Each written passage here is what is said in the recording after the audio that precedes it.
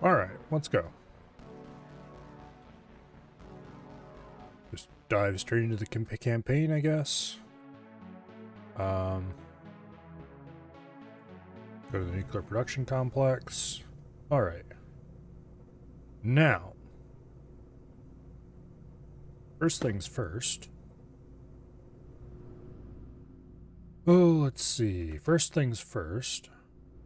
I should probably do something to ensure this place can never ever be captured. Now, surprisingly, that's relatively straightforward.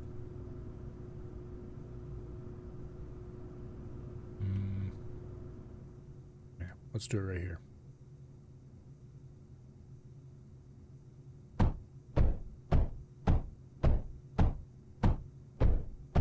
Okay, where's the core? Right down there.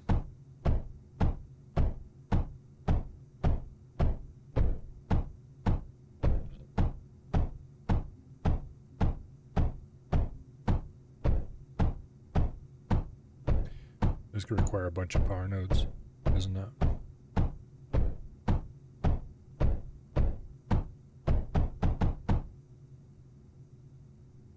Okay. Put one there, and one there. Ta-da! Everything functions. Now, let's just check something here. That's 800 health. And that is 3,200. So, yeah, the large is exactly the same as 4 smalls.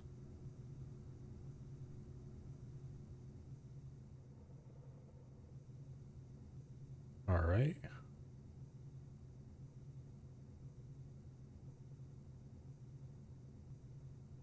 Something like this, I think.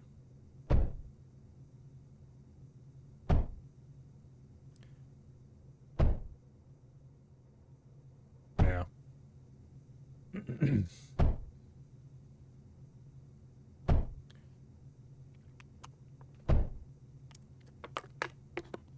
Hopefully these 2 blocks will work. They should.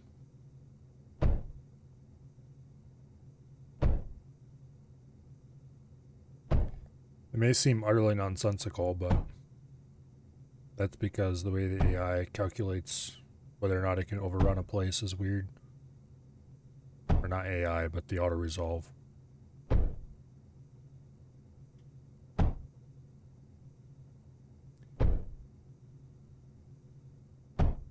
Anyway, that combined with their existing defenses, namely that massive block of foreshadows, should neatly prevent any problems here.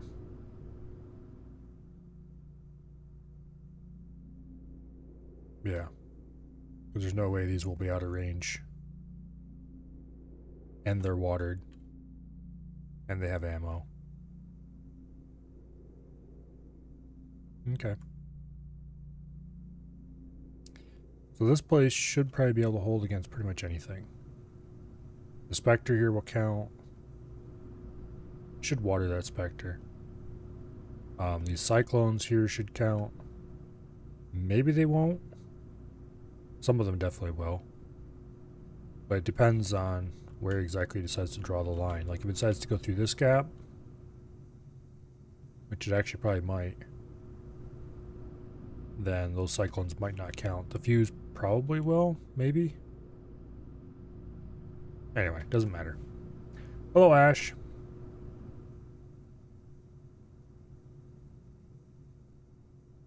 Where are my units? Here they are, all sitting. Why? Aren't these processors running?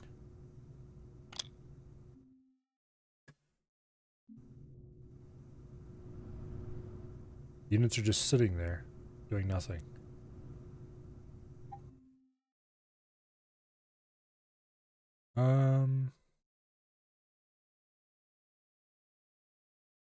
This is odd.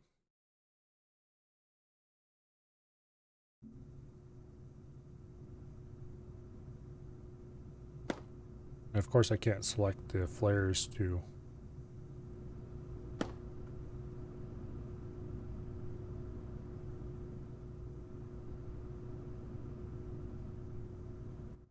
Oops, that's not what I want to do at all. There we go.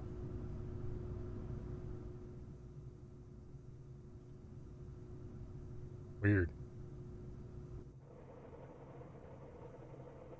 Why are they all stuck?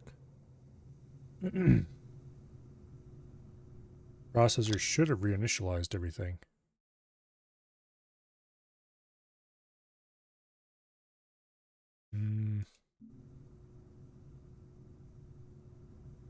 Oh well.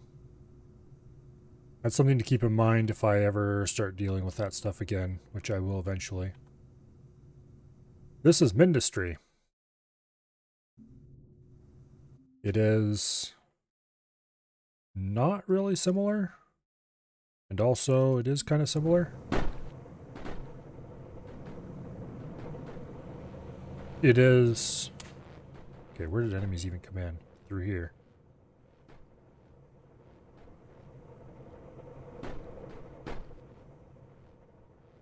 Yeah, if I remember correctly, enemies spawn somewhere in here. So the route to the core would go through here, probably? Question mark? Hello, Colo. Anyway, this is kind of like Factorio, except it's more focused on more tower defense than Factorio is. Factorio, you have enemies just kind of to keep you on your toes. Here, the enemies are the point. So basically, you replace enemies entirely. You replace science entirely with just more enemies.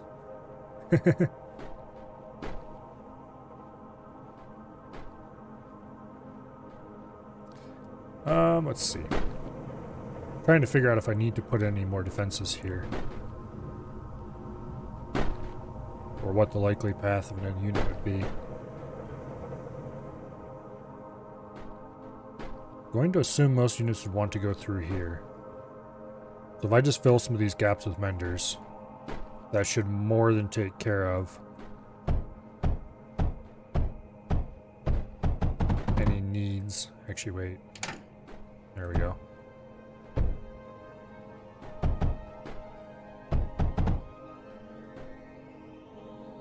That should help a lot, probably. Do I mind doing multiplayer? Usually I don't play much multiplayer. I'm not going to be doing multiplayer today for sure, but I want to play the campaign. But I, for many years, did not have internet at home, and so I never really got into the habit of playing multiplayer games. And that's kind of carried over even though I've had internet for a few years now. Anyway. That's not the button I wanted. I think I want to go back to nuclear production. Alright, so we have next to no industry here, but we do have enough resources to build with. And that's actually kind of good, because I want to do some stuff here around the core.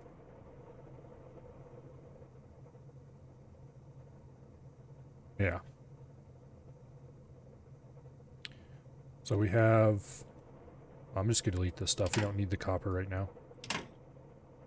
I'm going to delete the air factory. I'm also going to delete these. And probably these later, but not right now. You missed the Scum games? Yeah. Yeah, so do I. You need to talk to Wasted about that. Okay. We're deleting the Air Force so we can build a better Air Force. Because I'm going to finally do what I should have done a long time ago. And make a blueprint. For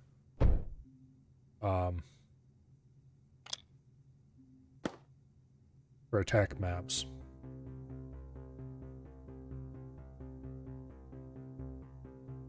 He's all about Arma now? Yeah. Yeah, it's kind of unfortunate. I don't like Arma. I think it's really boring. But then again, nobody asked me, so.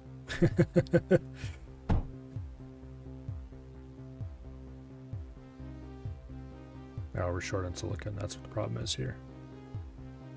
This may actually have been a bad place to do this. Yeah, actually, you know what? It is a bad place to do this. Let's go to a different map. Question is, which map? We need a map that has lots of resources, but yet we have open space around the core, which is like none of these. Maybe I should just ship some resources in. Or in fact, I probably should do that anyway. Let's see. What's our current resource shipping? Starfields? I think. Yes. Let's retarget tar fields to nuclear production. And then we go to nuclear production itself. Actually, let's stick around here for a little bit. If we stick around here for a little bit, all these rockets will arrive instantly when we get to tar fields. You're watching Abby Mack and the others play last night. They drove around a lot. Play Arma, I assume. Yeah, one of these days I need to just go ahead and play some single-player Scum or something. Because I miss the feeling of just perfectly doinking a puppet in the head with a bow.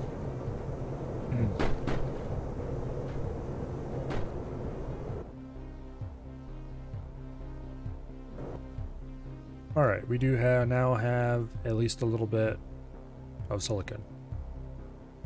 See if AF will play? It's actually a good idea. I don't know if AF misses Scum or not.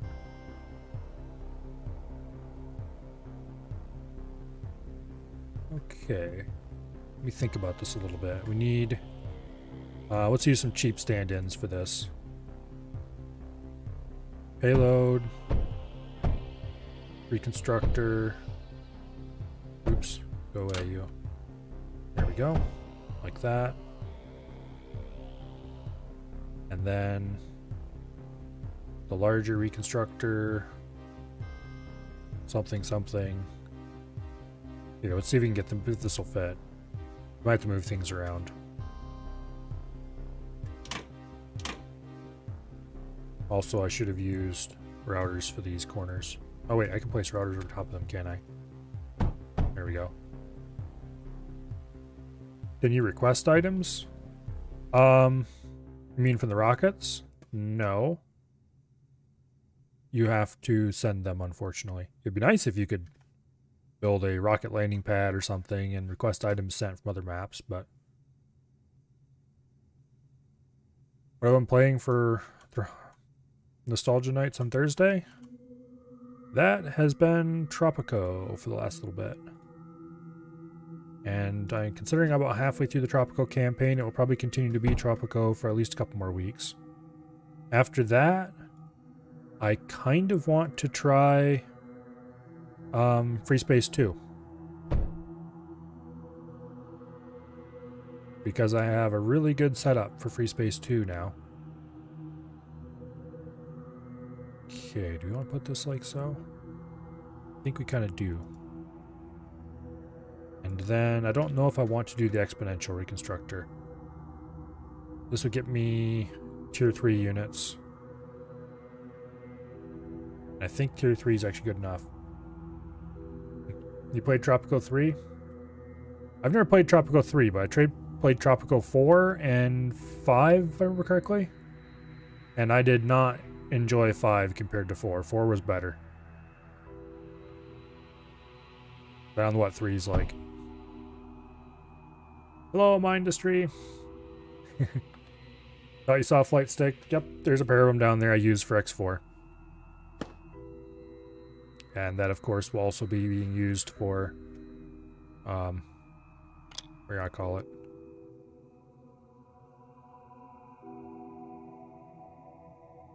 Okay.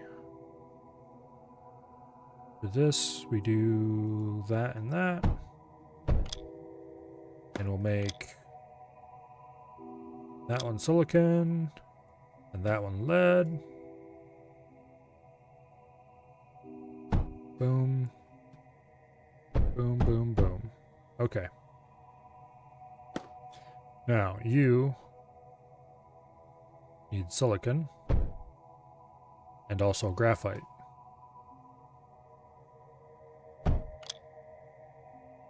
And you need silicon and metaglass. Actually, let's do this in the order they show up. And titanium and metaglass. There we go. What's the plan? Today we are going to continue the campaign, starting with getting together a basic blueprint to get things started on a new attack map.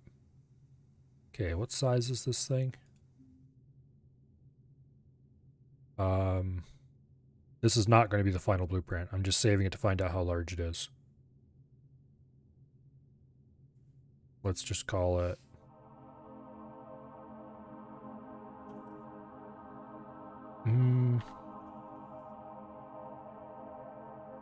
okay, it's 12 by 14.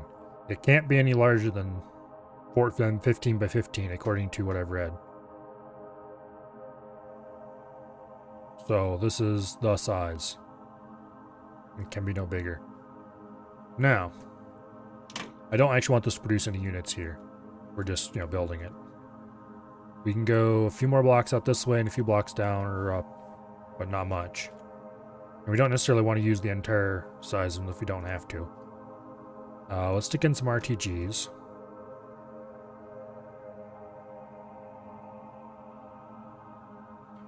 How exactly do I want to do this? Okay, so it's 12. So we can only go out to here on this side. Unless we get rid of these, which I don't want to do. Yeah, core launch schematics, exactly. I'm just making the one for now. I'm going to go ahead and delete this to make room. With a little note to self that I need to put those back later.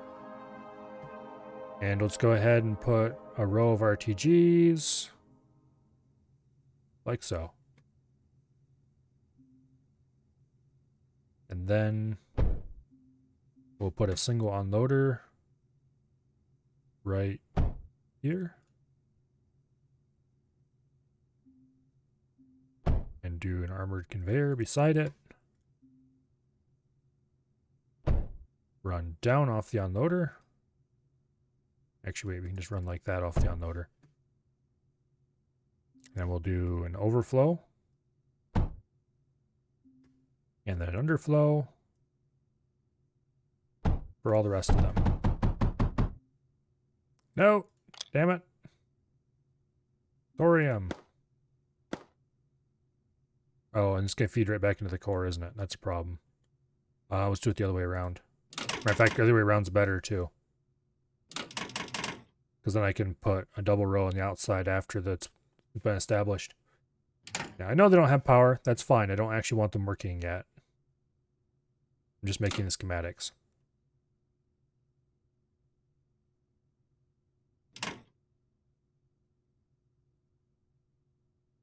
Also, I can't have this facing this direction. I need to move it. If I'm going to put the RTGs here. So we'll go ahead and delete that too.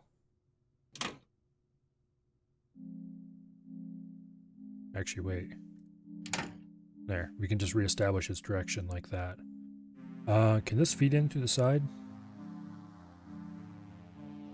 Sure doesn't look like it is.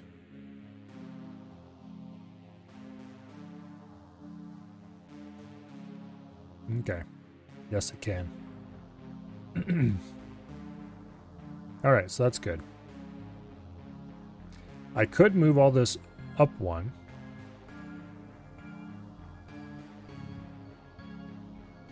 Let's do that, actually.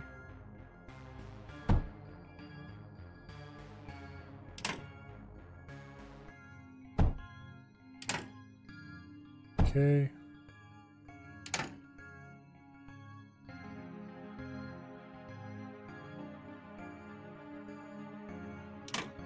There we go. Wait, no, that's wrong. Damn it.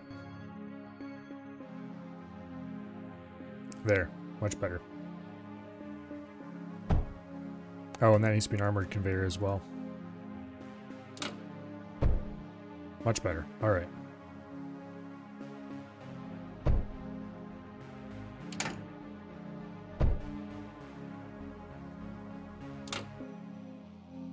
There.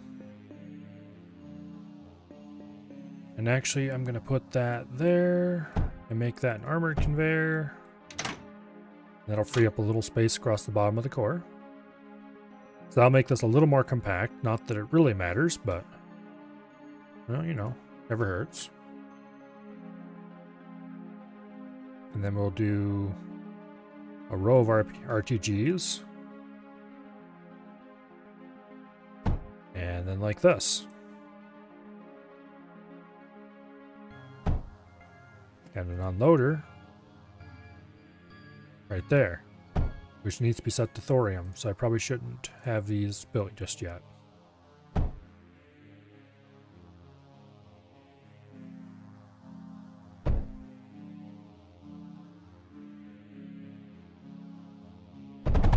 So this will give us the early power we need. Now, we need to place underflows. This underflow doesn't actually need to be here. But if I decide to double the lineup by putting another row on the outside of it, after we land, say, then it does need to be there. And on that note, I am going to go ahead and actually connect this to the system, because we might as well not waste that power. Alright, I should also probably set these up to be logic controlled somehow, but I don't know if I want to bother. Yeah. Thorium is readily available.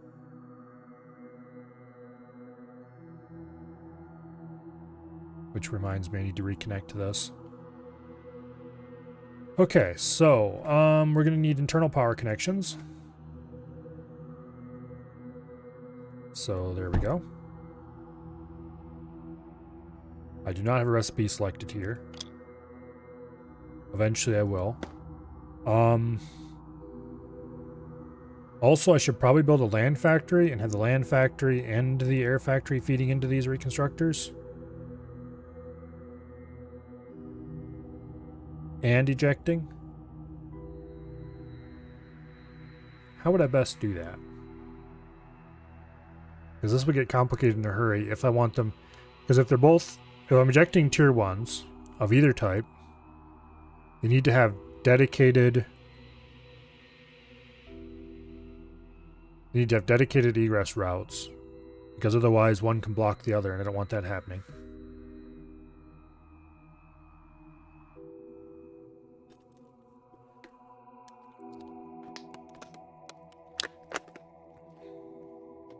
Well, I think we'll just work this on the route, on the theory that if I want land units, I can delete the air factory and replace it. At this point. You beat the V6 campaign a few days ago, now you're definitely ahead of what you're watching. The last 2 levels are interesting. Now we're going to do all the levels of the main campaign, and then we're probably going to do a few of the levels, just the random hard ones at the top of the map, up at the pole, for the dumb of it. Okay, but if I can feed from both from the side and from, so I just delete this and face a different direction. And then do okay, that would actually be an issue.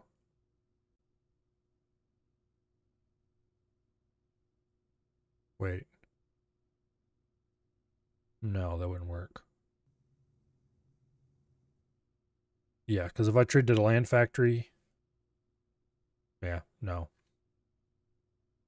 Okay, we'll turn that back around, because I do want them outputting the same direction. Matter of fact, let's do it like this. They all output at the same place. No, I don't want that. Because if they output at the same place, then one can block the other. Okay. I was going through a bunch of effort to make sure they don't output at the same place, and I was like, oh, output the same place. No, that's bad. Okay, I think this is reasonable to start with.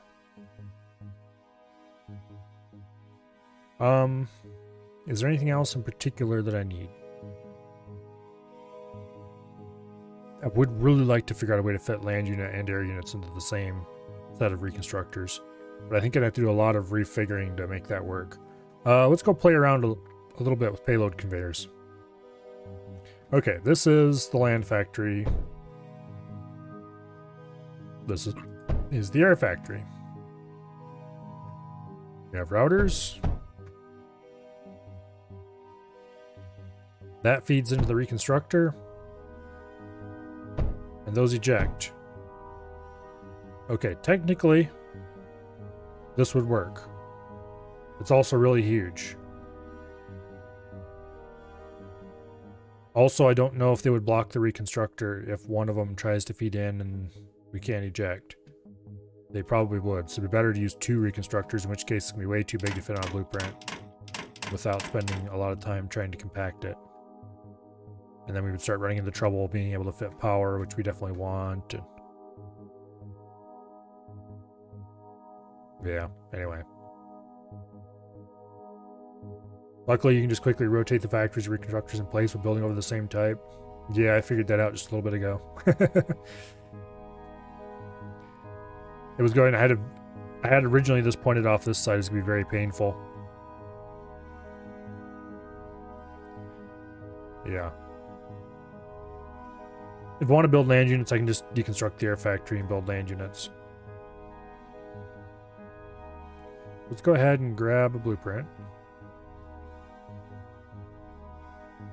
Save it. Maybe we'll name it Basic Air Core, I guess. It's 15 by 13, so we could go 2 blocks wider in the narrow dimension. And it produces its own power from core resources.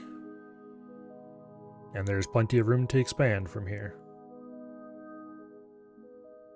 Okay, let's go to the schematics view.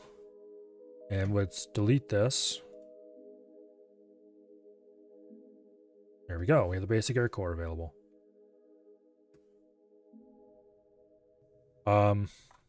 Also, the haulers that are on this map are just sitting here doing nothing. It's very disconcerting. I'm not sure why, but the logic processors are probably stuck somewhere.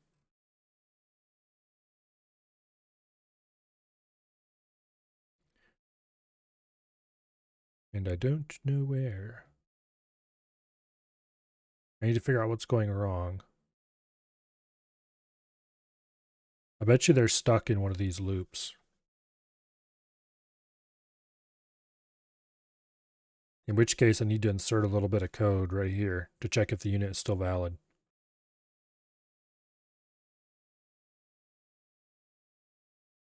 So I should take this if unit not false bit and put it right there.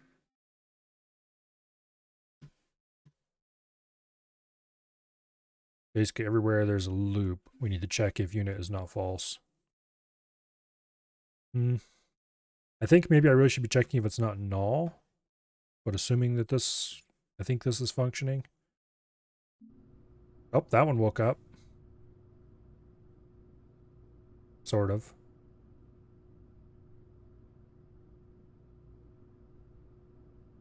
It moved anyway. Okay, so these jump to here. That's not where they need to jump. They need to jump to unit bind, I think.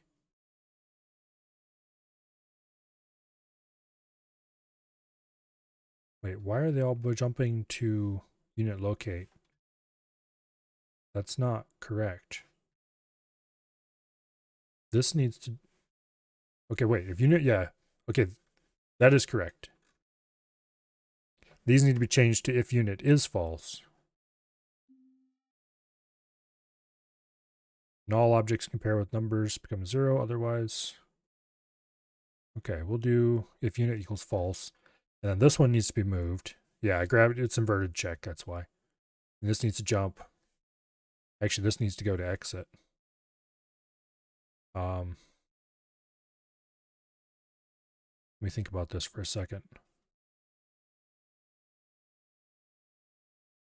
No, we need to leave this not false. And then we need to jump to the next instruction. And we need to add an end instruction in there. There. Like that. So we just add another end. Up here. Change its jump target to just after the end. And that should work. A unit somewhere should wake up and start working again. Alright, good deal. Are there any other places where we can deadlock?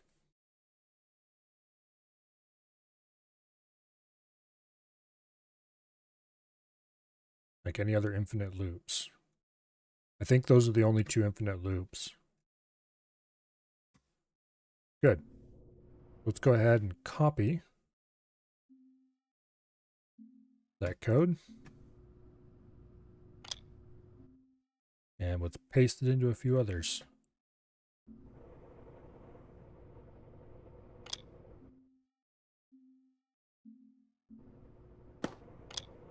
That should get everybody running again.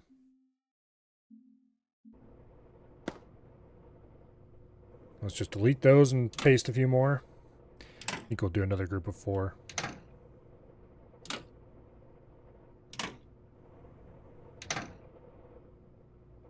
There we go. Yay, units are moving again. As far as logic errors go, that one wasn't too big. Okay, so that was called Hall Decor.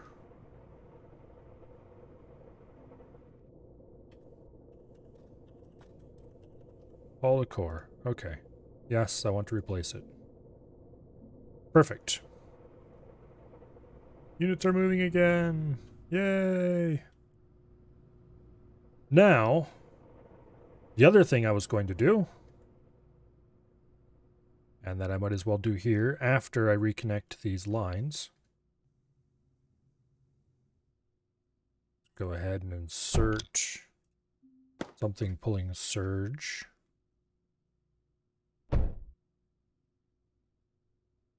Okay.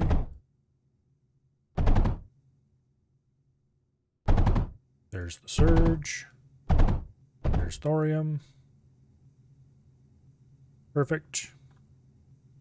Now, the other thing we needed to do was build a blueprint for an overdrive dome. Specifically for a self-refueling overdrive dome.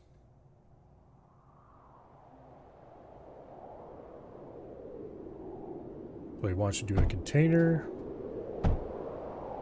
2 unloaders, 1 for phase, 1 for silicon. Technically we could do an unloader with nothing set and it would pull everything into the dome, but I don't want to do it that way if I don't have to. And then we will do 2 logic processors. Just simple microprocessors.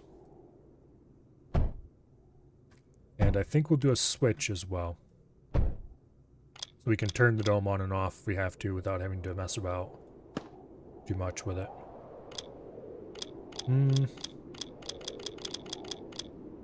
We'll set this up so we can turn the dome's resupply on and off. No, we won't.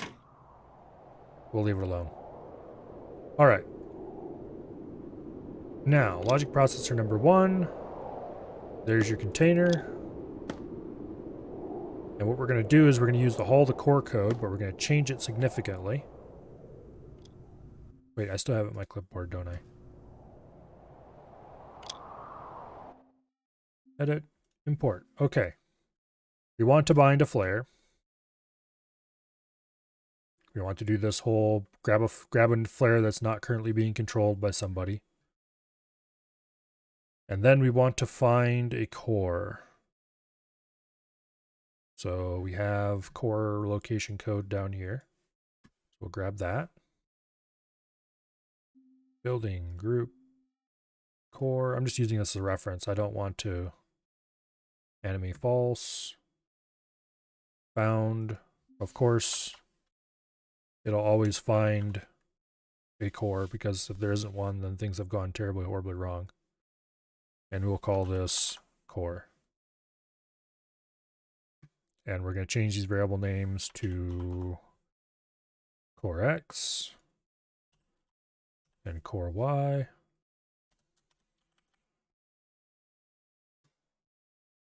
Like that.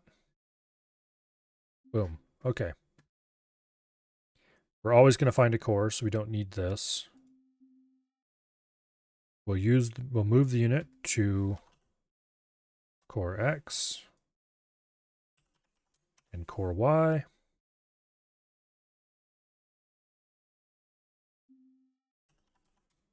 And we'll check if it's close.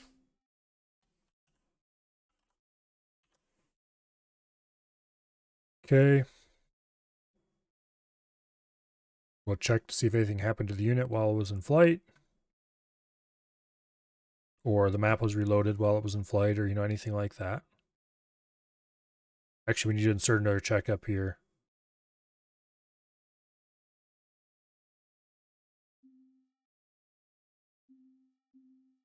Right like this.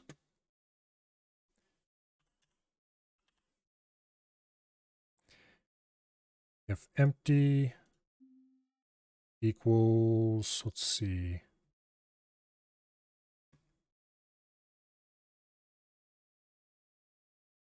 There's a thing here that will say how much it's carrying. I assume total items will give how much it's carrying. Let's see here.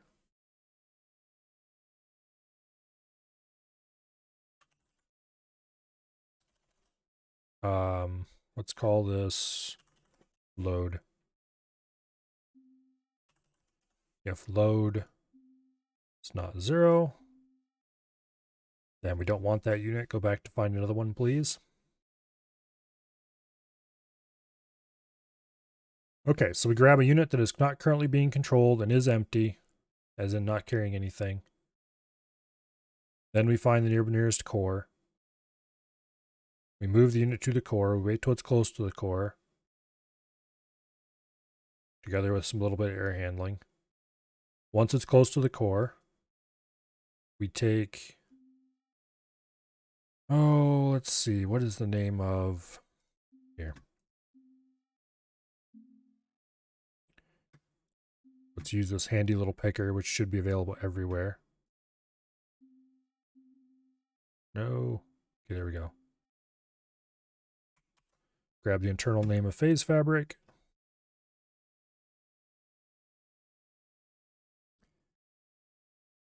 Okay, where were we? Here we go. Grab 20 phase fabric. We do not need the unit locate. We do need a couple sensors though. So we'll add a second sensor and just move these up. Like so. We'll remove this. We'll grab cont X and cont Y. And those will be the X and Y locations of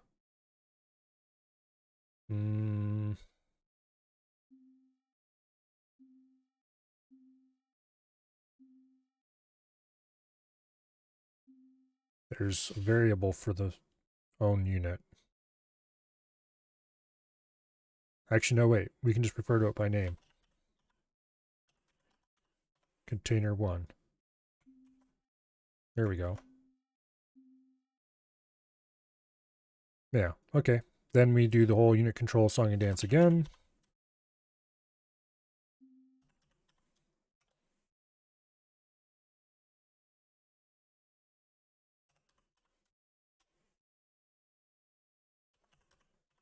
Exactly the same as before. We move it into place. We make sure it's still valid. Then we drop our item to container 1. And then we don't jump back to the top. We're done. Now, at the top, we actually need more logic. So we want to put a sensor. This is one problem I have with visual programming, by the way. Sometimes, in particular when it's like this. Okay, we want to get not a container. We want the ID of phase fabric. There we go. Which I guess I could have just selected here, but anyway. Let's see. What should we name this? Not very descriptive, but oh well. And we want to put this in container 1. All right. Now, on top of that, we need to put a jump and an end. And both of these are going to be a pain in the butt to move to the top.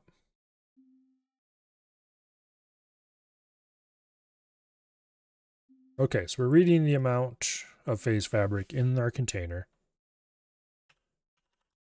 If current is less than,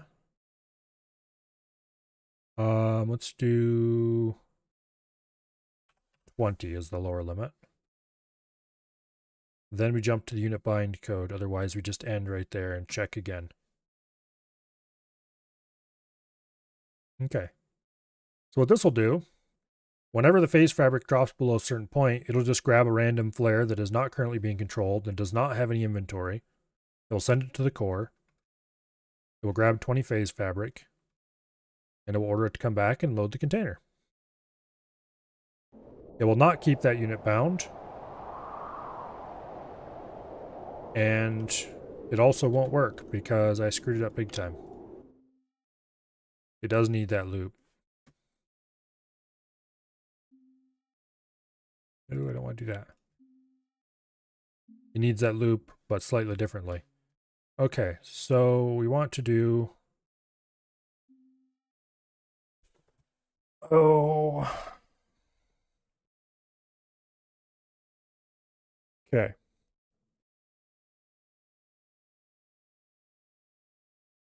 No, it shouldn't need that loop. What? Okay, let's run through this code again. Problem is it's flying the units back and forth, but it's not waiting for them to load.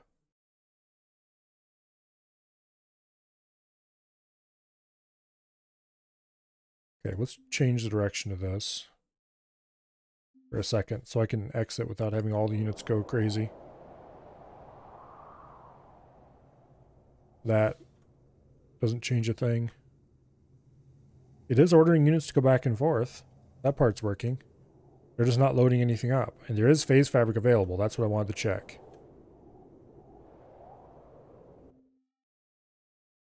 Oh. Wait. Yeah, I need to change this to core. Then it will pick it up. Okay, now the problem is it seems to be grabbing a bunch of units instead of just one at a time. So what we need to do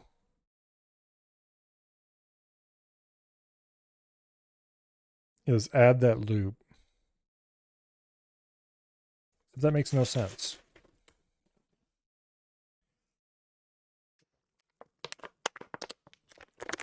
It should block, or rather, it should get stuck in a loop right here, checking if position is okay. And so it shouldn't be able to bind into the unit until it's done. Oh, I wonder... Okay, it's going to bail in here. It's going to grab another unit, and it's going to get that unit. Okay, yeah, I see what's going on. So I do need to add a loop. However, actually, wait. We need to copy this. We need to change its target to just after we bound the unit and confirmed it's good. Except after we've dropped it off, I want to end. There's no way this is going to work, though. So we need to do... This is going to be janky as heck, and if it works, I'm going to be annoyed with myself. What we want to do is we want to check the unit's inventory. No.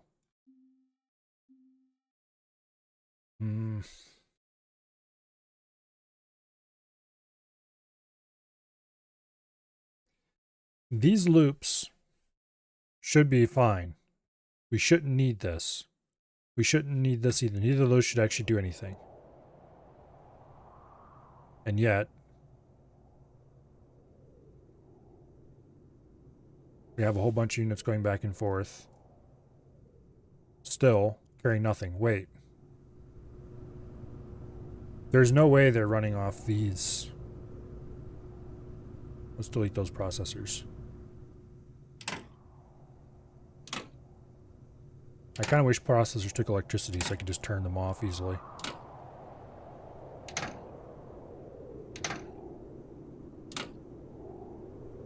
Okay, it appears those units were actually being controlled by those processors. That's actually kind of insane. That indicates there's a bug in the code somewhere. Okay, I was pretty sure I wouldn't need those. Okay, let's change his condition to be back to the less than that it should be. And this should summon a single unit, grab phase fabric, and deliver. Exactly the way he did. Except now it has a second one coming in.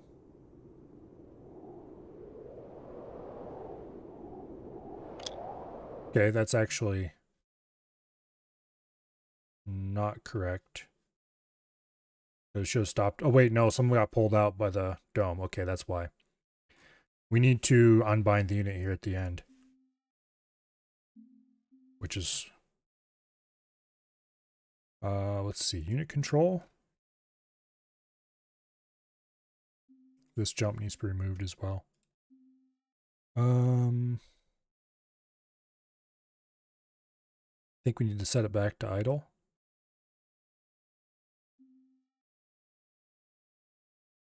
Yeah. Okay. Yeah. Some of the phase went into the dome. That's why it had brought a second trip. So that's working exactly as designed. Here, you idiots. Get out of the way so I can see what's going on. Okay. Now we just need to make a copy of this and change every occurrence to phase to silicon.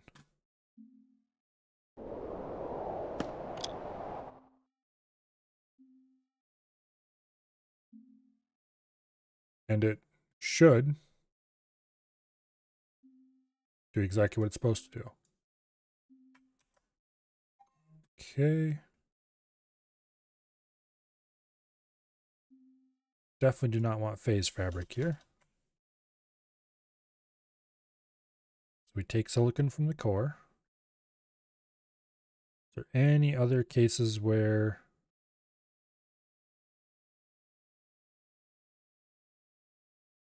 Okay, that's set correctly.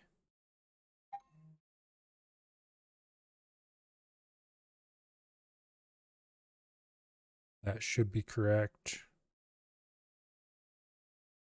I think there's only 2 occurrences of the material. Don't see any others. All right, let's see if it works. This should grab a flare, order it to all silicon, and then idle said flare, and then grab a second flare and order it to bring more silicon, and ta-da, there we go. We now have a working overdrive dome if it only had power. Okay. Let's go ahead and make a copy of that. And we'll use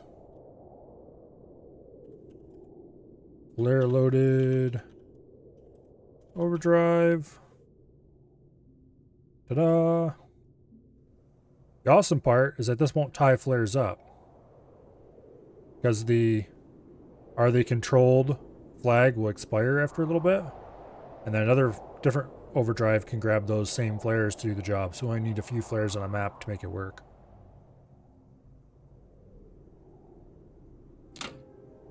But anyway, let's actually set up a overdrive dome.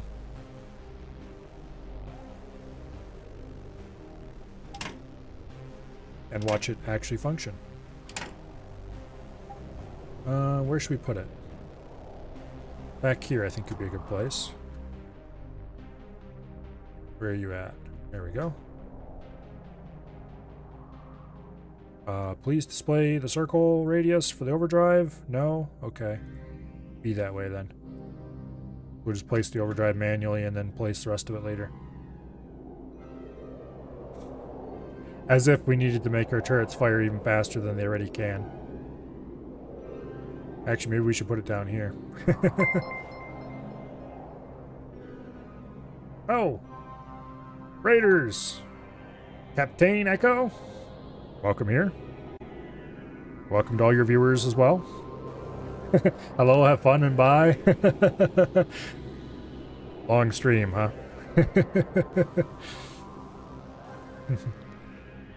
Anyway, welcome here. Okay, let's go ahead and try this thing out, see if it's going to work right.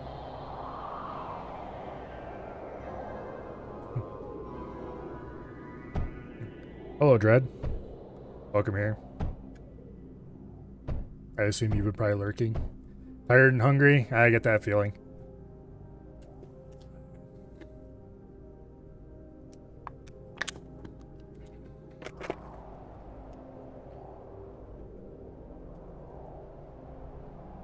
Yay, the overdrive dome is operating. That should make absolutely no difference to anything that matters at all. Although I guess it will greatly increase our power production. Did I ever put... For some reason I never overdrove these. Yeah, I did too, right there. We'll remove that. I'm pretty sure you can't overdrive something twice.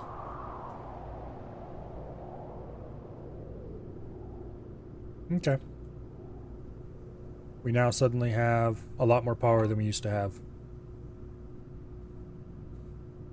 Only the fastest overdrive field matters? Yeah, I figured. Nice to have confirmation, though. Alright, so let's get some phase and a little bit of silicon going. You know what? Actually, no, it's not, because I'm not going to spend much time in this map. Let's go back to tar fields, and let's retarget it. Let's see, am I using impact as my industrial center at the moment? I don't remember what I would set up as my industrial sector. I think this is it.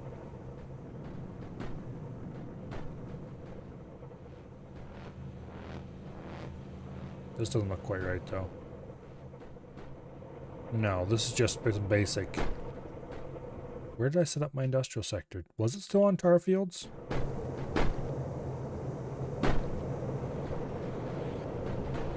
Pretty sure tar fields is the industrial sector, but I was using impact as a launch site.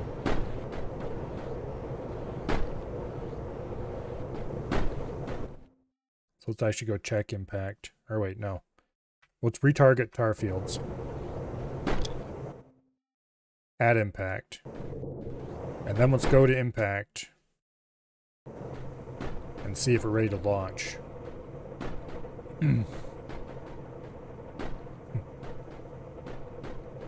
You be going before you say anything dumb. Good luck, have fun in the campaign. Well, see you later, Rushy Washy. The overdrive dome was just barely faster than the boosted overdrive protectors. The dome was only worth it for the larger area. Yeah. But silicon's something you have in large quantities. So then it's just a matter of if you're delivering stuff remotely anyway, phase fabric remotely anyway, it's not that big of a deal to also deliver silicon. Okay, so we are at 18K. Phase fabric is definitely something I've not produced much of. Largely because I don't really have a use for that much of it, or didn't until now. Anyway, what do we have to research? Nothing except units.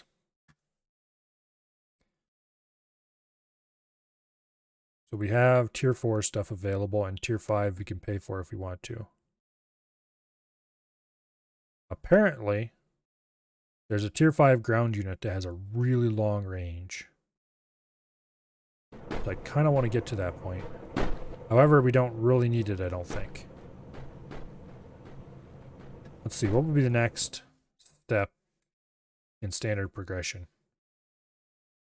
I think these can survive most anything that the game would throw at them at this point. So the next step would be Desolate Rift, I guess. Which we could launch from wherever we wanted. Guess that's an extreme threat standard wave map. And then Planetary Launch Terminal, which would be an enemy base after that. Tempted to try going back into like 226 or something. But if I just start clearing out the top of this, we'll never ever get done. We could do that later. So let's try Desolate Rift. Let's take the big fancy thing. Max resources. And let's go.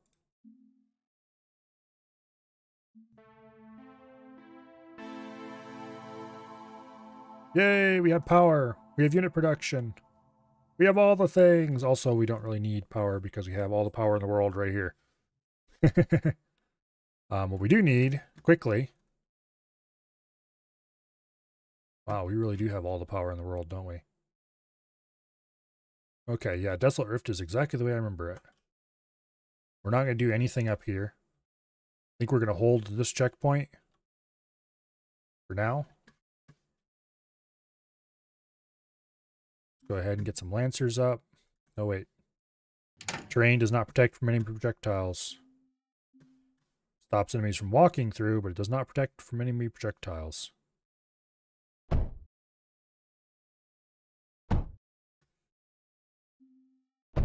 Okay.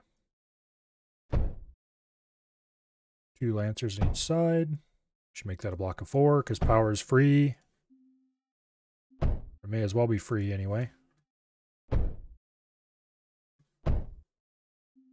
Okay. Build a surge tower back here. Once those holes are up.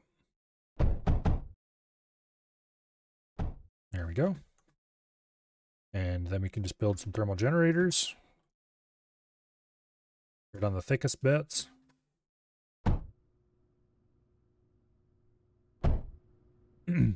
The sector's scary. Where I remember, it gets some pretty large units pretty quickly. Admittedly, the last time I played this map would have been back before they added the planetary map.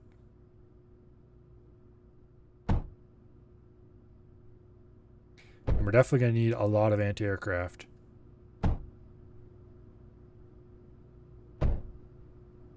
Okay. We probably should just get foreshadows going. Like a literal shit ton of them or something. Build a giant double row, because these will shoot anything. But to get foreshadows going, we're going to need to do a lot. We have very little lead on this map, apparently. Actually, wait. The alloy smelter requires copper, lead, titanium, and silicon. The separator gives you copper, lead, graphite, and titanium. So all we would need is silicon on top of that. There's lots of sand and coal right here. There's less coal, but also sand and water here. Lots of coal here and sand.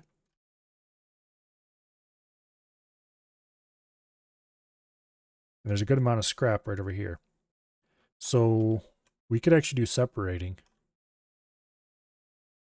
and feed the separators and silicon into making surge, which we can then use to run a giant block of foreshadows right in this area.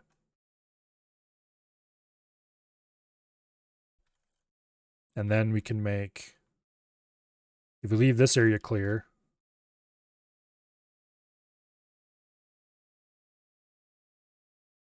we can make, or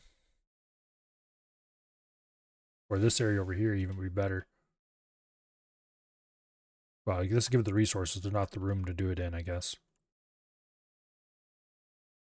I was thinking cryofluid. Maybe we can make the cryofluid here. Actually, wait. Foreshadows, if we're going to cryo them, require a lot of cryo.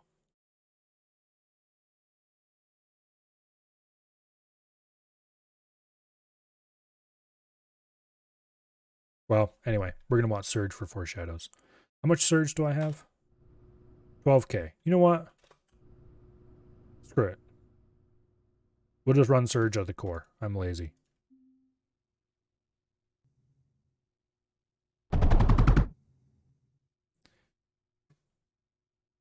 Okay. Unloader. Set that to surge. Ta-da! We have core surge running out of the core.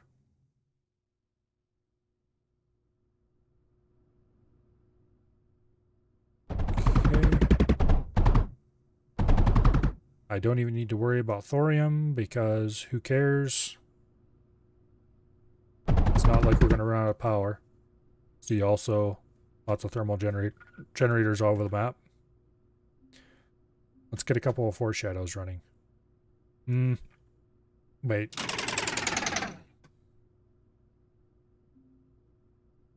Let's get bridged foreshadows running.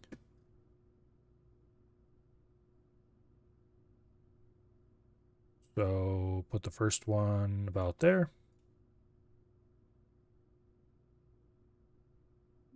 And then we do bridges.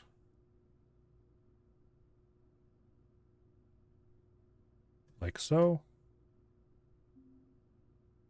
And then we do bridge conduits.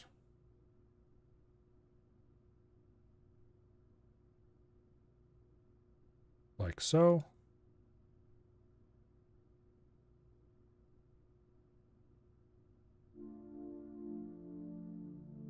Yeah.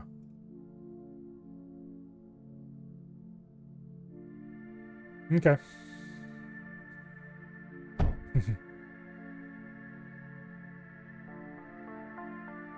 I remember this map being not that hard until it suddenly got extremely hard.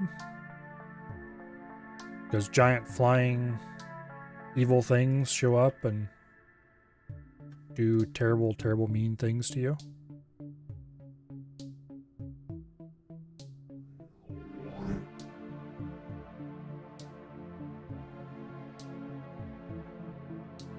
What do we have coming for our first wave? Okay. The Lancers will handle this fine. What do you mean the Lancers won't handle this fine? Okay, the Lancers handled it fine, but not quite the way I imagined because we have actually pretty massively negative power. Why? Oh, that's why. No batteries. Also, I need to actually build power generators on most of this, not just some of it.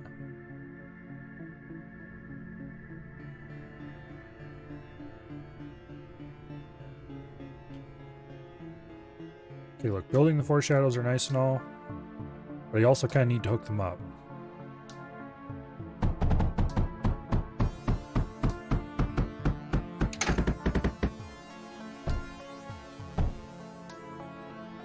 Okay.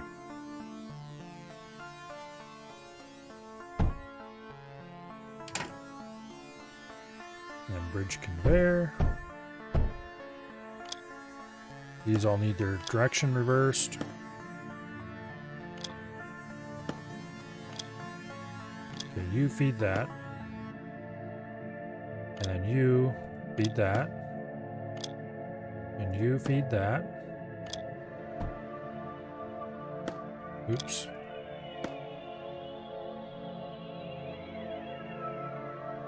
Okay.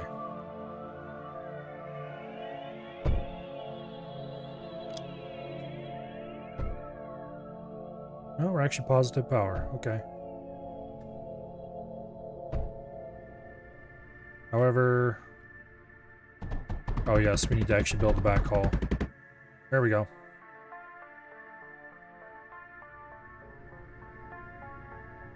Make sure our power's up.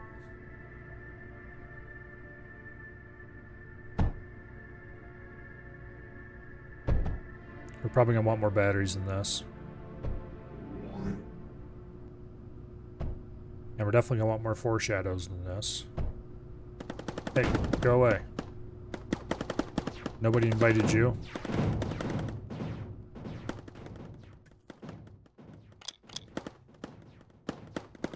Get away from my foreshadows. Yeah, shoot at me. You can't hit me.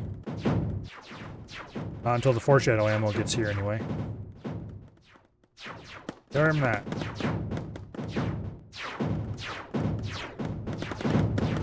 Where's the ammo for those dang foreshadows? Oops. Ew. Okay, well that isn't working out.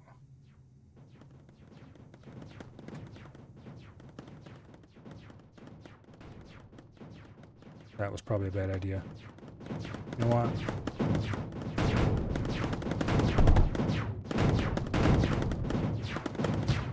Ew. Okay. Actually, where are my units? Yeah, okay. Clearly this was a terrible, terrible idea.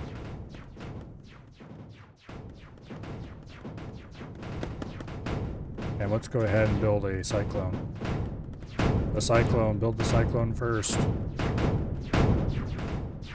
Okay.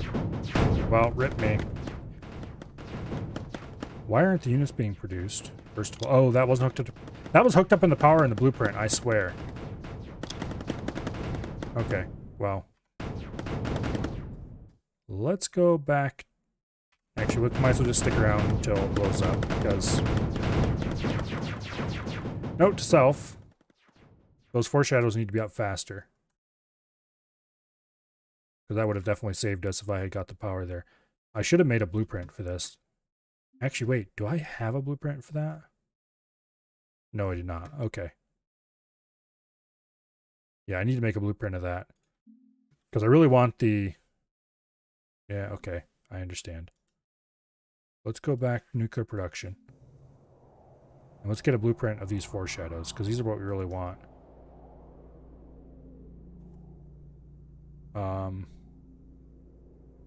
Yeah. So we need a cell right like this. Except we don't want that one. No, don't delete that. What are you doing? Okay, we want this one because it's got connections on either side of it. And therefore we should be able to paste this in a neat line and have it work. Okay. CPU. Foreshadow.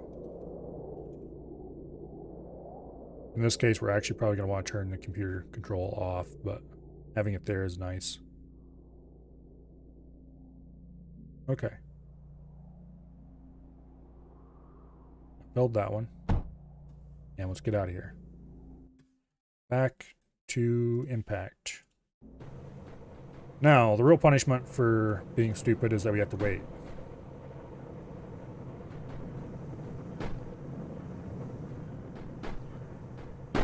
We need to get our resources back. It looks like we're back up on some of this stuff already, and the rest of it won't take long.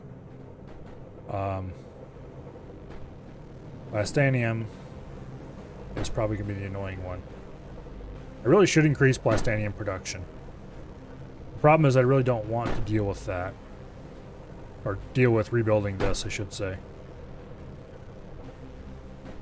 Largely because I don't want to deal with sand, and also I don't want to tear apart a working thing and rebuilding it.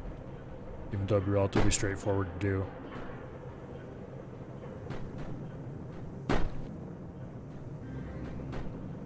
Anyway.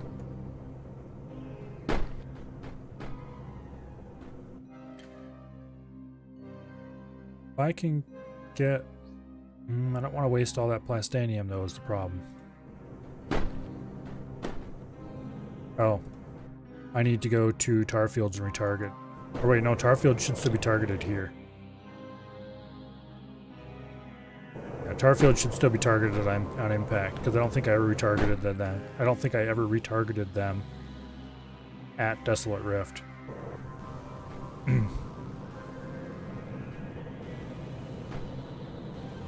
Also, what was going on with that stupid schematic? For that, I really need to go back to nuclear production. Because I still have that plan set up there.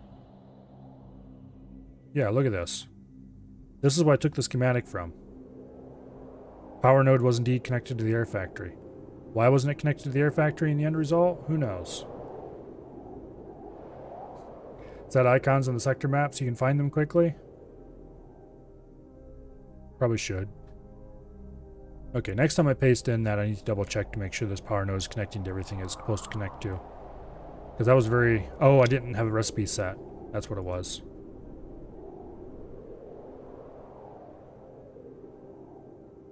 But it also wasn't connected, which is weird. Anyway, doesn't matter. Well, it did matter, but it doesn't matter now. Go away, Steam notification. Okay, there we go. Go back to impact. We're quite close to being in comfortable launch again territory. I really should get some more phase fabric set up. Am I producing any phase fabric on this map? I don't think I am. It probably wouldn't hurt to do that. Let's see. Phase is just thorium and sand, right? Yeah.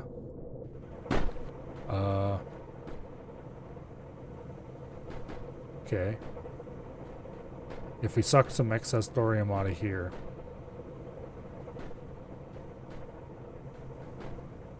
Do I have excess sand somewhere nearby? We could suck a little bit of sand off here. Operative word, a little bit.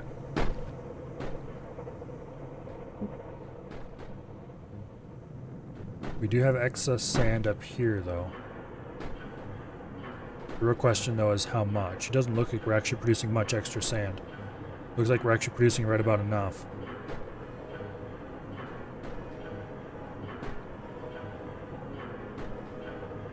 Although with local phase factor fabric production,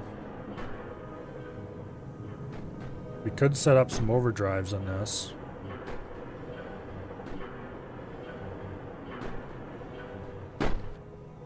That is tempting.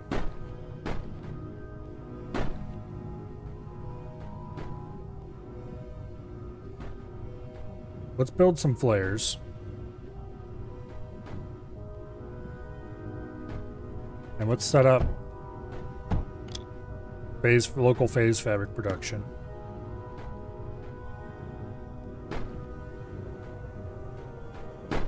Let's see, where would be the best place to do that? Probably right up here. Because we can just pull another lane right off of this.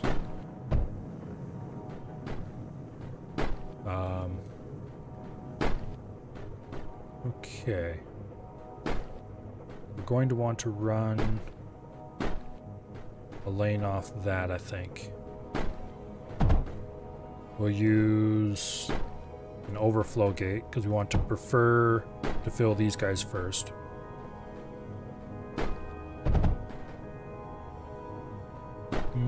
Let's see.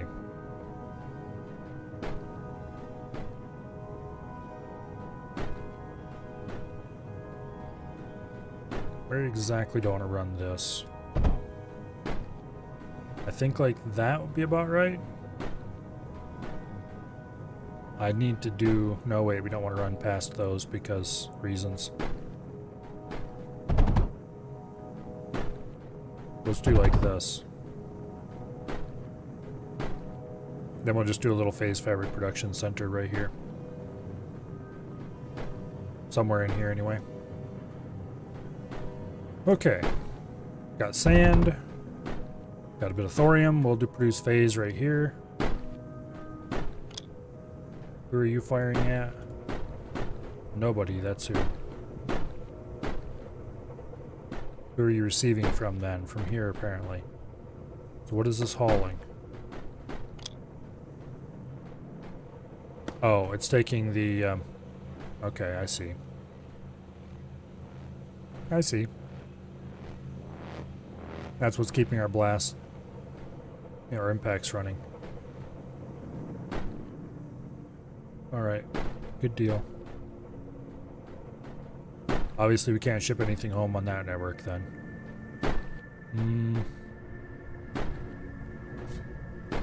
We could use flares to haul the phase home. It's actually a less dumb idea than I've had before at some points, so let's do that. Go like this. 4 of these is probably way more than we can supply. Definitely way more than we can supply. But we'll do 4 anyway for now. And we'll do underflows.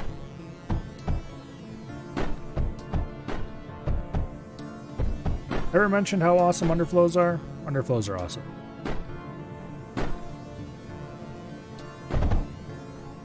And let's go right like this. Ta-da! Sand input. And then... there we go, thorium input. Add a dash of power. A little bit of an output.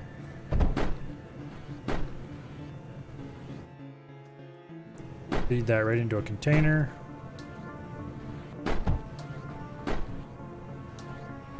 Add a touch of logic.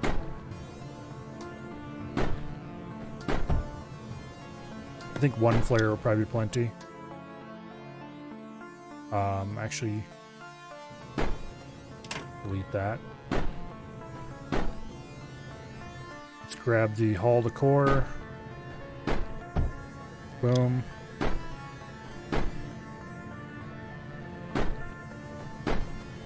Now, what this is looking for is lead. We need to change this to phase fabric.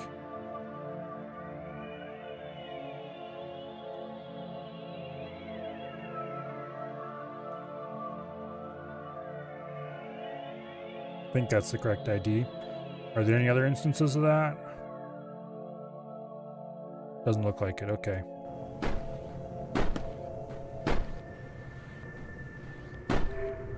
And it didn't grab a thing.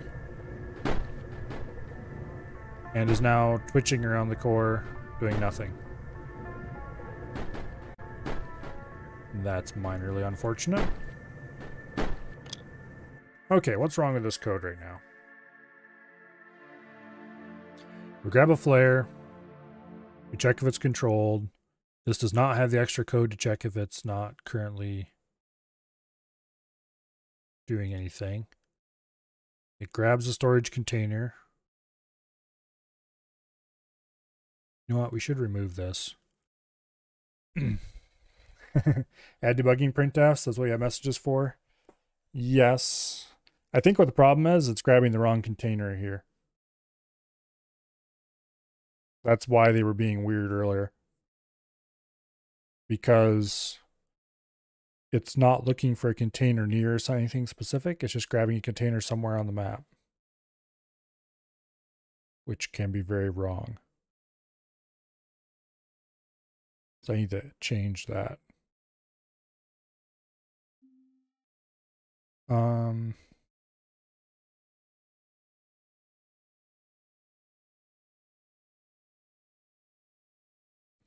Okay, we're using unit locate.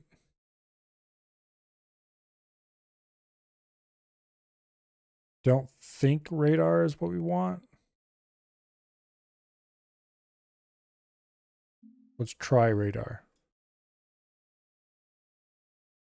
Okay. From turret 1, except we need to be from ourselves. There really needs to be... Okay, well. We need to do... These don't have the right options.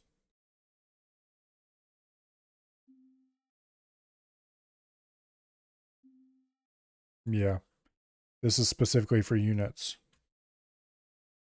We need some way to locate a building, which unit locate does. However, it's not locating the right kind of building. Okay, well, let's delete that. And delete that. And that.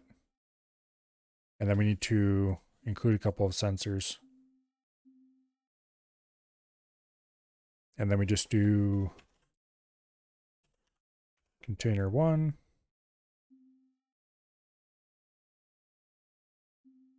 Add X.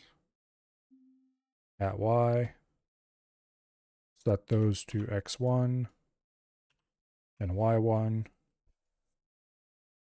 And that'll do. It'll have the disability that we'll have to select the container manually, but that's not that big of a deal. We'll still use unit locate to find the core though, of course. Okay, and we need to set this jump back up. So this should go to this point. Technically, we probably could jump here to the straight to the unit move instead of doing to the sensor, but I'm jumping to the sensor because it'll be a little bit more safe. And then we just need to select the container. And that should, emphasis on should, grab a flare and start doing the right thing with it. Except the flare didn't actually grab anything. Damn it. Take item from container, that needs to be container 1. Oops. Item phase, amount 20. Item drop core, amount 20. Okay. Because we're no longer identifying the container through a variable name. Alright.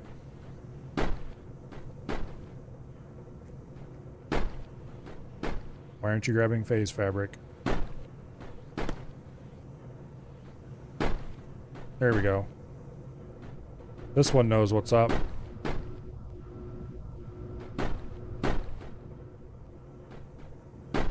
Yay!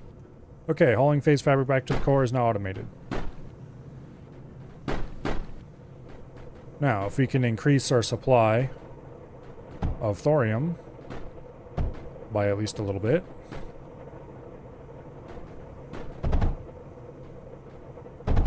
That would be very helpful.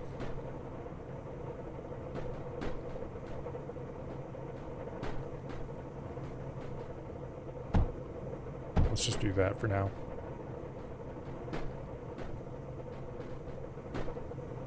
Okay.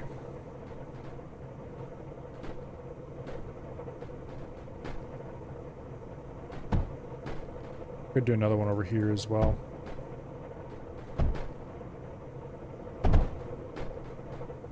More thorium, more phase fabric. Looks like sand is the current bottleneck by a little tiny bit. Okay, can I improve sand throughput? Yes, actually I can, because I have everything available to build an overdrive dome.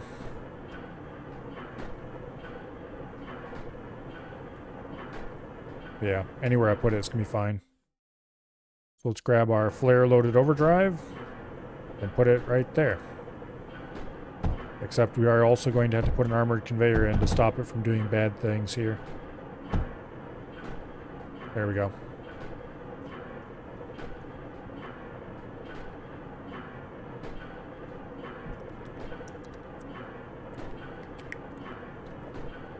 Yay!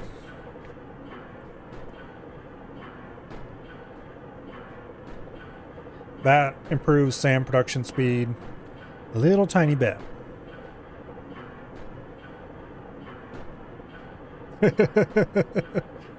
Just like a little bit.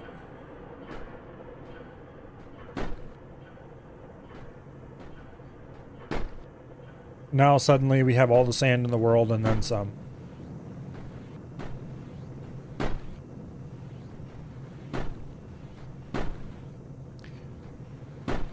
Of course, we're still not actually receiving enough sand to make this thing work, but... well, that's just the way things are, I guess. Enough to jam up the lines? Exactly. I could overdrive the lines a bit. If this corner... actually, here. Let's do like this. There. Now the whole thing is in range up to here. And if we overdrove this segment, let's just put some normal overdrives on it.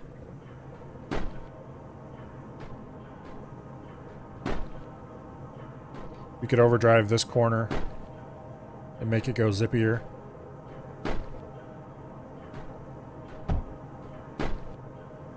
Okay, let's see. Yeah, they overlap a little bit right here. Of course, it can't go any faster because this container's full, but... well, we can feed more sand in nonetheless.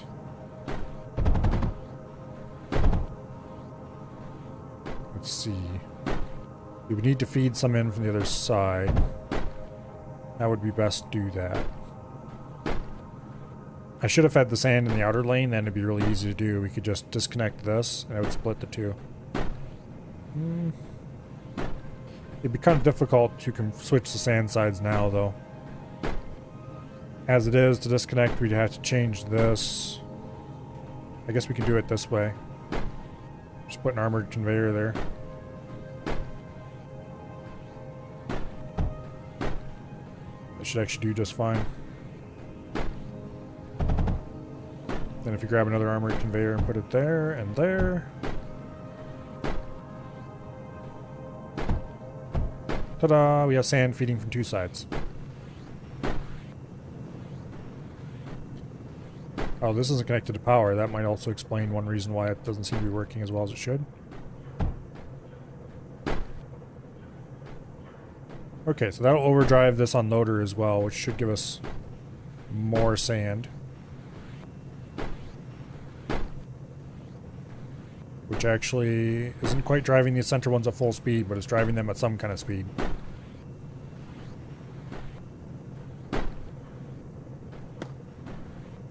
Okay. Another unloader would probably help.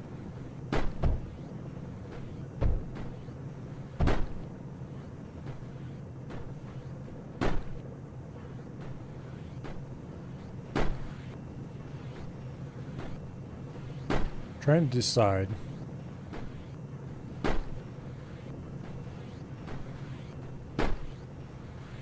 should probably fix those. Well, that's not really a fix, I guess. Oh well. Trying to decide if I want to overdrive this corner as well. You know what? Let's do that. If you put an overdrive there, it'll ensure that these are completely full at all times. And that'll actually run this at more or less max speed. Which a single flare is more than keeping up with that. No big deal. Okay.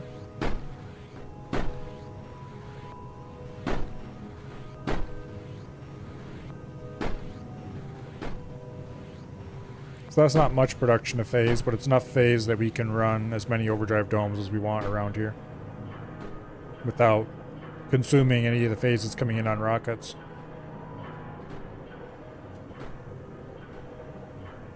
I could put an overdrive dome down here and overdrive the silicon production, but we don't really need more silicon. We're producing quite a lot of that already.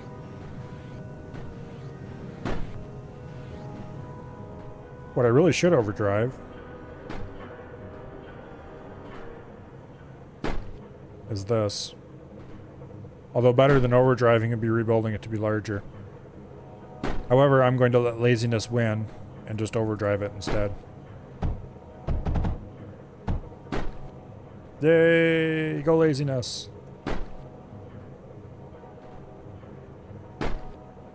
Where's our supply flares? There they are.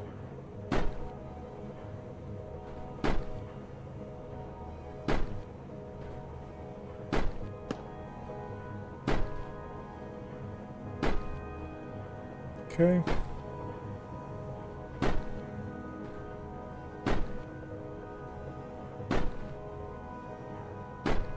So that should greatly increase the speed of plastanium production. How's my power? Plus 9k. I'm plenty good on power. I built way too many impacts over here, just because I could.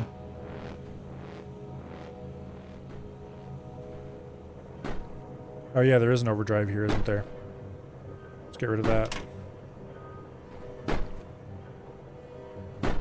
Yeah, I built lots of impacts here because I didn't want to ever have power problems. And I built way more power, way more fuel than the impacts would ever need.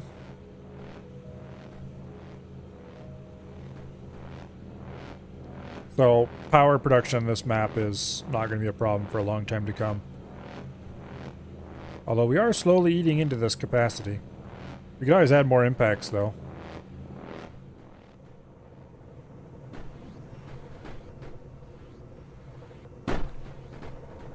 Alright. Honestly, I don't know why I'm still bothering with the RTGs. I could just delete them and run it all on impacts. Be a little risky though, I guess. If anything ever happened to the impacts bar product, or if anything ever happened to the impacts, then we would be in serious trouble, I'm sure. I did put some effort into splitting this into multiple zones that can be disconnected easily. So if we did lose the impacts, we could disconnect some stuff, and I didn't build a dedicated restart circuit. I should do that. Because an impact without a restart is a problem waiting to happen.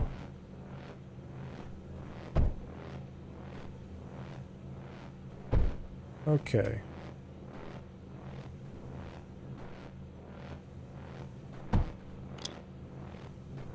There we go. Now,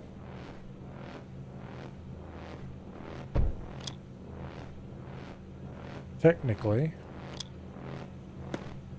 all we'd have to do is do a little bit of reconnection fun here, and then we could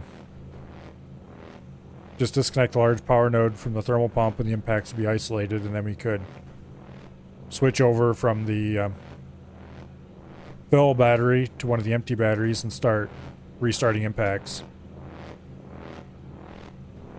Each of these impacts has its own dedicated switch. They'll turn the impact on and off. So restarting is as easy as turning them all off and then turning them one by one as they start. 3 large batteries should be more than enough to restart them that way. Because once we get one running, the rest will then be able to start off that one.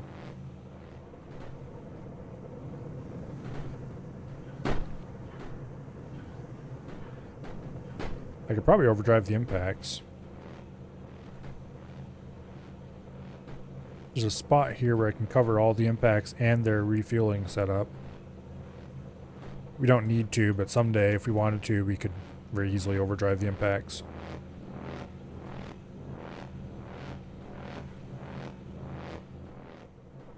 And of course we can overdrive the RTGs and all that stuff as well later.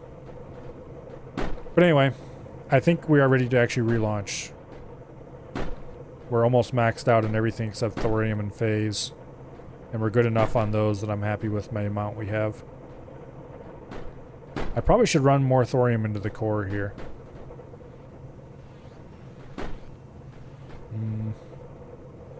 Okay, you. There we go. Much better.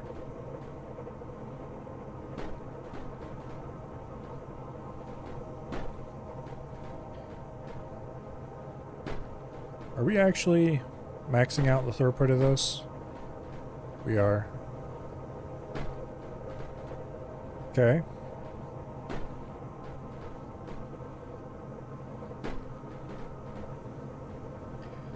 Is that actually a problem? Probably not.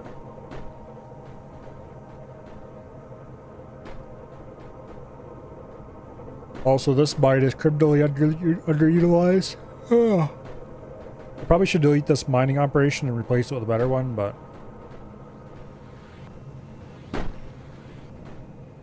do I care? No, but I am going to build a better mining operation up here. Oh, we have access to the air blast now. I completely forgot about that. That's awesome. Air blasts for the win. Okay, how much do these use in water per second? 6. That's all. These produce 6, okay.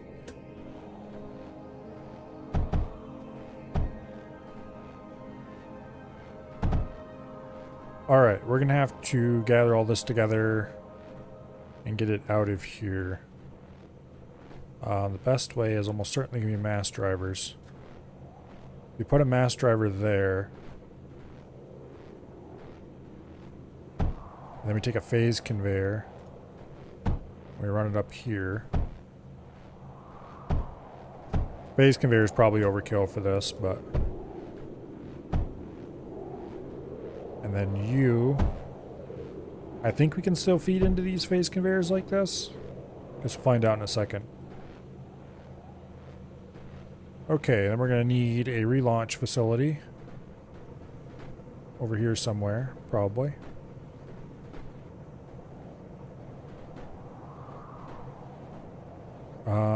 Can we do it down here? No, we can't. We'll do like that. Good to see I've played through a different style from yours.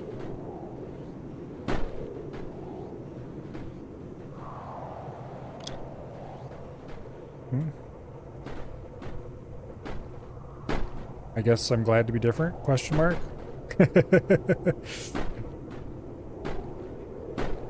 Let's see, where should I put this? We don't have to worry about side loading onto that belt, so we're good there. I don't want to worry about interfering with any of this stuff, though. I guess we can do over here. It seems like a criminal waste of range, but...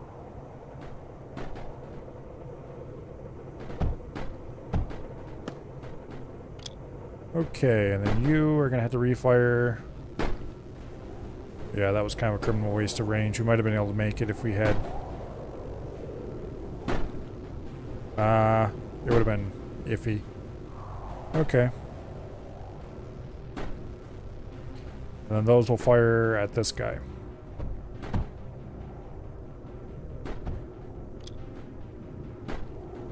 You fire at him. Grab a surge tower, put it there. Yay, everybody's powered.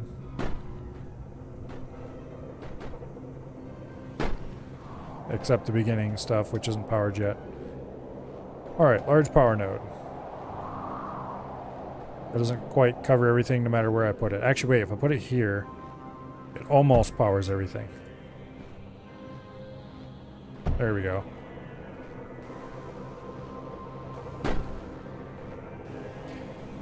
This should produce a rather large amount of thorium.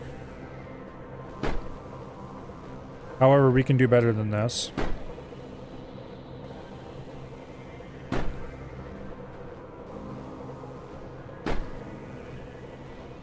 I don't know if I want an overdrive dome. I think we'll just do a basic overdrive projector. Except I can't really put one anywhere that covers everything. Oh wait, here I can. Ooh, it just misses that one water. That's extremely annoying. Okay, I'm gonna delete that. We're gonna put an overdrive projector there. Because, let's face it, power nodes are cheap. I'll just put a small one down there. Ta-da! It's lower than doing a dome by like 100%, but that's fine. You don't need a pair, you can have mass drivers both receive and send items. Yeah, but it's, in my experience, a lot slower than having them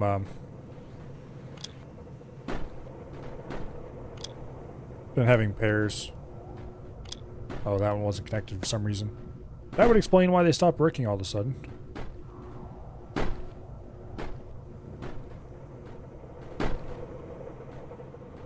The problem, receiving seems to take precedence over sending. So it depends on how much you're sending. If you're sending full mass driver loads every single time, then it's not that big of a deal. Because it has to send before it can receive. Because it's full. But if you're sending like smaller packets, like this one's sending half packets, so it wouldn't actually be that big of a deal. It would send two, it would catch 2 halves and then send them all in one go. And then from there it would just kind of trickle down. So for this system it would actually probably work. But for here, where I was doing Plastanium, it would sit for a long time before it would finally send stuff on, because it would keep receiving packets, small ones, over and over again. So the larger the packet, ironically, the larger the packets you send, the better it seems to work. Smaller packets induce a lot of lag between send and receive. Or at least that's how it was working out in this map earlier. So in this case, where I have all the power in the world and don't have to worry about resources too much, it just makes sense to build pairs.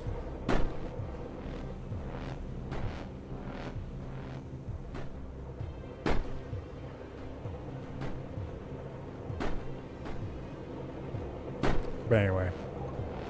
I'm kind of tempted to make this run even faster. Because we definitely have the throughput to do it.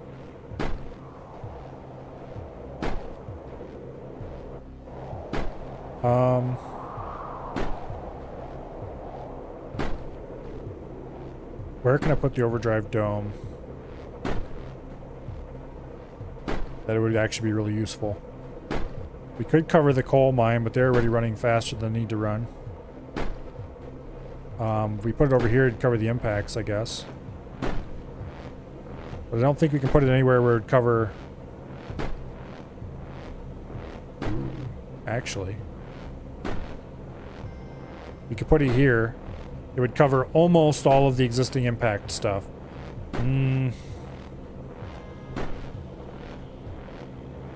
Put it here. It would cover most everything that matters as far as the impacts go.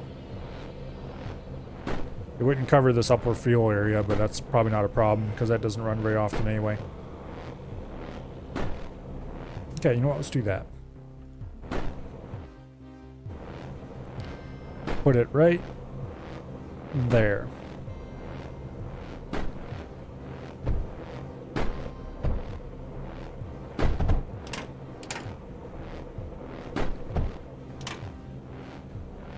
That was dumb. What? Why didn't I get a notification it was under attack? I must have got one and didn't notice it. Uh-oh. Okay, well, I guess we're going back to nuclear production complex.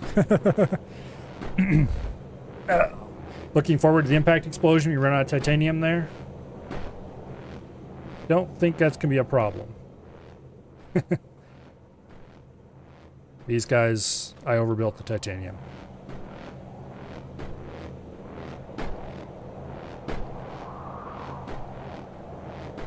Yeah, it's keeping up just fine so far. These two aren't even running.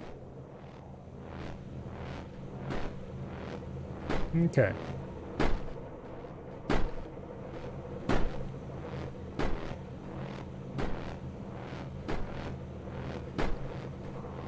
So, if they deleted all of my fancy turrets at nuclear production, I'm going to be extremely displeased with them.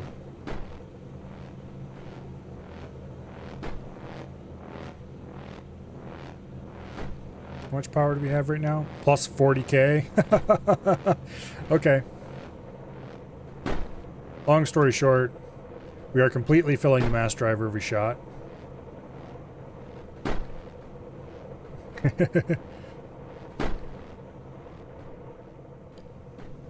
It's definitely a good thing I built pairs here, because we have all of the thorium in the world now.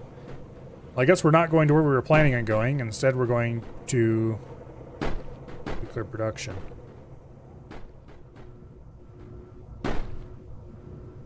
Hopefully all my foreshadows, or at least most of my foreshadows, survived.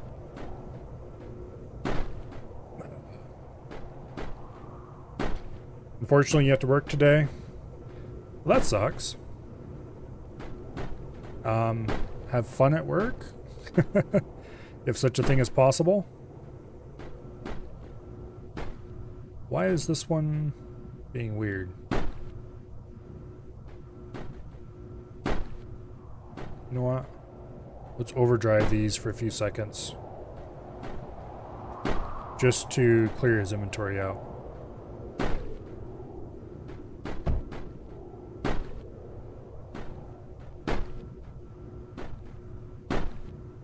Yeah, there we go. Wait.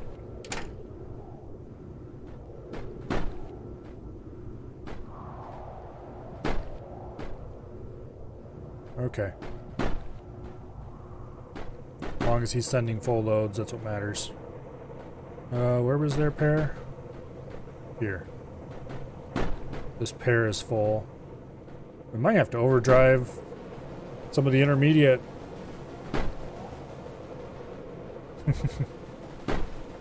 Guess what happens when you go very, very quickly. Well, on the bright side, we no longer have any kind of thorium into the core slowdown. Okay, it's probably about time to launch. Nuclear production complex. Go ahead and take the big core. Max resources.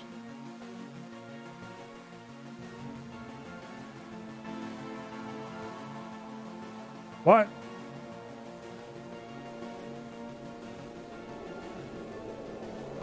There's like no damage. Okay, I guess I won't complain.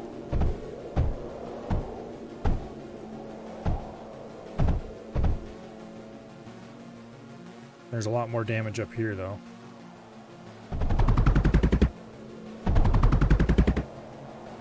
Okay. I must have misjudged the exact routing that they would take through here. Oh, I wonder if it runs... Okay. We're gonna have to do some modification here, apparently. Yeah. It looks like the path runs down through here. And then... through here, question mark? That's weird as heck. Anyway, we need power. Let's get power up quickly.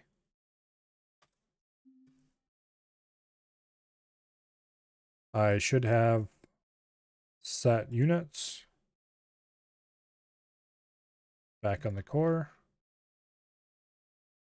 I need to get monos and polys running at a minimum. There we go. All right. Yeah, for some reason this power node isn't connected in the blueprint to all the things it should be connected to. Very weird. Because it was definitely connected when I took the blueprint. Okay, well, it's not worth worrying about right now. We need to get power up.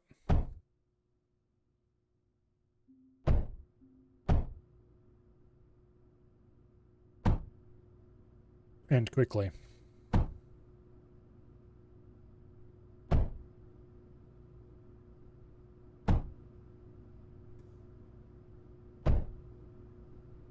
Okay.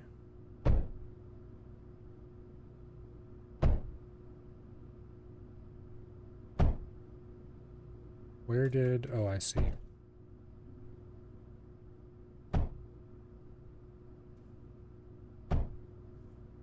Yeah.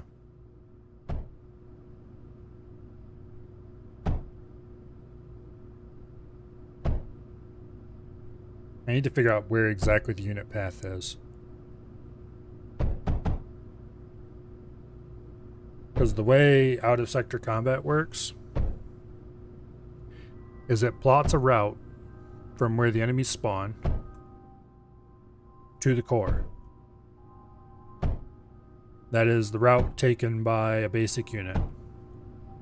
Now, some of this I knew before, kind of vaguely, and some of it I looked up earlier today. Okay. You, I don't want connected to there.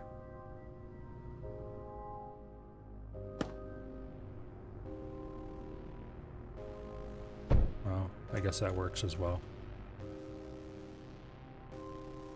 And some of this I read up on a little while ago. But anyway, what it does is it runs a...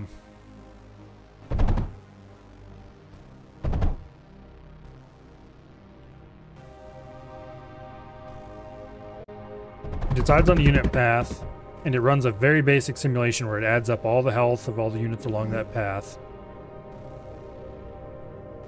And then it basically does enemy damage versus your health versus enemy, or enemy damage versus your health, your damage versus enemy health, who wins, taking into account menders and a few other things like that in a kind of a vague, not that useful way, to be honest.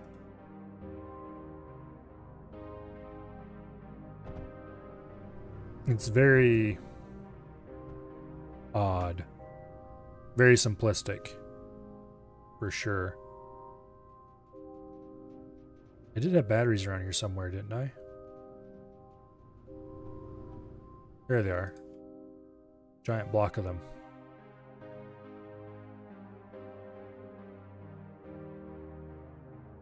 Okay.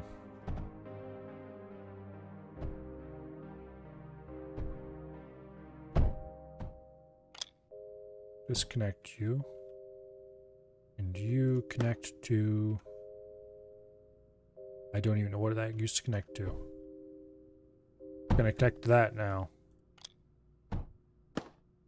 Okay. Where were these going? Oh, they ran through phase conveyors over to here to water these guys, I think. Yeah, they did. Okay. But basically, anything that's not inside that path doesn't count. Turrets only count if they can range the path. Menders only count if they're in the path or can range it. Walls and stuff only count if they're inside the path. It's a very simple simulation, which is fine because simple works. Actually works fairly well in this particular case. Although it is easily gameable once you know how it works. Actually, why did I delete those? That was dumb.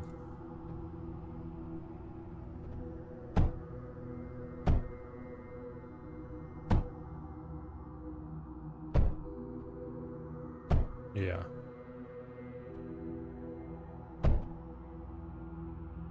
Okay.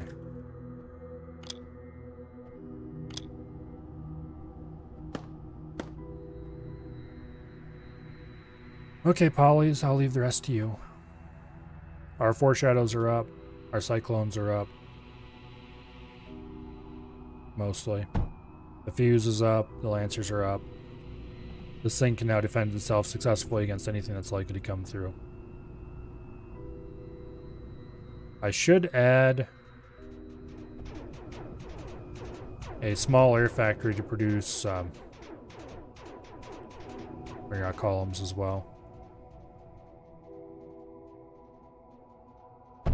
Okay, so clearly these menders helped some.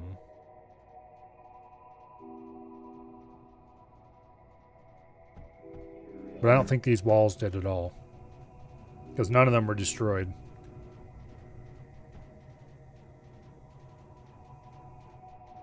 But clearly the solution to that is to just build more walls. Problem is I'm not sure exactly where the path runs. I figured it would run more or less straight diagonally right through here. And then like this. Or, more likely, straight up through here. And then like this. Somewhat like that. But I don't think these walls counted at all. So maybe it ran through here, and then down, and then over. Anyway, one way or another, let's just slap a big thick thorium wall in.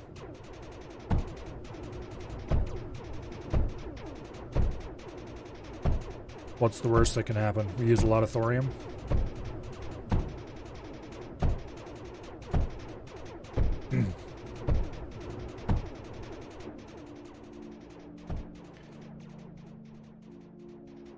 Yeah, unfortunately the polys won't build this without me sitting here telling them what to build.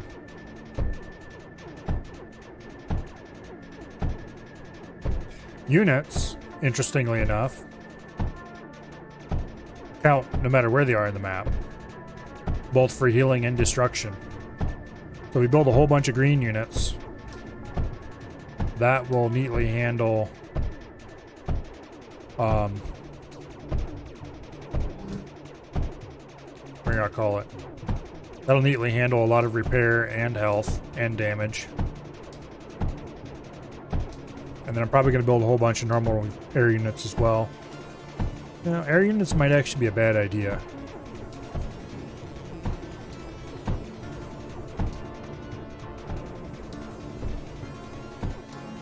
I'm not sure what unit would be the best bang for buck. It wouldn't be hard to figure out, but... because ideally you'd want high health units that have high damage, relatively fast firing weapons, without caring about range or area damage or anything like that, because the simulation isn't that smart. But I don't want to try to game it too much. The giant block of thorium is about as much as I'm willing to do.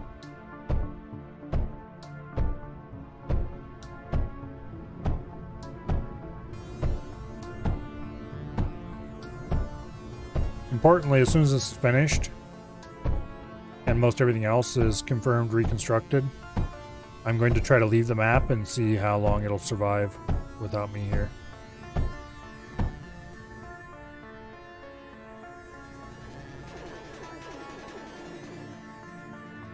Okay, so this is back up and running. This was never destroyed.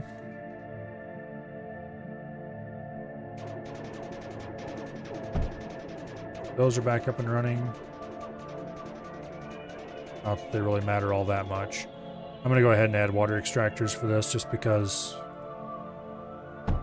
more thorium is better, I guess. These foreshadows are insane. Okay, let's see how long this one is stated to survive. We have to actually leave the map for that, apparently.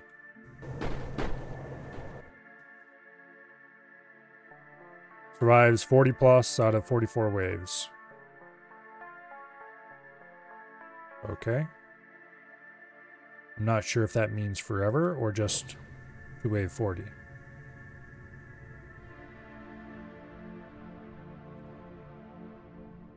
Let's see.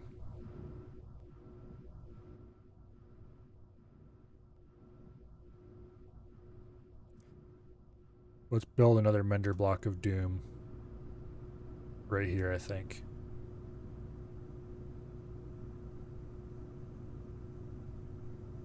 Right like that.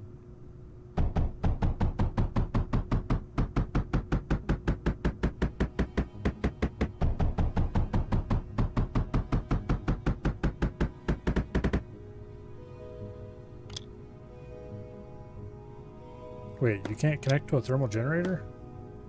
Oh, that one's full, that's why.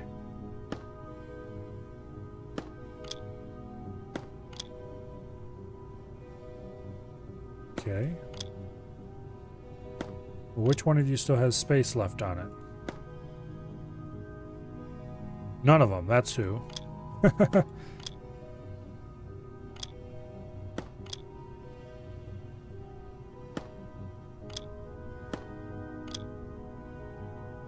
Alright, be that way.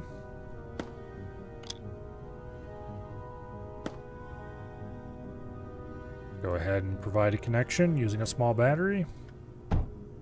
Yay! Okay. Block of Mender Doom. Hopefully the path does run through this gap, because if it does, then this will work. If it goes around the outside here, well, who knows? I know that the calculated path ignores the standard unit pathfinding. Like, it's based on the map with if there were no buildings on it. So in theory, they should just go right through here.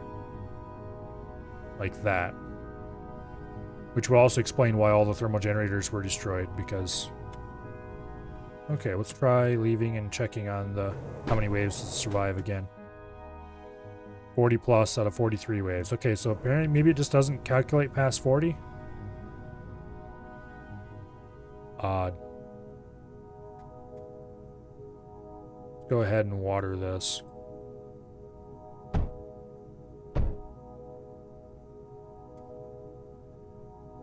Okay.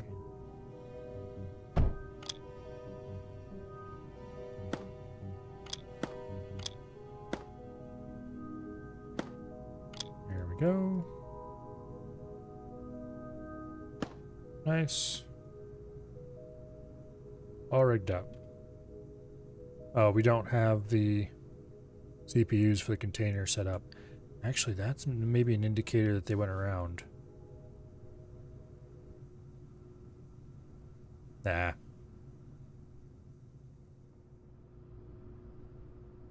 There's no point trying to game it too hard.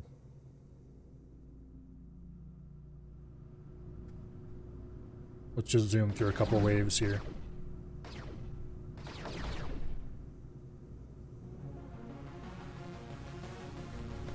Hurry up and die so we go to the next wave. There we go. What happened when you weren't looking? Did you beat Desolate Rift? No. Instead, we lost nuclear production out of the blue. I didn't notice the it was under attack warning, apparently. Thankfully, our wall of foreshadows was left undamaged, so we didn't really lose that much. And everything has been since replaced. Okay, let's check again and see how many ways it survives.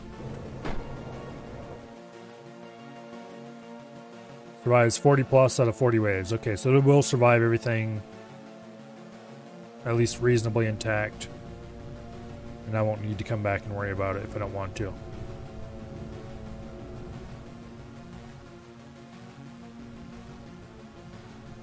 I may or may not be cheesing the auto-resolve a little tiny bit.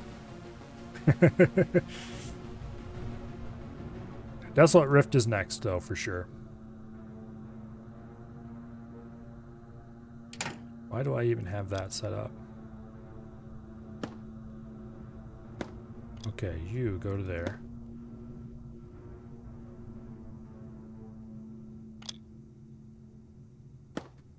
You do not need to connect to that. Thank you very much.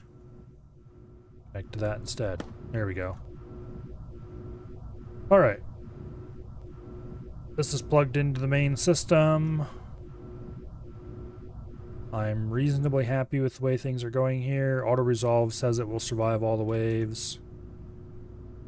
The only thing I want to change is that I want a few units available.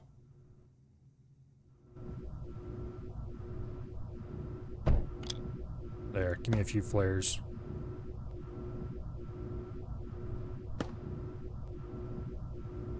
I want a few flares available to run the overdrive dome.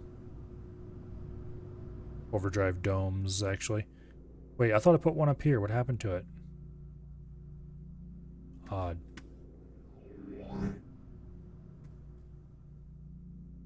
I'm like 99% sure I had an overdrive dome up here at one point. It'd be very odd if the overdrive dome was destroyed and nothing else was even touched.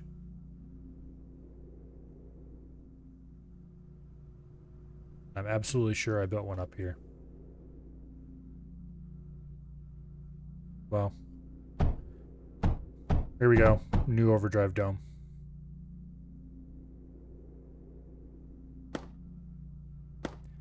Soon we should get a couple flares delivering stuff to it. Here we go. Currently at 8K silicon. I should build a little bit of silicon production just so we have some local available. Go ahead and delete this stuff.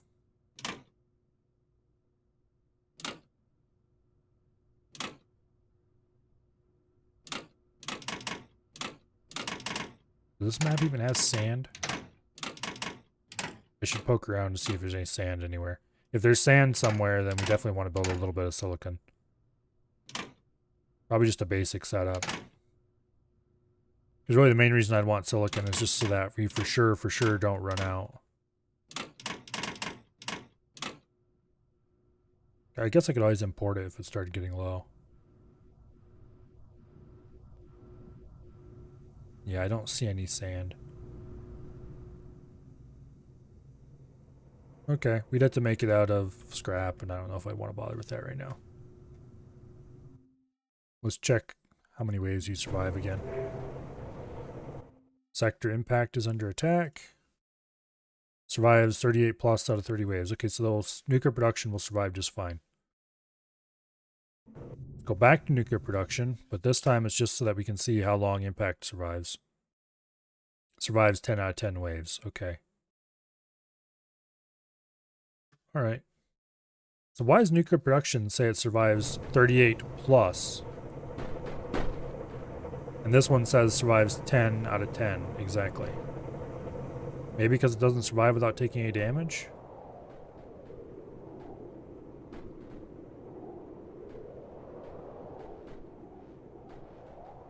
Well, I wish I knew what the unit path through here would be.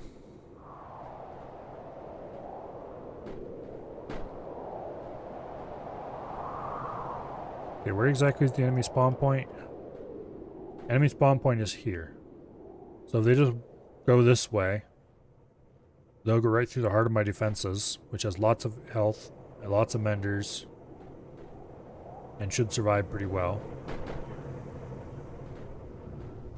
Or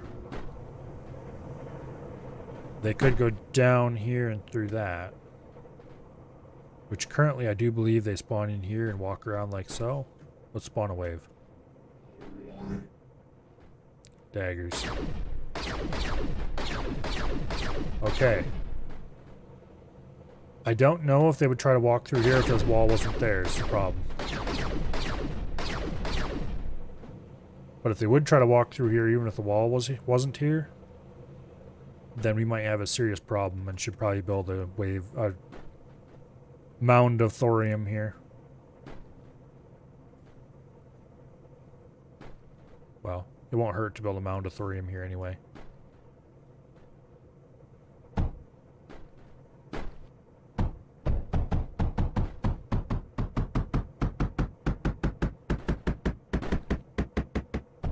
Okay.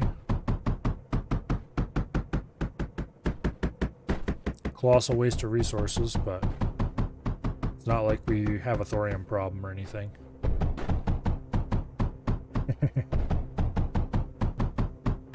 Nuclear production complex is technically not a prerequisite to Desolate Rift. You understand why you don't want to lose the sector? Yeah. Okay, we have a giant mound of thorium. That should greatly increase the health of the sector. And then if we do a whole load of menders... The interesting and somewhat weird thing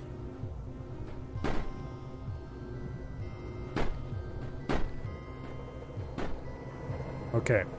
So I'm going to assume the units are probably going to path down through here. Although they might path through here. Well, let's do the Great Wall of Menders anyway.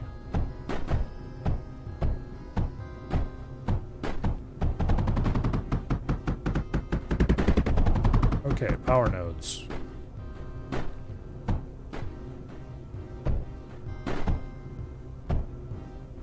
Do like that.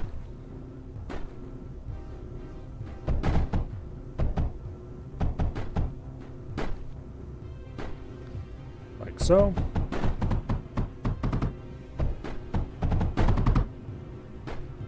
Very nice. Unfortunately, I don't want that large node connected to all of those.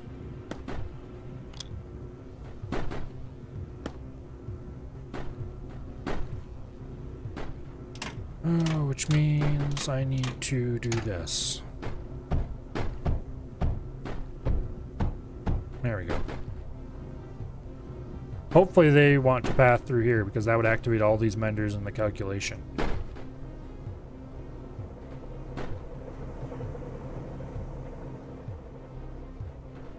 The foreshadows will definitely breach. The meltdowns, if they pass through here, the meltdowns aren't going to count for anything. We do have plenty of units that will count. What are you saying? 36 out of 36 waves. Okay. Under attack, 0% damaged. How about you? 8 plus out of 8 waves. Okay. So both of these definitely survive in the auto-resolve. It was probably about time to go back to Desolate Rift. As far as resources here, we're at 14k plastanium. I don't think we use much plastanium normally.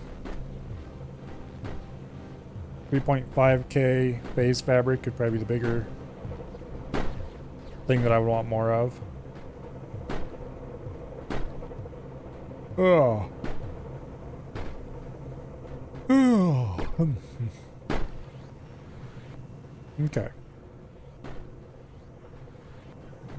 Let's actually go back to Nuclear Production Complex. And the thing I want to ensure here is that we are cranking out units.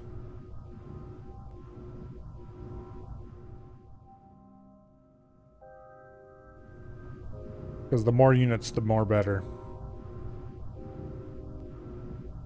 Because they'll all count for the defense as well. Basically, they act exactly the same as turrets, but it doesn't matter where they are on the map.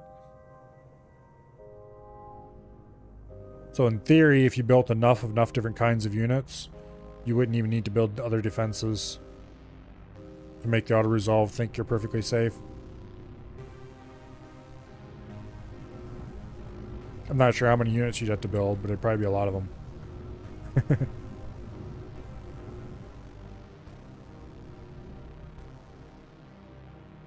I wonder if I could...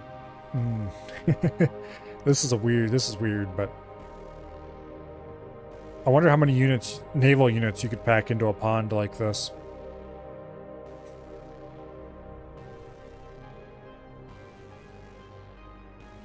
Because naval units are just statistically better than any other kind of unit, as far as I can tell. I was looking at them last week. I was like, wow, these are really good. Oh well. Oh.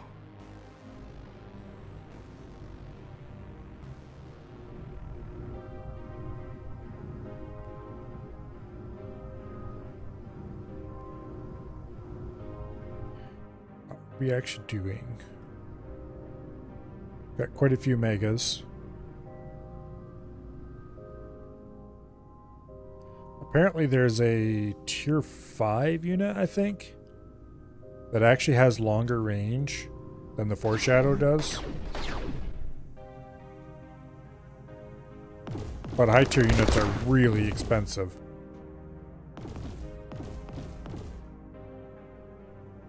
That said, if I could build even one of those, I could steamroller any sector with enough care. Just kind of pick it apart bit by bit by firing at the juicy underside and then make my way through.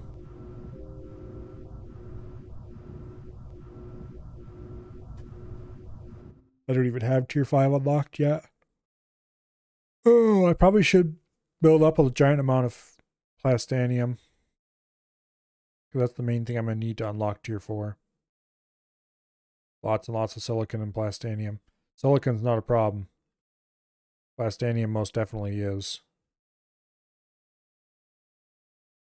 Matter of fact, I'm tempted to... I'd throw away all my plastanium though if I did that. And then we'd have to wait for it to build back up.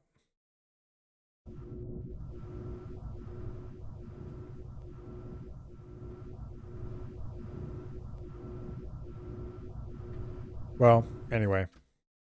Back to Impact.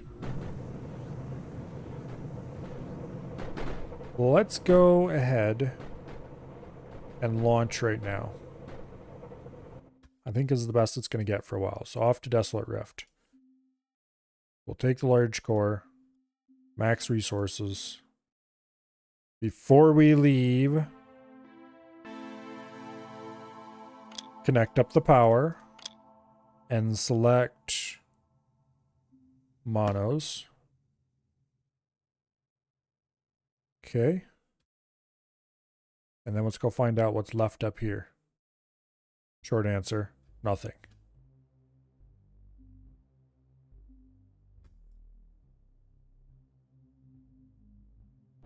Oops. Okay. We need thermal generators.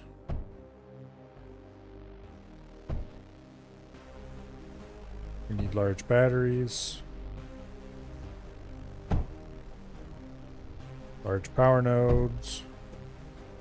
Surge towers.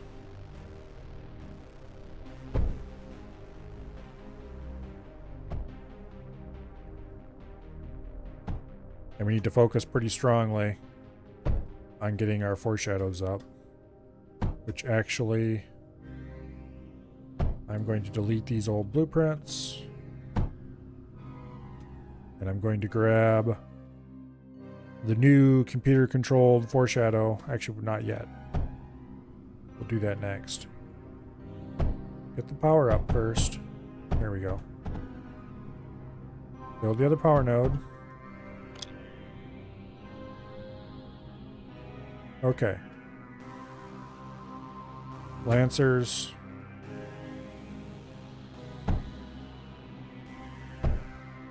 And then build some arcs. Just a few. There we go. Alright, now let's get...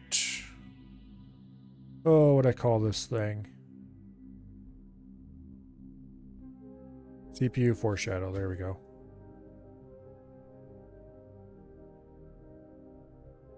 Okay, in the original installation they were like this, and ammo fed from this side.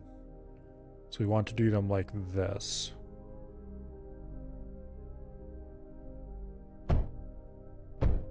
Yeah. Back to Desolate indeed.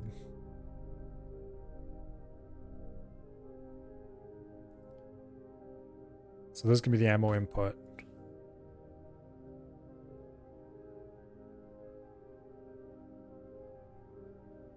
We should have some monos. Or polys, I mean. Rebuilding stuff. Apparently they're too attracted to what I'm doing now to actually go rebuild on their own, though.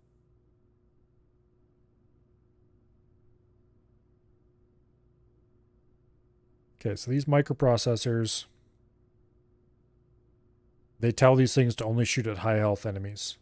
Which is actually probably wrong in this case.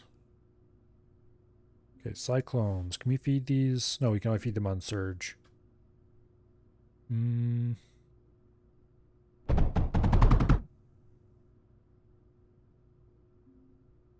tempted to build some thorium salvos.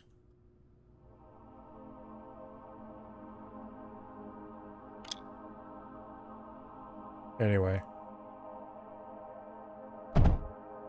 we need to get thorium running out of the core, and quickly. Not thorium. Yeah, this thing.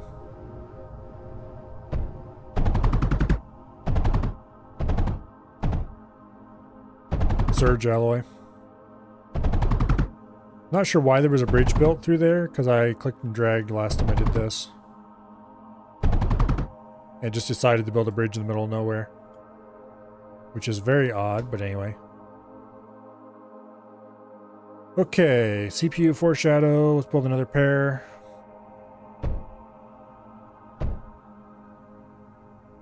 We're probably going to have to disable these CPUs. Because I'm going to use these for anti-aircraft purposes. Which is probably a little wasteful, but oh well.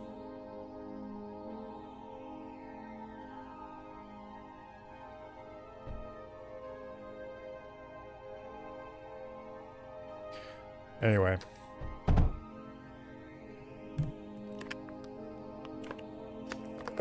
Oh, these need power too, don't they?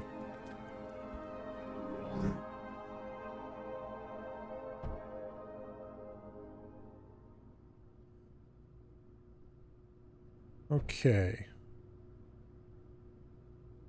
This is wave 2. Or no, this is wave 1. Hey, how dare you? Okay, we're gonna need better defenses up here, but not yet.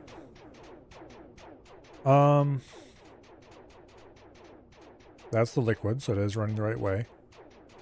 There's the ammo, so that's also running the right way. These just need power.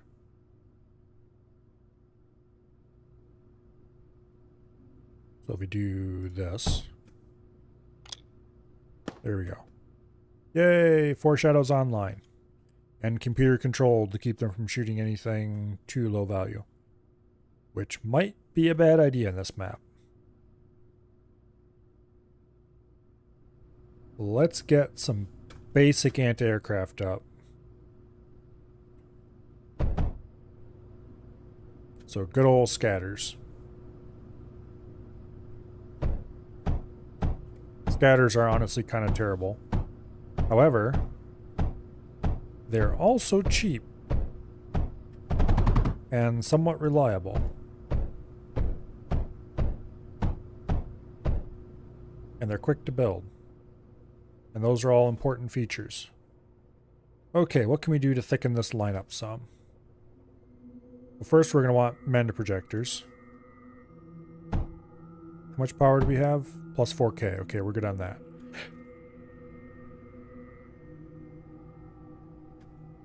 Okay. Let's go ahead and thicken up these walls a little.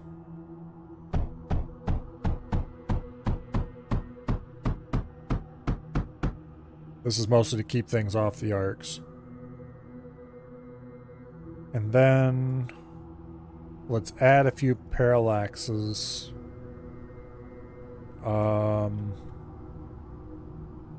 Let's add like 4 parallaxes right here and surround them with thorium walls.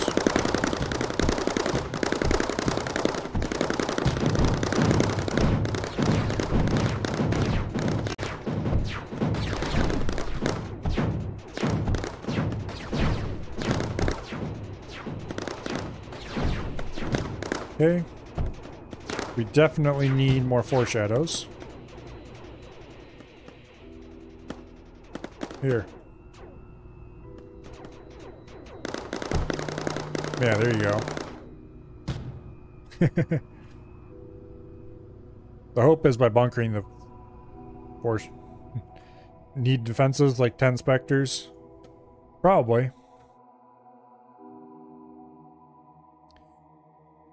Let's get some more CPU controlled foreshadows for now, though.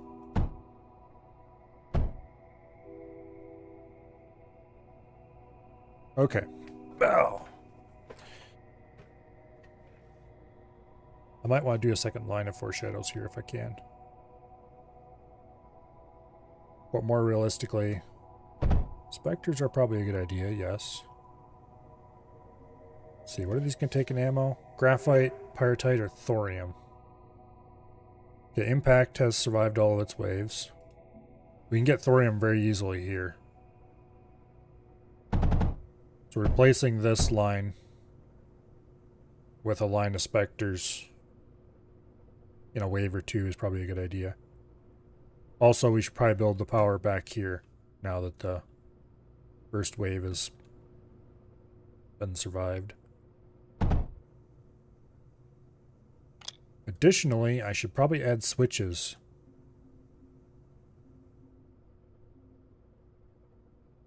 To these CPUs. Oops. Not to turn the foreshadows off, but to turn the CPUs off.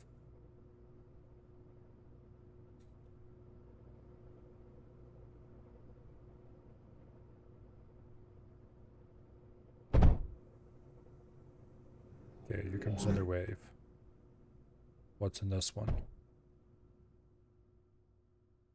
Big stumpy boys, alright. Foreshadows to the rescue. Can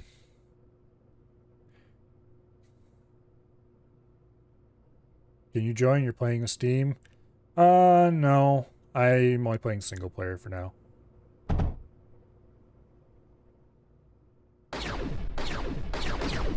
I need to get liquid into these guys as well. Yay, foreshadows. We love you.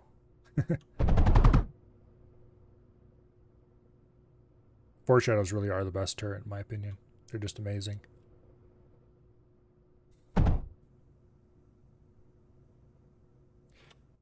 Okay. This is some very simple code. Let's add a little bit to it.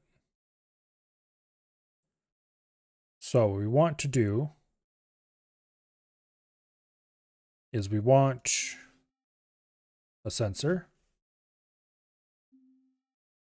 if on equals let's see, the thing we're looking for is enabled. There we go. In switch 1. Okay, actually wait, no, we can just do a jump with that. We don't need a sensor, do we? Or do we? Yeah, we need a sensor, okay. If on is not false, then jump to that block. Otherwise, we're going to just do control.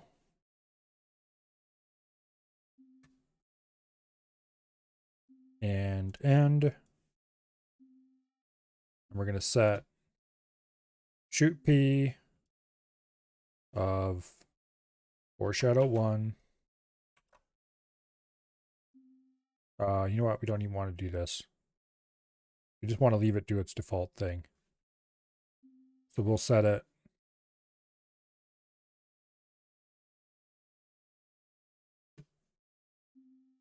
Is there a simple thing just to tell the unit to make sure it's idling? Control is really what we want. I think idle is probably the default, as long as we don't actually set.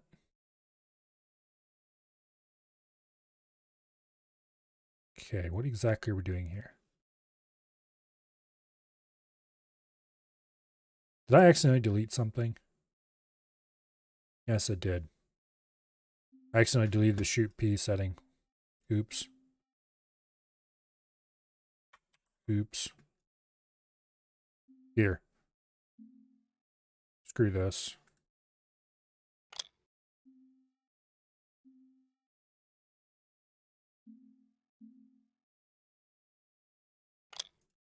Let's go back where we started. Okay.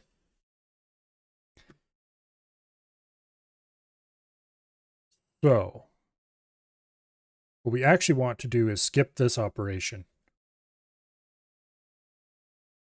Yes. So let's do a sensor.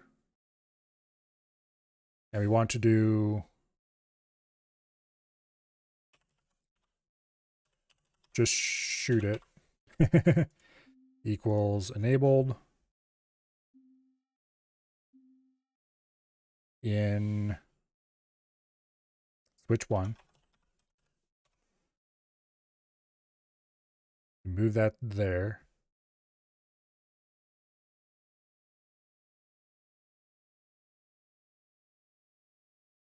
Okay.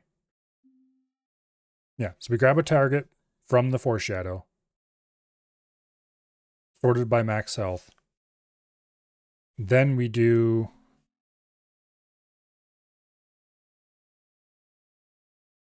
a jump. You have to just shoot it.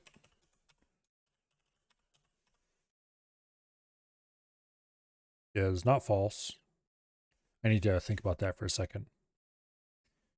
In particular, I want to set the shoot variable to true indiscriminately.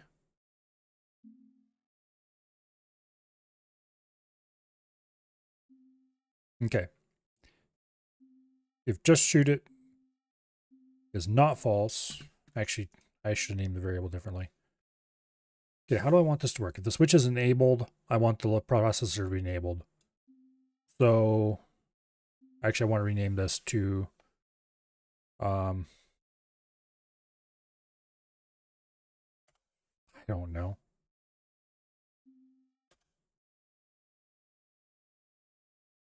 I'll think about this for a bit. But basically, in this case, I want to skip the logic. I want to skip to the logic. Like that.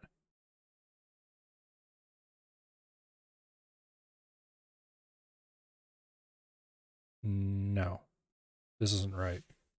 I need to set up a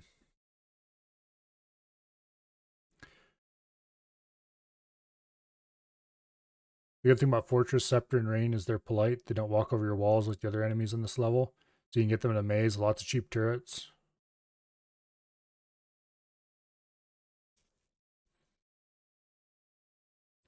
Okay, so for this, we're going to call it do logic. So the switch is on, we will do logic. Otherwise, we're just going to indiscriminately set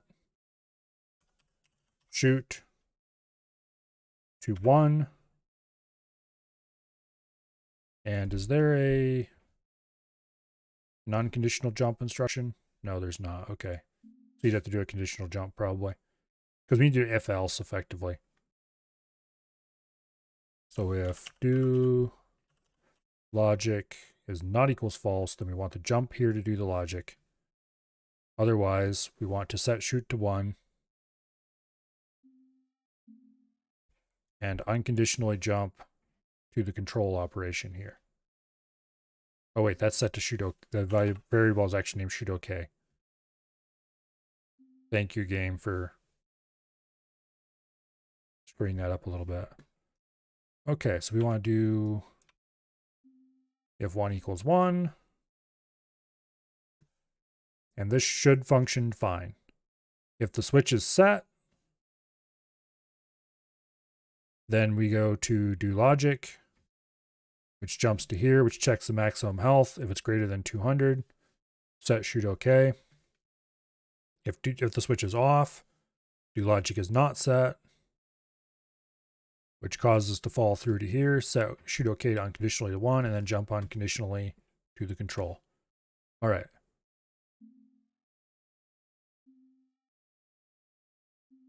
Let's go ahead and copy that to the clipboard.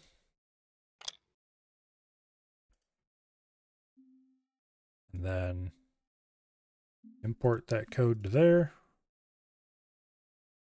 And we'll delete the rest of these and replace them with new ones.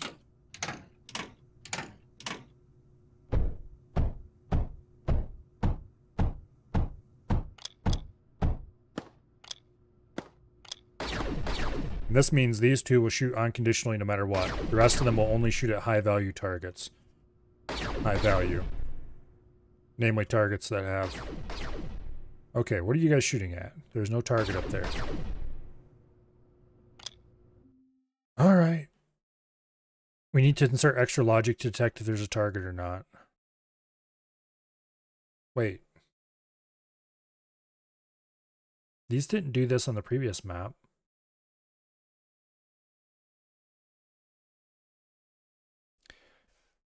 Okay. Let's add a jump. If target is not false, jump to the sensor. Otherwise, add an end. Boom.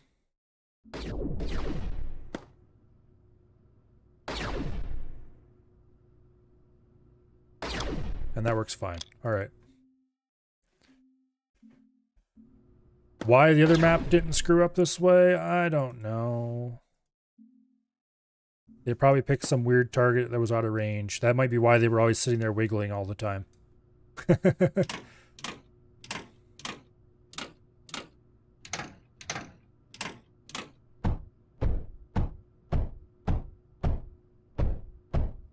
But anyway, they have ceased shooting weirdly. Now, water.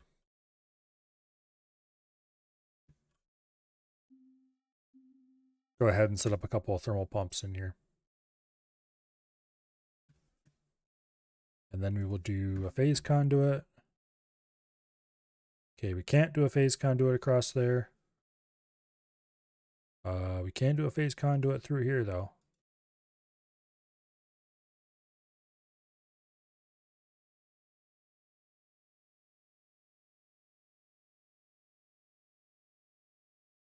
Like so.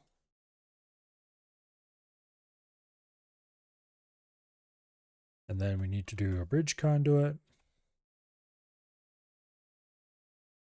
Actually, we don't need to do a bridge conduit. We can just delete that one. And then we need to do a pulse conduit, like so.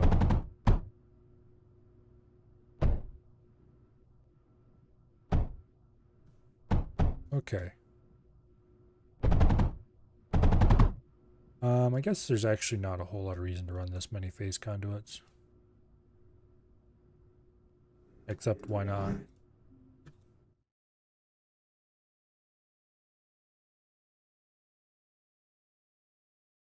Okay. That.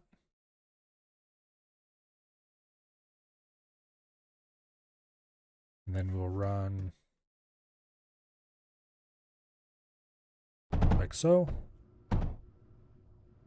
Ta-da! Water is available.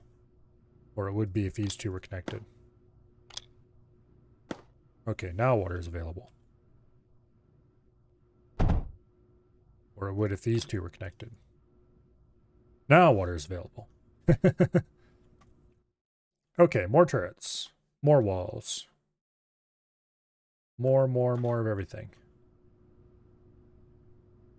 I am not going to count on these just few small foreshadows to deal with the whole problem themselves. Although they're doing a pretty good job up till now. First things first, a slightly more secure energy setup.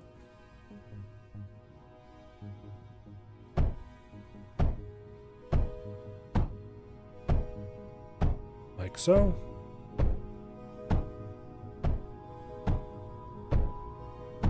We're running through our... Okay, here. How many minutes we got? 1? That'll be enough time. We need to go to tar fields and retarget at Desolate Rift. It looks like we'll survive all 13 waves according to this.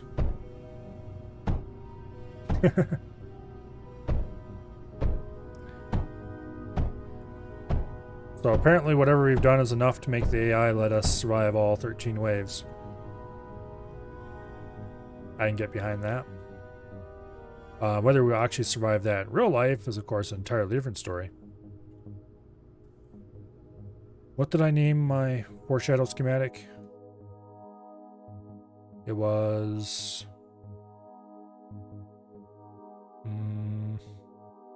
CPU foreshadow. Okay. Let's make a copy of this. Take our new and improved CPU foreshadow. Yes, replace it. Because these little switches are really useful. I should have put the switches here and here instead of where they are. Do I care enough to change it?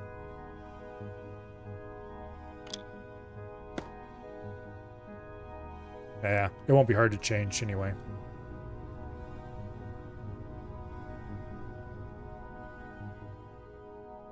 Okay, so we need to wait to get some silicon. Which should be arriving any minute now.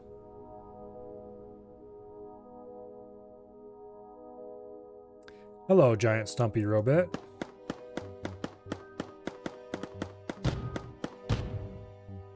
You're scary looking. Yeah, please turn around and try to shoot behind you.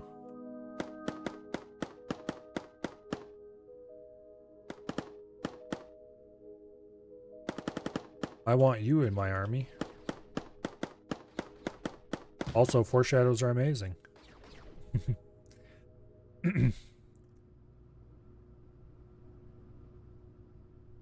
Okay.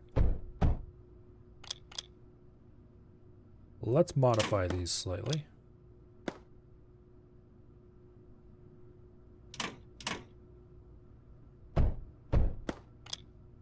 No, it's still insisting on being switched to.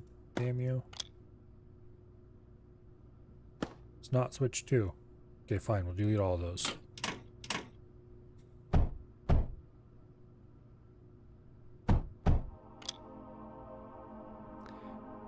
Would you please? Okay, we're going to have to build entirely new ones, copy the code over.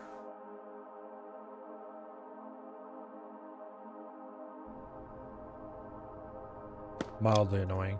Not a big deal, though.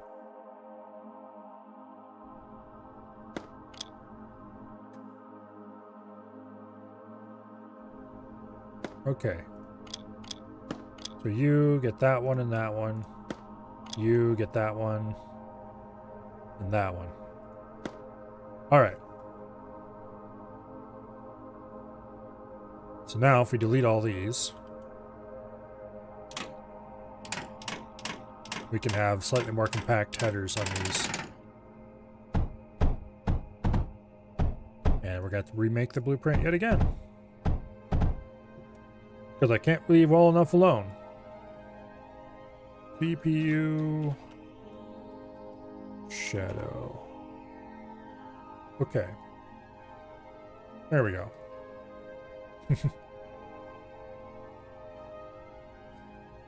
I'm really tempted to build more. Actually, wait. First of all, let's set most of these foreshadows to only fire on important targets.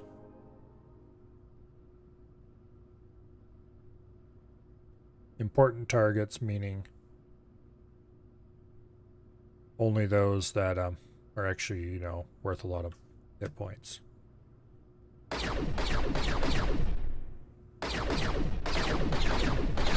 I want to build another row?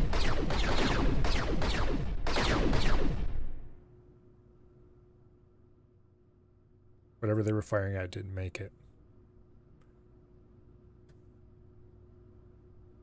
If I build another row...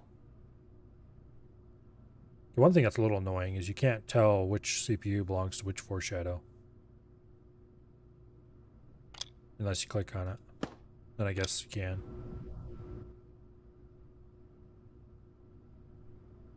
Yeah. For now, we'll just leave it alone. One row of foreshadows is enough. I do want to add a little thicker front wall here, though.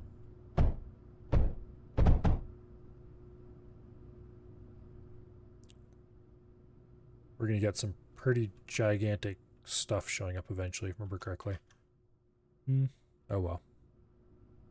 Let's get rid of these guys. And let's get some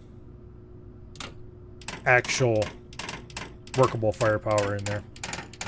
These have served their purpose. The foreshadows can deal with it for now. And if we somehow turn out to not have enough foreshadow firepower shooting aerial units, we can just turn more of them on, so to speak. Okay, Spectres. Vectors are probably our best bet here. Actually, I don't want to do them quite like that. Get rid of these. I want to have the Spectres encased in at least a little bit of armor. So we'll do thorium like so. Guardian in 10 waves, that's fine. Don't really care.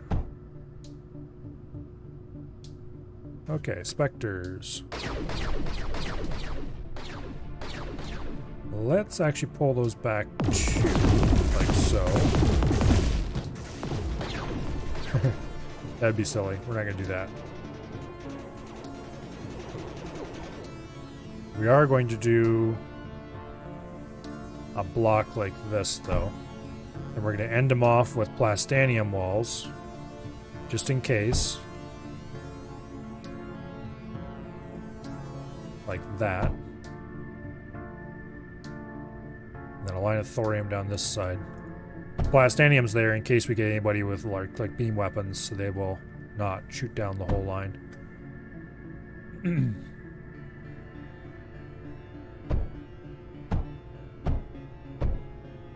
Okay. Now, getting liquid into there isn't going to be hard. We just need to do like so. And then copy, let's see, 3 of these. Copy that block like that. That power thing can go. We'll run a thin line of thorium down the outside.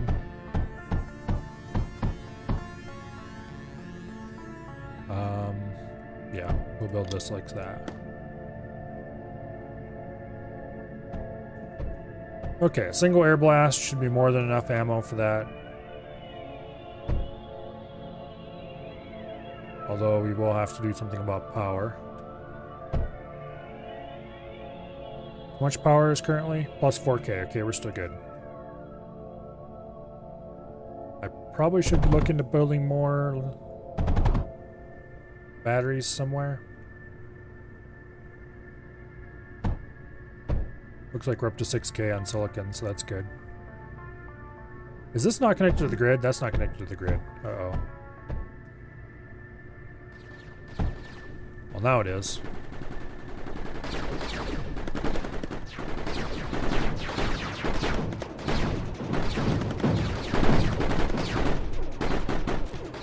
Looks like we did that just in time.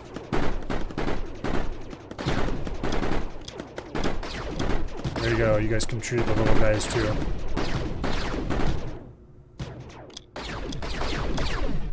Okay, stop wasting ammo, please. Alright. Water for the foreshadows. Actually, that's a terrible decision. Let's do it this way.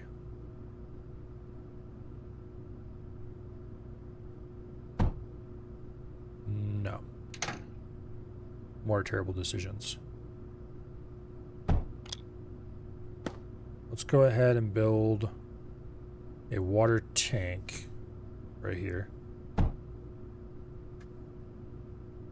And hook it up to a bit of power.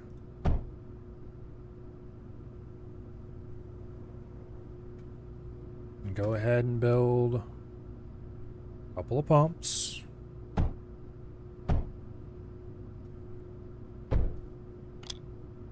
There we go. Need more thorium? Maybe add water to the drill? Yeah, we'll get there eventually.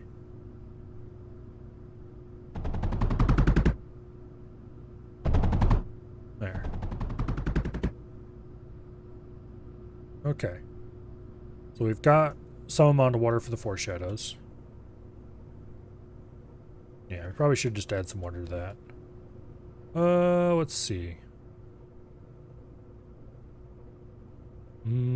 We could siphon it off the water running. That's actually probably a good idea. Let's not connect those two. A pulse conduit there. And there. Okay.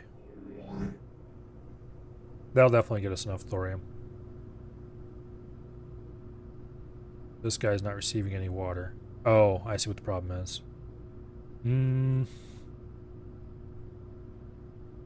Fine.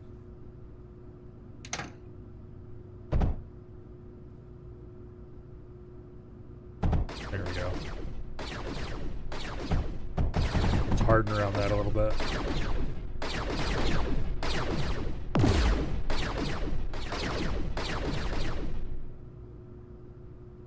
Okay.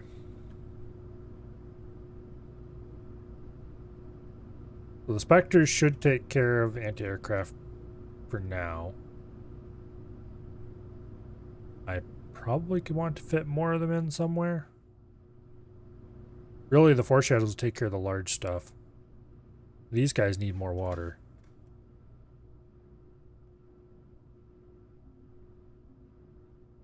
Let's go ahead and fit a tank in.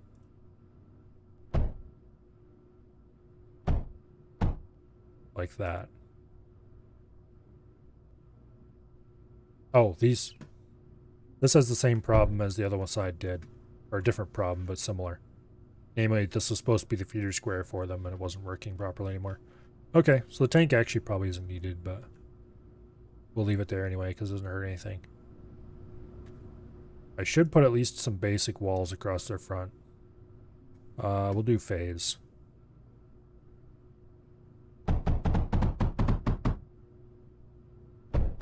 That should at least block some amount of bullets. So this one will handle beam weapon, this will handle bullets. Better walls, of course, would be the proper solution, but... oh well. Alright. Flying units coming in, run along the side here. Might be a problem. The Spectres won't reach that far. Okay. We could run thorium off the air blast over to here and put another block of Spectres in. That's probably actually the way to go. So we put a block of Spectres in over here. We'll put it right there, actually. Like that.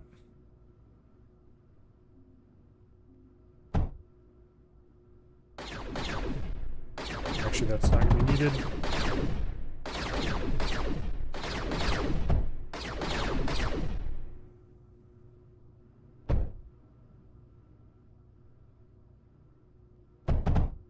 Yeah. That tank certainly didn't hurt anything. We probably should build more tankage somewhere. That or more pumps. More pumps never hurt anybody.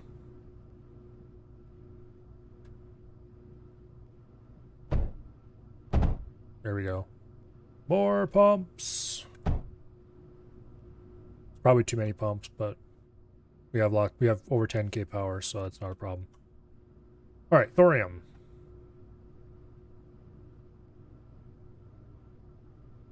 I think the solution here is just run a phase conveyor.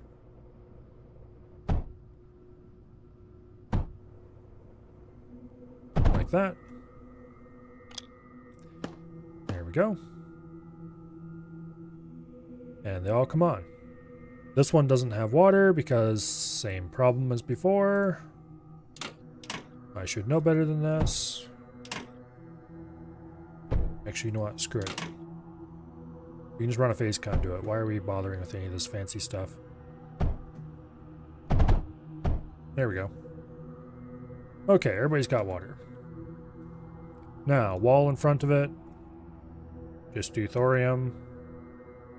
It's cheap and effective. A little bit of plastanium inside that. Not the whole way because, yeah, reasons. You playing with Steam? Yeah. Bought the Steam version a long time ago. I used to play a little bit with the GitHub version, but as soon as the Steam version came out, I bought it. Hello, large guys. You're gonna have fun when you run into my foreshadows. I wish these were a little bit closer to the front, but we're kind of limited in crosswise space.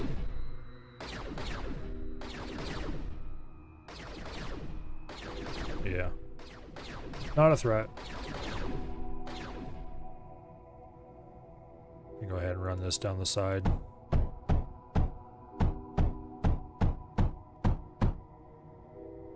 Certain degree of protection is important after all. This is a real mess, but it'll do. It will do just fine. At this point, I'm just kind of boredly waiting for the next waves. How much power do we have again? Plus 10k. Yeah, we don't have to worry about anything.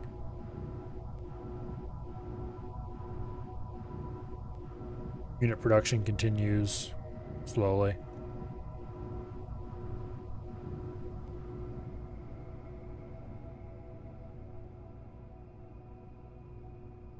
Should probably add some men projectors around here. Nah, we've got the repair flyers. Anything that gets close enough to actually start shooting the foreshadows are screwed anyway. So the Spectres are more important to actually have walls around. I'm actually going to go ahead and turn off the indiscriminate firing for these last two.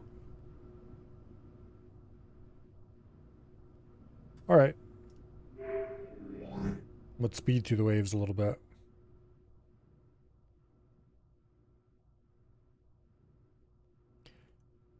I'm almost tempted to build another line up in front of this one. We could do it pretty easily too. Getting ammo up here would be a pain in the butt, but it'd just be a matter of running some belts. Okay,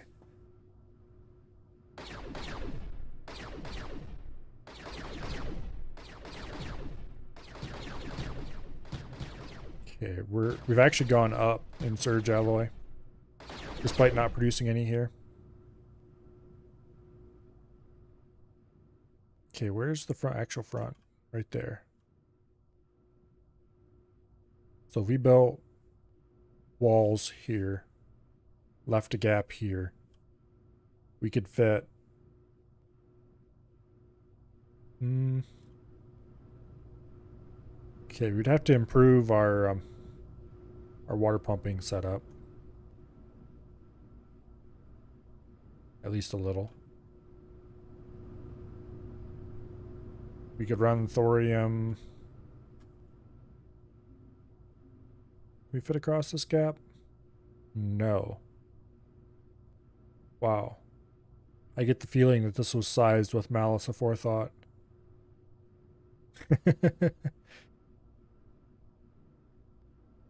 That's really annoying. Okay. How about a better idea?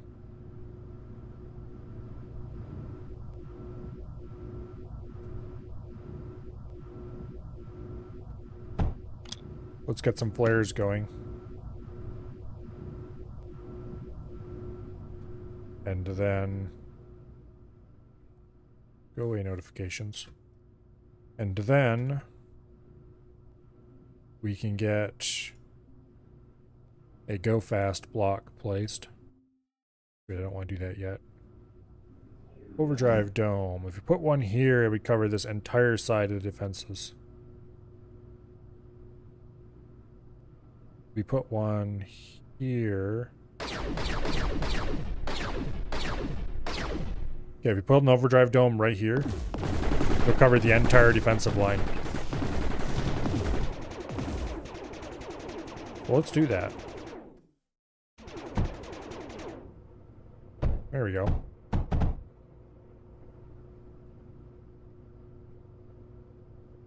Our first flare or two can do a little bit of hauling for their... Okay. As soon as his controlled by wears off, Yep, there he goes, getting more stuff. It takes a little bit for their controlled by state to wear off and be grabbable by a different CPU. Get away from there. You're just gonna die, you fool. Okay, whatever. Anyway, this should make everything fire very quickly. Indeed. Also, it probably wouldn't hurt to do a little ammo buffering. Let's actually do that right now. Put a little ammo buffer right in here. A pair of them, actually. So let's do like this. And then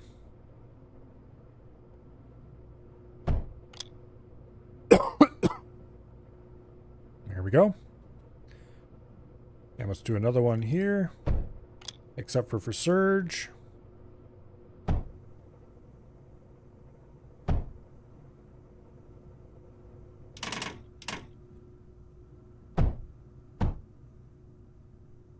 Like this. This little mess will actually not do anything useful. We need to do a second unloader to make it work. Put that there. And then armor this conveyor.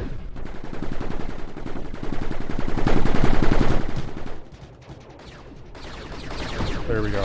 Much better.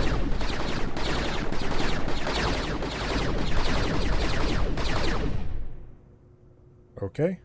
I don't know if that's the CPU controlling those that makes them continue firing after the stuff's dead. I assume probably it is.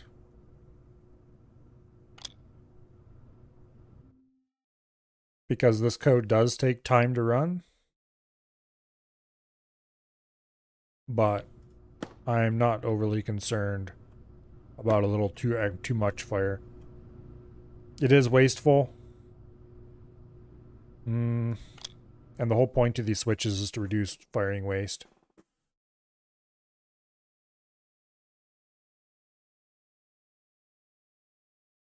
Wonder if there's anything I can do to increase shoot speed or to decrease the amount of time it'll fire after it's done. Oh, I don't know. It was pretty robust before I added the extra conditions.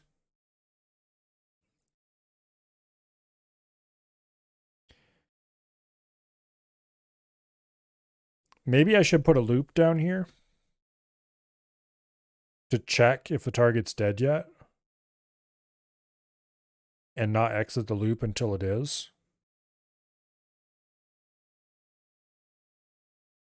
Or dead or out of range.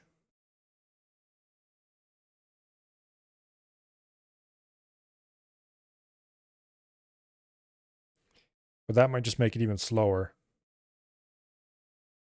Depending on how complicated the...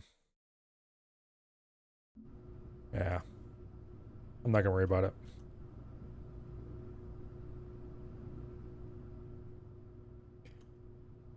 The main reason for having these CPU controls is so that they don't shoot at waves that are full. Like the maps that have a wave of powerful units followed by a wave of daggers, followed by a wave of powerful units, followed by a wave of daggers. These are to keep them from just obliterating the dagger waves and wasting surge.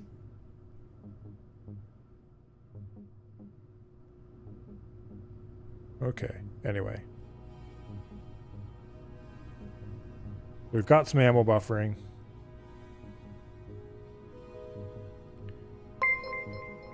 Which I should have done a little differently, I guess.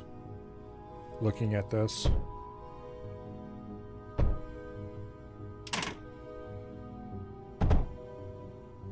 There we go.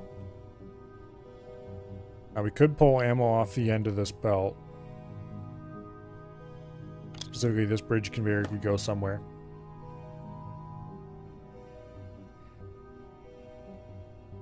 Thank you very much for the follow. Not sure how you go about pronouncing that. I'll just call you Ali and hope that's close enough. Well, let's watch our poor little flares all get obliterated because they're too dumb to stay out of the way. Okay, these guys don't have any AA, so we're safe, I guess. Hey guys, how's your day? I'm gonna tell you, there's a couple foreshadows down there that might not like you very much. Yeah, those guys right there. You should probably stay away from them.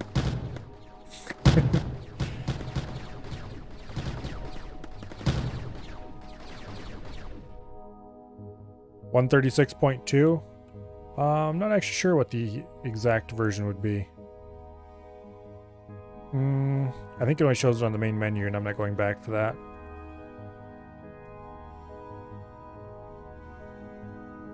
It is the latest V6 version, though. It's not V7 yet.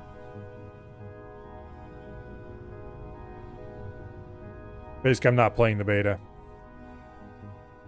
Or it should be the latest V6 version. Whatever's on Steam at the moment.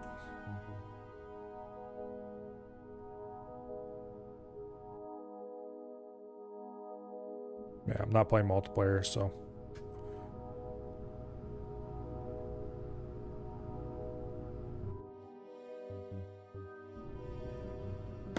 Okay. We are on...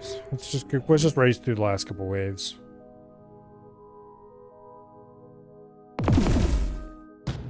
Okay, those ones do have AA. Rip flares, I guess. Yep, rip flares. I probably should set up a waiting point for them. Here. Command center. Rally. Not like I really want flares for their combat potential. Namely, their non-existent combat potential. Alright, now for the boss. Let's go up here a bit so we can watch him spawn. That is large. Although I remember this boss having a large flying boss, not a large stompy boss. Okay. Well. Regardless, he's going to have a bad day. Because I highly doubt he is particularly resistant to foreshadow fire. And if he happens to be particularly resistant to foreshadow fire, well, I guess sucks to be us then. Foreshadows automatically target the enemy with the highest health. So, yeah. Sucks to be the boss, I guess. Okay. Oh. How are things going on the planetary map?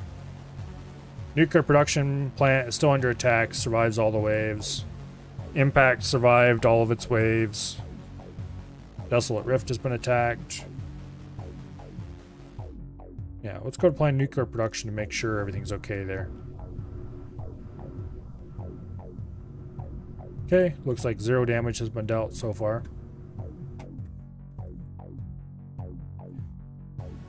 Desolate Rift I'm pretty happy with at the moment.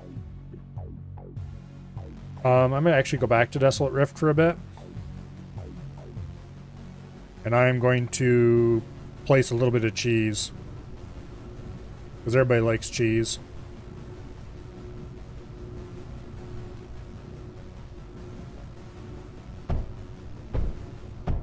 Sweet, sweet thorium flavored cheese.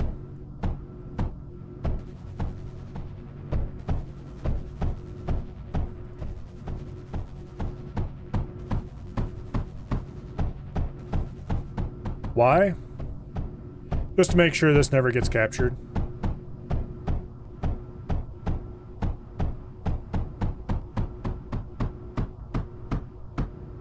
Okay, and then we'll add a bunch of menders.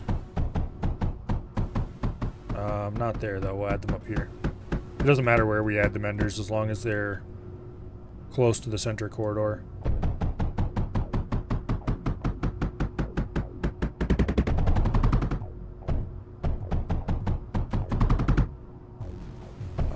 Delicious cheese. My favorite.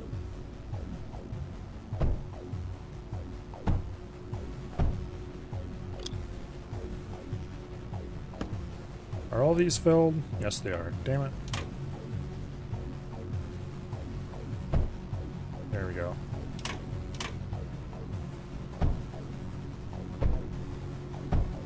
Okay, that should take care of that problem pretty effectively.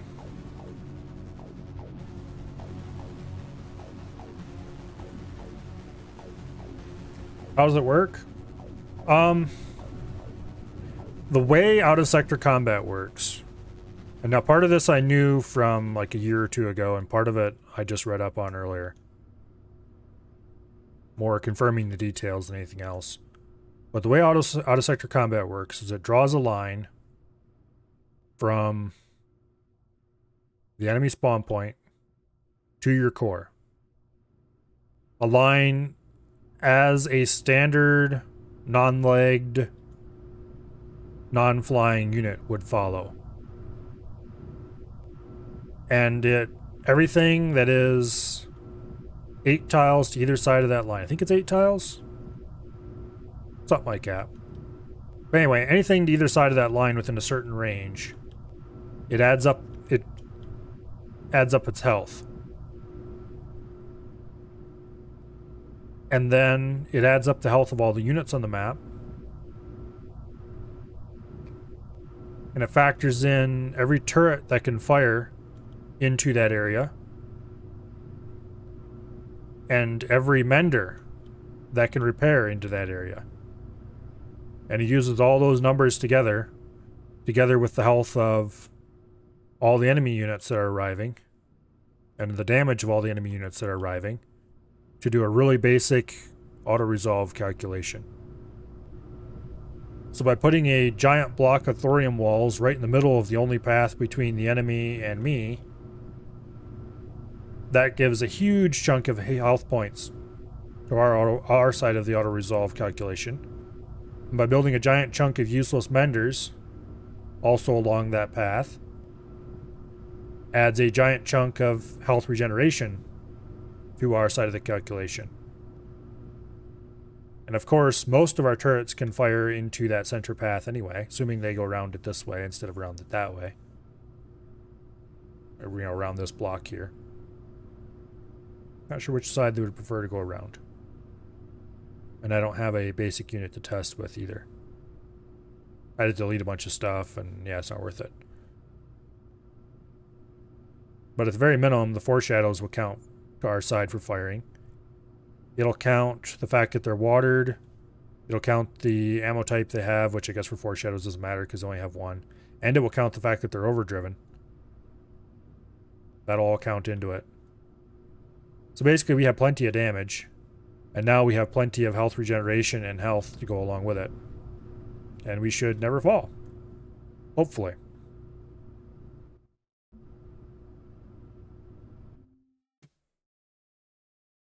I did the same thing at Nuclear Production Complex and Impact, and they both are holding pretty well. No, let's go back to tar fields. Let's retarget the rockets. Add Impact, because that's the best place to have available for launching from. Let's actually look at our research for a bit. Okay. So next we need to go to Planetary Launch Terminal. Oh, we need to finish capturing Nuclear Production Complex before we can go to Planetary Launch Terminal. Alright.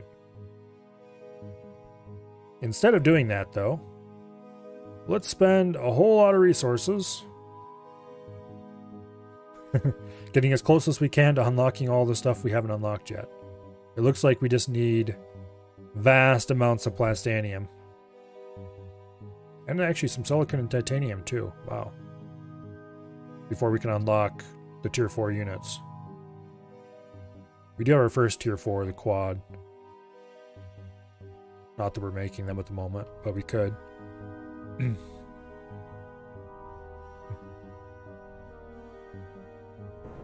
Okay, so we probably should get more plastanium going.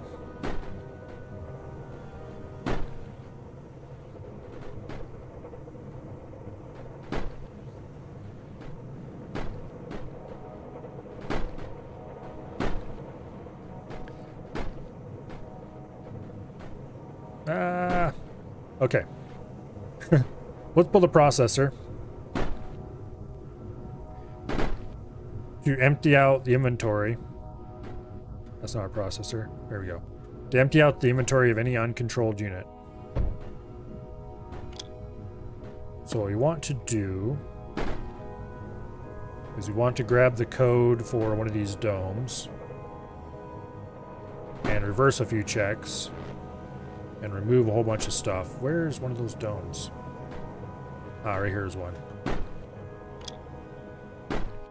Is this the silicon one? No, that's the phase one. It doesn't matter, I guess. They're either ones can be the same. Copy to clipboard. I almost clicked import, which would have been bad. Show you the tech tree. This is what I've got currently. Everything is unlocked except since nuclear production is currently being assaulted, that's not marked as unlocked, which means we can't unlock planetary launch terminal, which is what this node is for. And we don't have the iterative reconstructor or most of the tier 4 units.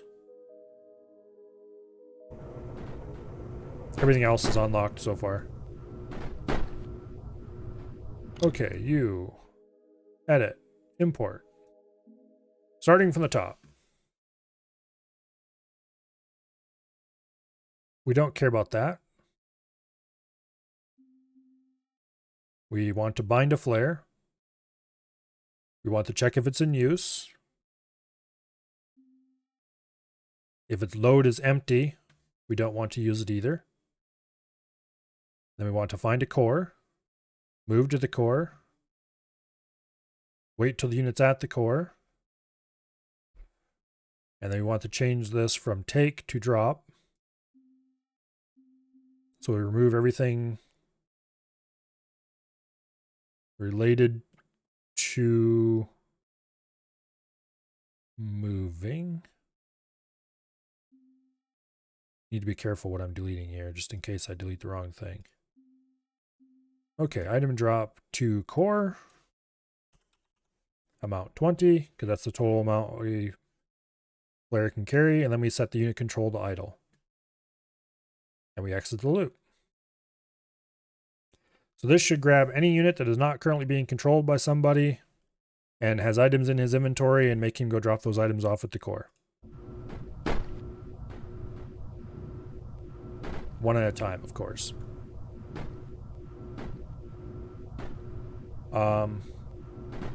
Yeah, just flares, because those are the only ones that are actually serving as transports, but...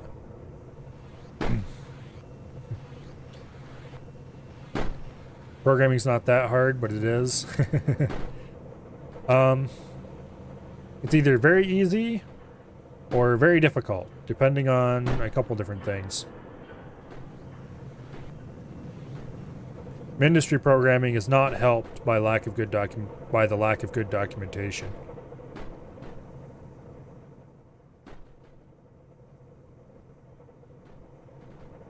Yeah. Here's a thorium wall of doom. I'm not sure if this is the actual path taken by units. It could be through here as well. But I figured through here they get the DPS of the meltdown helping them, and down here they don't. So I would build a thorium wall of doom here, just in case. And then I built the Mender Wall of Doom down here, assuming that this would be where they would pass through. It could also be through here, in which case this is useless, but I hope it isn't, so.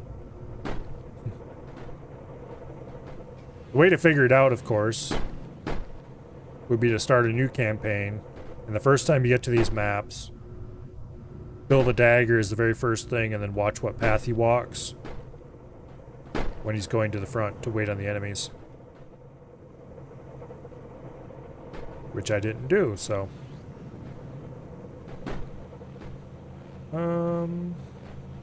These are actually starting to produce a little bit of fuel. And we are running quite low on stuff here. So we should probably do something about that.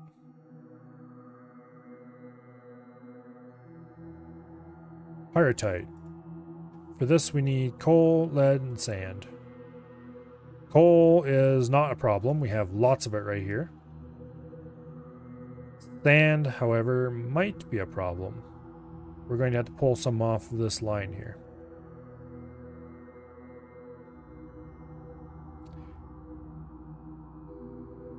I think. And lead is also probably not a problem, to be honest. We are receiving pyrite from other places. However, we are not receiving enough of it, obviously. We used to be receiving enough of it before I started overdriving the impacts. Oops. So that's why people fill whole maps with walls. I don't know if that's why they do it or not. It's not necessary or even useful if that's why they're doing it. Because it only counts an area to either side of the route that enemies would take if there was nothing built on the map. I'm more inclined to believe the reason you'd fill the entire map with walls is so that you have absolute maximum tankiness. Because obviously it only works during auto-resolve. But it would stop, or at least greatly hinder, random aircraft flying around strafing things if you had everything filled with walls. That just kind of seems useless. I'm not sure why anybody would do that. We gotta have a reason, though. Okay. Let's get some pyrite going.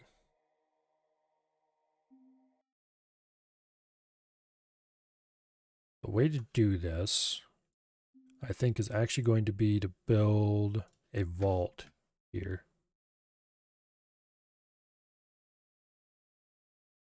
And then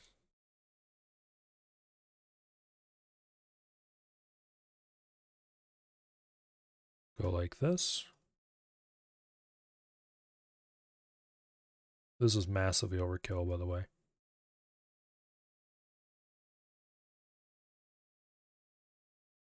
Okay, that's going over there.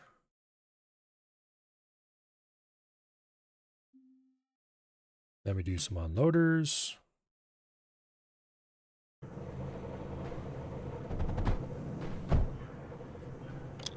You need to be sand.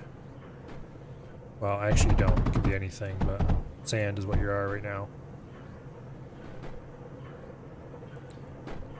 Okay, this can run to the pyrite mixer setup.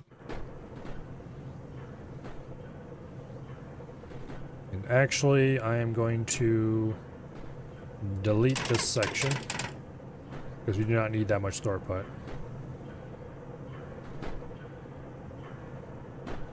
Okay.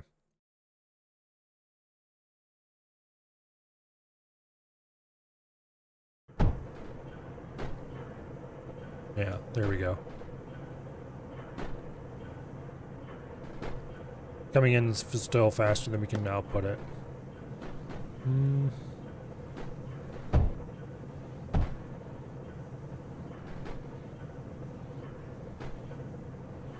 Anyway, it doesn't matter. We need to worry about the pyrite at the moment. Lead. How much lead does a pyrite mixer consume? 2 lead, 2 sand. Okay, so the same amount as sand. Which means we're going to need a pretty hefty chunk of lead being brought in.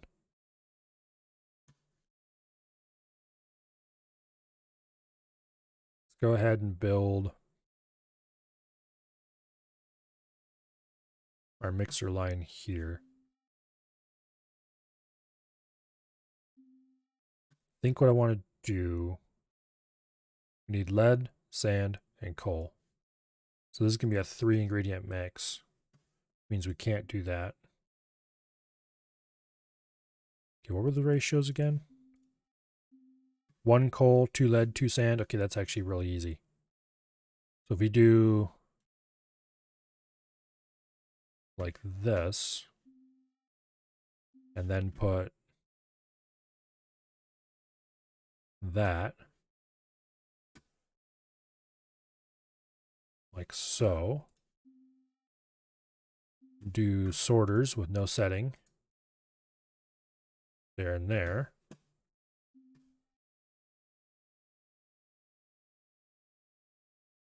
Like that. And then do underflows.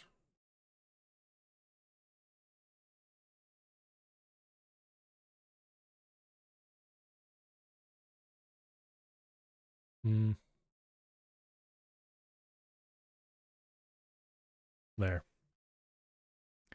Coal feeds in there. Lead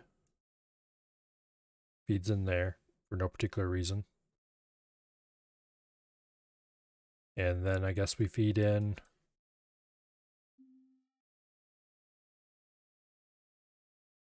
sand over here.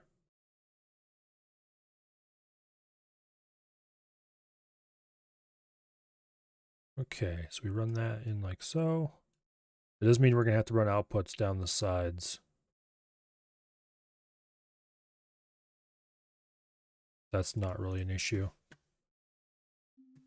Put an overflow here. Oh, nope, we can't do that.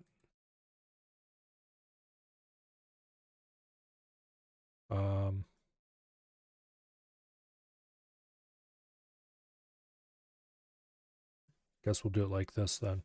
Put an overflow there. Okay, that should work.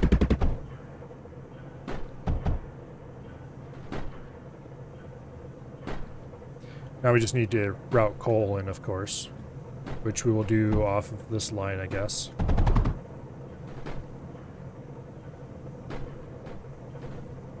I might want to put a distributor in here yet. Like that. And then you feed into the distributor as well. Ta-da! We have coal balancing. Now, for output, we will do like this.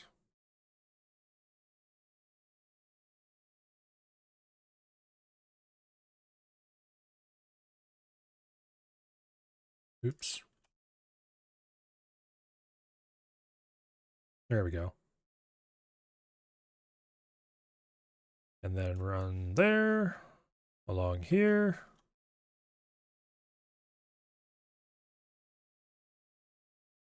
And into there.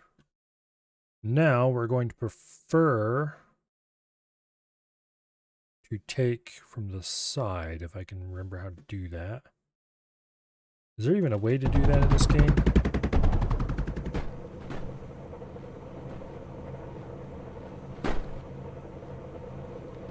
I put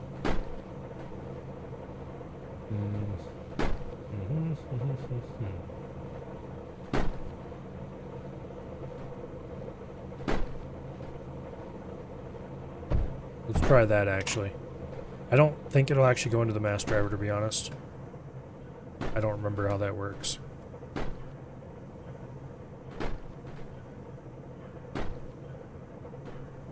Okay, well. Where should we hook this into? This should be hooked into the same circuitry. Yeah, there we go. Ah, this ran the wrong way. There we go. I'm reasonably sure that can't actually feed into the mass driver. Okay, it can't.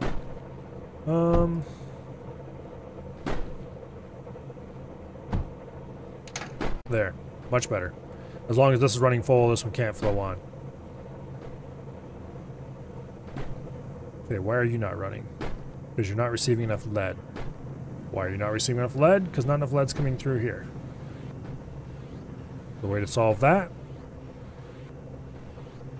is to run more lead line.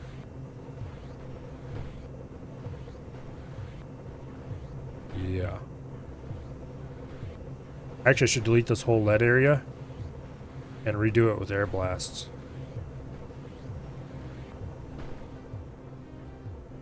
Okay, wait, where are you outputting to? There's nowhere you can output to. You can't put it into this clays conveyor. Yeah, this lead area is screwed up. Let's redo it. Okay, air blast drills. I love you. Okay, we can't quite put that there. We put one there, though. Maybe air blast drills are a bad idea for this particular spot.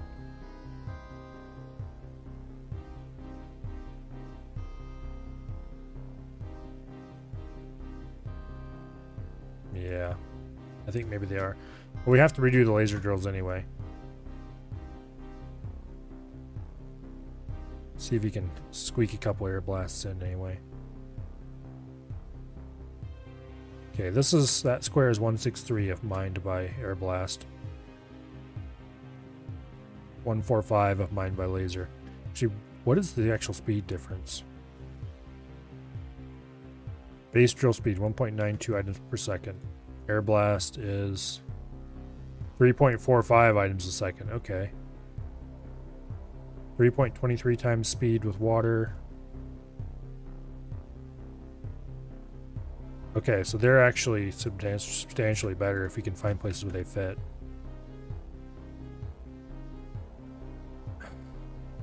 This corner seems designed to frustrate me, though. We stick one in there. And we fill the gaps with lasers.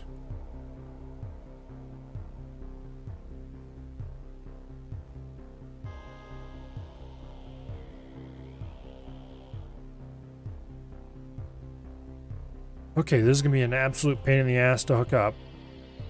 But if we can do it, it'll be awesome.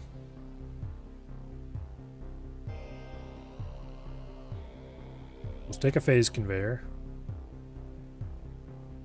And run it out. So that'll take this one and this one. But not this one, or this one. Okay, that's actually good, because these can be all handled on their own. So those two can go there. You can go there like that. Okay, now for water.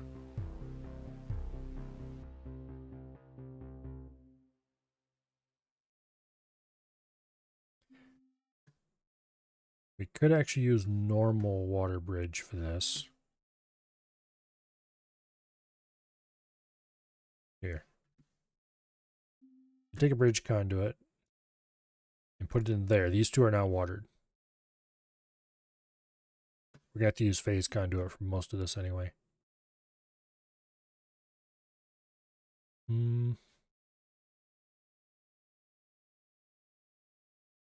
Actually, that works out really well. No, because we can't split off that. Oops.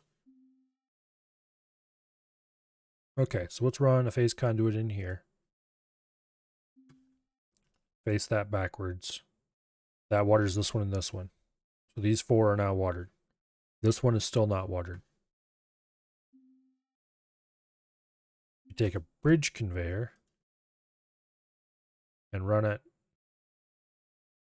not like that, but like that. Then we can put a liquid router here. Run that like so. Take a bridge conduit, run it into the liquid router. Put another liquid router there, and everything should work.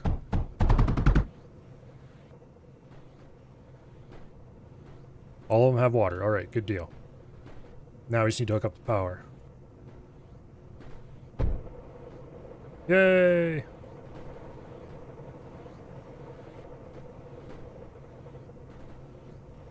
Now, the problem with this is we are producing way more lead than we can ever use in a million years. Or that we can transport on a single belt, I should say, not use. So, the way to handle this problem is to build more belts. Or more correctly, I'm going to run a phase conduit. Oops. Be careful about that. Don't want to cause any problems. Okay, phase conduit. We're going to run it from here to there to there to there. And here's where we'll grab a belt and feed into there. Okay.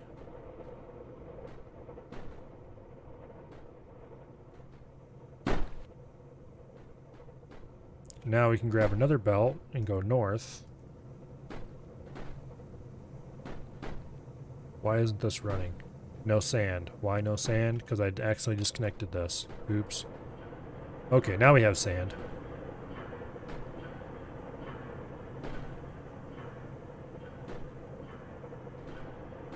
Okay, sand is on.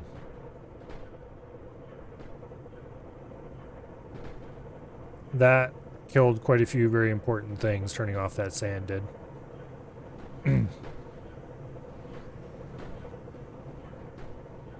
Okay, so we're going to need to run another phase conveyor.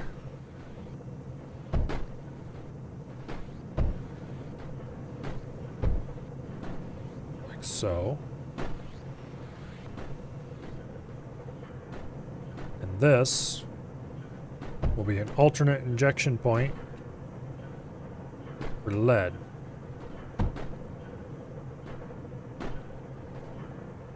Although I'm not entirely sure if I need that right yet. One way or the other. We now have extra lead flowing in should we need it. And we are no longer dependent on externally sourced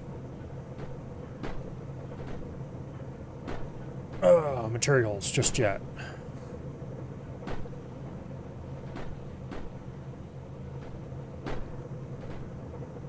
Just in time to keep us from running out of blast, because we are at 0 in the core.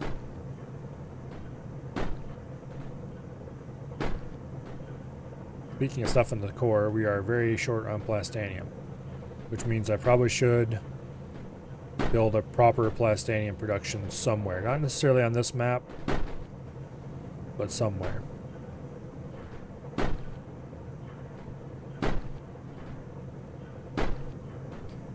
Okay, we're still short on lead. How could we possibly be short on lead?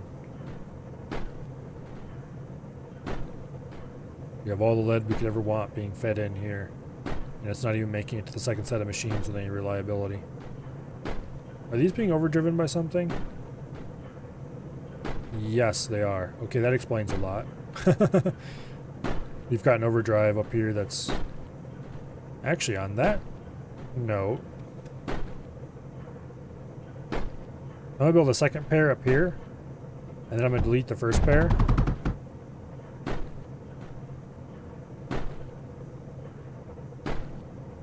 Because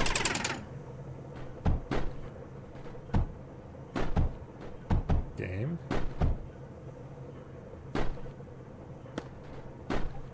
Okay, there we go. Because that way these are fully overdriven instead of just partially overdriven. And on that note as well, I'm going to redirect this a little bit. There we go. Now I'm going to run this lead right in here. And merge it there. So that we can get more lead being stuffed in.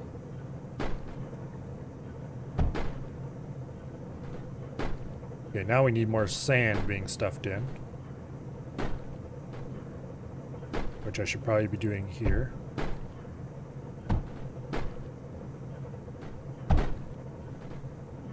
Oh, no. Bad lead.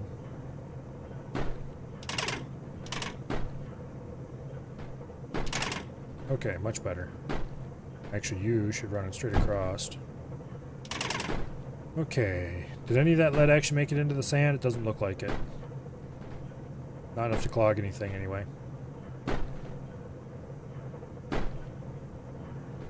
I'm surprised. Just 4 of these pyrite mixers are producing enough to keep up. I guess Blast must not use very much of it.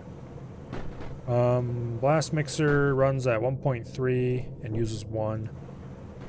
This runs at 1.3, produces 1. Okay, so yeah, we need the same number of these as we have in blast mixers, which we currently have. Nice.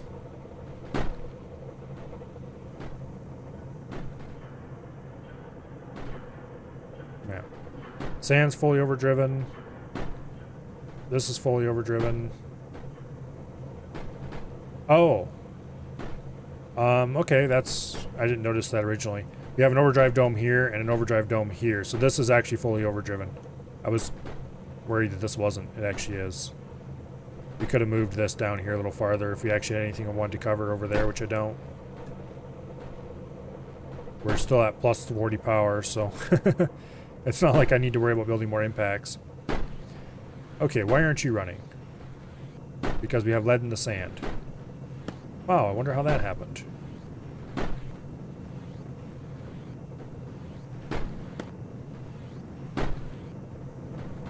Actually, I do wonder how that happened, because this up here should not have caused that problem down here.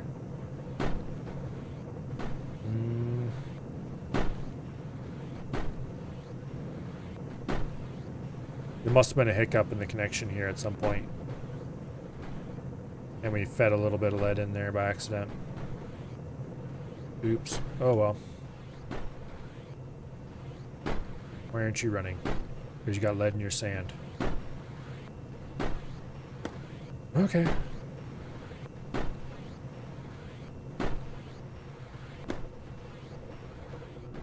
Perfect. I'm going to go ahead and save this processor.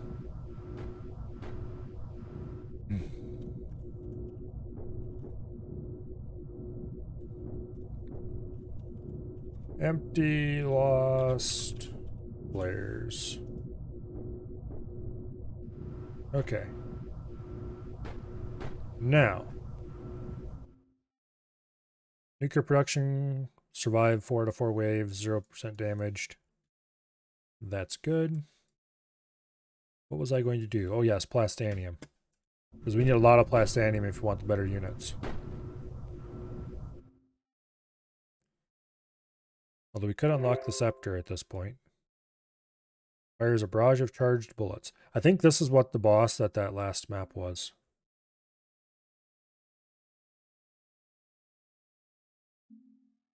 Maybe not. No, maybe not the boss. The boss is escorts. Okay, we're a long ways away from unlocking anything else. Although I can buy the Terrative Reconstructor. The Rain fires a barrage of massive piercing bullets at all nearby enemies.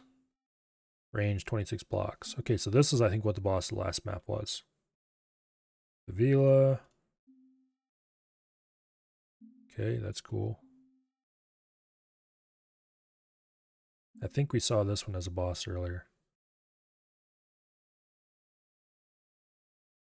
The Oct.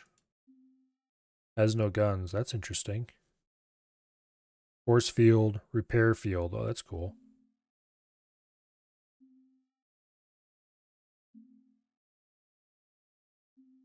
Okay. Huh.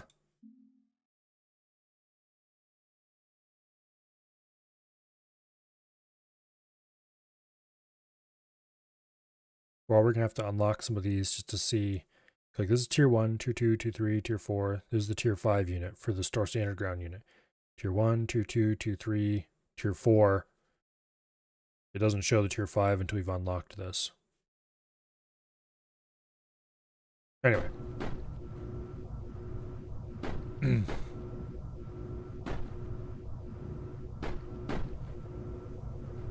So. I don't think this is a good place to do more production of plastanium, so let's go somewhere else and do that. Tar fields might be a good choice. We do have some unused oil over here. And space around it. The problem is I'm not sure if we have enough. Well, we can make more, I guess.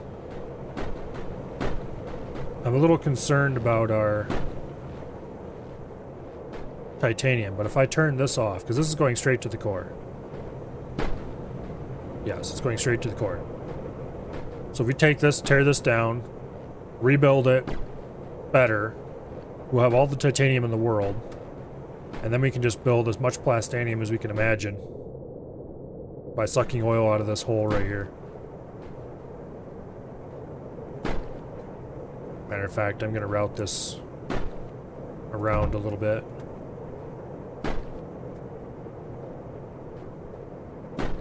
Okay, yeah, that's a terrible decision.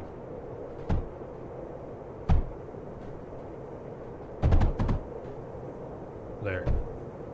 That should make it a little easier to put the big boy pumps on this oil.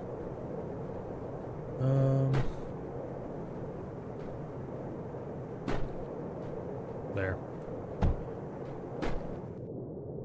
Okay. So that's going to get a lot of oil per second. We'll just cap that off to prevent it from just spilling everywhere. And of course we could overdrive it to make it go even insaner.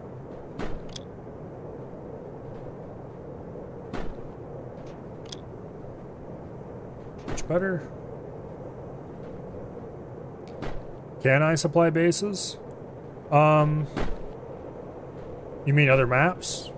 Because you can send resources between maps if you want. Matter of fact, that's what's happening right here. All of these are currently launching their resources to Impact 0078, which is the map we were just at.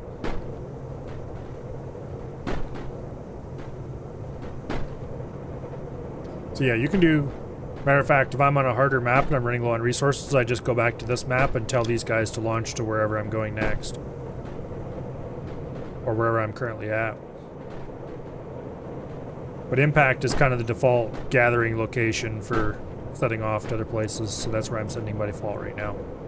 I kind of should order these retarget and not launch anymore. Okay, you can't target them at ourselves. So I'd have to actually turn these off in a more advanced way. Which wouldn't actually be that hard.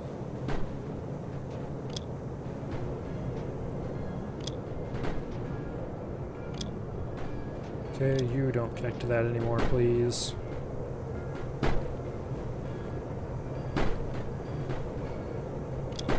Alright.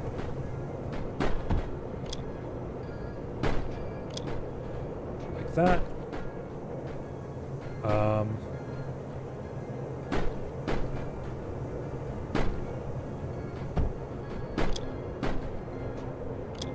Do like this. Okay, that new content unlocked thing is a lie, by the way. It kind of isn't, and it kind of is at the same time.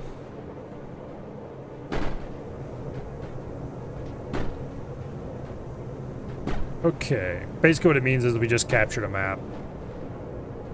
Captured, as in the enemies gave up and left. Let's turn that off. Go ahead and build a surge tower out there. We'll leave that connected like that just fine. Yeah, you know what? We don't want a surge tower. We can do this just fine with a normal one. Okay. So the current only connection to the grid is through here. Actually, this was a terrible decision. Would you people get out of the way so I can see what's going on? Okay. Let's build a surge tower here. And we will put that surge tower to their connection and that connection. And then you can disconnect. This is our last connection to the grid right through there. Now, I think I have a schematic for this. Power switch. Here we go.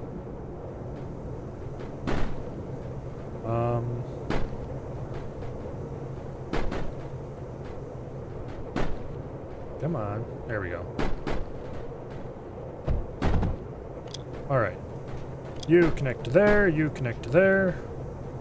Power switch on. Rockets launch. Power switch off. Rockets no launch. And we will stop sending random resources off to their doom. More importantly, we'll have resources available here to build with.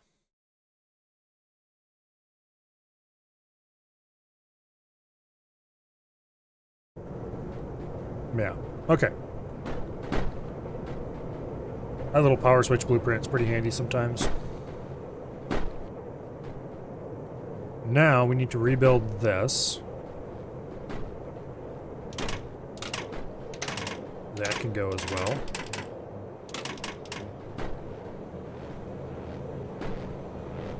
Okay, I am not currently overdriving the impacts, that's fine.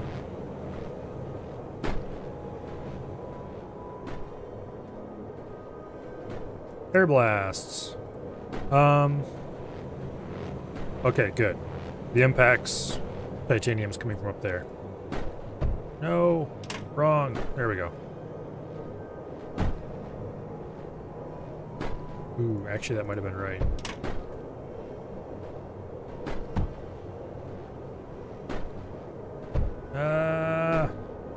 I wish there was a way to blow these things up. Okay, I need to decide if it's worth saving those 2 blocks. If I save those 2 blocks, or if I give up those 2 blocks, I can recover this block.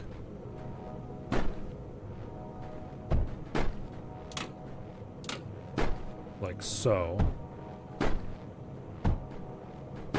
I think that's probably actually the better deal here. And then we're going to want to water these, of course. So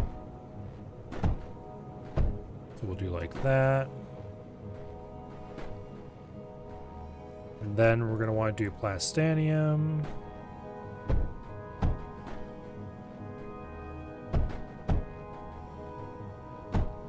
Like so.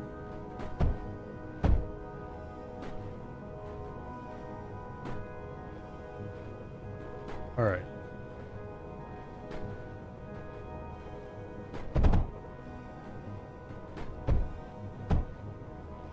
I like this. Plastanium is probably a total waste here, but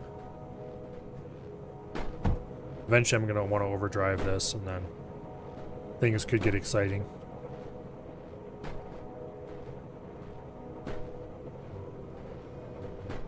Oh, let's send all of it actually this way. Yeah. If need be, we can launch it from a different location.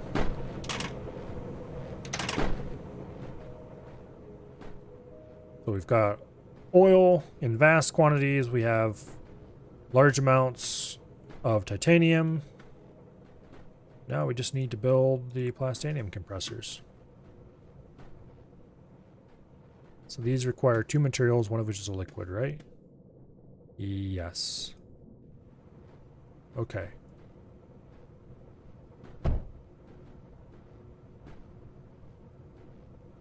No, that'd be a bad idea.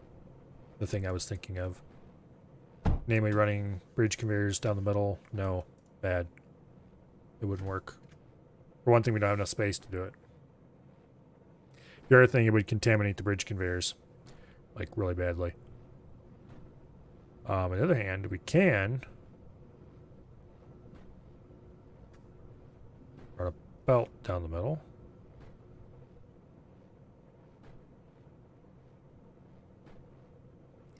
The question is,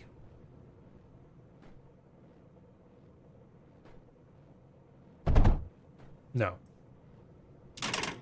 What we want to do here is do yield standard 2 input style. Oops. Okay, I'm not sure how many of these we can fit on one line before we run into throughput problems, but And then we run the liquid down the outside. However, instead of doing 2 inputs, we do one as the input and one as the output. Which means we don't actually need underflows there. We can do like this instead. And these can be armored conveyors. I guess we can do the whole thing like this. Oops, no, that has to go that direction. Oh no, wait, those do need to be... Ah.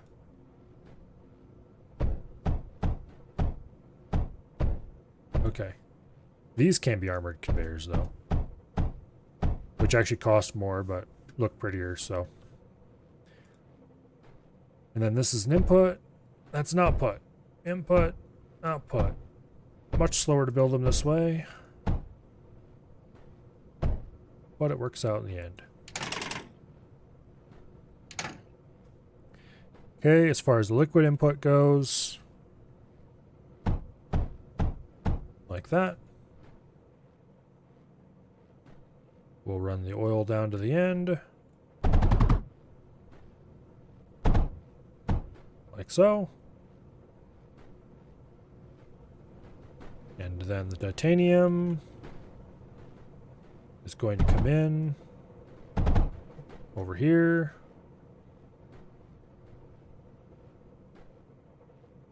And be injected there through a standard overflow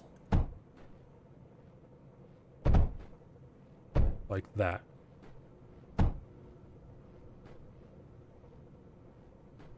All right.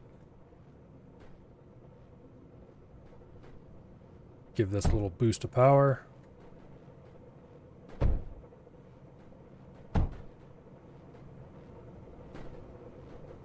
Okay, we can put it here. All right. That should start generating plastanium pretty quickly. And we need to run this somewhere, anywhere. It could be shot to the core via mass driver. So that's probably as good a place as any. Then we'll build a mass driver relay pair right here. Why are you no functioning?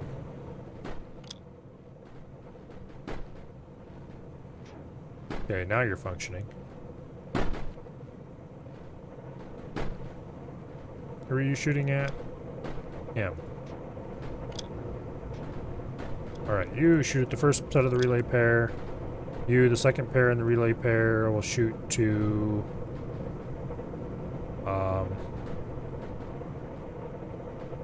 tempted to shoot at this one as well. Because this one isn't receiving very many items. It can't transport very many items either. But that is a fixable problem. Yeah.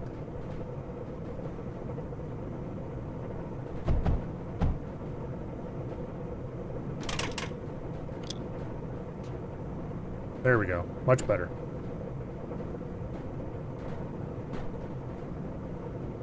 Much better indeed.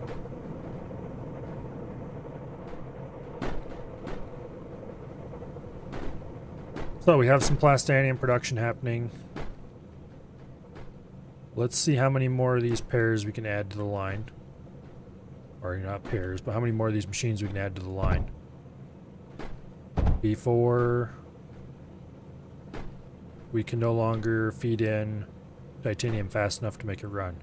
At which point we have to split the line and do some fun stuff to make it work.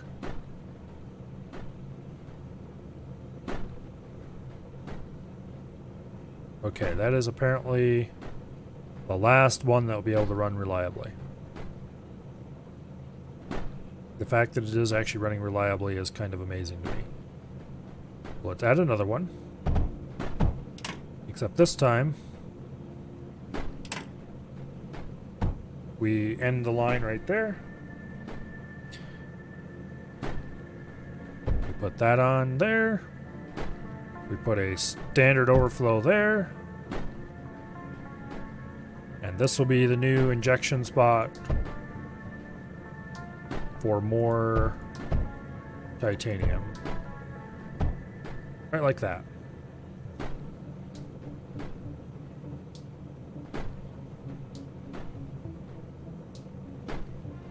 Okay, let's go ahead and build this, what we need to build off to the side here.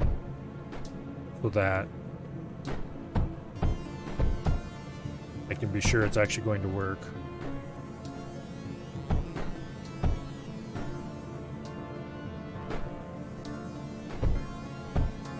Okay.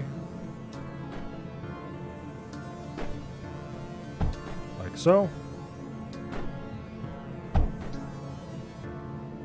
And set these to all titanium. Technically they could just be set to nothing, but I prefer to set it this way just in case it gets contaminated. The contamination stops more or less instantly. Okay. That fills another pair quite neatly. Or not pair, but oops. Okay.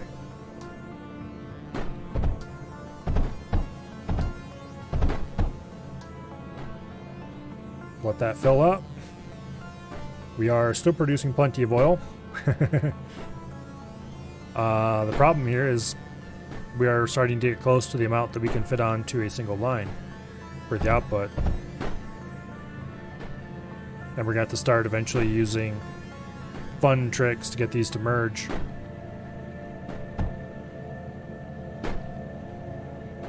Like that. Okay. So the first one powers almost 6. And the second one powers less than that. Because we are not producing enough titanium to make it run. Okay. Well, there's a solution to that, and it's called building an overdrive projector right here.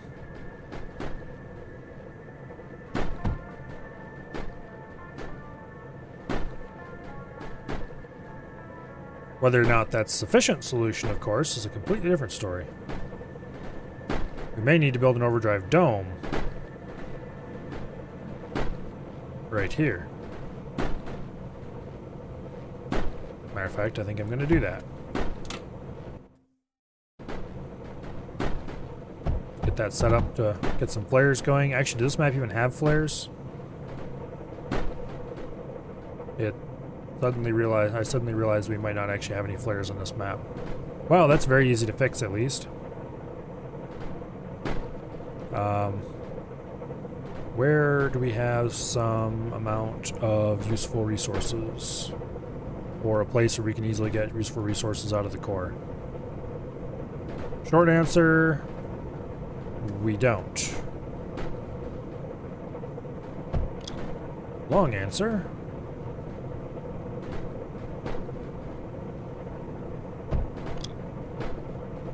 is that it's not that hard to do. Let's base conveyor. No, don't hook to that piece of crap. There we go.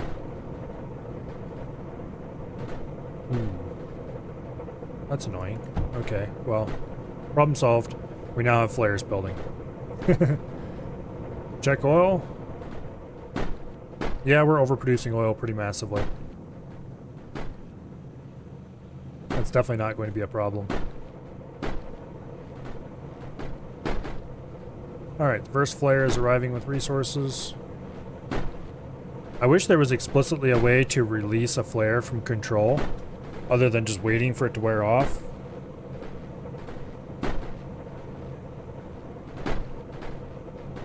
But as far as I can tell, you can't. Anyway, overdrive dome was on. We're now producing all the titanium in the world, which hopefully ends up being enough.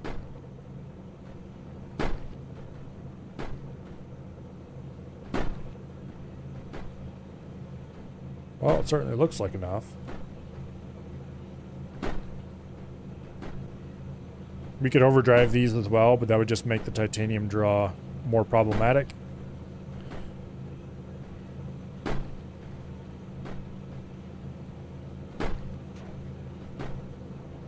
I guess we could wire more titanium into the system, but it doesn't seem necessary. Okay, let's delete some unnecessary overdrives then.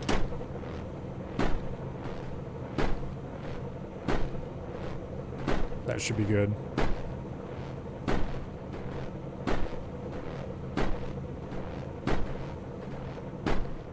Alright, how much power do we have? +7, okay.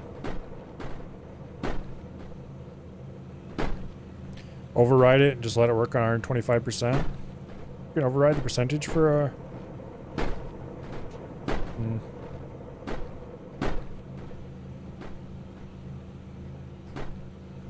Yeah, actually we could overdrive these a little bit. As long as we overdrove the... Yeah, let's just put a basic overdrive projector or two here. We got to put them over on this side to make sure we overdrive the belts as well, though. Okay, so we put one there and one there. That'll give them a solid 150.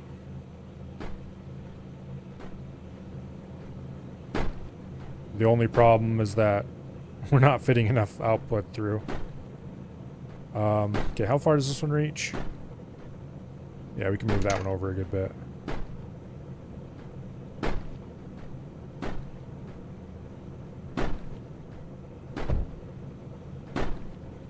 Okay.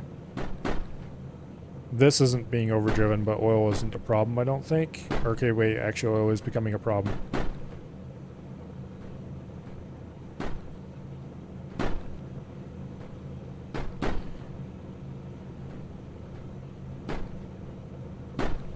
Is oil a problem simply because the conduit can't carry enough?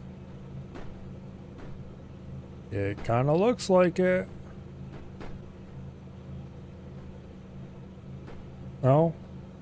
No, it's holding its own. Okay. Because this conduit right here is the most problematic one. And it is holding its own. Okay, these last couple aren't receiving oil. But you know what the cool thing is? Oil doesn't care which way it flows. Quite as much as other stuff does.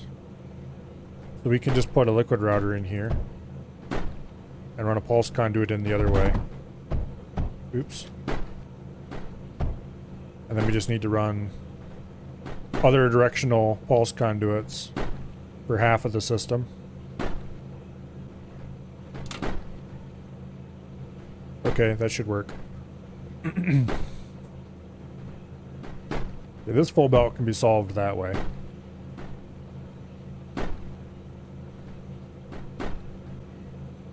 And that starts generating more full belts going back down the line.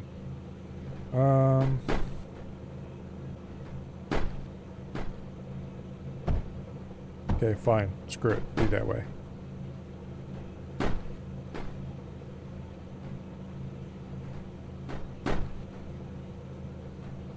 Yeah, I mean, well, it's hard to tell if it's actually piling up. Because this one's never quite filling.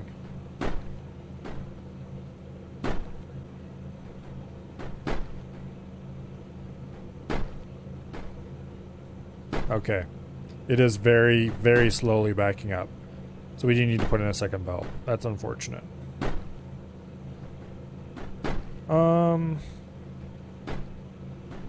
I think the best way to do that would be to bridge conveyor across. And then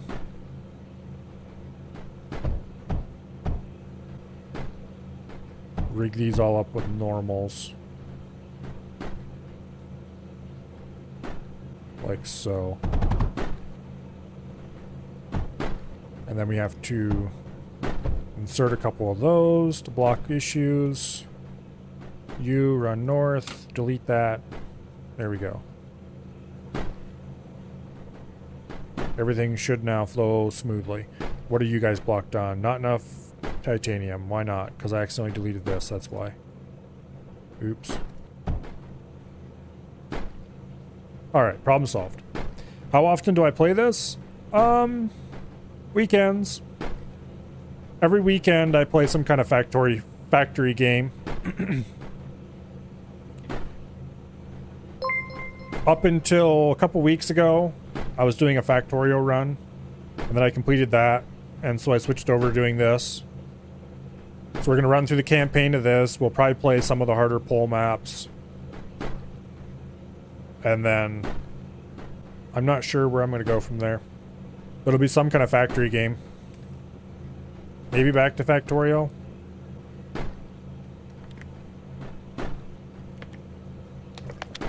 You have a good plastics game if you want it? Nah, I'll just figure out my own. If I really sat down and wanted to optimize this, I could do something a lot better than this one. This is just kind of something that will work. Speaking of which, we're actually throwing away a plastanium. Oops. Let's go ahead and do some research. What do I want to research first? Let's research all the tier 4s before we do any of the tier 5s. So there we go. That's as much as we could afford.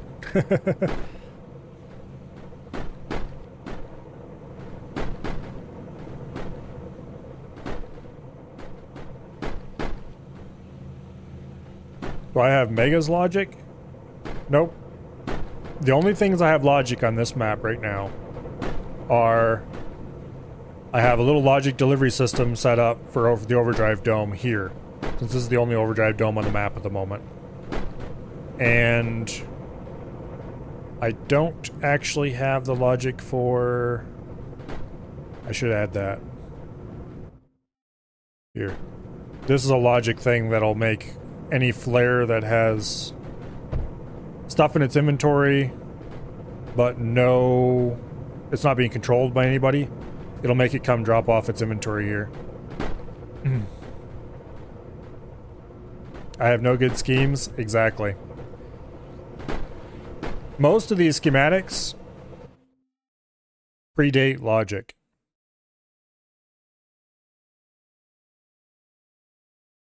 Just flat out, they predate logic. This one obviously doesn't. This one's new. Actually, this isn't even useful. This is just kind of a chunk of code that I can modify to do various things more easily. This one's new. This one's new, but it doesn't have any logic in it. These bootstrappers predate logic. This is new just for this run.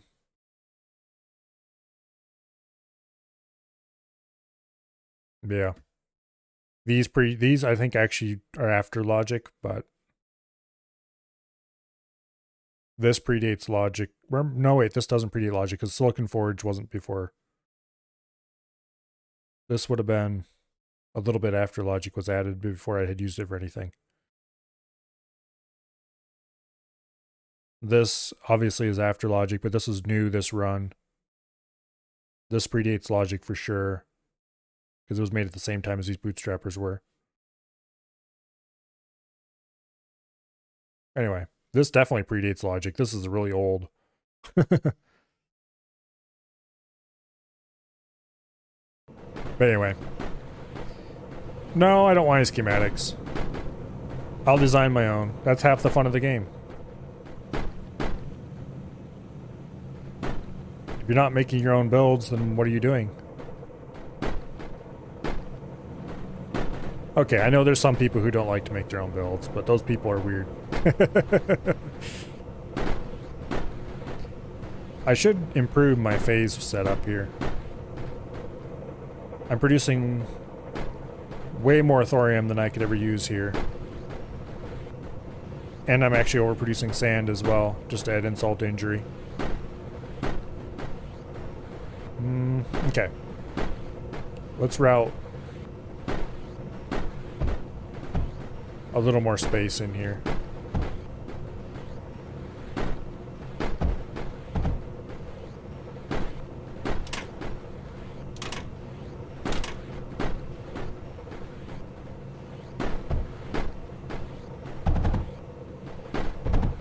we go.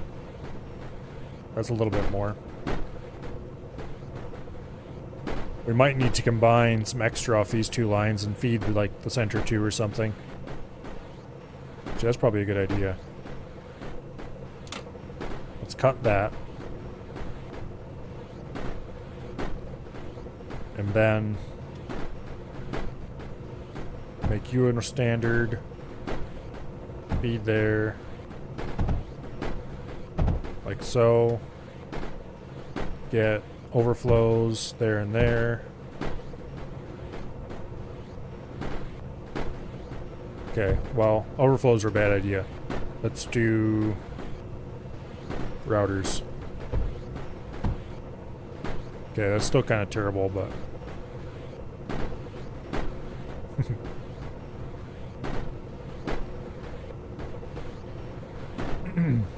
you're working toward global domination, currently 3/4 of the way there.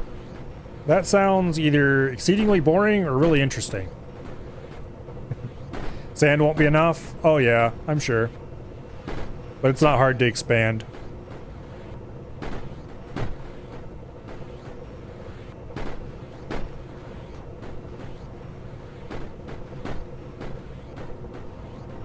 Okay, what are you waiting on? Sand, probably.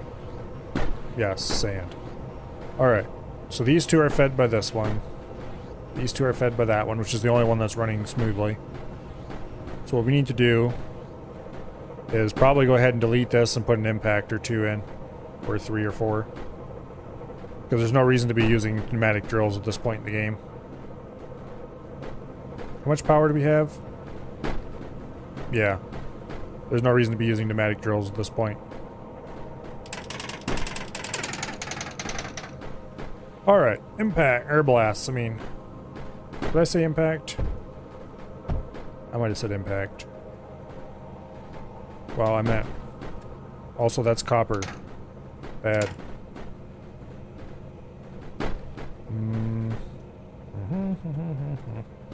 Okay, you can go away.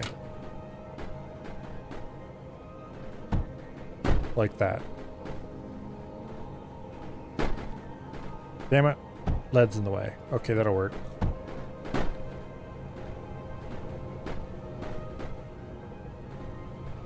Let's feed sand into the system. We're probably going to have to hook this up to something faster.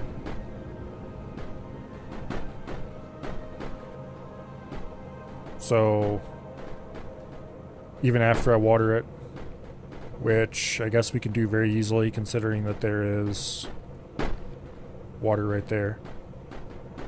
No, rotary pump, there we go.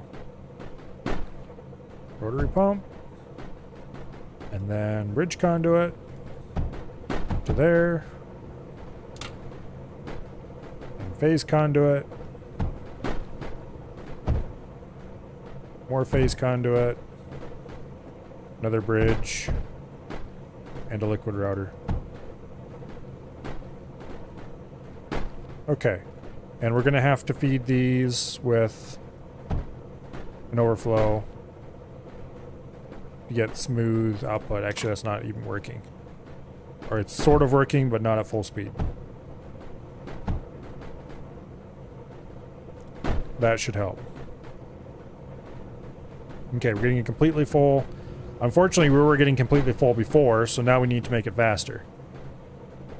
And the way to do that is to probably actually replace this line with phase. That's the easy, lazy way to do it.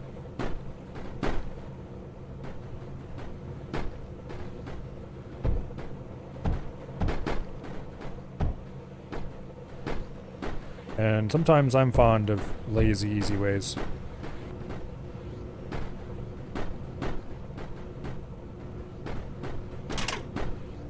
Remember correctly, phase has the same throughput as 3. Something like that, titanium belts. Once upon a time, so many years ago, I tested all this. Spent quite a lot of time throughput testing, actually.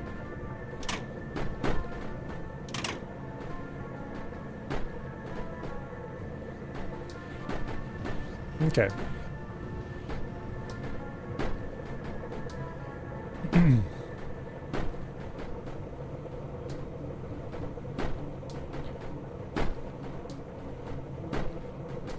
Why the break in the junctions? The break in the junctions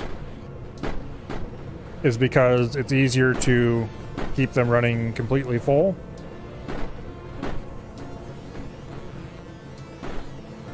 Because if I was just to feed a single line into here, it wouldn't be enough. And if I try to feed multiple lines, I'm pretty sure the junction overflow lines no longer haul more than a single titanium does. Don't remember for sure though. They might haul more. Actually, I should probably rerun some of that old throughput testing to make sure my memory isn't playing tricks on me.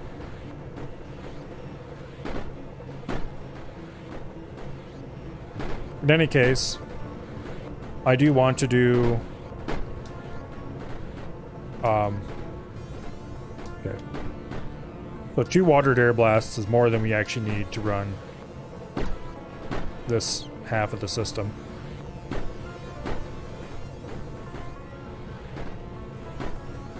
We could probably run the whole system off those. Let's actually try that. Okay, let's delete all this crap.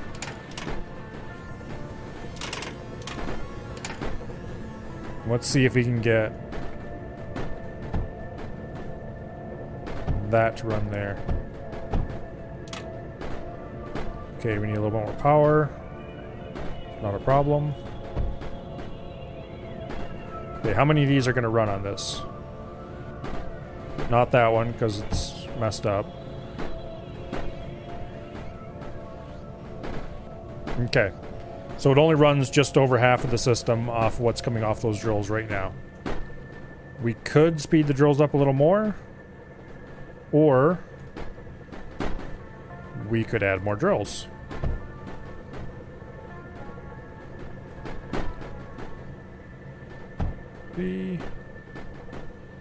Like so. That's running full. Yeah, it is a throughput limitation on the system.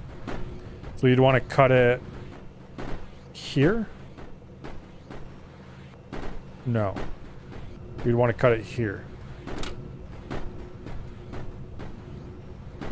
And then run... Let's just do armored conveyor for ease of access.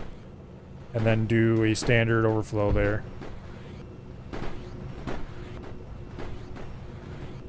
And that should be able to power the last 3 more or less.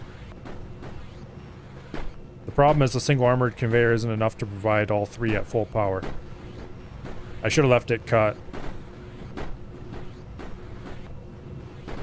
Yeah. Let's recut them.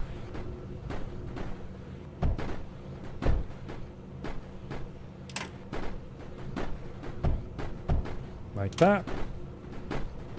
And then we do an armored conveyor from here to there. Then we do a standard conveyor from there to there. And that should run the whole system at close enough to 100%. I may need to add another air blast. But at the moment it looks like we're actually providing more than we need. Let's just go ahead and delete this. That frees up a lot of space actually. Okay. This isn't quite getting full sand. But the downtime is very short. Okay, why isn't it getting a full sand? Because we're not quite running this at absolute max capacity. Actually, we are. But max capacity for these is not quite enough to keep 3 belts running completely full. Would you idiots get out of the way so I can see what's going on? Yeah, get over there. Just, I don't care where you go, as long as it's not in the middle of my view.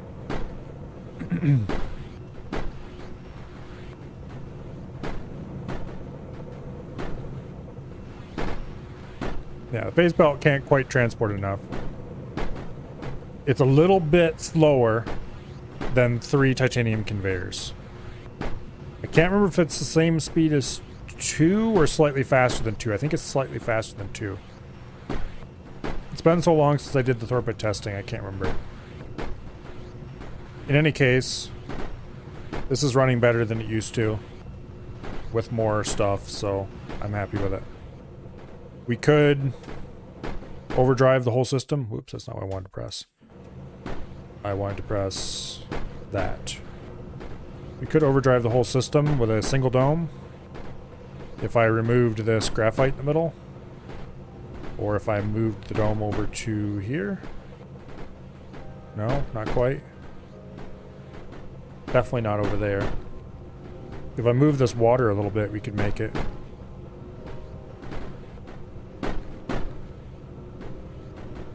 That's actually really tempting to do that.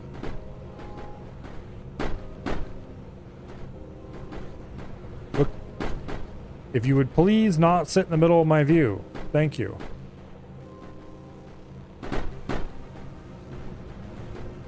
Okay, let's move this water up out of the way. Let's get an overdrive dome in there.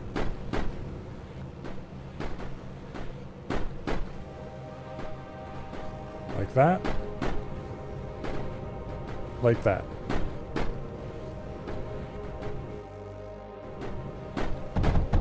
There we go. Now we just need a couple flares to arrive and this should all start zooming. That'll also increase the coal speed, which is fine because we are massively overproducing coal at the moment.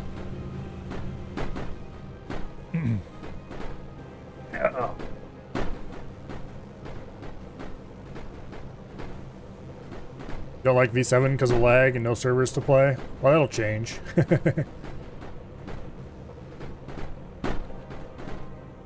November 11th. I can't wait.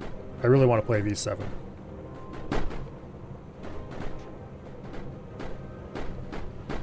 And I don't want to play it before it's ready. Okay, so we're not quite getting enough coal through here anymore, but that's fine. Because who cares? And this is definitely not receiving enough sand anymore. Our phase conveyor is not affected by overdrive.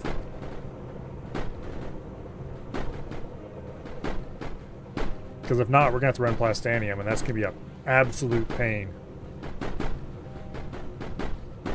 How would we even get plastanium through here? You can't cross them.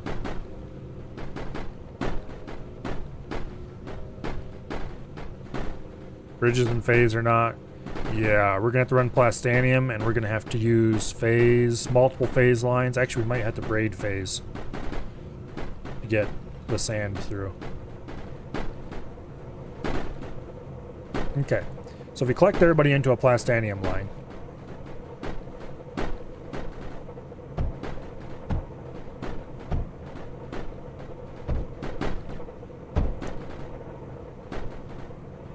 Like so. And then we're going to have to braid some phase lines through here. Fun, fun.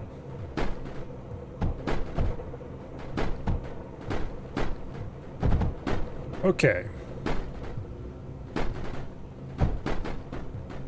So, braided phase lines. 2 or 3. Well, first of all, let's clean up some of this power mess.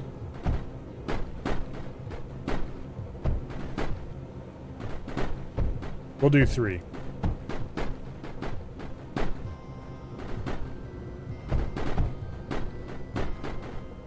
Okay, you connect to there. You connect to middle. And you connect to the bottom. And you connect to the top. And you connect to the middle. And you connect to the bottom. And then we delete this mess.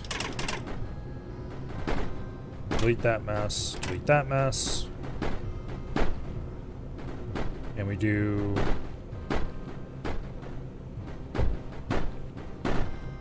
a line there, except we need to use an armored conveyor for the corner. Like, not like that. Like, not like that either, actually. There. Okay. You will we'll bring out of here. And then armored conveyor there. And then we need to run an armored conveyor down along here. Well, it doesn't need to be armored in the corner there, but it does here. And into there. Okay. Now, you need to go like that. The middle one is not receiving anything because it is not connected for some reason. Oh, the middle one's accidentally connected to the top one instead of the middle one. There we go. Much better. Okay, we need to fix up this little hitching in the middle periodically. And the way to do that is to actually put a vault in here and feed it into the vault and unload it with unloaders and... Yes, it is research time. Yay! Corvus. Fires a massive laser blast that damages enemies and repairs allied structures. That sounds a little powerful. Range 59 blocks. Yes, please. What's the range on a foreshadow? 62. Okay, so that can't quite reach a foreshadow, but that's getting pretty close. That's the longest range unit I've discovered yet that wasn't a ship. It's not this map, but there is another map where we can actually start producing those right away. Okay, what is the problem here? We're not receiving anywhere close to enough thorium. That's what the problem is. Well, this needs to be upgraded to air blasts later. For the time being, let's worry a little bit about smoothing the sand production out, which we're going to have to do using the annoying, much hated vault method.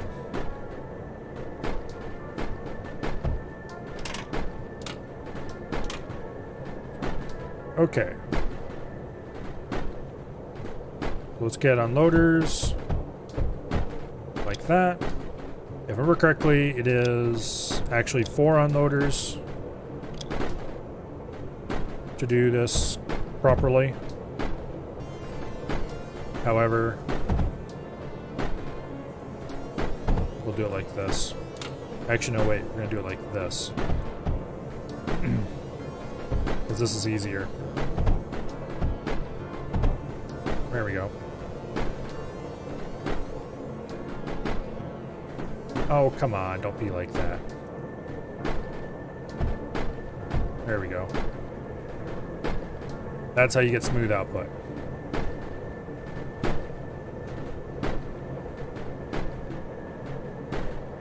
Okay.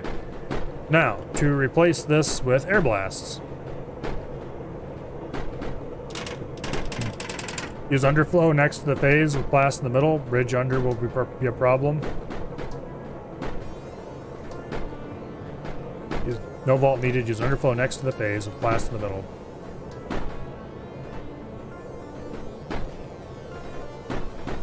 Don't know if that's going to work.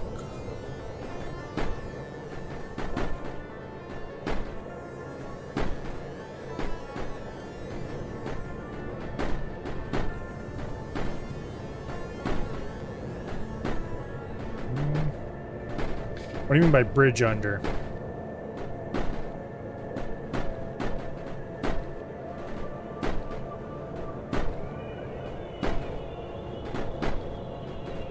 Yeah, I'm not sure what you're talking about exactly, I'll be honest.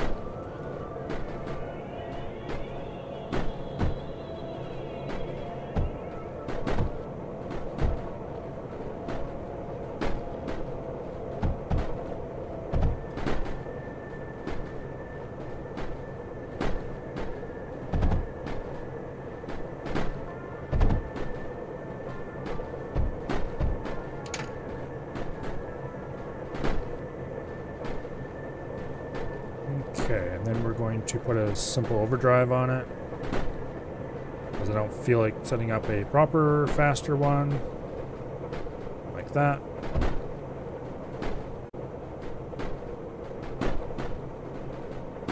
Yeah, because that overdrive definitely does not reach.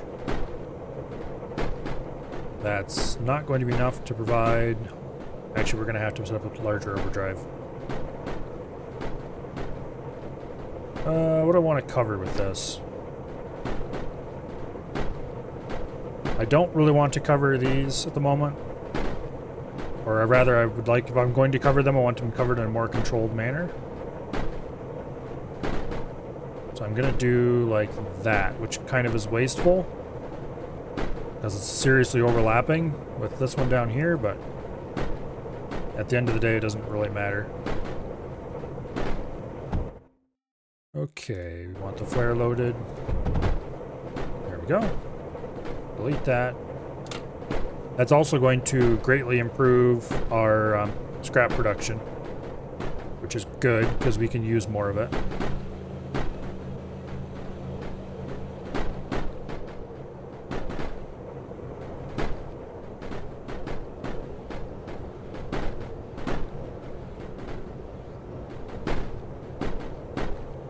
Okay.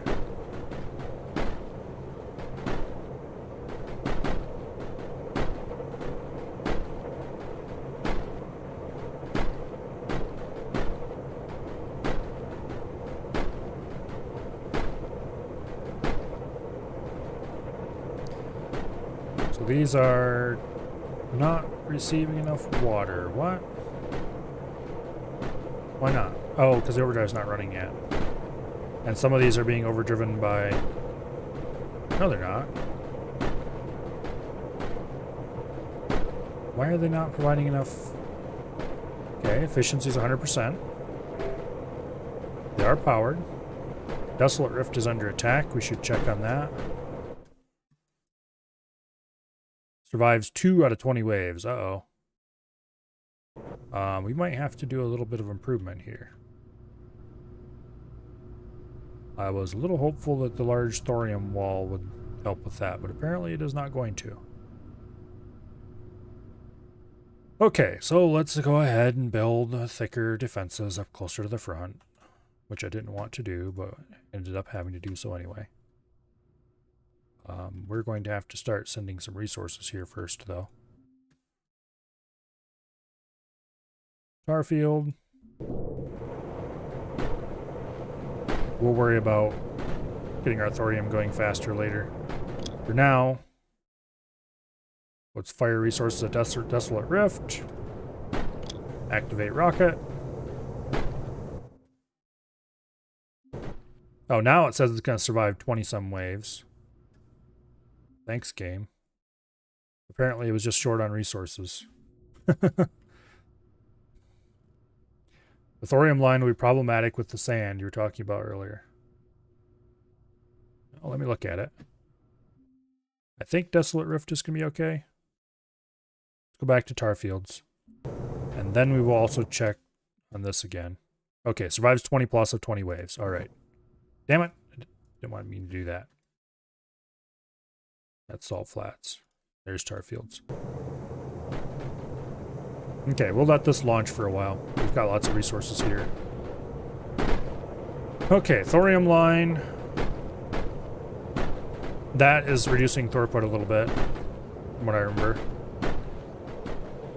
That is also... We'll see if this is going to be enough. There shouldn't be any crossover. So we don't have to worry about cross-contamination.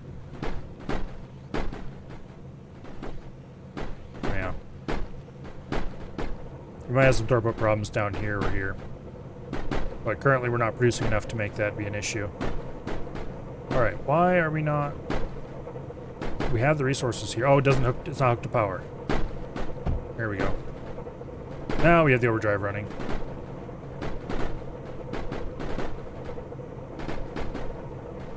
Suddenly, the amount of scrap coming in greatly increases. I should make these air blasts as well later.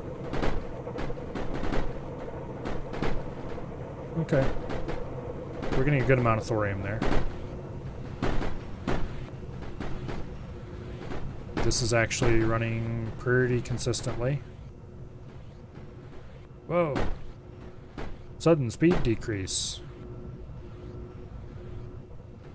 Are we having a power problem? Yes, we are. Uh-oh, the impacts died. Okay.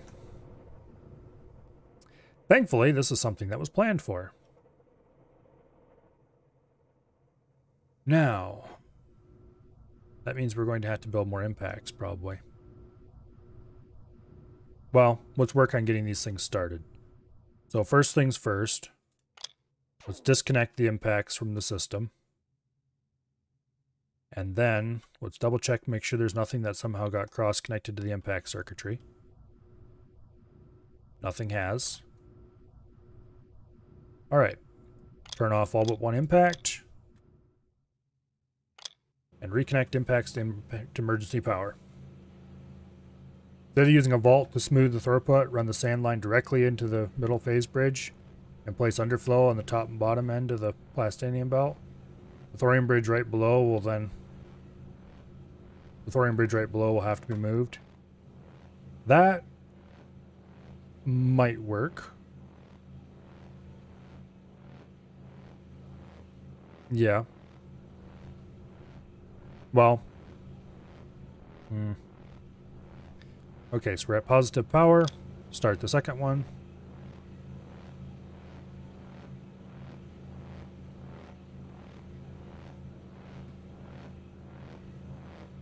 Once we hit plus 3K positive power, I'll start the third one. Third impact starting. Okay, how negative are we at the moment? Negative 37K.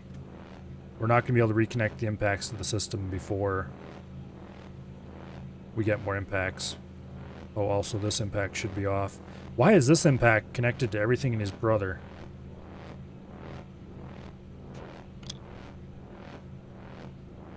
Okay. These things should only be connected to themselves. Oh, no, bad. Okay, there we go.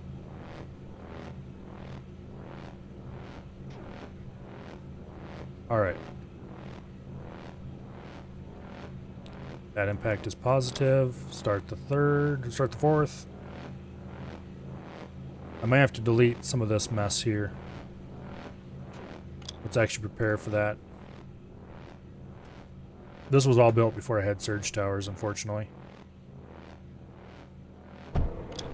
Do not connect to that. For that matter, do not connect to this either. Okay. Let's disconnect that.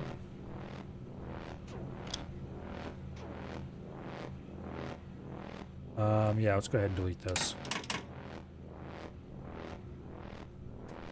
We'll build another impact right here.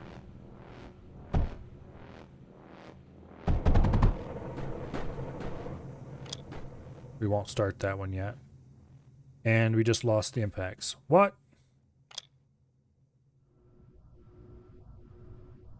Oh, cross connections. Stop it with your cross connecting.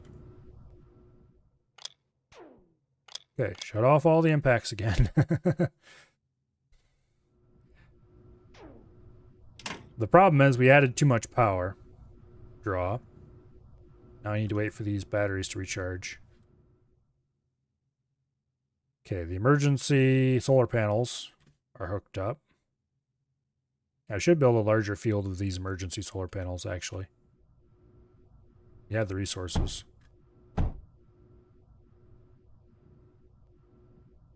Not that they really provide that much power, but every little bit matters. Okay, how much do we need to start an impact? I don't remember. We're at negative 13K right now. What?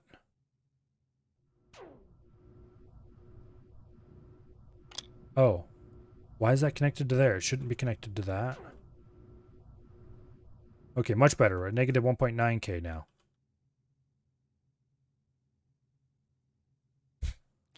As if that can be much better. But anyway. Yes. I'm going to go for a start. Wait, that impact was already on.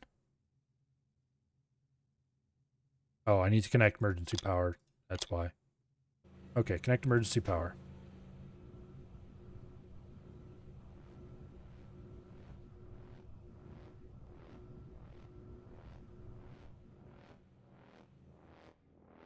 I'm going to have to do some fancy power redesigning here.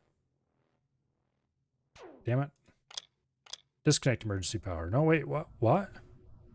Why did it fail to start? Oh, because we're out of cryo. Uh-oh. Okay. Clearly, I need to build a power node here. Oh, we're out of cryo because we're out of... Damn it. That's a pro. Okay, we need to reorganize our power network. Big time. Because there's a lot of things that are interconnected to each other that shouldn't be. Okay. So this... Let's figure out what all supports this system. This is lead incoming from who knows where. Who is firing at this? This guy is. So the lead mining happens over here. Also, are we currently at 0 power? We are currently at so massively negative that there is no restarting anything. Alright, that's fine. That's why we have the solar panels over here, to keep the batteries charged in emergency. Okay, so we're going to need some amount of emergency lead to run this system, which we currently don't have. However, there's an easy way to set it up. Let's go ahead and set up a... we'll do this later. For now, I'll just go grab some lead, place it in a container. Ta-da, we have lead.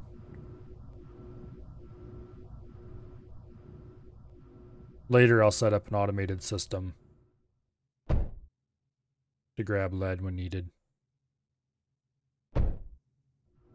Okay, we need a loader. You output lead. Okay, there we go. We've got some emergency lead. So this is an important support infrastructure for the system. Could you idiots please get out of the way so I can see what's going on? Thank you.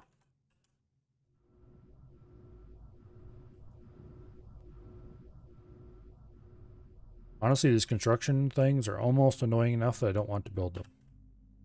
Except when I build something big and that takes a long time and then suddenly I really like them. Use an RTG to make some power?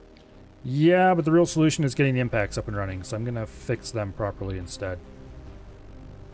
Okay, these pumps are not important to the operation of the system. Except they actually kind of are. This one is. The rest of them are not. So disconnect you, please. There. You should connect to that. We basically want to make sure that we have a power network whose sole purpose is to run only the things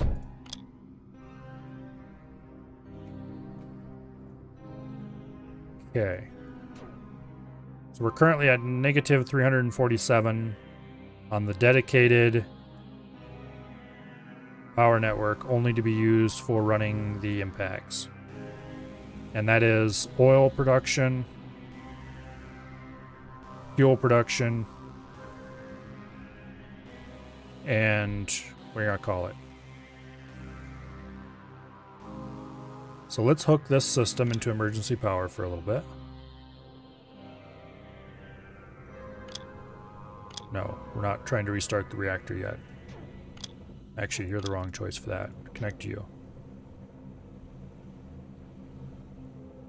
Why is this even here?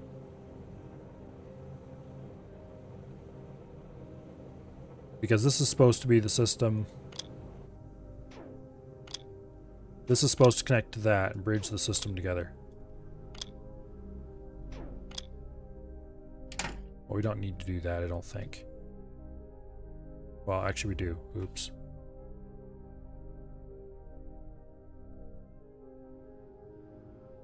I should set these all up on switches. Okay, so this is connected to everything except the emergency solar that is impact related. Also, Yes, that is connected to the impacts themselves, which is fine. Connection is through here? Why did I do that? Sometimes I'm weird. Let's actually turn that off and connect. That's the impacts are already connected through here. So that's fine. Okay, the batteries are full. You can go away. Okay, so that turns on everybody and gives power to the impacts. At this point, we just need to go get more lead.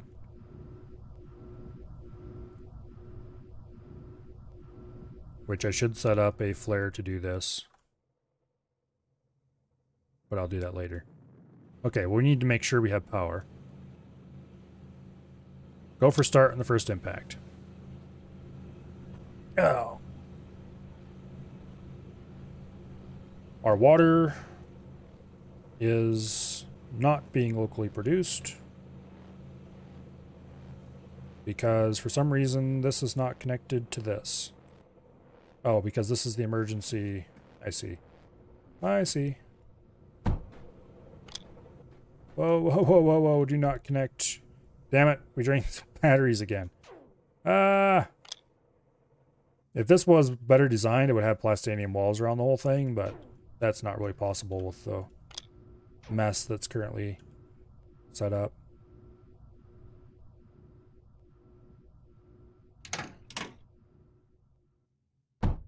Okay. You connect to there. And to there. And, well, that's unfortunate. Okay, that's why I had a large one there.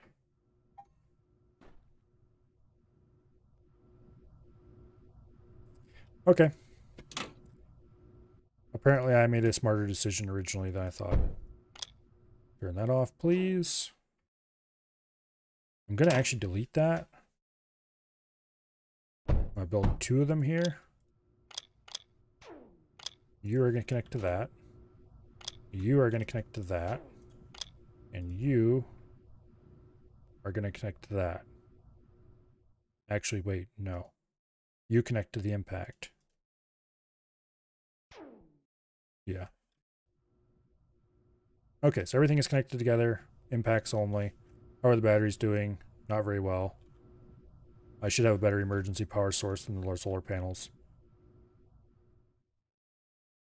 But I'll deal with that later. Okay, we're at 16K power. I am going to attempt to connect to main power and see if we can boot an impact off that. We can't.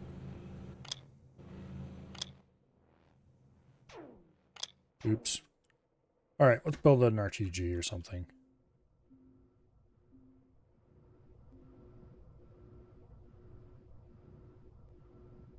There's no thermals on this, is there? I really don't want to build an RTG.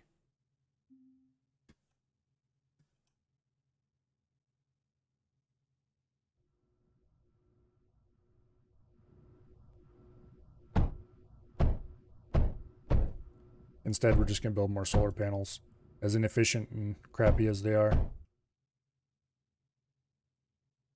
Okay.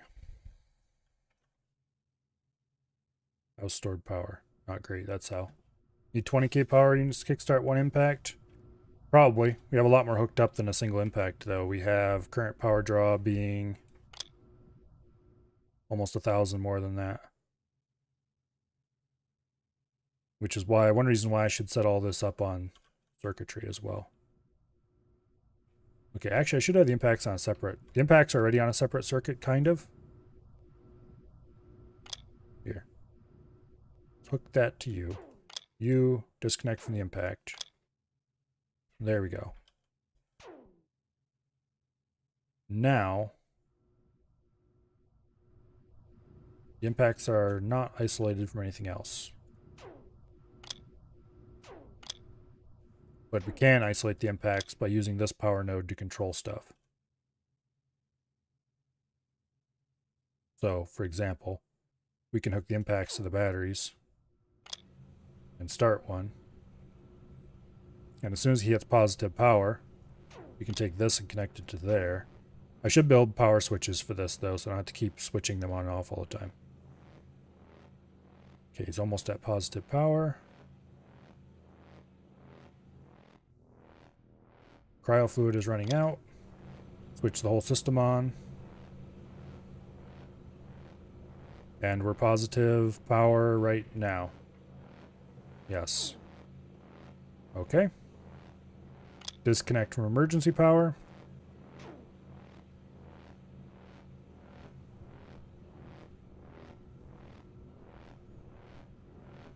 All right. The reason why it's important to disconnect from emergency power early is in case I screw this up again. I want to have full batteries. Thank you very much. We are go to start the second impact. And I am going to start building some power switches. We have this power switch.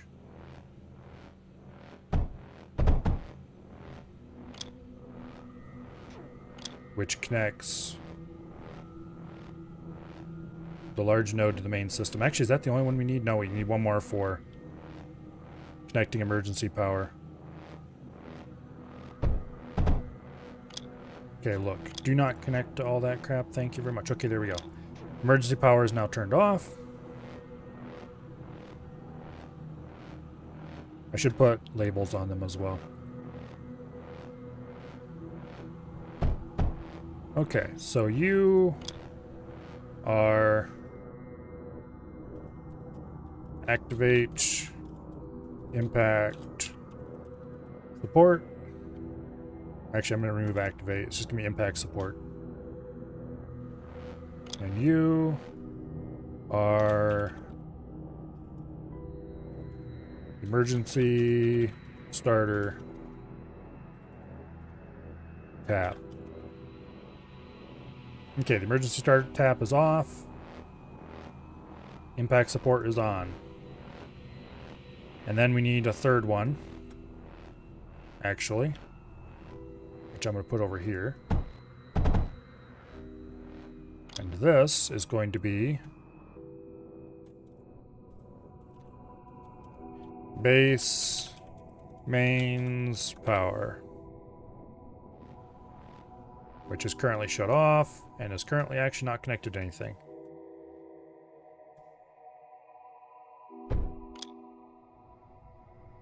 You can disconnect from there and connect to there. Ta-da! Base main power is now available. Alright. Damn it, the impacts died. Why? Because they ran out of fuel. Why did they run out of fuel? Because we ran out of... Okay, fine. It's high time we set this up anyway.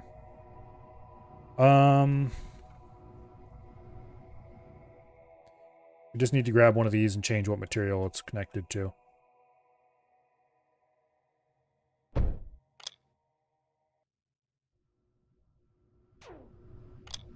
Okay.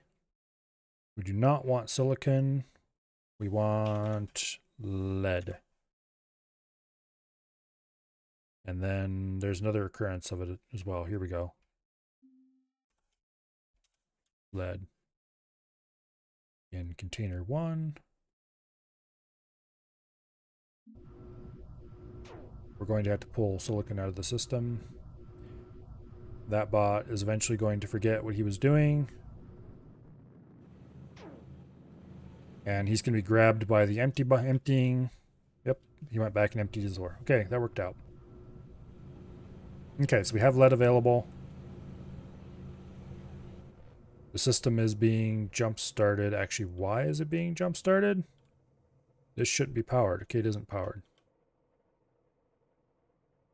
Alright. So we're going to turn on the emergency power tap.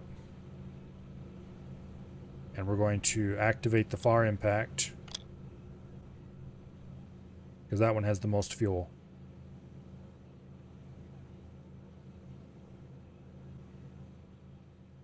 Okay. Activate the second farthest impact.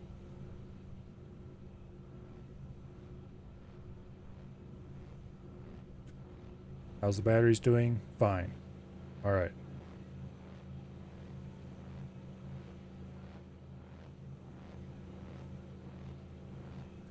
As soon as the impact spools up, we'll turn off the starter tap. It needs at least 1,000 power to run the rest of the impact support. Okay. Power tap is off. Impact support is still on.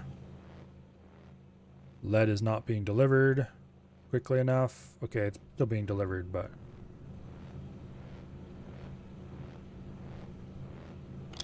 Start the second impact. I'm going to take a copy.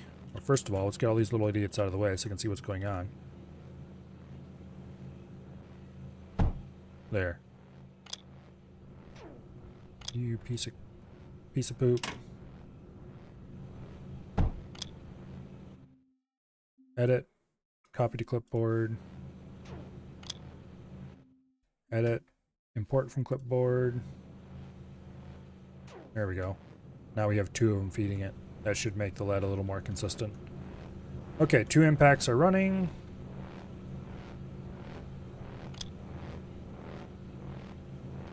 This one has no cryo. And it's not going to get cryo because weirdness. Oh yes, this isn't hooked up, that's why.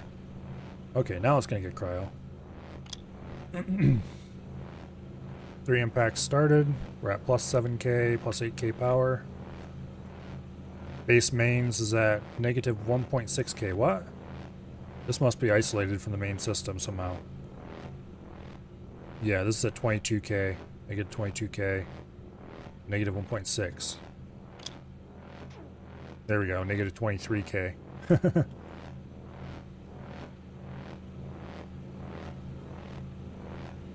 Meanwhile, plus 12k. Going for start on 2 at once.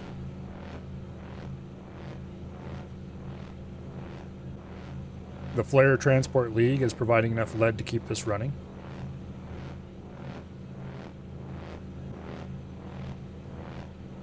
We're at positive 13k and the impacts aren't finished spooling. Starting the final impact.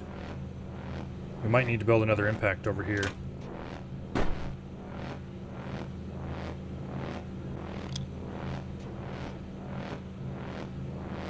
Is it just me, or did one of these mass drivers just fire? They shouldn't have had the power available to do that. Okay, we are at positive 23k, 24k. We can turn on base mains power at this point.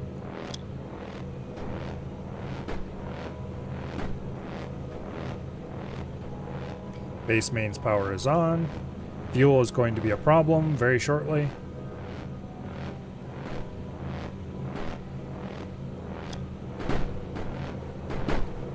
We're at negative 10k, base mains power turning off. Oops. Meow. Okay. Some parts of the base were disconnected, which it looked like we had more power than we did. Plus 34k, negative 24. Let's turn base mains power on. Okay, we are at barely positive power. Batteries are charging.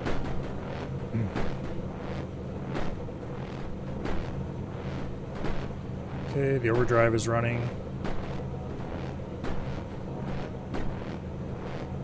We are finally receiving lead here. Fuel is barely enough. Looks like we are stacking up a little bit of fuel there, but very slowly. Okay. Note to self. We need to build more blast and pyrotite production.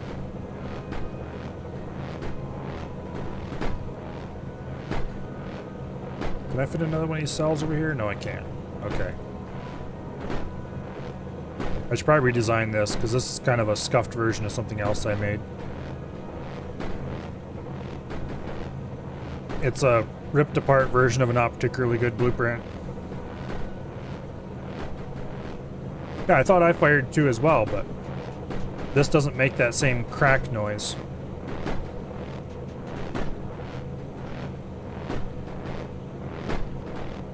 Anyway, the impacts are back up. That's all that matters.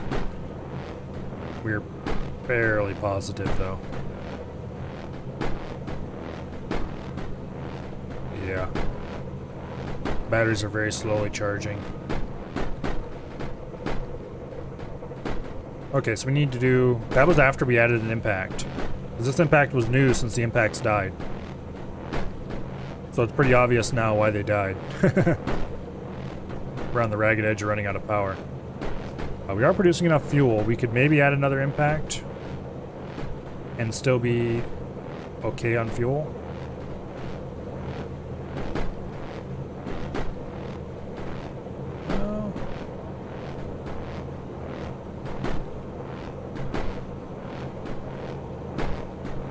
Okay, we don't want to copy that one.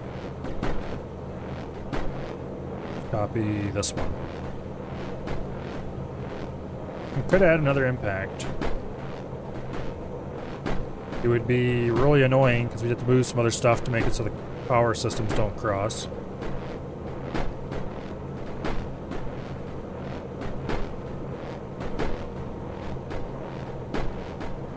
Nah, we're not gonna do it. Not yet.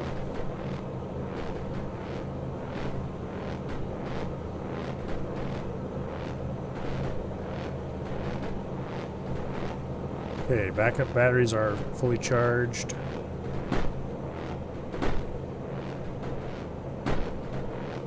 I don't really like this very much.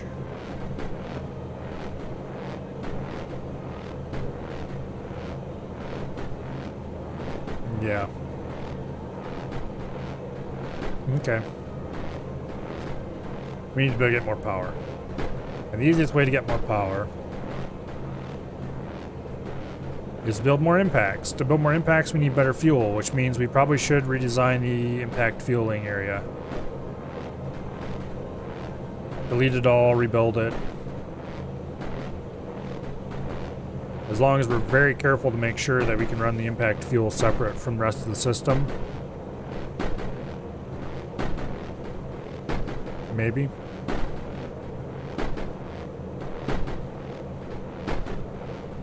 We are receiving a bit of lead still from flares.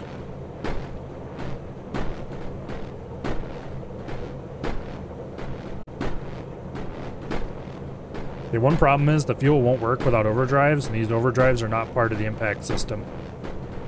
Or, I mean, it'll work, but it won't provide enough. I should put a buffer on here. Matter of fact, I should do a vault. Right like that. Let's go ahead and pause because I don't want to run out of fuel while we're working on this. Okay. No. There we go. Alright. This will be a much nicer, much safer way of ensuring that we always have enough power. Did we just have a power hiccup?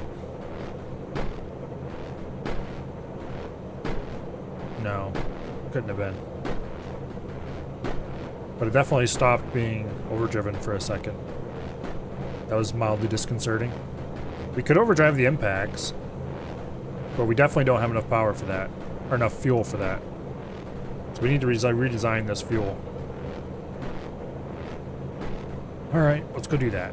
Where do we have an empty spot we can design a fuel plant? First, let's go check on see how the scrap's running. Because we have to increase the scrap amount flowing into the system. It looks like it is flowing freely and not backing up too much. The north is backing up a little bit, actually. I take back what I just said.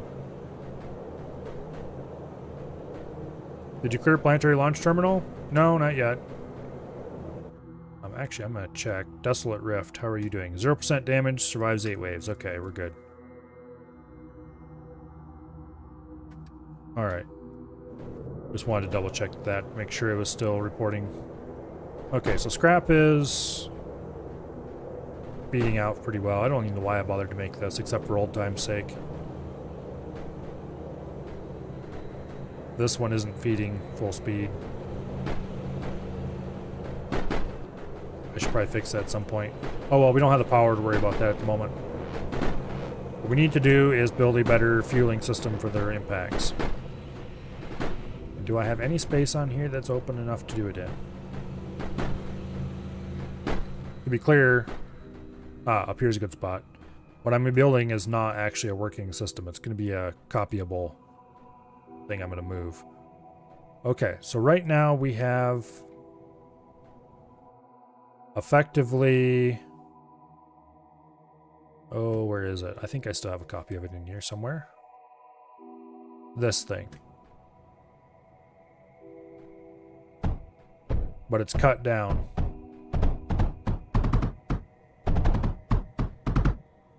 So instead of having a spore press and a coal centrifuge, it just has a coal centrifuge and feeds the oil in externally.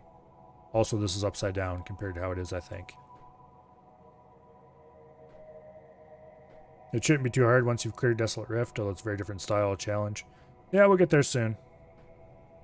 Also, I should waste my plastanium again, because I keep forgetting to do that. Alright, let's delete the power connections, because we don't need those. So this is what we currently have. Just, like I said, without the spore press. I think we even have this number of cultivators. Let's go look. Yeah, I didn't even reduce the number of cultivators. I just left it alone. Which is probably good. How many cultivators? How much do cultivators produce? 1 every 2.33. I don't even remember where I got this blueprint. Maybe I designed it? Maybe I stole it from somebody? I don't remember. These use 1...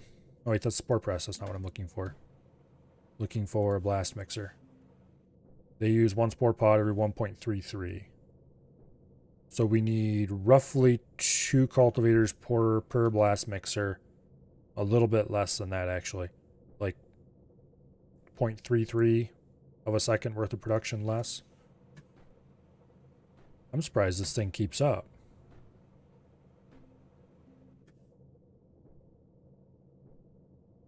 Yeah, there's no way this thing runs at full speed.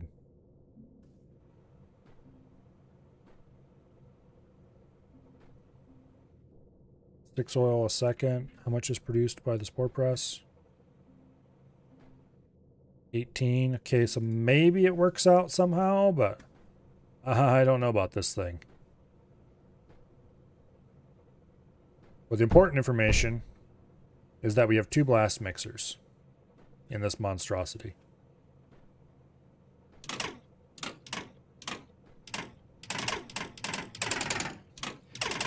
You think I designed it? It's quite likely. It would definitely predate this current run, though. It's an old blueprint that was hanging around from days of yore. Okay. So we need 1 pyrite, 1 spore pod every 1.33 seconds. The cultivator produces 1 spore pod every 2.33 seconds and uses 12 water a second. So each of these needs 2 water extractors. And we need...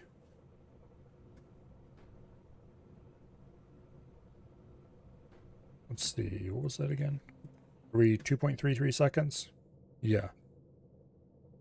So we need roughly 2 of these. And that overproduces just a little bit. You think about that when you first set up Big Power? Kind of. What I did is I took that blueprint. The blueprint for sure predates that by a lot.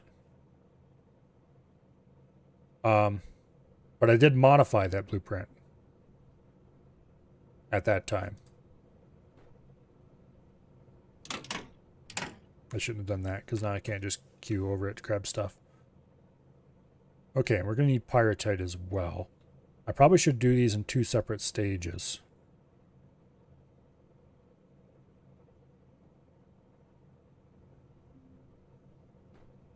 And also, do I have easy access to water over there? I don't remember. Yes, I do. because I'm producing plenty of water. That's not the button I wanted. There we go. So I'm producing plenty of water for these things. How much is plenty? We might need to build a second pump if we do that. Also, we don't really have room. Well, we could decrease the size of the sand thing by a lot by putting an air blast over here.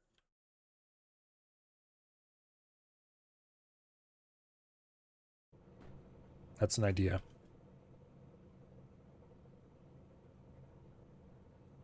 Okay, anyway.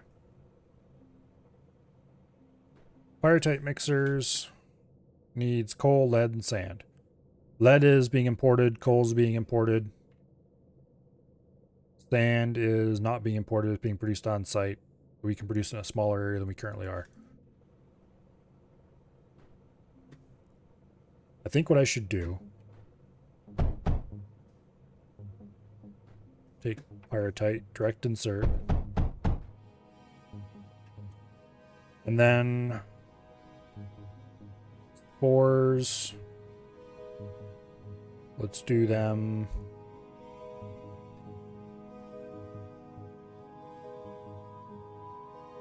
I'd like to direct insert,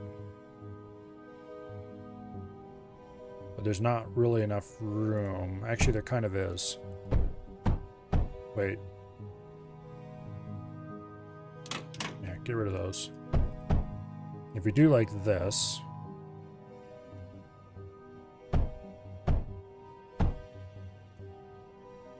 then we run into the problem how we feed the water in.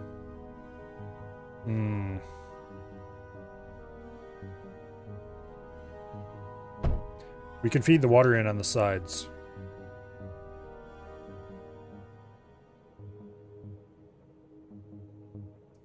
Because the area in here. Okay, actually,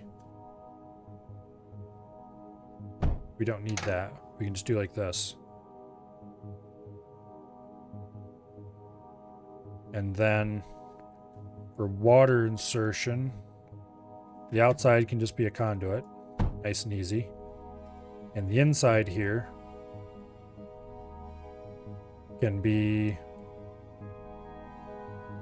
bridge conduit. Here, let's copy this, shift it over one. That'll give us a better idea of how things, no, do not connect together. Okay, there we go. Now, if we do bridge conduit,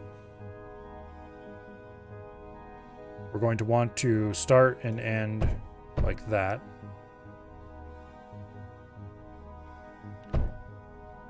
Go from there to there and there to there. Do not connect those two. No, bad. Actually, we can't get the blast out then. I'm forgetting that step. Oops. Okay, so we would have to move these down at least one. Oh, stop. Okay, whatever. It's not that hard to grab them out of the list. Okay, so we can't go... We could go there. Don't connect.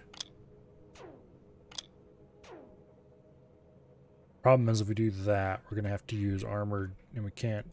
Yeah, we can do that. We can run armored conveyor across there. And then... run the blast mixers. This is getting messy because then we can't run water again. Okay. This is a bad idea. This part might be cool. Not sure yet. But I don't think it is. I think it's probably better to run them the other way.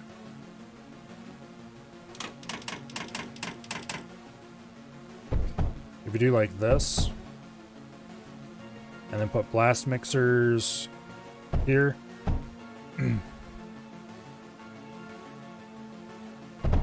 Run you into there. Just put a plain old boring onset sorter right there.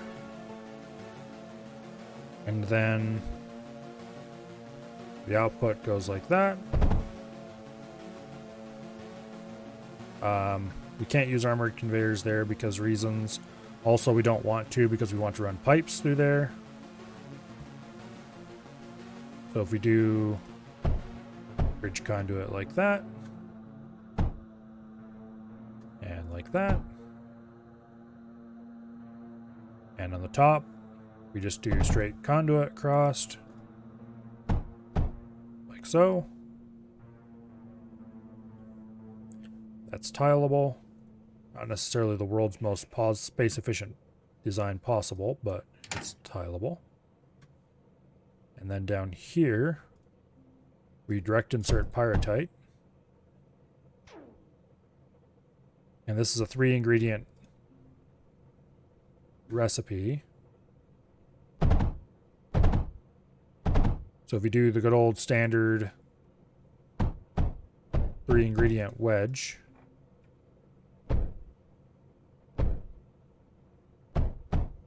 like so.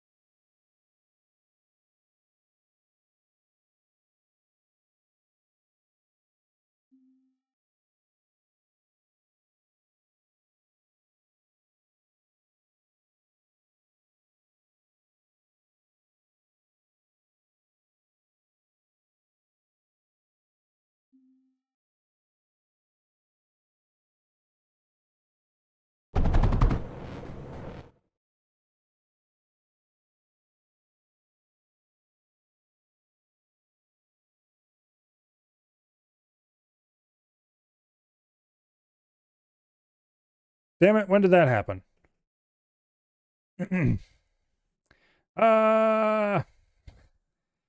Okay.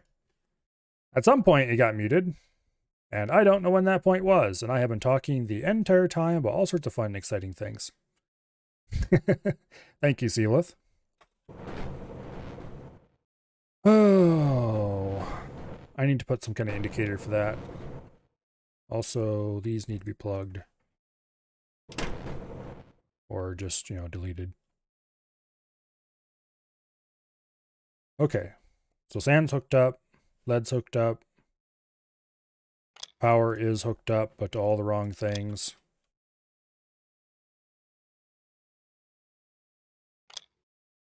There we go.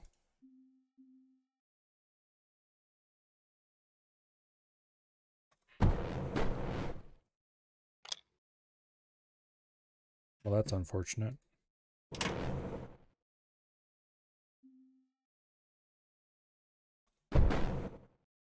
Okay, don't connect to that, please. Why is everything off?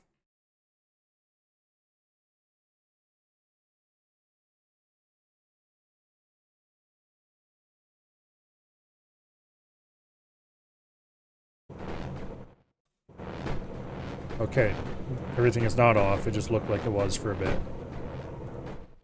Weird. All right. Connect those two. Connect that. Ta-da, there we go. Okay, nothing is cross-connected in ways it shouldn't be. Good. That needs to be turned disconnected, because we don't want to just dump oil all over the ground. That is connected properly. We now have the oil pumping running.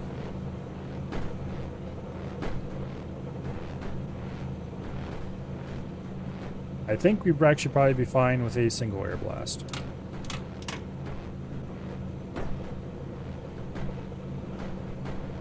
That indeed appears to be the case. All right.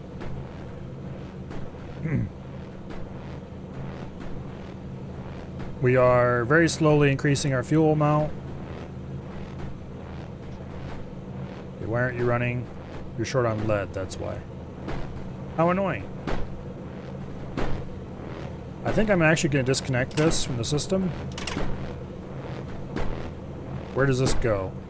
That actually goes to a lot of very important things. Uh-oh.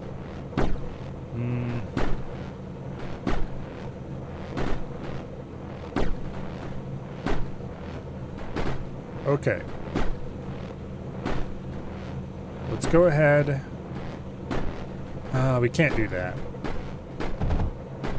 This is where the lead for a lot of very important stuff comes from. We can't just disconnect it from the system like that. But also we need to prioritize lead coming in. Okay, this is short on sand. So we do need more than one air blast. Maybe not more than one air blast. We could maybe top it off with a pneumatic.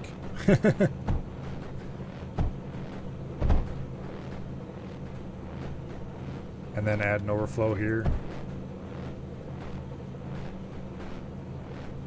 That's... Actually, okay, wait.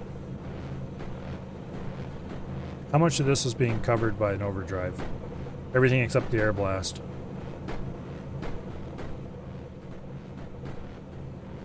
That explains why we're having such weirdness going on here. Desolate Rift has been captured, aka it survived without me having to intervene. We're definitely overproducing on the cultivators here. It looks like we probably could have got away with 3 cultivators instead of 4. Almost. But 4 is fine. We just need to stuff more sand into the system. And probably the way to do that is with a second air blast. And the intervention of some phase conveyors. So, U to U. Actually, we don't need that. What we do need is we need a single phase conveyor here. And then we need a titanium conveyor here. I might... you don't need to make those armored. It doesn't matter. It'll be fine. Okay, so that increases sand production considerably. However, we're once again back to starving for lead.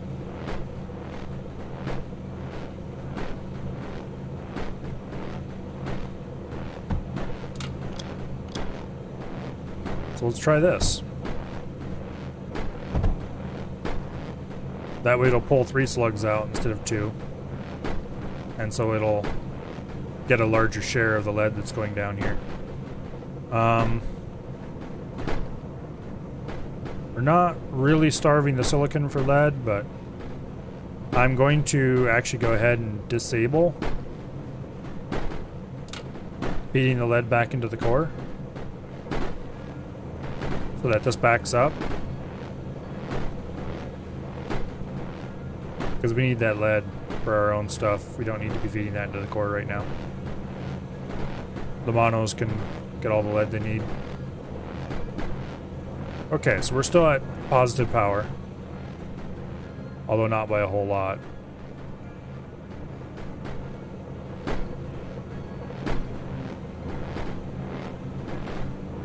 Alright.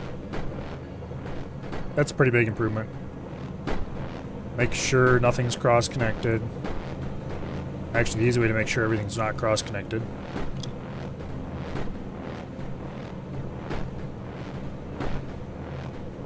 Yep, they appear to be very negative at the moment. Okay. Uh-oh.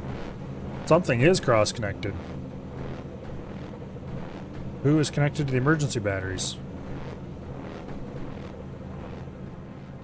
Oh! We can't have this. Actually, okay, I'm gonna go ahead and do like that. We'll fit one more solar panel in. You can't be connected to the solar panels. The solar panels are there to rescue me if I do something really, really dumb. Like what I did earlier when the whole system went down. Let's not talk about that. Okay, so if I want this lead to really work well, some of it does need to go into the core, otherwise we're going to be backing up like crazy. But where should I be doing that at?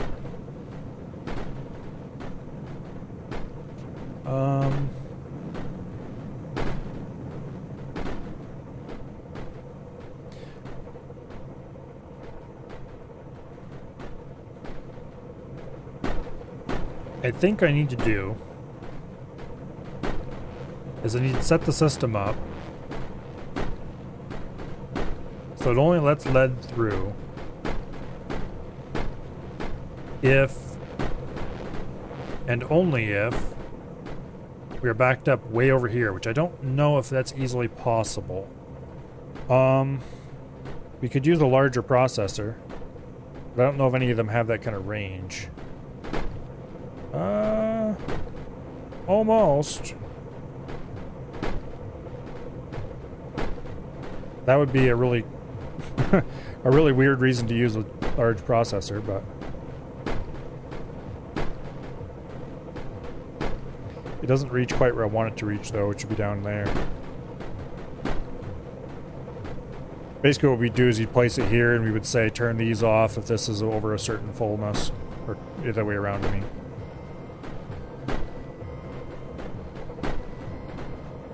That's a really dumb reason to use a hyperprocessor.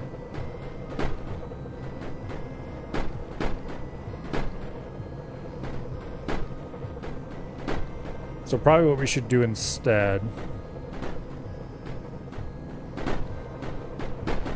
is just do it based on the fullness of this mass driver. Can we do that with a normal micro? Yes, we kind of can.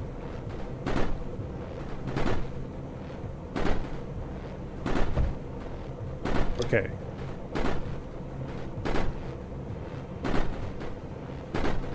Driver 1, conveyor 2. Alright. So we're going to do it based on the driver's capacity. So let's do sensor, read from driver 1. We want the amount of lead in it. And we're going to call that lead. Add. Jump. If lead is less than 100. Okay. Add a control block. Set enabled of conveyor 1 to 0. Actually, we want this to be set to 1. Duplicate. Change name to conveyor 2. Duplicate again. Set to 0. Set back to conveyor 1. Duplicate again. Change name to conveyor 2. Okay, there we go. Add end. Put that between those. If lead is less than 100, turn the conveyors off. Otherwise, turn the conveyors on and end.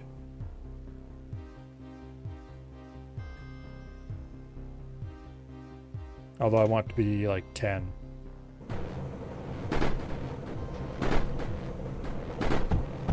Okay, so we'll export as long as the conveyor mass driver isn't backed up. As soon as the mass driver backs up,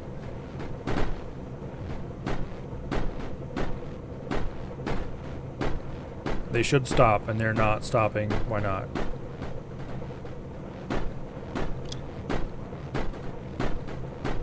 Can we not read the amount of lead out of it? Driver 1, conveyor 1. Did I just misspell conveyor? Yes, it did. It's an O. No wonder it didn't work. This field, as a matter of fact, all the fields should have a picker like this. If you're going to go visual programming, you need to go visual programming the whole way. You can't half-ass it like this. You need to have a picker, and that picker needs to include the selected building names.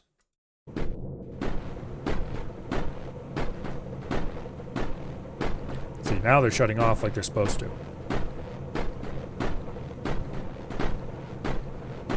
Awesome.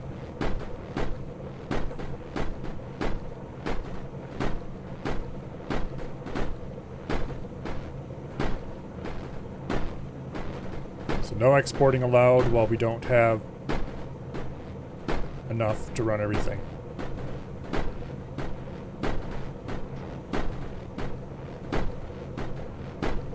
It will let a little leak through every single time it receives a load.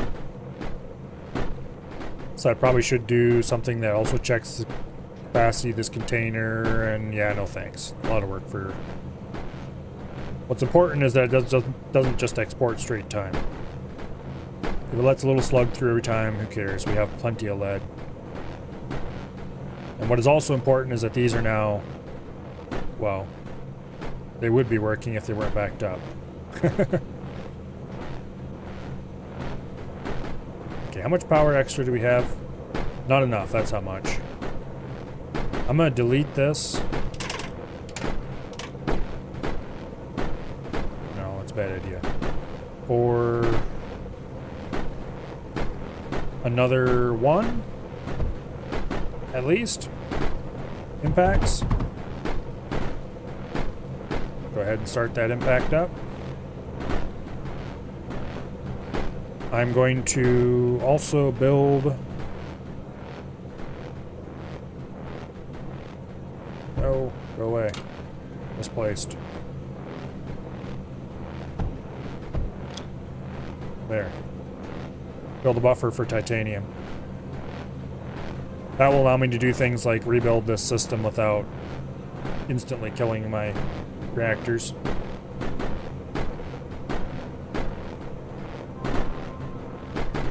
Okay, we've got a bit of an issue here between these two sides.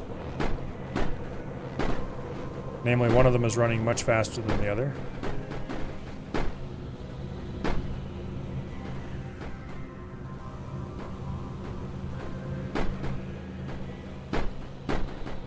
Okay. Let's actually split the system. No, let's not. How do I resolve this problem?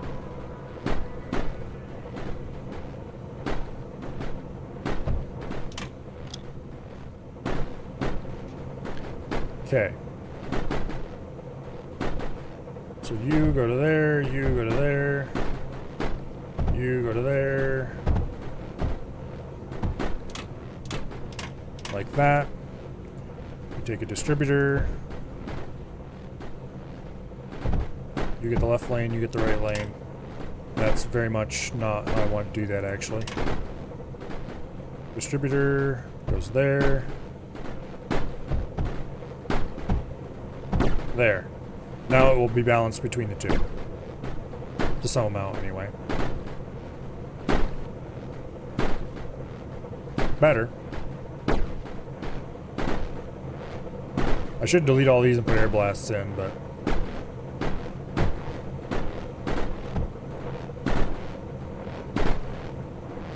Okay. Also, you cannot connect to that impact, please. That's illegal. Because next time the impacts go down, I don't want to have to deal with getting all this crap back up again.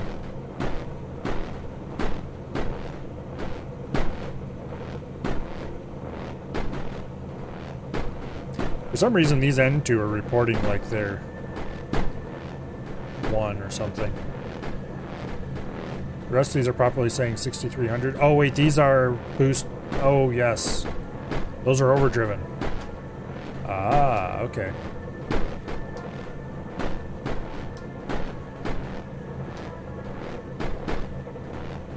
That doesn't make any sense. If this one's overdriven and this one's overdriven.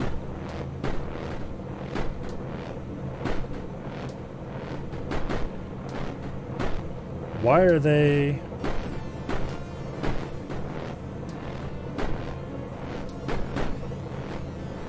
They're supposedly producing 15,000 power. We are just barely positive.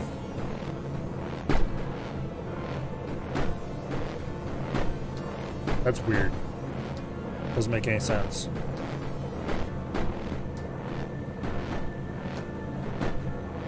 Technically, we could probably overdrive the whole system.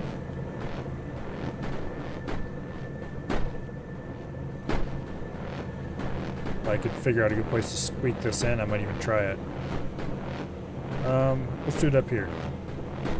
As long as it's not connected to the main.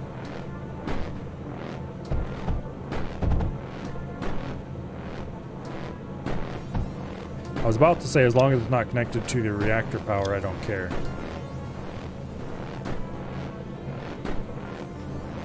Okay, this is acceptable, though.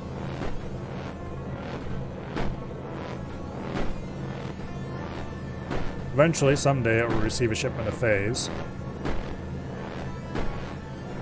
And then we should see the power of a full complement.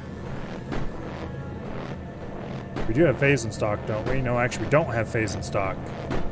That is an issue. Why don't we have phase in stock? We're producing tons of it. Oh, we're exporting stuff, aren't we? How about we just turn that off, okay?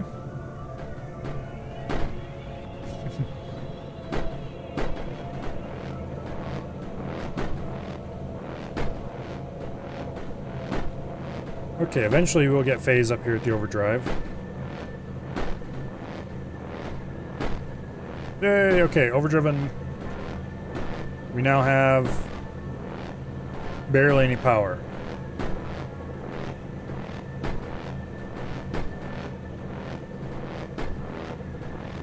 Is there a power transfer limit on batteries?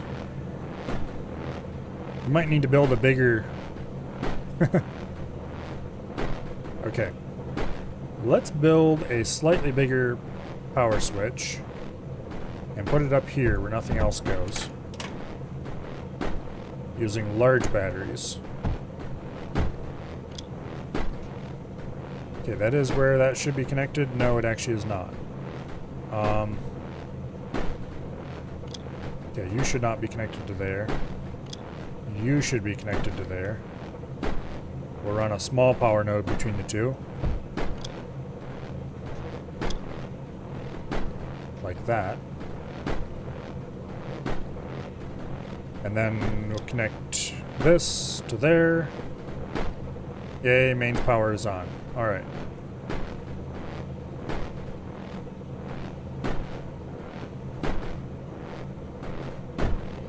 Don't cross the streams, please. That's giving us not much more power, honestly.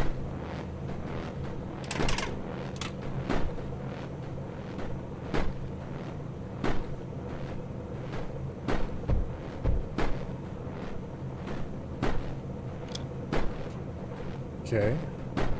That doesn't seem to be a difference. Maybe there's just a charge capacity limit on batteries and we're at that limit. Although that'd be kind of odd. Because everything is fully powered. That or it doesn't properly report how much positive power we have. Because this is saying we have positive 36k power. So maybe this is only pulling through the diode or from the battery. The minimum that it needs. In which case I shouldn't have deleted the switch down here. Oops.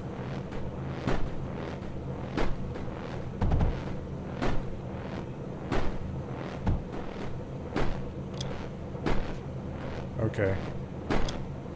Disconnect that. Reconnect that. Because we are apparently getting enough power from the batteries through there. Base mains is on. Boom. Boom. Boom.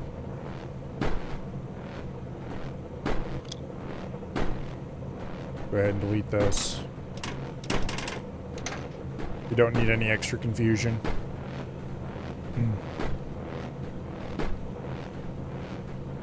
Okay.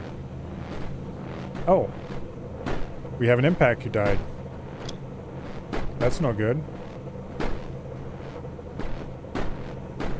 It died from lack of cryo fluid. Uh-oh. Okay, we'll shut off this one as well. Why did it die from lack of cryo fluid? Because we're not producing enough water, that's why. How could you possibly not be producing enough water?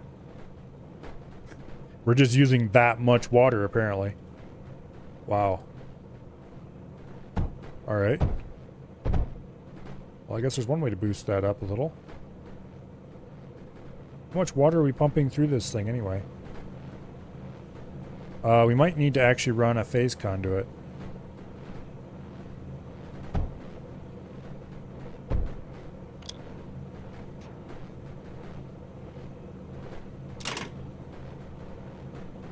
Okay.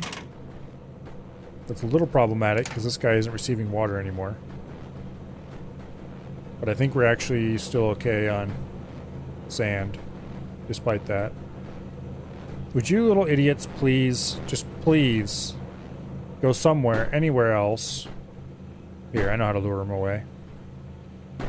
Let's build a giant unit constructor thing. Hey, we got a fun project over here. Oh, no, wait. Sorry. I lied.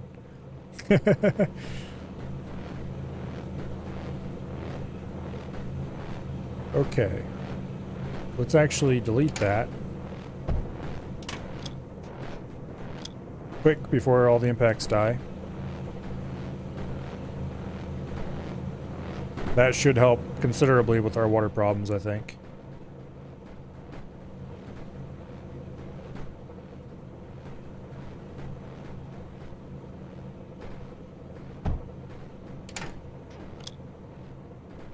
There we go. Uh-oh. There we go. Emergency resolved. Okay, we can start 2 more impacts. The thing is, do we need to start 2 more impacts? Because we're at positive no power, actually. Okay, let's start another impact.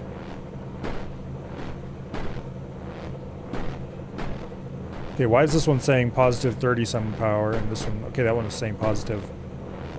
Whatever. It was being weird, I guess.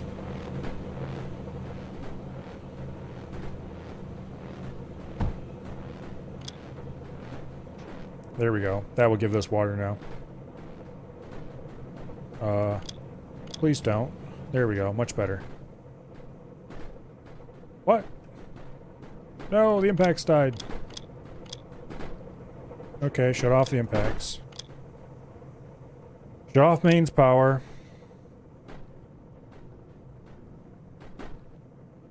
Okay, why'd the impacts die?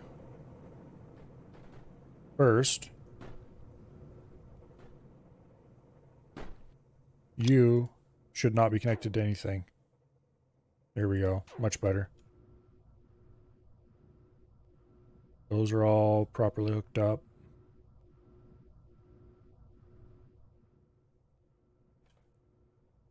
Okay, I think we just overloaded them. All right. First impact on. Battery backup on. Speaking of which, I should build another battery for the battery backup system.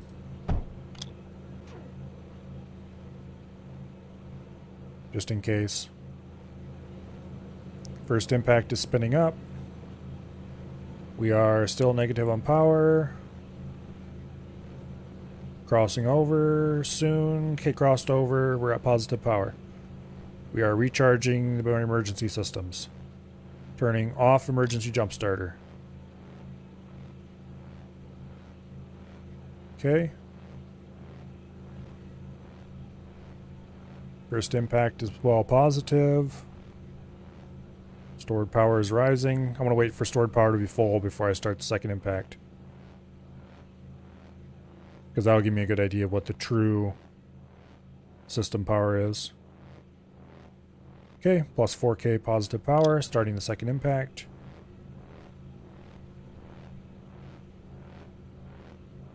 This is the drawback of impacts. If you screw up, they all die, and then you have to restart them. But boy, do they ever produce a lot of power.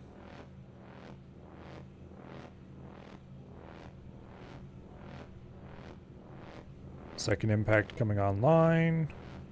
I need to make this overdrive dome be powered by the impact system, I think. Because if I don't, and the impacts go offline, I'm going to actually do it through another switch.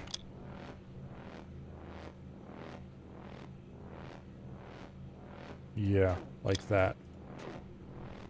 And this one is going to be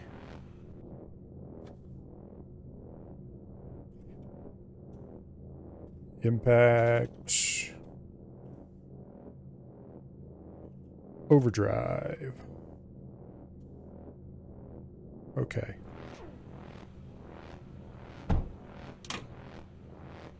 Nice. Now we can turn the overdrive projector on once we have all the impacts running. Speaking of which, we're at plus 10k power. We can start a couple impacts in a row.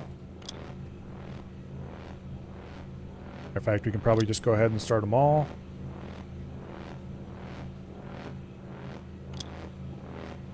All the impacts have started, or are starting. We're at negative a lot. 33k.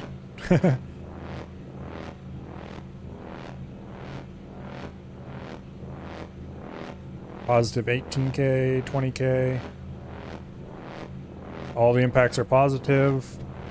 Let's start impact overdrive. Okay, now we can reconnect mains power.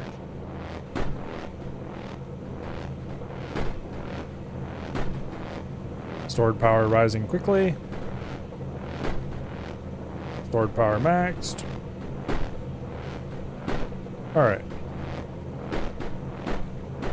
Not sure what I did to kill the impacts there, but they're alive again.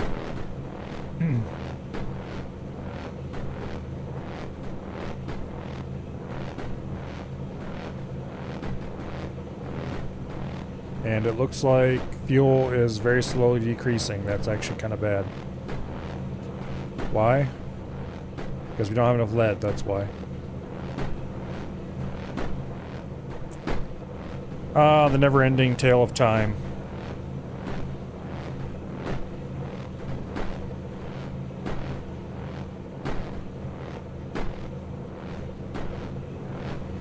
Out of lead, because of course.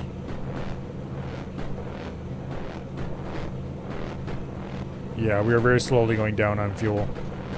And the solution to the problem is, I think,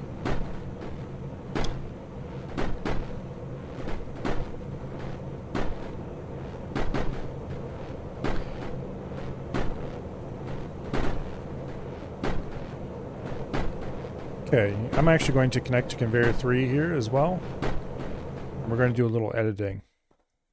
Oh. I'm going to see if I can measure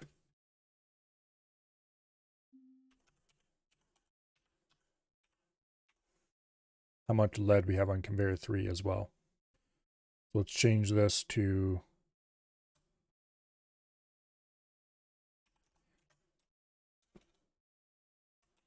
reactor okay. It should be reactor actually. You know what? I don't care. And then we're going to insert another jump.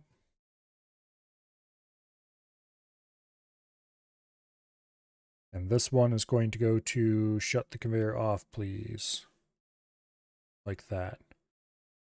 Also, this one should be going to the same, I think. Yes. We'll just do react lead. If react lead equals 0, and keep the conveyor off.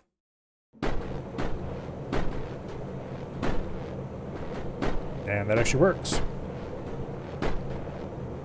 Until the reactor's backed up, we're not going to be shipping out any lead through the mass driver.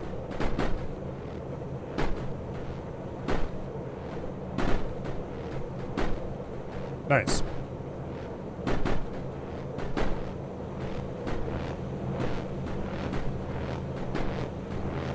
Now, I could shut some of these impacts off because they're overdriven and we're producing way too much power. Let's actually try that. Okay. Let's try 2. We can probably even do 3.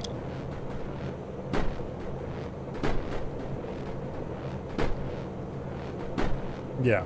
We're at positive 20k power now with 3 of the impacts off.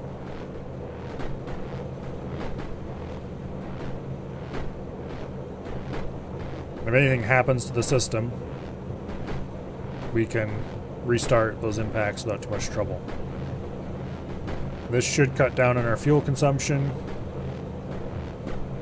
We could do circuit controlled impacts or something probably to make that all automatic, but you know what, not worth it. Also, that'd be a lot of sitting around programming in a language that doesn't work particularly well. What's important is that we are regaining fuel. Okay, so what was I even doing before the whole power thing fell apart? I was working on this. Do I want to continue working on this?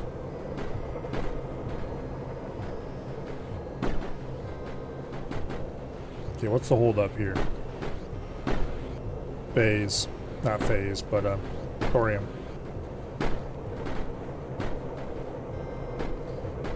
Those are boosted, they're watered. There's not a whole lot else that can be done to make it go faster.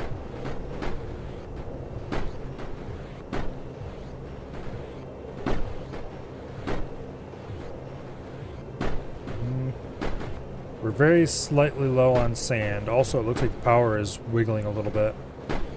That's concerning.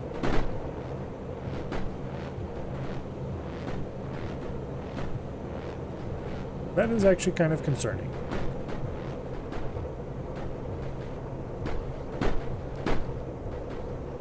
I think we need more batteries out here. Where is the battery? Okay, here's the pathetic little battery setup I have for this place.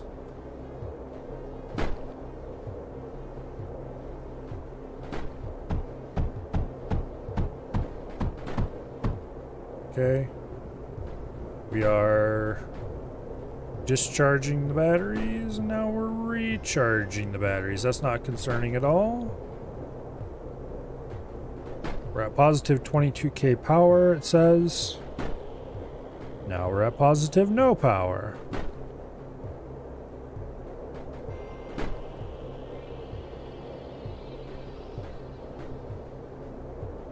Okay, why did it report positive 22K for a bit? Now it reports none. There's definitely weirdness going on with where the system's crossing here at the power switches. Honestly, we'd probably be better off if we designed the system to turn on and off a, instead of using a battery diode, use a power node.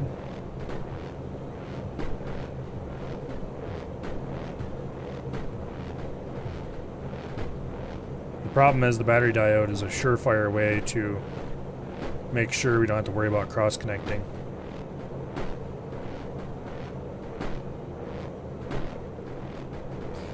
Also, if I wanted if I was less worried about making this compact, I would surround it with plastanium. Also, it'd make it more expensive, but anyway. Well, speaking of plastanium, how is our plastanium production doing? Looking like it's not doing. That's how it's doing. Got plenty of oil. So the problem is the titanium. Well, they're boosted. They're watered. They're mining at full speed. And they're just not kicking out enough.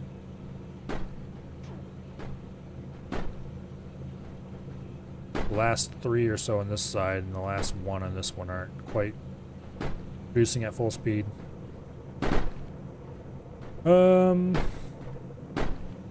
Let's delete that. See if we can get a little more titanium into the system somehow. We could delete this setup and replace it with Air Blast. And then preferentially send titanium down this way. And export any extra there instead of through here. That's an idea. Let's upgrade these to Air Blast. Because this map doesn't have a whole lot of titanium on it. And the more the merrier. Connect you to there. And you to there. Almost shut a bunch of stuff off by accident. Alright. That's really unfortunate placement for those. How can I arrange this so I lose the least amount? Okay, I think no matter what I do, I'm gonna be losing at least. Well, we do that, that, and that. We're gonna have all except 2 covered. If we do this, we're gonna leave a lot more uncovered. Okay. Yeah, so we do this. Ooh, no. That's gonna leave 3 uncovered, actually. Oh, yeah, that's because I misplaced that one. Oops. My bad. That, and that. Okay. Now, let's feed... I was about to say let's feed directly into a plastanium, but we need to go across that gap anyway. So let's do a phase instead.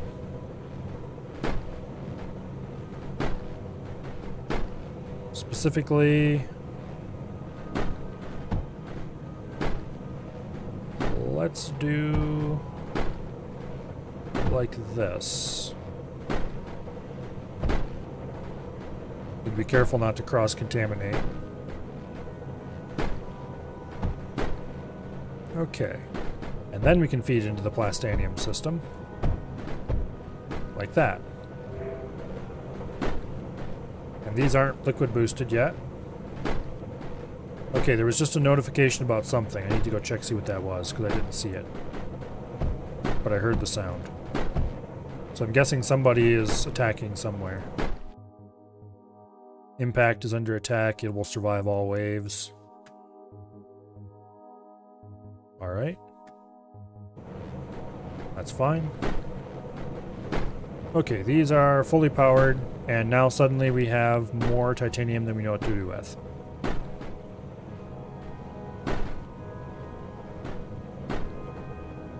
So what we need to do is we need to insert a...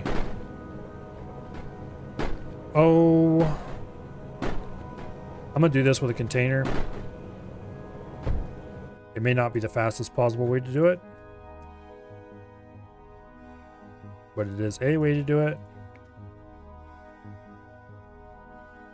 Actually, wait. We do like this. Okay, that's all set to titanium. Good deal. That's not going out fast enough, but it is filling this plastanium completely, which is kind of what I wanted. Am I going to have to do...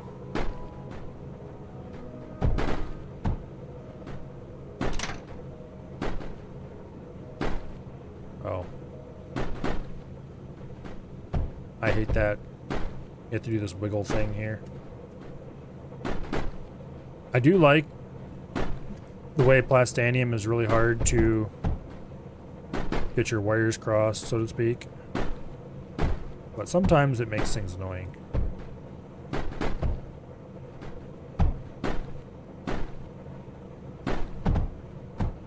Because you can't do that. Instead, you have to do this weird thing.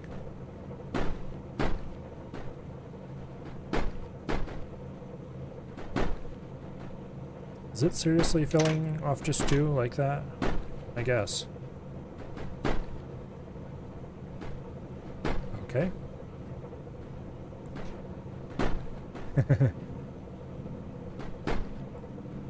Well, that mass driver is filling up pretty quickly. Are you firing at a shared... No. Oops. Okay, this is shared though. That's a problem. Let's do this. And you get that target instead. That way it won't be shared and won't be wiggling back and forth. So hopefully the items will clear out a little quicker. Because we've suddenly got a lot of titanium we're trying to cram into the system, and we're backing up the plastanium, which shouldn't happen. Also, this doesn't need to be here, because apparently when it's under an overdrive, you can fill the whole thing practically instantly. Okay, actually, wait. Let's do this instead.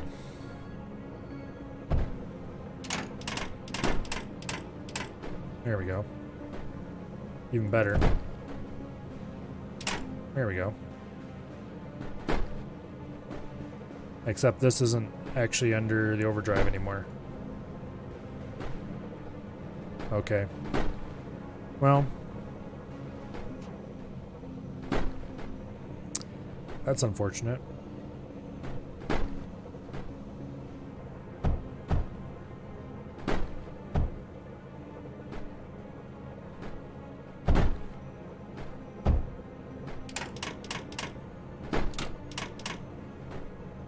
That's a little better.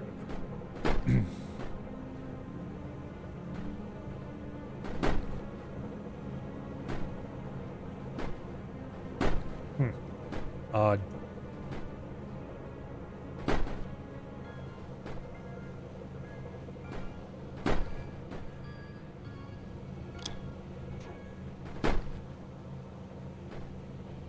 Okay, so the overdrive is affecting the mass driver here. However, these mass drivers aren't overdriven. I'm gonna place just a plain old boring overdrive right here. Just to get these boosted a little bit. And we'll do the same down here. Just like, please run the mass drivers faster.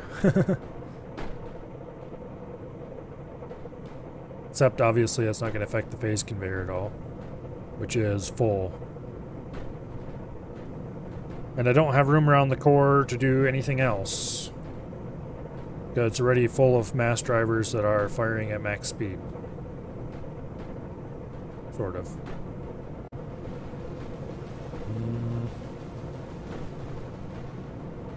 I should probably move these farther away and then have them feed into... Problem is I don't have room.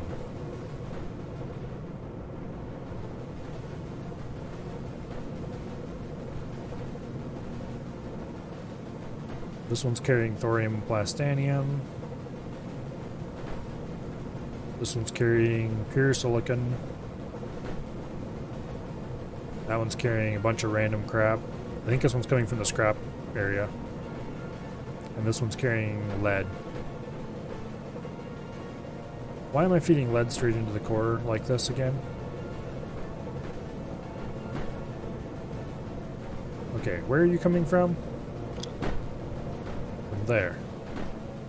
So where can I move him to? That'd be a better place to just feed lead in. I think I'm gonna stick it here. And then we're gonna run a plastanium line down. Like that. Okay. Target there. And then retarget this to there. And we have a direct fire into the core. Line for the incoming crap. Which is going to greatly increase throughput. And stop backing up our plastanium. Now, we are once again not feeding enough stuff through here. Somehow. So let's fix that problem.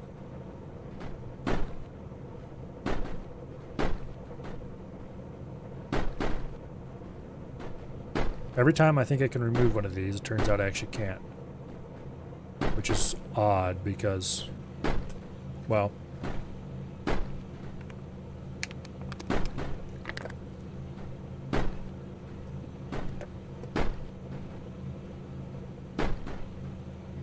Okay, so this is running much more smoothly. Also, plastanium is maxed. I should remember to do research occasionally.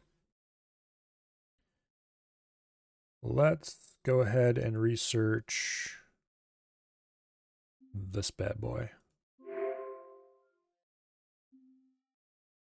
Range 31 blocks, fires large cluster shells with piercing lasers, can step over most terrain.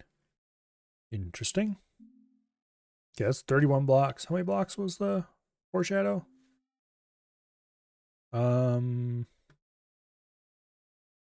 62. Yes, that's nowhere as close. Was it the Corvus that almost was that? Yeah, 59 is almost, the Corvus is almost the same range.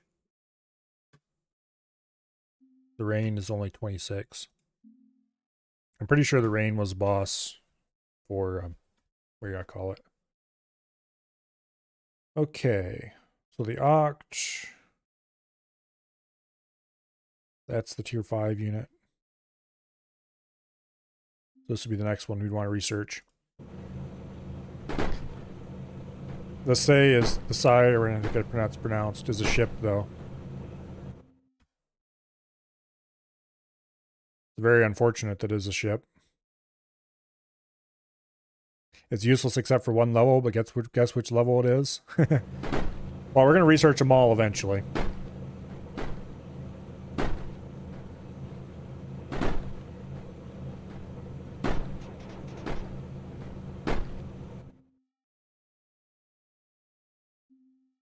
Yeah.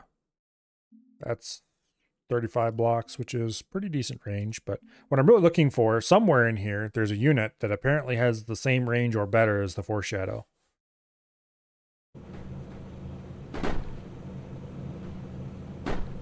And I kind of want to get something like that for reasons.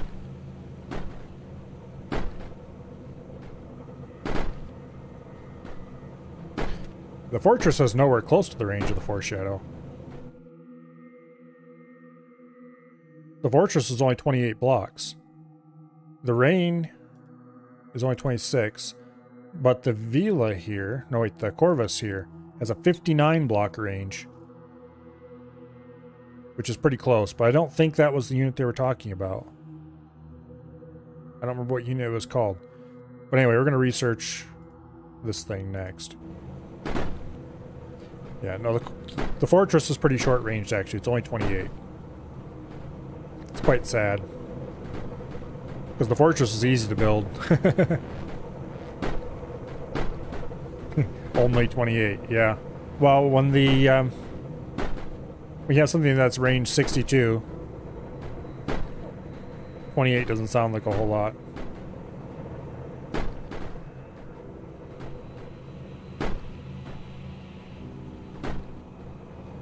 Unfortunately, anything past tier 3 gets to be very expensive in a hurry.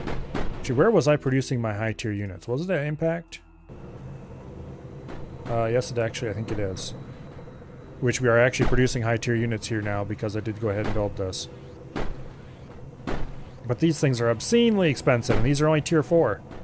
There's tier 5 yet. Fortress is the best unit for enemy base sectors. It's not very useful for survival, but wins against enemy base sectors on its own easily. Yeah, I was using them on... oh, which one was it? I think it was 226.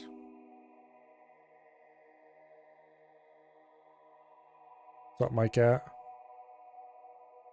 It was one of the sectors right around here. I was trying to clear sectors adjacent to Impact to make it safe. Yeah, I'm pretty sure it was 226. And it worked amazingly right up until we ran into a foreshadow.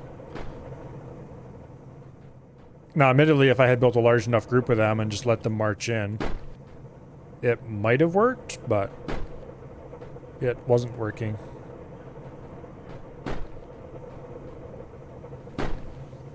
But anyway, so what does this thing produce again? We have quasars, pulsars. Okay, what was the tier 4? Ah, there you go. Vila. I've never used this unit. Hello, Meltdown.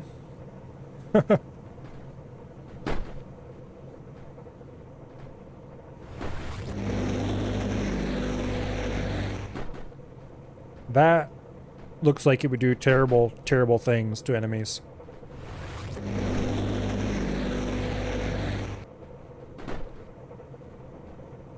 Okay.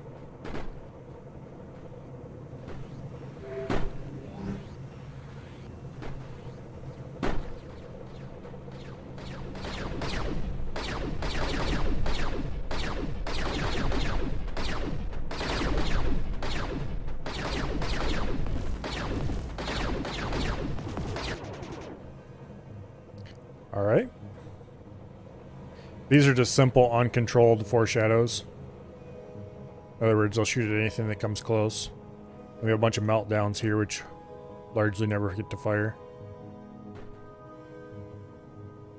And a bunch of plastanium ripples, which do get to fire sometimes, and some segments, which are... Segments are awesome unless the enemy has them, and then they suck. Segments and fortresses do not get along. Ask me how I know. What is your problem? No resources, that's what your problem is. Okay, well anyway. Let's go back to tar fields. And then let's double check, make sure, yes, it'll survive all the waves. Okay. Okay, what was I doing here before I went off? Oh yes, I was going to reselect Impact and turn exporting back on. That wasn't actually what I was going to do, but it's something I should have done and just remembered. Okay, what I was actually going to do was wait around until I had 20k more plastanium and then research the next vehicle. And rather than just sitting around, waiting around, I probably should do something useful. What is the #1 thing we need at the moment? Since we're launching resources, that's going to cut into our supplies really quickly.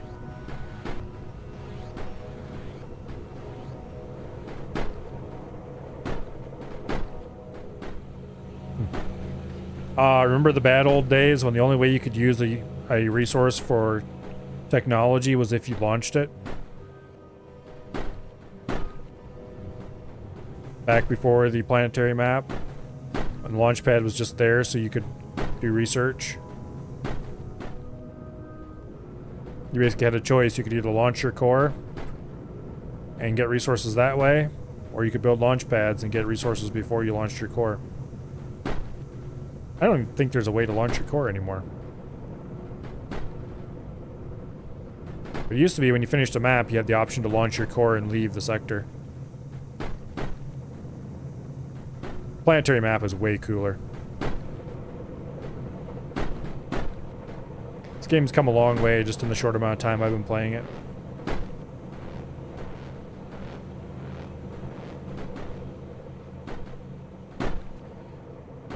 That said,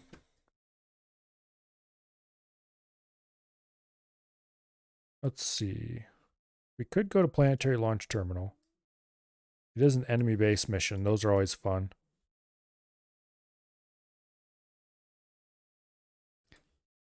If we do go there, well, I don't want to go there until I have all the units unlocked, though. Not like all the units, but all the units discovered at least.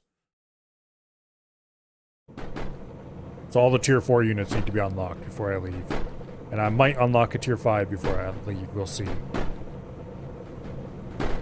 Tier 5...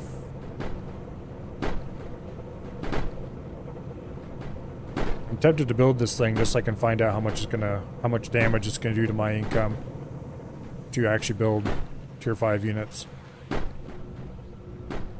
Because tier 4s are insanely expensive. And this thing, just building it is expensive. Okay, fine. You know what? Let's build it. I want to find out what these things cost. Actually, wait. Will it just tell me? Yeah, it will. 1,000 silicon. 600 plastanium. Okay, here. Deconstruct. I don't actually want that. Each unit is 1,000 silicon, 600 plastanium, 500 surge alloy, 350 phase fabric, and 180 cryofluid per second. On top of everything that the unit cost before.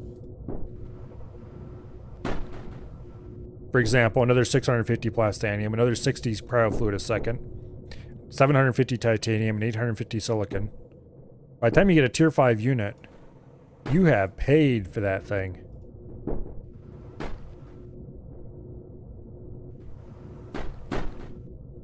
It almost costs... Actually, it probably does cost almost exactly 2,000 silicon. Well... maybe not. But it's pretty close to 2,000 silicon. To build a tier 5 unit. That's insane.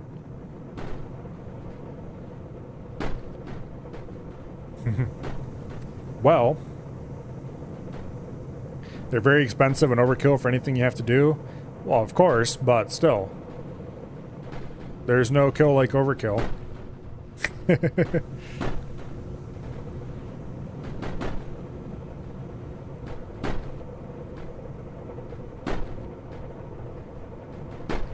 Actually, I would say that the most painful part of this list is the cryofluid. Because that is a lot of cryofluid. 180 per second. How many seconds does it take for it to build a unit? Let's see, where was it again? It takes 240 seconds. So it's not like you can just produce a tank full of cryofluid and then use it to build a unit. You're going to be building a quite large cryofluid production center. It's kind of insane, actually. Okay, we're 11k away from being able to buy that. We're going to want the Psi next. Say, whatever, I'm not sure how it's pronounced.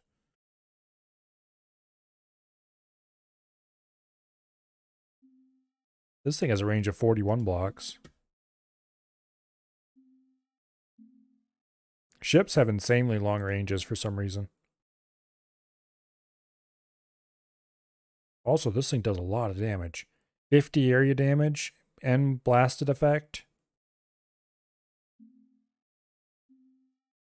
42 damage plus 45 area damage over 4.3 tiles. Homing. 57 damage per hit for the side turrets or whatever they are. Over a 35 block range. I guess this thing's doing quite a lot too, but... Actually, what's the fire rate? Oops, I accidentally clicked on that. Oh, there goes all my silicon. 43,200 cryo per unit. A lot of cryo. Now, admittedly, cryo is one of those things that's produced in a...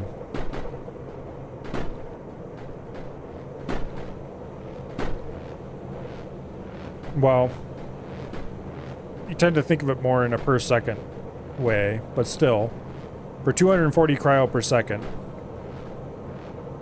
we're talking, let's see, where's the cryo mixer? Right here. This produces 12 cryo per second. So that is 20 cryo fluid mixers running full time. 20? Yeah. For 240. And then you need another, what is it? What was it, 60 a second?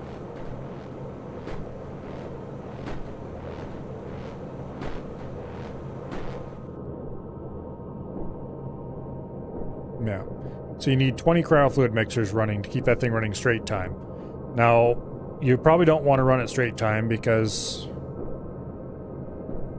who needs that many tier 5 units?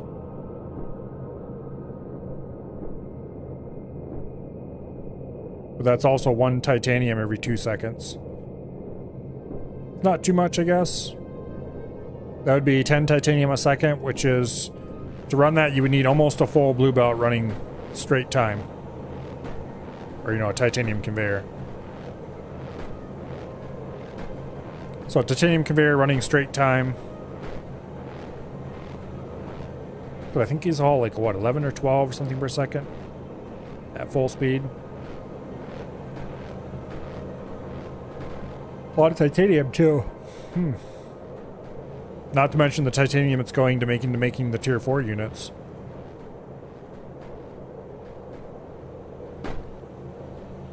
Does anybody ever even get to making things like that in PvP?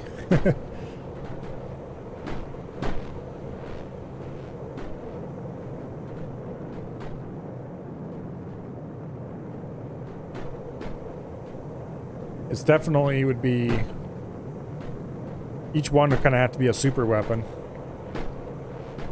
I'm sure that those units show up in later waves of... Why was that a bridge? Oh, I think there might have been an old thing there. Anyway, I'm sure they show up in later waves of big cooperative multiplayer maps. But some of those cooperative multiplayer servers are pretty crazy. What am I waiting for? Plastanium, that's what I'm waiting for. I should do something useful instead of just wandering around while I'm doing that. Let's see.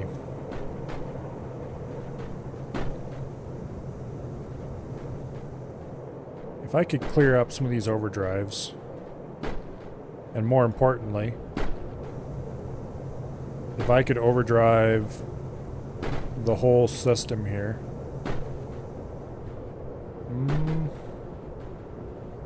But deleted a chunk out of the middle, and then ran phase conveyors over top of that. We could build here and cover the entire launch setup and a lot of the receivers, which I guess doesn't really matter. This would almost cover the whole thing, but there's a section of unloaders up here that wouldn't get covered.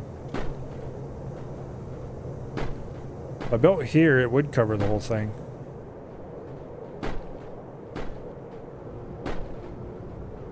And that would help the core unload very quickly indeed. What else would it cover? Nothing much. Okay.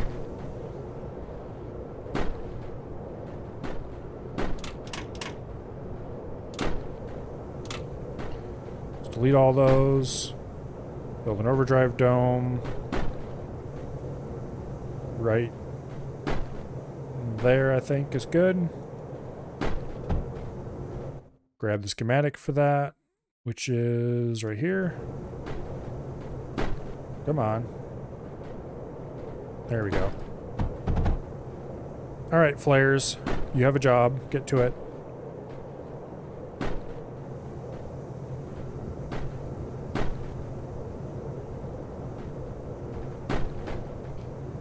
Load the container. What are you doing, you little idiots?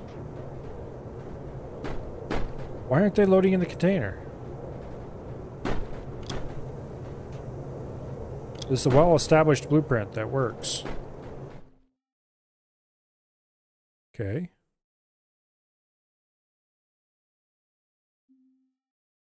Yeah. Item dropping container, amount 20.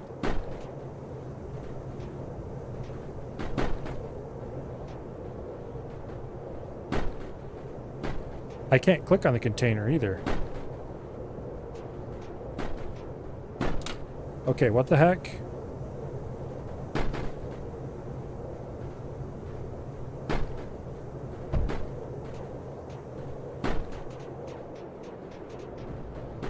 Is it the unit I'm in? No, I can't select the container. Weird.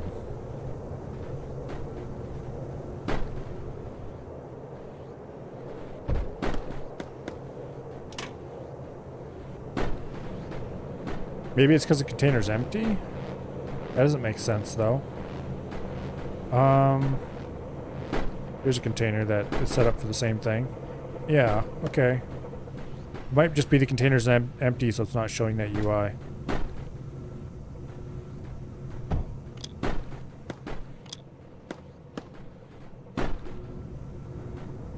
Why are they not filling the container?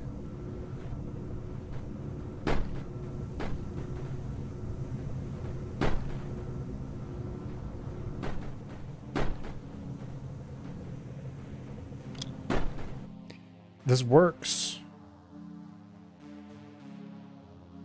Okay. Silicon in container. If current less than 20. Yeah. Okay. Grab a flare. It's doing that fine. Find the core. Go to the core. Does that fine.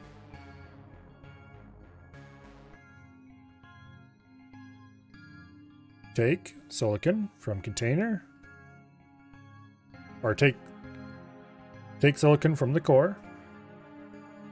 Fly to the container. Wait till we are close to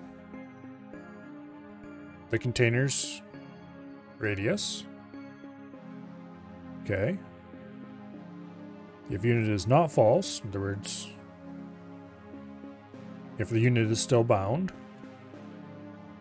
then continue. Keep going until the position is okay.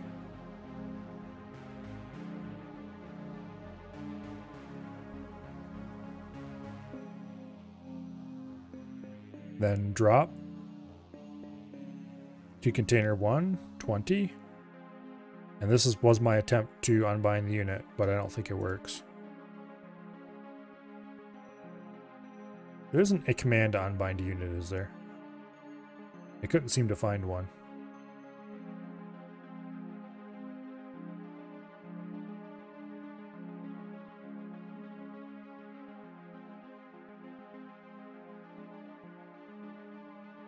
There's no reason why this shouldn't be working.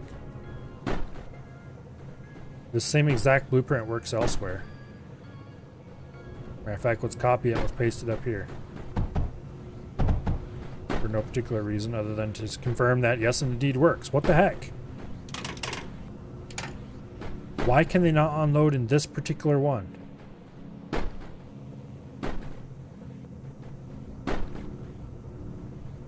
What is going on?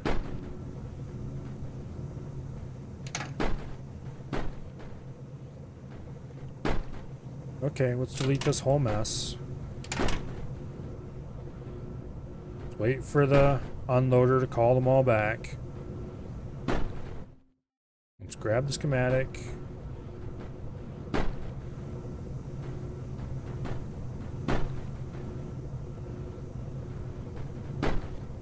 And let's redirect this stuff so that I can make some space above it. Let's see if it's something to do with the rotation.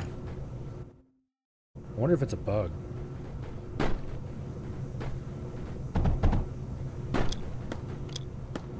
It almost would have to be. Okay. And it's not working. Weird.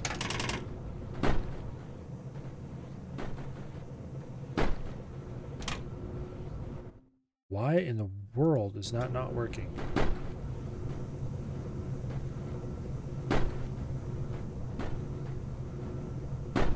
Okay, let's try this again. When I pasted it right up here, it worked.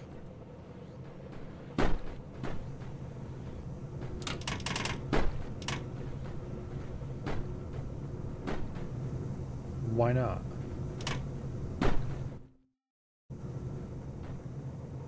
Try it over there.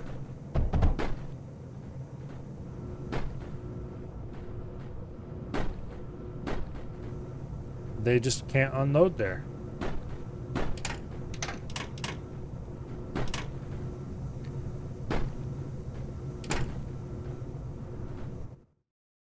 What is going on?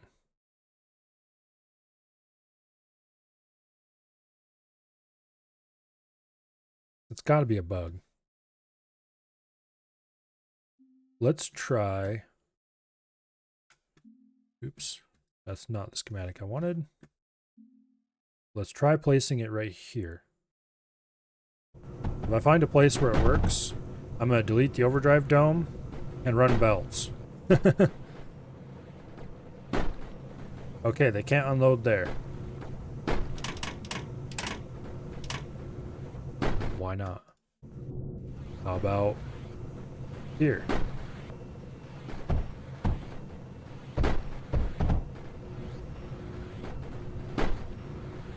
There they worked. Let's try pasting a second copy down here just to be for all of it.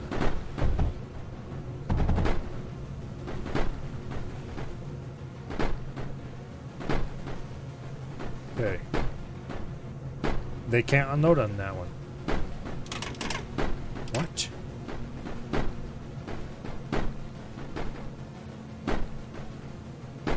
That has got to be one of the weirdest things I've ever seen in this game. That has to be a bug. Okay, well. We're doing this now, apparently.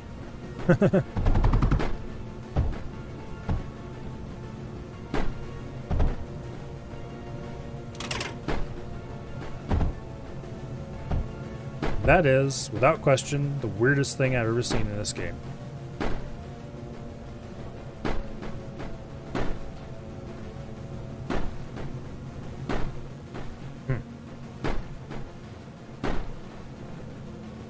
I wonder if it has something to do with the trip being short. Like if the trip is too short, somehow it misses the fact that the unit made it and doesn't recognize that it should move on. But that doesn't make sense. Okay, let's look at that logic again.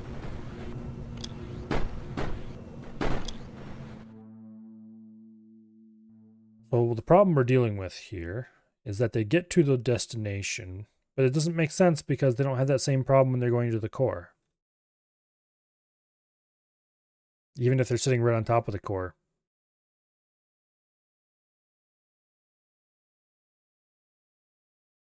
But somehow, if the trip... weird. Is that the closest to... Is that the first time I ever put one of those close to the core? Must be.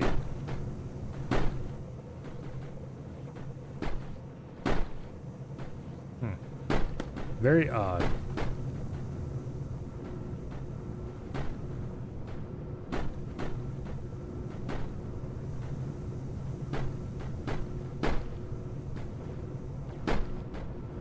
Oh well. Yay. Okay, that gets to the Eclipse, which has a range of 28. Meh. You already will unlock the quad. So the next up on the block is the Sai, or Say, or however that gets pronounced, which is going to require 54k more plastanium. It looks like the current longest range champion is the Corvus at 59 blocks. Impact has recaptured itself. Wow. Fended off the enemy. I'm going to go ahead and turn off resource sending, which is also going to turn off this overdrive. Good. The fact that these weren't working in this location just still baffles me. I'm tempted to report it as a bug after stream.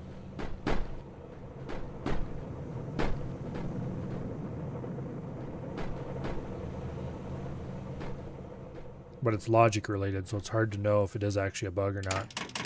Or if it's just weird behavior that I don't. Since it's logic related, it's hard to know if it's a bug in the game or a bug in my script. I don't think there's any bugs in my script. Wait, I shouldn't say that. I don't think there's a bug that would cause that behavior in my script. Look at this code a little more. Problem with this game and its logic system is it's just kind of hard to work with. I don't like visual programming. Okay. Grab not phase fabric in the container. Yeah, okay, that's easy. This all works. Binding a flare, that works. We check to see if the unit is controlled. If it's not controlled, we go, you know, if it is controlled, we go bind another one. This all works. We find the location of the core. That works. We move to the core's location. We wait till we're close to the core. If our unit somehow became unbound, like say if it got blown up or any other reason, we exit the system and restart.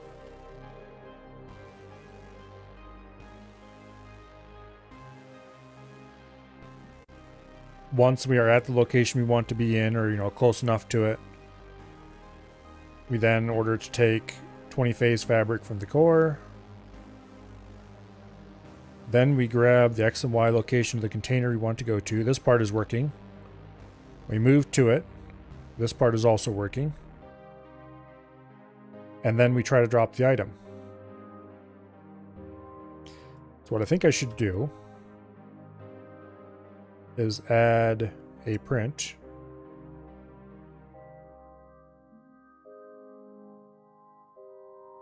Right here.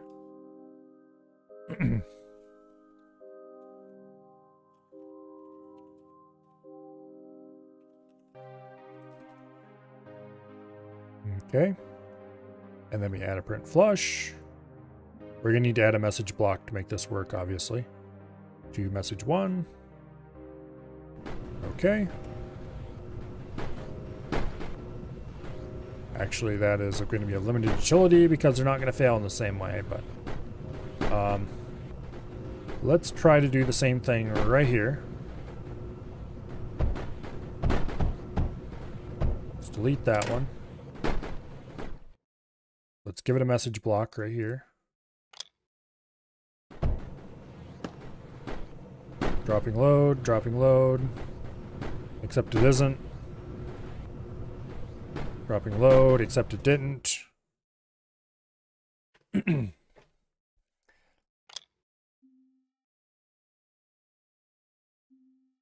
drop, container 1. Okay, can I drop into that container? Grab some copper.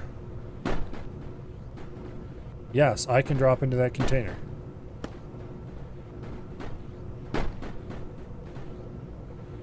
Okay, please leave. I can click on the container, see its contents now that it has stuff in it. None of this requires power. The problem is the oops. Okay. Yeah, that destroyed the code. Which is fine, I guess. I can just copy it from up here. The problem is that... Well, let's go look at working code. Go ahead and remove this debugging message because it didn't give me any useful information. Basically, the units execute this entire script fine, except when they get to this part where they're supposed to actually drop the items into the container, they don't. However, they do it here. They don't do it here. No matter where in this area I build, it doesn't work. Now, I'm going to try something.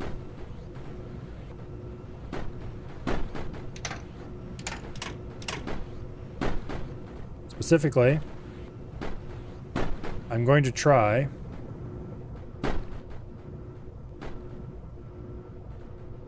building this exact thing in different parts of the map.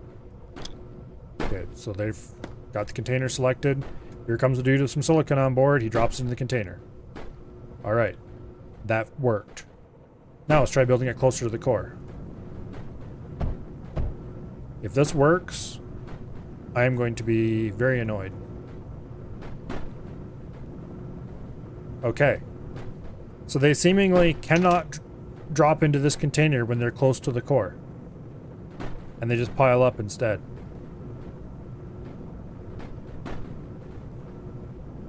That's weird. Okay, let's delete it to free those guys up. So this system, if it's too close to the core, flat out doesn't work.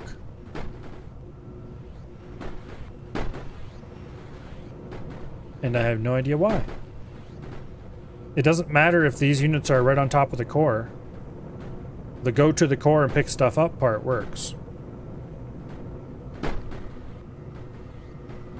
I wonder if it also fails if it's hauling from a container to a container when the containers are close together. That'd be the next thing to test. First though, let's see if we can... Okay, we can't. We can make a little bit of progress on it at least.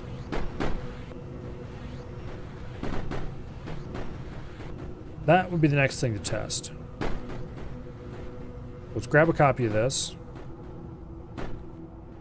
Let's paste it over here.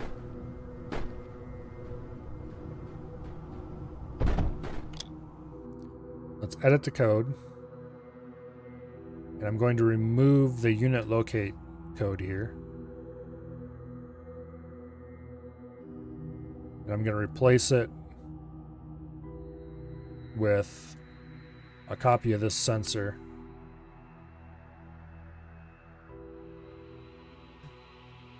We'll set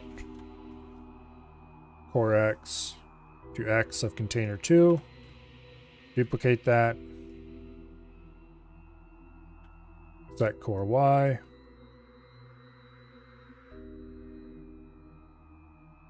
Container 2. Okay. Now we need to find where it says to drop into core and change that to container 2 as well. Or, grab from core.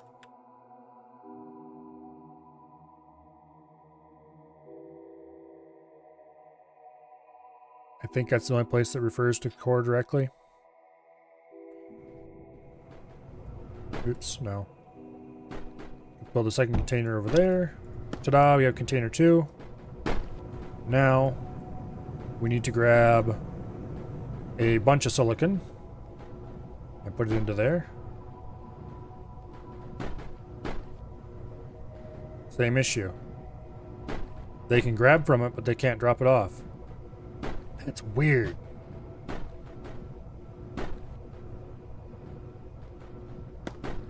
That's really super weird.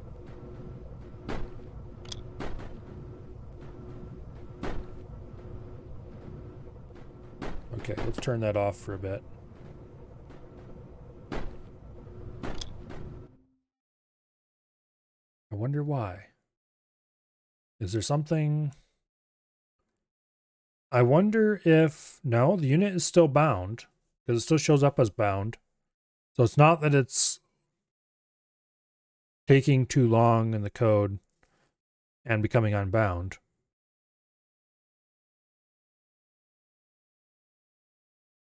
And it is getting down here and running a message that says, you know, trying to... Let's try inserting a jump and a sensor.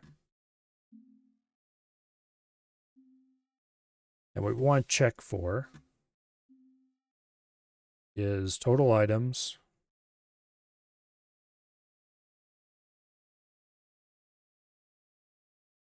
In at unit. Okay. This inventory is not 0. Then jump back up here to unit item drop.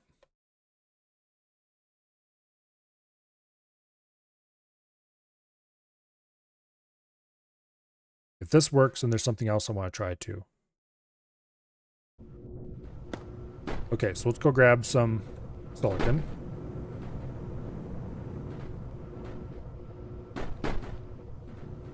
Ta-da! Okay, this should start working. He did not grab silicon out of the container. He did. And he didn't drop it off. Oh, but he finally did now. Okay. So let's try changing something a little bit here. Let's try deleting that idle order. This probably isn't going to change anything. Let's add an end order here just to pretend that the script ends there so we can not have to delete those.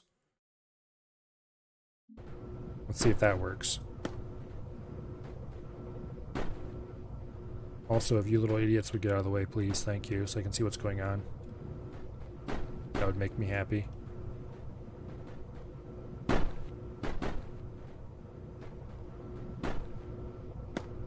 Okay. Nobody?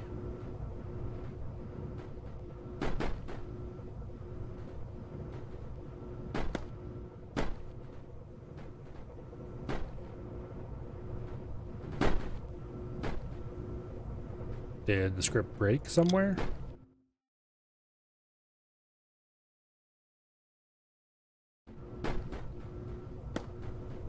It's not grabbing a flare and ordering it to do stuff.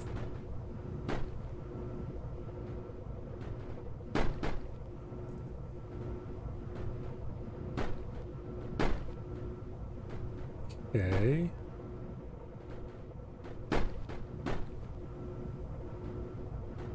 That's weird. Let's go ahead and duplicate this and move it up to where we order the unit to take stuff. And let's do the same with this jump.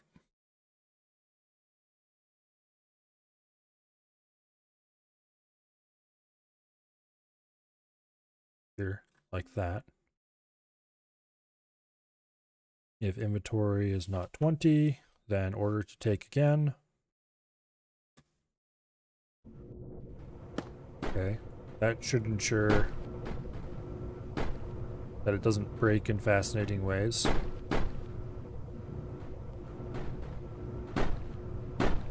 It doesn't seem to be able to grab a unit now, though. What is going on with this thing?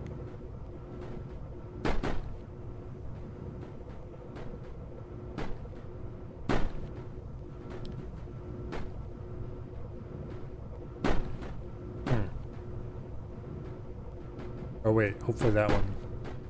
Nope. He got an order from a different one somewhere. Is this microprocessor just not working right now? Let's go to message block and insert a few debugging prints, I guess. That's such a cumbersome thing to do in this game, though.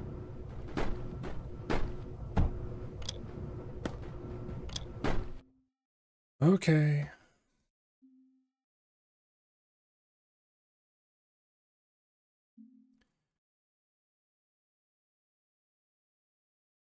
Go ahead and put this in after we've managed to bind a unit. Actually, let's do like this.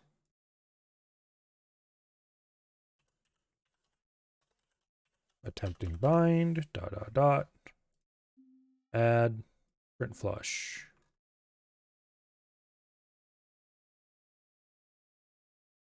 Boom. Duplicate.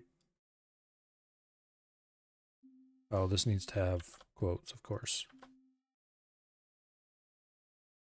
Okay, then after we've actually managed to bind a unit,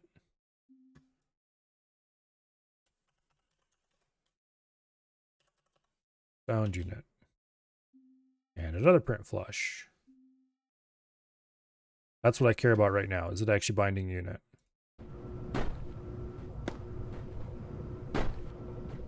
It is not even attempting to bind a unit. What?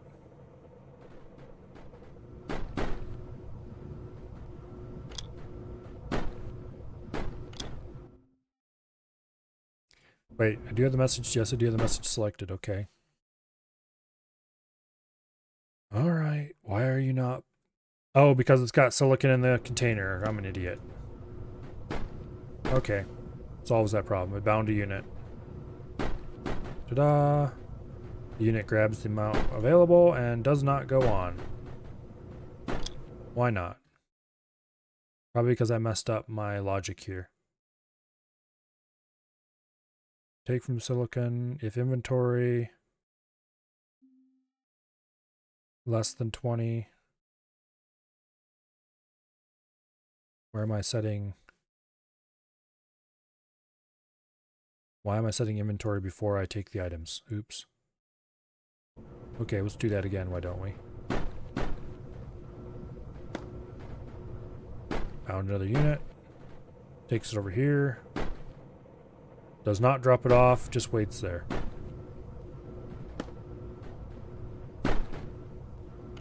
Okay. So it's failing in a different, fun, and exciting way. Let's remove those print messages. Because we did confirm what the problem was with that. Picking up from the container. We don't need...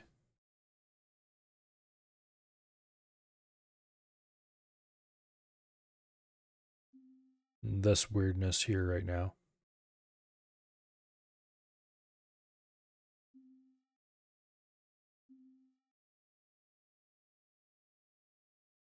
The important part, though, is that we confirmed that if we don't have this loop here trying to drop multiple times, it won't.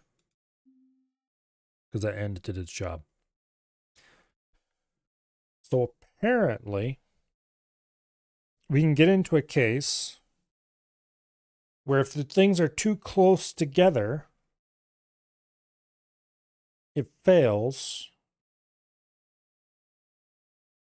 for reasons that I do not understand at all. Because in theory, it shouldn't get out of this loop unless it is at least within a 2-block radius. Maybe we should change that to a smaller radius. See if that fixes it.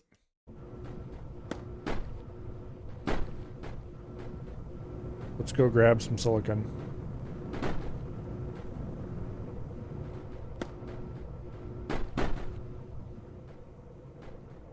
Okay. That worked.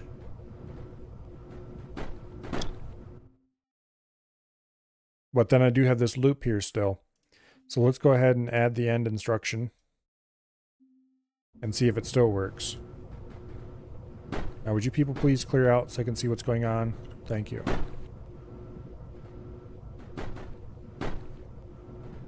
Okay. He grabbed some, could not deliver it, is now stuck. So having a smaller radius doesn't help. It's just it flat out refuses to drop if the distance is too short. Unless you put it in a loop. In which case it keeps trying until it can drop. But I have not observed any issues with it not being able to pick up. It might have an issue if I ran this in a loop instead of just grabbing a random one somewhere. So probably I should go ahead and be extra careful about this and insert a check after picking up as well.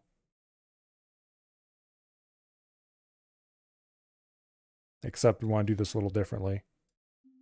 If inventory equals 0, then go back up to take it again.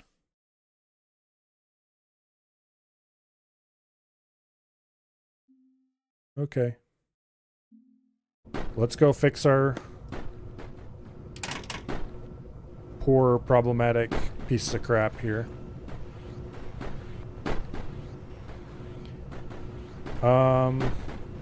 Let's go fix one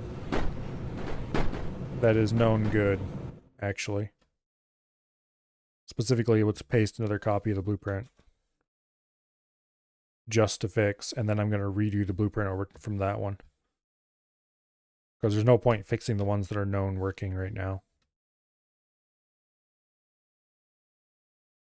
What am I looking for? Also, what is this? Weird. Okay, we need the flare loaded. Paste that right over here. This is for the phase.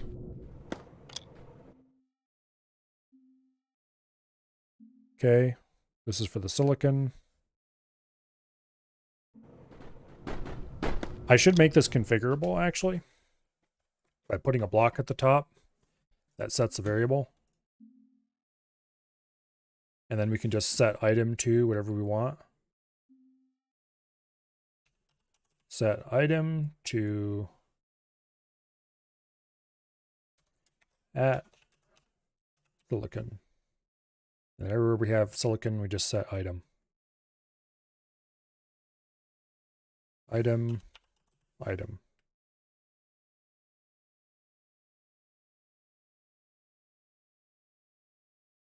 Okay. There was more than one occurrence of silicon. Here we go. Item in container 1. Okay, we probably should set container names as well. Oh, this has got... crap, this is not the right code at all.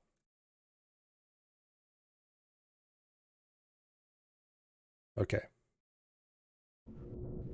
Let's not do that code. Let's edit this code. Because this is the one that still has the locate the core and that kind of stuff. Okay. Let's put a couple of sets at the top. And we'll set a few constants. Okay. Get item equals at phase fabric.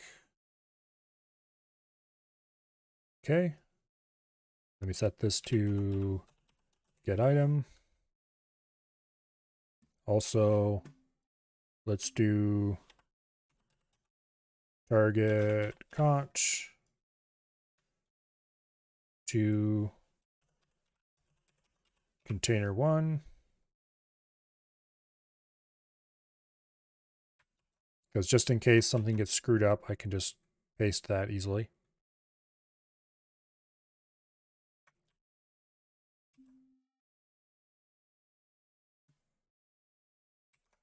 And I only have to edit in one place. Okay. Let's actually name this target item.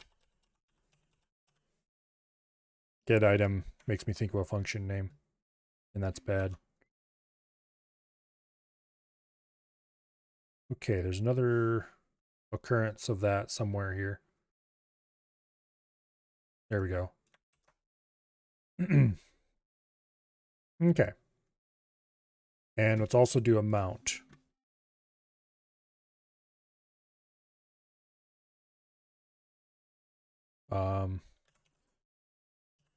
Load size equals 20.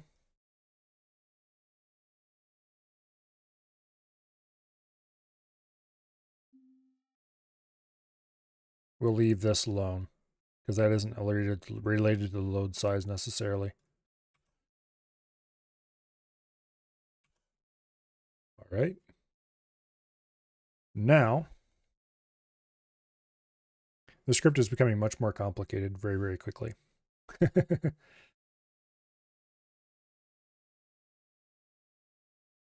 What else should we make configurable?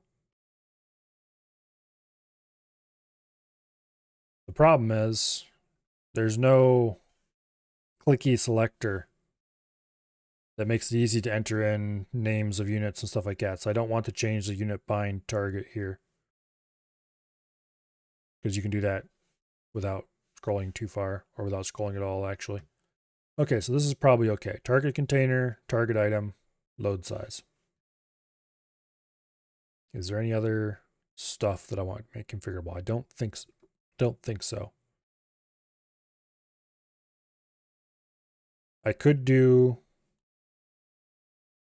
whether you want to fetch from another target or from the core. But then I would have to do some fancy logic around this part, and I don't want to do that.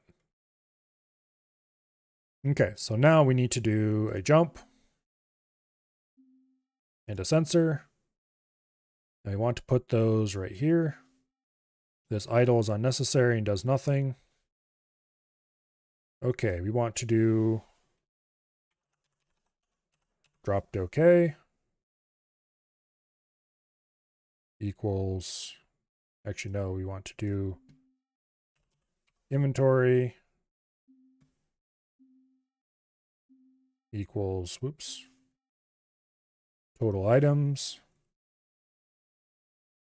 in at unit. If INV is not 0, then jump back up here to the drop. Now we want to copy this up here to where we do the take item. And we also want to copy that jump to right there. And we want to set if inventory is empty, aka equals 0, then we want to go back to the take and do that again. So this should be more reliable, question mark. Invalid. Oh, did I accidentally click import? Damn it. Damn it. No, why me? Okay. Well, that was a lot of changes we're going to have to do all over again.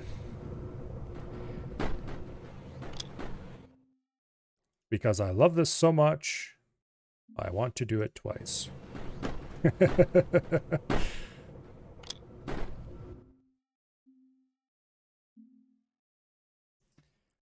Okay, starting again.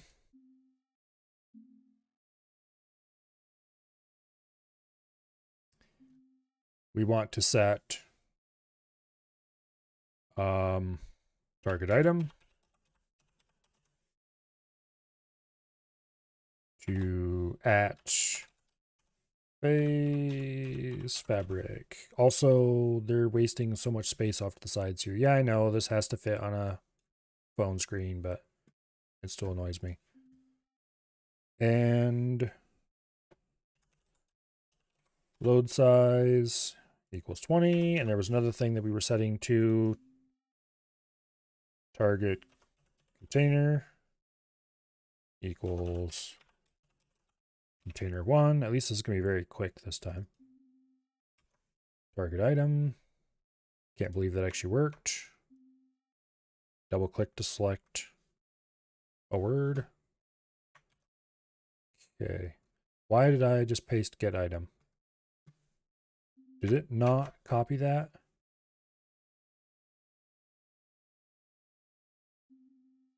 No, it didn't. Well, that's obnoxious.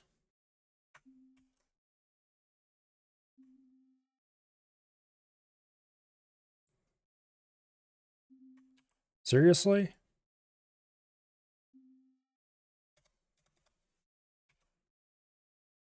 Seriously. Oh, wait.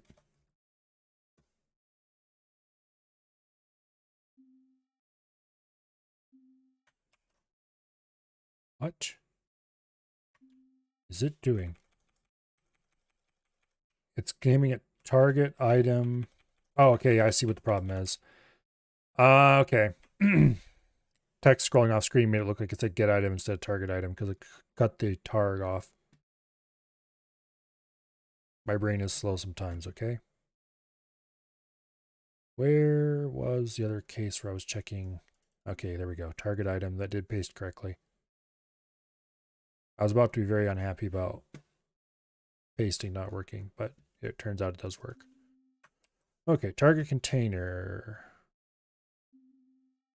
Paste that there and there. And there.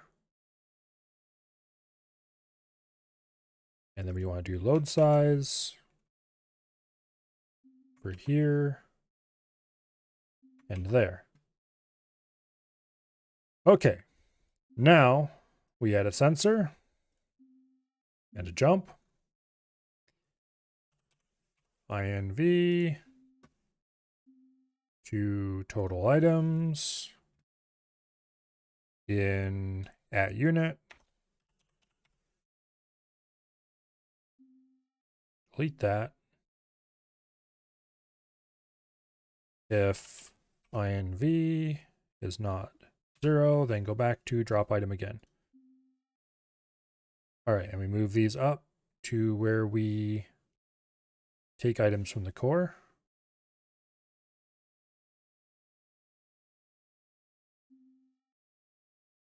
Like that, and we set this to equals, inventory equals 0, then go back, grab item again. Okay. Now this time we copy to the clipboard instead of accidentally clicking import.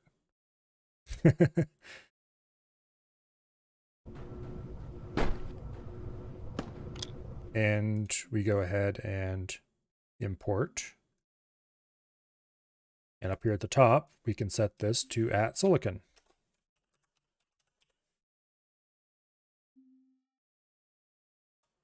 Without having to change anything else in the whole script, and it'll work.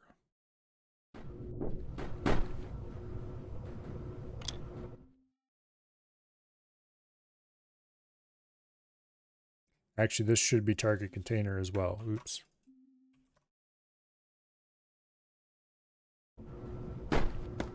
Let's fix that in both copies. Okay, there are no other occurrences of container1 or anything like that in here.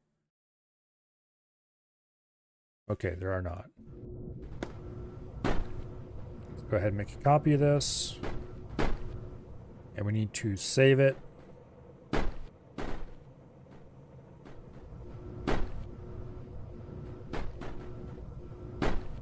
Okay. They should stop delivering now, please. What is the name of the schematic? Flare loaded. Flare loaded overdrive, I guess.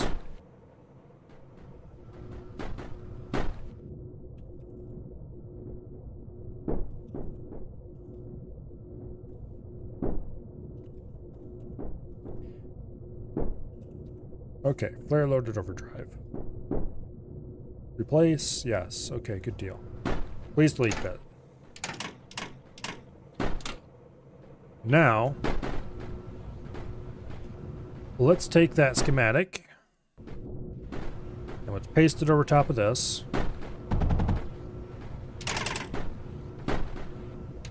Let's delete this crap.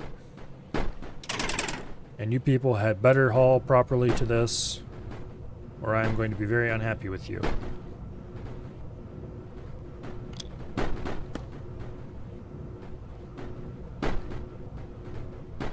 Well, anybody?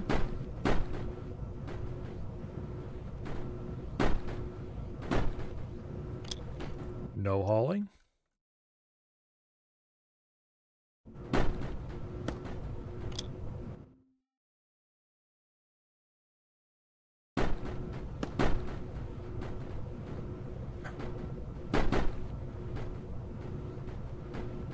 How much do I bet that if I paste it somewhere else, that'll work?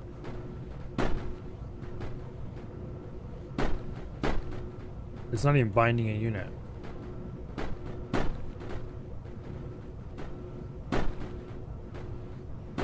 Apparently.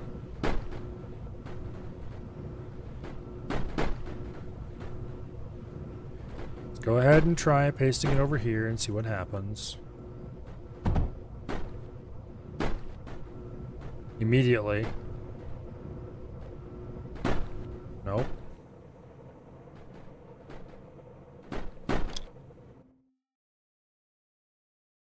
Okay, can you not use a variable for setting the stuff up?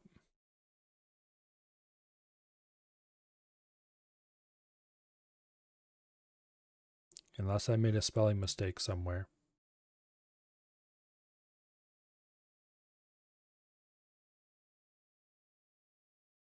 Okay.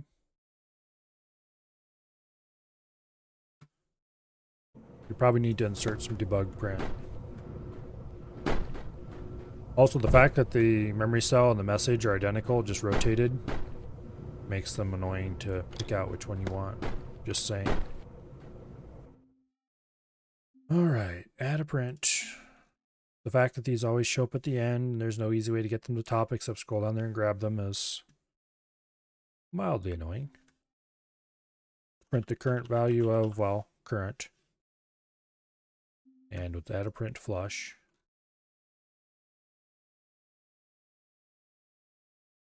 There we go. And now it suddenly works. Okay.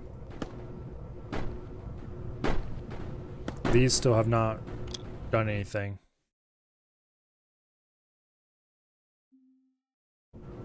Let's try moving some stuff around in the list. Maybe they didn't refresh the script properly.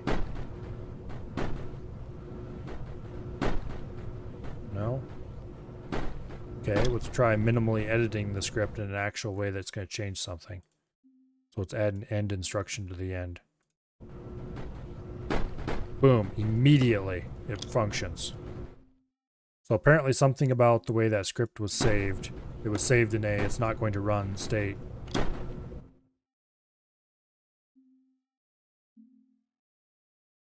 Okay, back out to save it. Come back in, delete that end. Boom. Is it going to work? It is indeed going to work. That's super weird. Okay. Save schematic. Flare, oh, what was it called again? Flare loaded overdrive.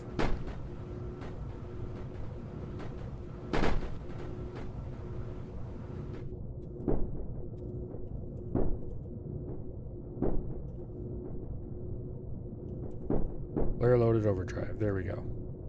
Yes, I want to replace it. Because apparently somehow the identical copy didn't work because reasons. Alright. Now, this schematic had damn well better work when I pasted it in.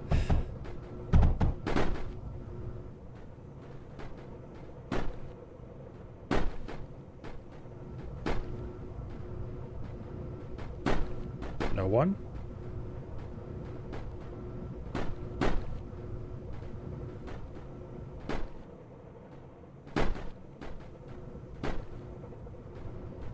Okay. It's not going to work. Let's try the good old add an end instruction to the end. How is it doing this?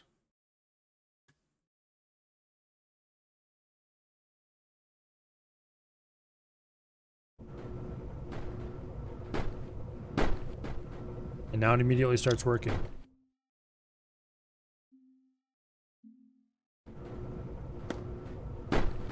Weird. Okay. Let's make a copy with that end instruction. Oops, nope, that's not gonna work. If this works, I'm going to be extremely annoyed.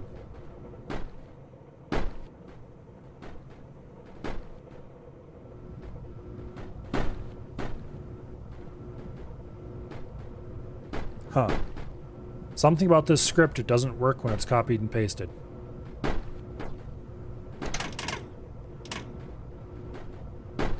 Weird.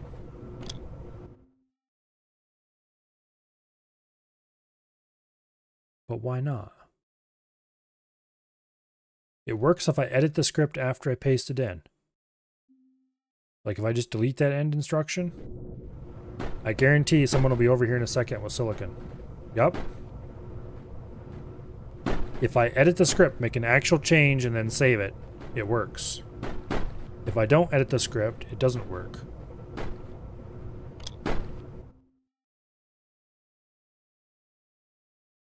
I'm assuming it's not resetting properly.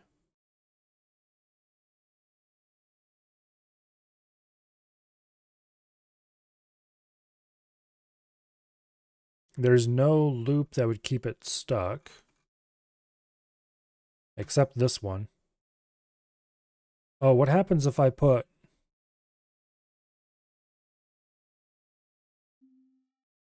Okay, let's put a unit not false and pair down here.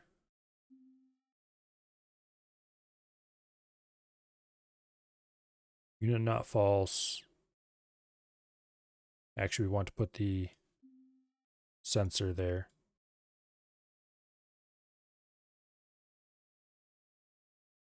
Then let's also do the same. The fact that I have to do this is really annoying. Let's put the same thing here, right after the item take thing. Apparently everywhere where I could possibly do a loop, I need to triple check that where you still have a unit bound and bail if I don't. Which is really weird. And not at all okay. Because it just bloats the code.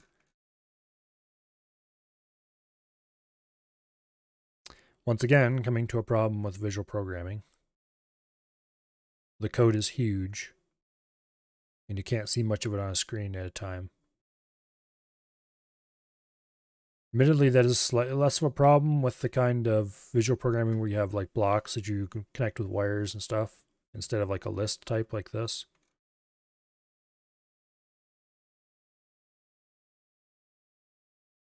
But even that is relatively large code. Okay, so none of these jumps are mangled, are they? Shouldn't be. Let's see if we can copy and paste this now.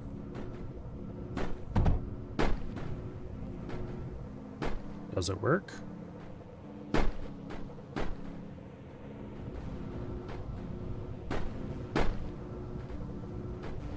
No. No, it doesn't work. Why not? No idea. Where could it possibly be getting stuck in a loop? Because I'm going to assume that somehow it's being stuck in a loop and the... Well, actually, I don't know if that's even possible. I'm going to assume it's somehow not initializing correctly. Let's go ahead and let's add a message block. Oops. Let's add a message block to our little fancy blueprint here. Let's add a print statement. Let's put it at the very top.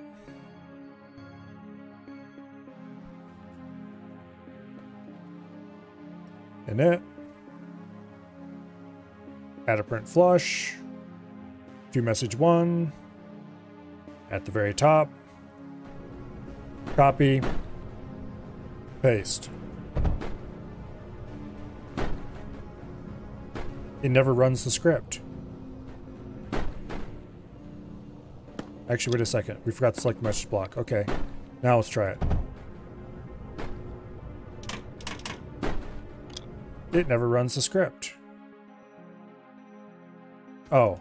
This needs to be Okay, I was gonna say, there's no way that's true. Yeah, there we go. Now it printed something.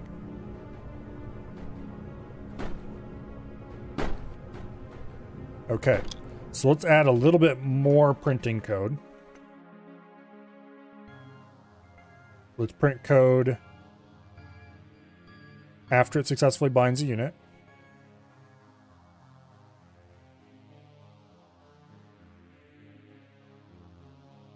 Okay. Bound. And then let's print more code at the very bottom.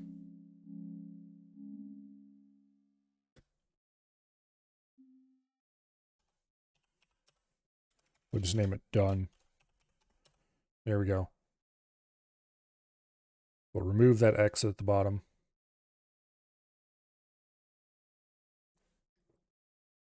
We're going to leave these internal ends because that'll let us know that it bailed in the middle if it doesn't say done. Because the only way this will bail, the only way this should ever exit, assuming no errors, is if it reaches to the bottom. Okay, so let's copy this, paste it over there. It says init. It's not bound to unit. It's stuck on trying to bind a unit. It can't bind a unit.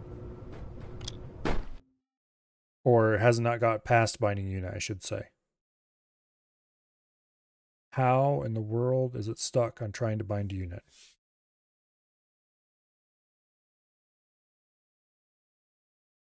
Does it hit this exit? Let's print the value of current and see what happens.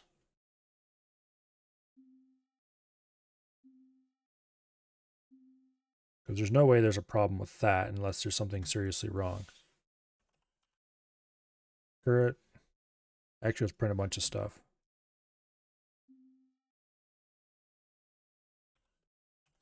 Target item.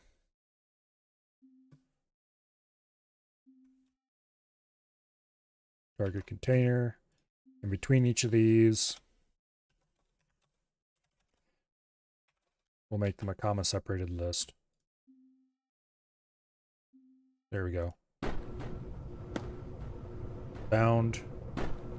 Boom, it's actually working. Okay, let's copy and paste this over here. Init. Null. Phase fabric. Null. Bound. Oh, that's exciting.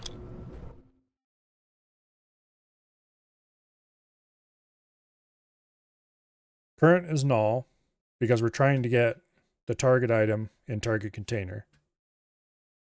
Target item is set. Current is null. Target container is also null, despite the fact that it's set to container 1 here. Apparently we can't do that, question mark. That is weird.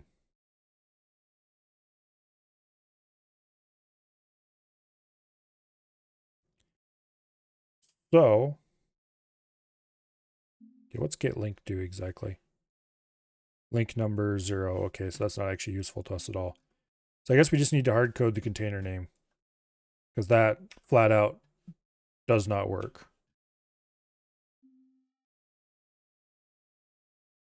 Which is very weird. Target item apparently works.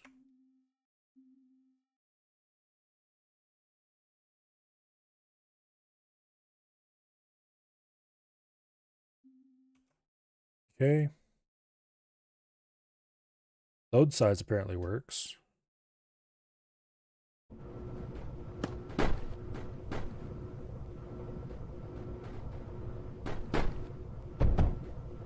Init, null, phase fabric, null, bound.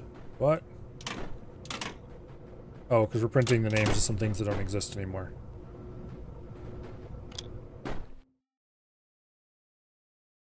Okay, we don't care about target container anymore, so let's get rid of that. So it says null for current equals target item in container 1. Is target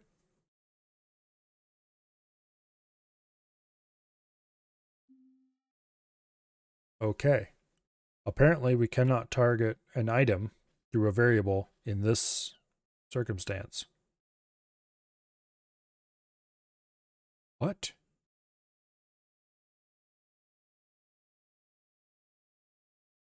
Who wrote this language anyway? Okay, now it's reporting properly.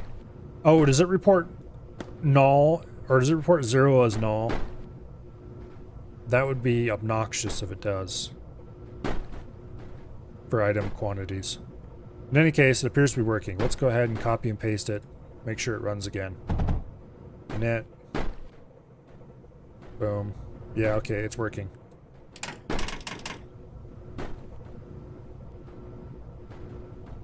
Let's go fix the real one now. Okay, so we can't bind this, because that would make way too much sense to be able to set the container name in a variable. Maybe there's a way to do it. But whatever it is, I have no idea.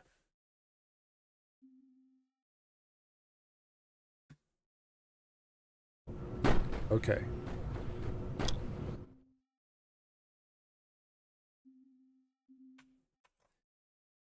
That is actually obnoxious.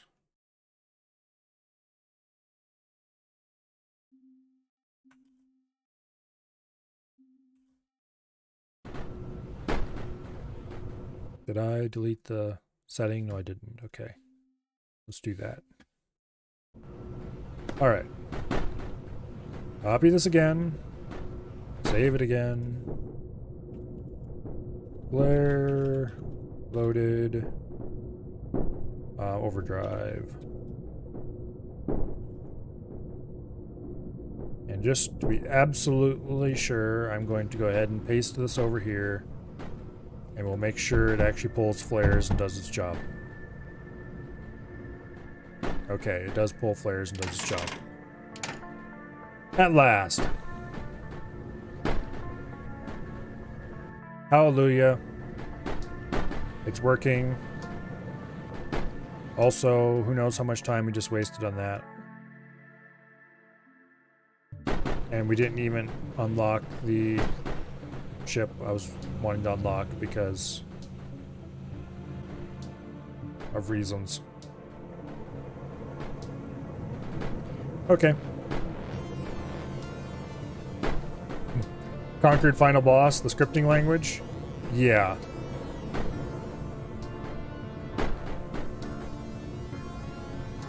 It wasn't even a hard programming problem. It was a hard, what the heck is wrong with your language problem.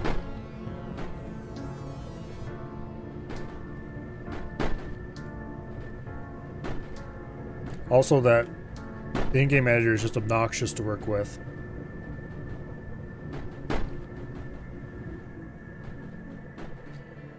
Every time you want to insert new code, it always appears at the bottom of the list. You better hope that list isn't very long. I can definitely see why I was able to find 4 or 5 different compilers for Mindustry Logic projects scattered all over the internet.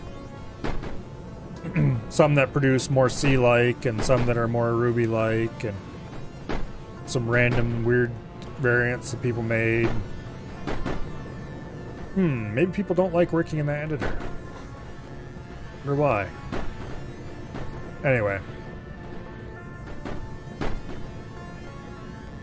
Of course, none of it's documented very well either, which doesn't help.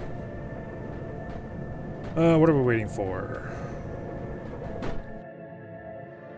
I want to unlock this, and I need 22k more plastanium.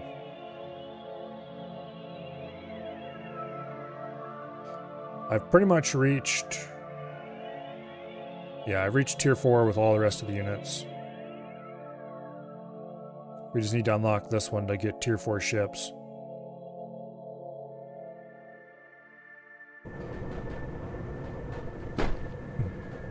Not documented, but coders love writing docs. Everyone knows that. Actually, my favorite way to procrastinate when I don't feel like doing something is to just go through code and document the heck out of it.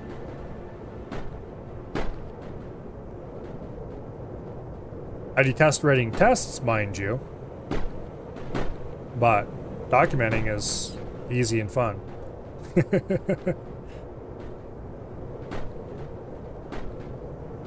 Hello, Mr. I'm a Fool. Welcome here.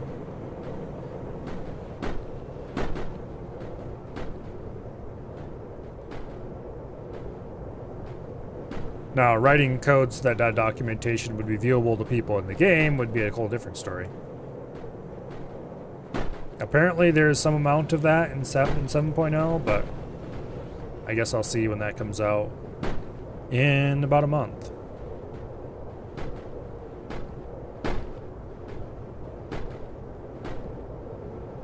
Let's see. Is there anything we can do to boost Plastanium production? Outside of just flat out building more of it. It does look like we could probably go ahead and double the size of this thing almost. Obviously we would have to feed more stuff into the system if we did that. Where's this, and how was it covering? We could easily feed more into the system if we did a better job of placing our overdrives.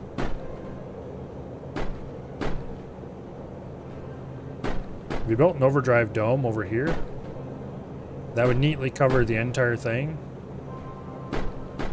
Well, not to mention also covering the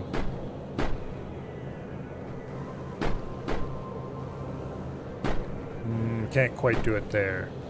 It has to be here or here. And the annoying part about that is it doesn't cover this corner. Or we can either cover this corner, but not that one, or vice versa. And I guess it's pretty easy to move that, so let's make sure everything's well covered. And build an overdrive dome there. Go ahead and paste that in as well. Get rid of those. This is connected to power. It's just waiting for the first couple flares to arrive. Ta-da! Suddenly, speed is ours.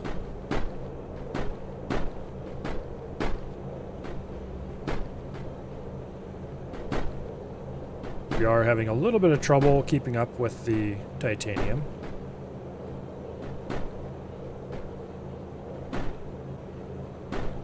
It probably wouldn't hurt to cram more into the system somehow.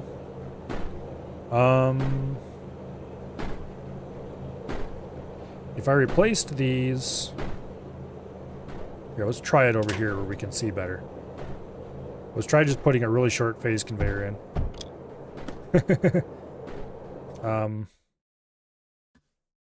That's not the desired effect.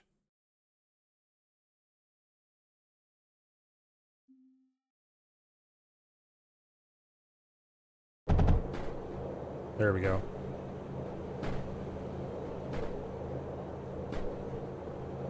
How would we solve that same problem over here? We wouldn't have to. Actually, we would have to. And we couldn't really. Well, actually. No, wait. Yeah. We can just do this. I'm an idiot. Why didn't I just do this right away?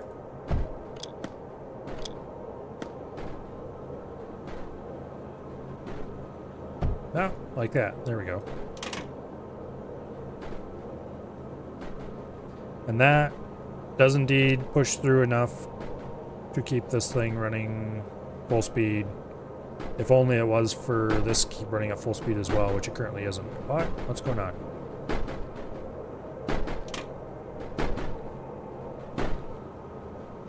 Let's go ahead and insert this like so.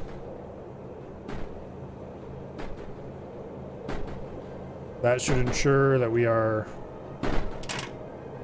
running absolutely at the best speed we can possibly run at. These are out of water. Why are they out of water?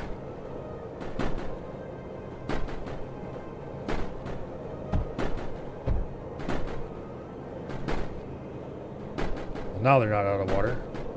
Except this one still is. So let's fix that problem, why don't we? Actually, no, wait. That one's fine, because we're sharing 3 between it. Okay. Alright, they're all full up on water now. Which gives us a little bit more speed.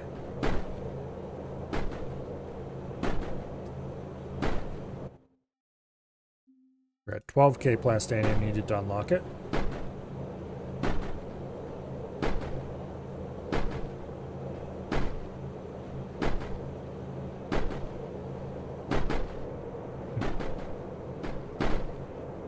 We're definitely not producing any too much. We're running all of this in there as well, aren't we? That's actually kind of insane.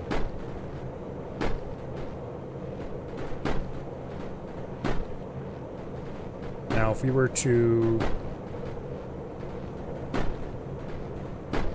let's see. Let's delete those and move them around a little bit. We'll put one there and one there. And that should give us... This one has 2 shared ones, and these each have a dedicated. Okay, so that's... they're maxed out now on water. They're also fully covered by an overdrive. We cannot mine faster out of these 2 patches. And still, we are not producing quite enough.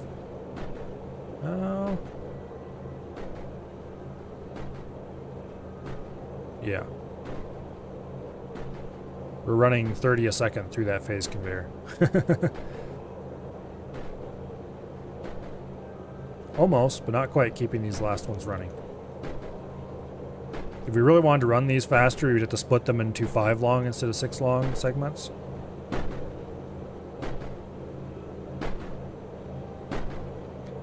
I'm reasonably certain that's not worth it, though. Also, we don't need this other row. It's doing nothing.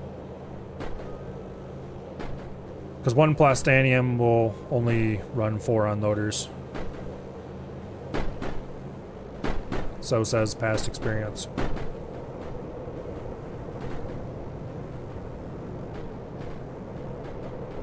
Okay.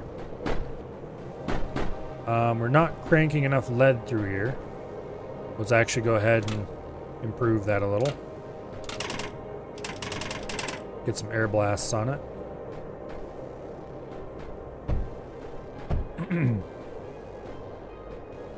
Okay, so these should be fine with a water extractor each. However, experience has shown that's not the case, so we'll do like this.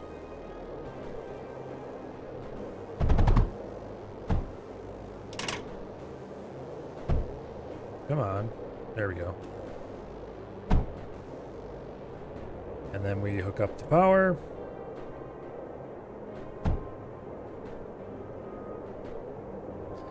So that gives us air blasted capacity.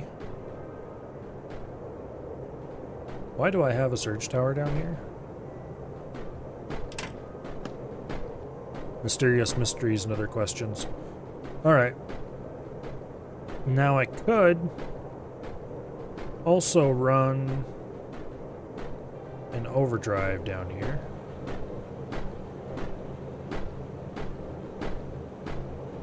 Let's see if we can do it with just a normal overdrive, because I don't feel like setting up a proper one down here just right now.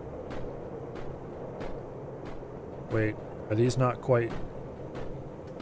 They're not quite overlapping. Dang it.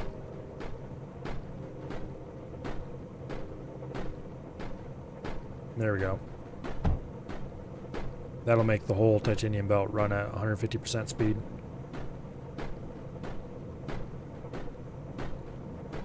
Okay. It's got 4 running, sort of, sometimes. And now we're actually running low on sand. So I should probably go ahead and just delete this sand and redo it with an air blast. Maybe 2. Make sure it's well watered. Okay. Looks like maybe 2 should probably be definitely 2.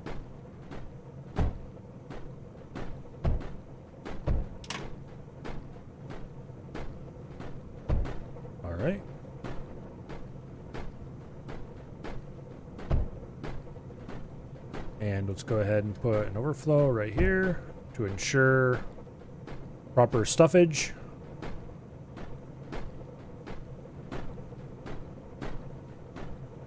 And I'm going to go ahead and bite the bullet and do a proper overdrive down here.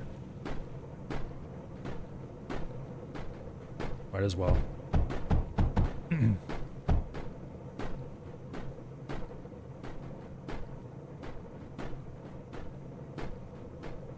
Okay.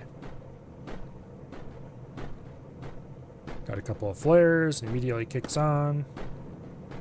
And we have all the resources in the world flowing in all of a sudden. The weird visual errors when they zoom around the corner at high speed is kind of funny. Now, though, we're having a bit of a problem with not being able to get resources out fast enough. That is a bit of an issue. The whole thing is definitely covered with overdrives. So it looks like we might just have to go to the good old phase conveyor.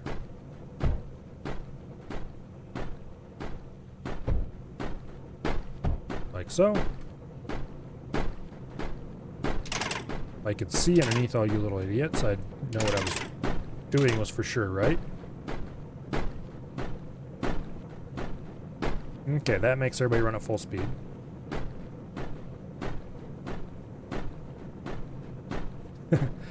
I don't know why I'm increasing our production of Metaglass, but we definitely have a lot of it now.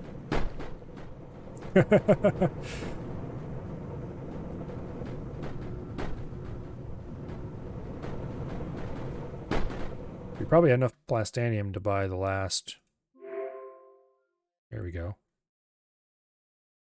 Okay. 65 block range on this thing.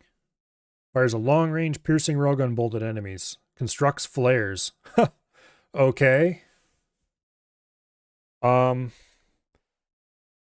That has the longest range in the game, I think. 65 blocks. How long was the foreshadow? Foreshadow is all 62 blocks. That's insanely long range. And it also gives you free flares. Okay. I suppose that's one way to flex on your enemies.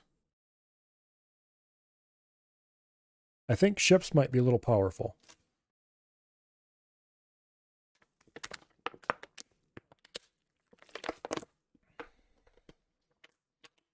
Alright. What time is it? 9 o'clock? We should have plenty of time to at least get a good solid start, if not actually completely finish Planetary Launch Complex. We are slowly decreasing our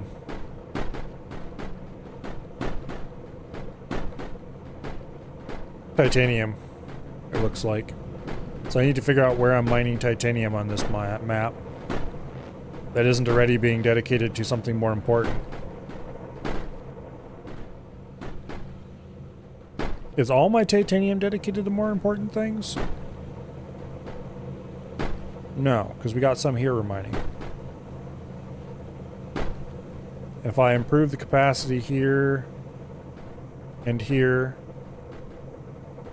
will any of that get sent to the core eventually?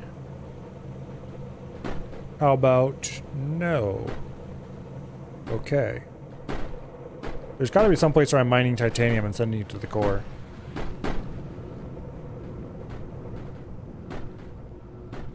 I think actually there might not be. The only place that titanium is getting sent to the core is here from the scrapping area. Which is backing up with resources, apparently. Okay. Because we're not feeding scrap into these fast enough. Okay.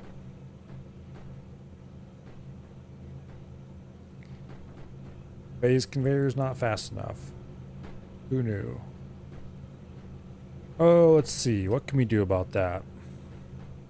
We can redesign the whole thing around running plastanium belts to everything. Problem is, splitting plastanium belts is non-trivial and annoying. But somebody was saying instead of doing this, we could feed it into an overflow. Or put overflows around somewhere. I have to look into that at some point. But I don't think phase conveyors are the solution to the problem here at all. I think the solution to the problem is a different design that doesn't try to be compact like this. And also plastanium conveyors are probably not the solution either. The solution is probably, honestly, to build everything tight up against the mass drivers. And then do a large sorting area of sorts.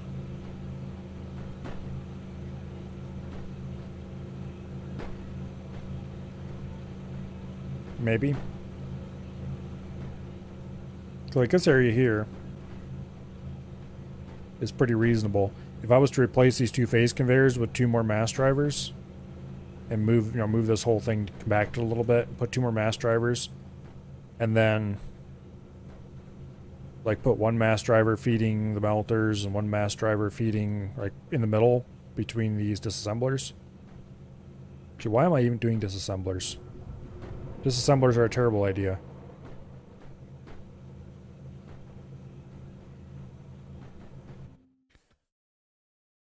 If I want more titanium, I want this pattern.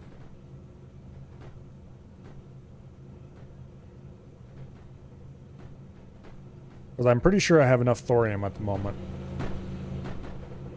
Am I sending thorium to the core?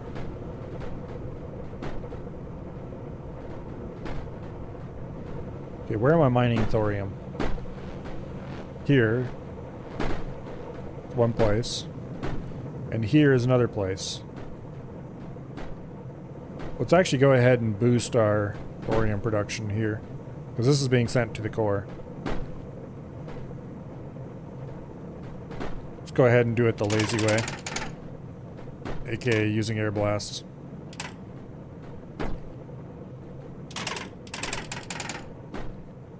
I think I could probably do this with 2 air blasts if I'm careful.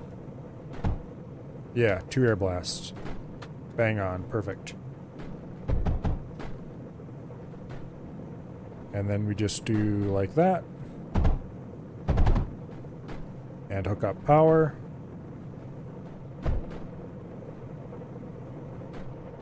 Alright, watered air blasts, 2 of them.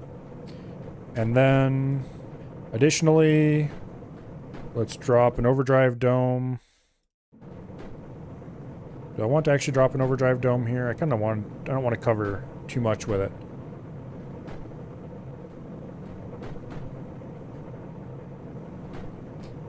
If you build it down here, yeah. If you build it over here, that'd be weird though. Screw it, we'll just do a normal overdrive thing. Because I don't actually want everything around it running fast too, because that'd mess up their careful balance. Which, yes, I understand that's silly, but I don't care. Although I am tempted to copy this part of the system and paste it in like that.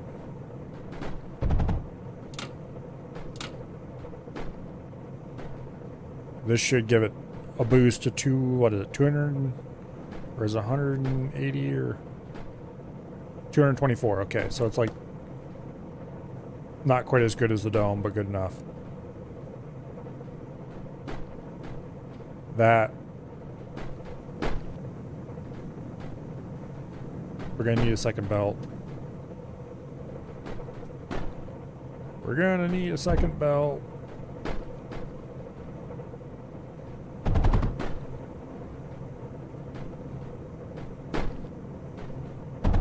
Mildly unfortunate.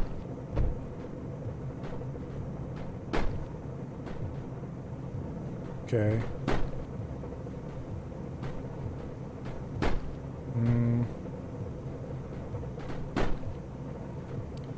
Okay, fine. Be that way.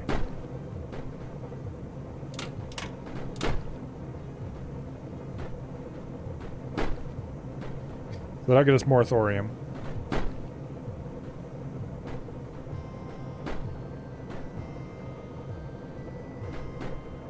Looks like around 15.5 units of thorium per second. Pretty zippy.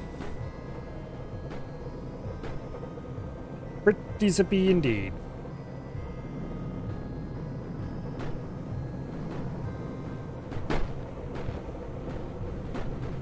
Why was I worrying about thorium? Because I was doing something weirdness, using thorium. Worried I might not have enough. Something like that. I don't remember what was going on anymore. I am back to 21k plastanium, which is what I was waiting for. So, I suppose it's time to launch for Planetary Launch Facility. We are at Tarfields? Yes, we are. Tarfields? Yeah. Definitely. Okay. So, planetary launch. Launch it with the big base. Max resources. Let's go. And we're going to want to leave immediately. Or almost immediately.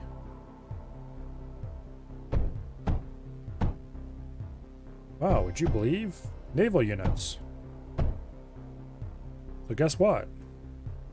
A little bit of minor tweaking. And we can start producing our own naval units.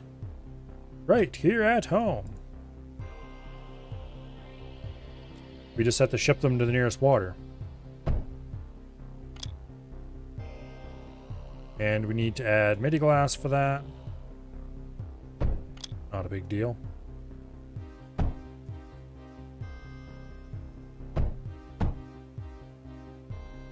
There we go.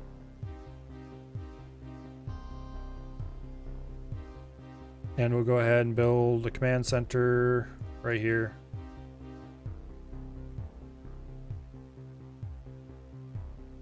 And then I'm going to bail and go back to the previous map so I can order it to ship stuff here. Let's see, Tarfields, go. Retarget. At planetary launch. For some reason those launched without even having power. This game is weird sometimes. Okay. Go.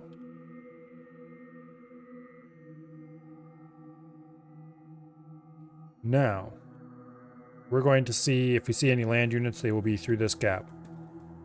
So let's get building.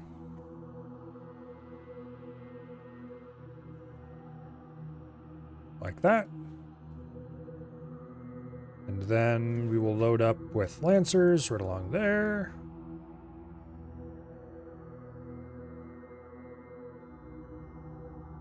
Like so.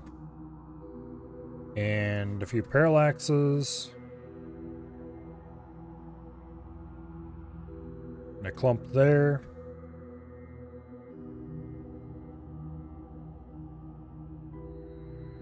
Like that.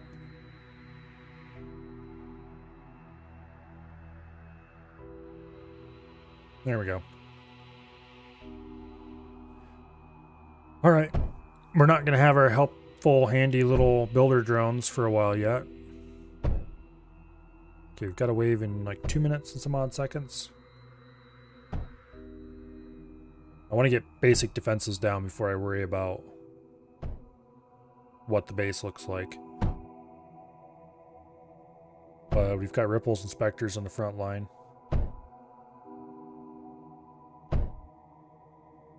So that's not an encouraging sign. Oh, also this stupid thing. It didn't connect some of the stuff up again. Fix that problem.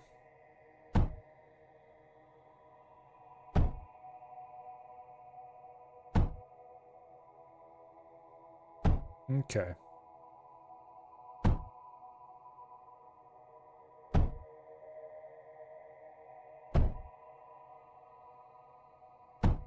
It's kind of funny that effectively all of the all the tier 5 units are effectively the same price. All the tier 4s are effectively the same price. The only price difference is for the tier 1s, and that's only very small. Hey, how dare you destroy my beautiful, beautiful command center, you monsters.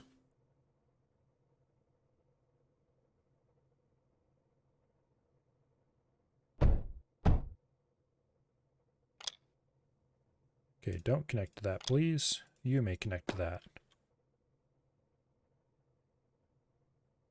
Because I want this free to connect to here shortly.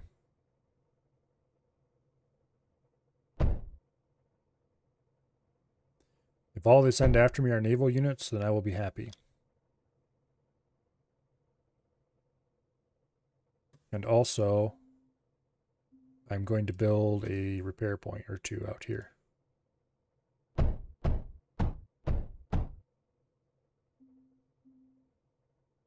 And we're going to use a surge tower for that. Like so. There.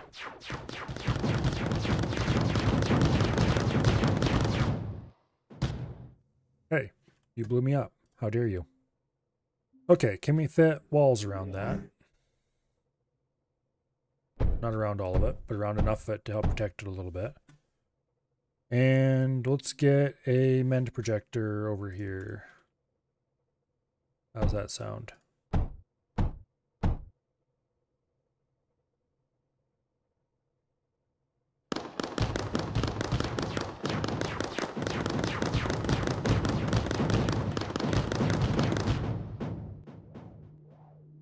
Okay, there are some air units for sure.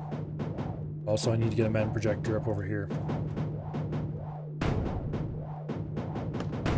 Okay, fine, be that way.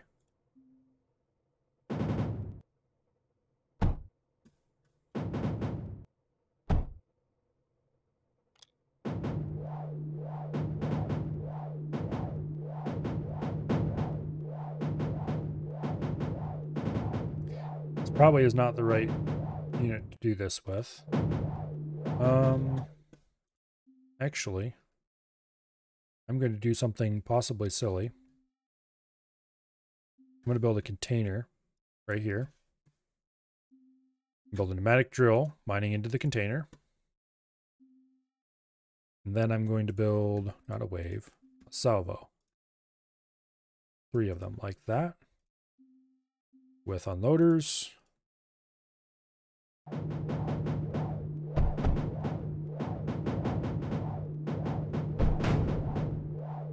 Come on, hurry up.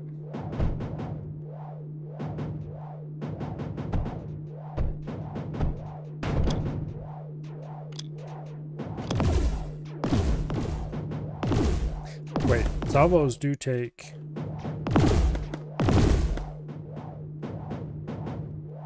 Maybe they do not take...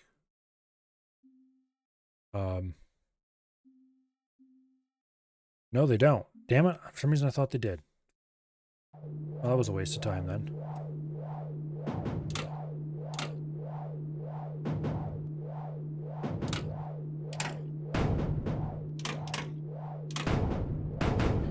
I need proper AA here somewhere.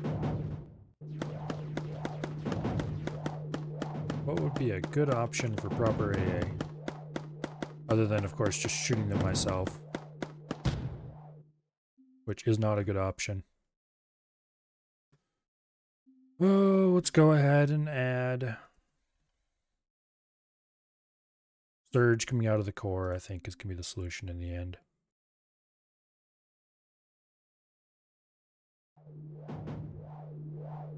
Here, you. Go away.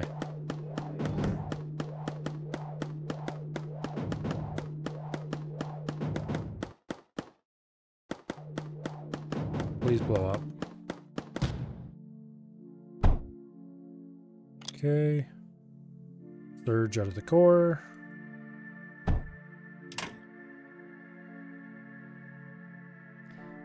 Think you're all about to have a bad day. Because I have some cyclones. And you don't.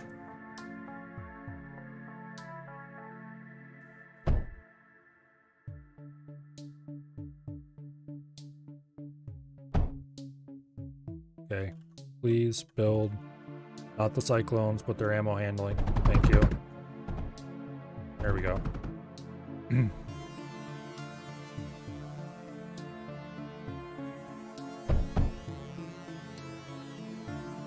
Alright, someday,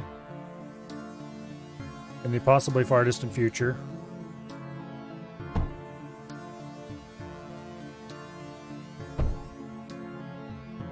I need to get more turrets up here as well.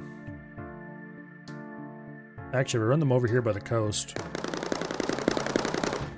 Well, nothing bad happens to people who walk by the coast, right?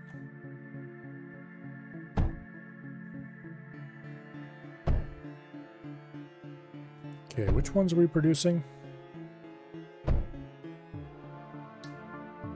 We produce up to these guys who have a 41 block range. Okay.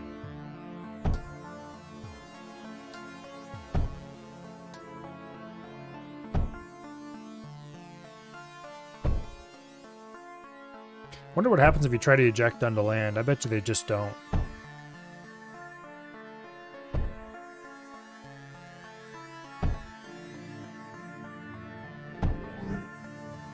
But as soon as I can, I'm gonna grab one of these guys and we're gonna go down here and we're gonna shell the crap out of these specters and stuff along the shore.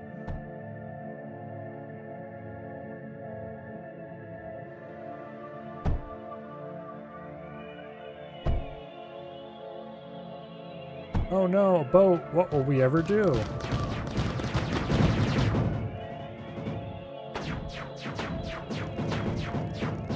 Okay, so we have short-range missiles and long-range guns. Well, those missiles aren't short-range, actually.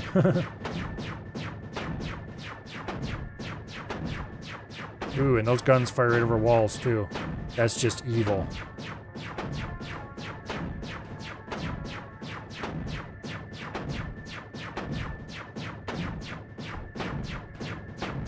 No, you're not rebuilding anything. Who do you think you are?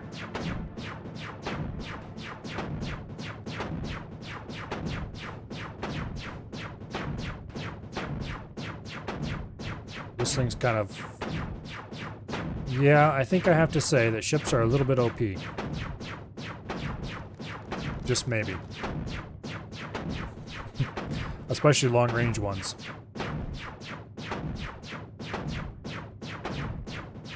Also, why do I have a slight suspicion that those missiles are probably anti-aircraft as well as normal?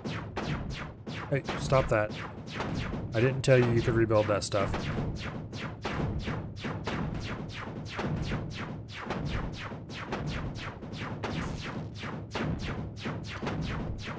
Okay.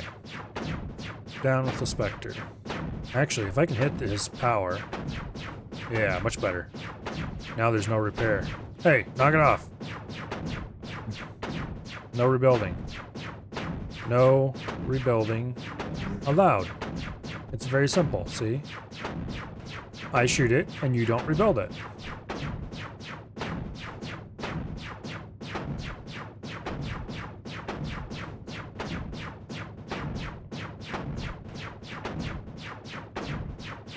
So can we hit? Yeah, go ahead. Try to rebuild that instead. See how that works out for you.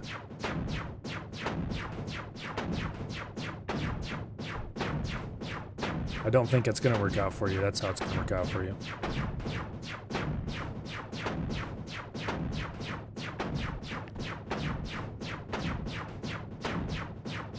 The AI may be having slight problems. Somebody appears to be shooting all his stuff.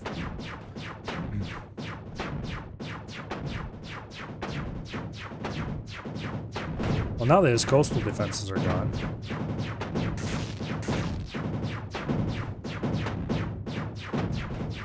Can I hit him with missiles? Ooh, yes I can. Awesome.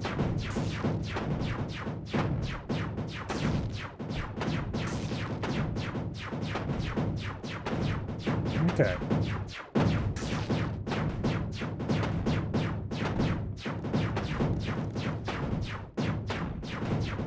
Yeah, he appears to be having a bad day. I can't shoot inland far enough to reach his Spectre there, but...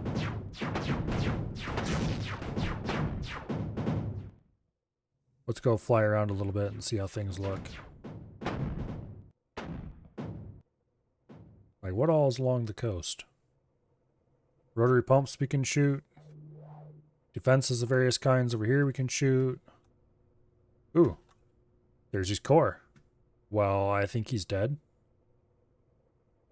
Let's just go grab ourselves a whole flotilla of those guys and go sailing. That's assuming, of course, that he doesn't have a... What do I call it?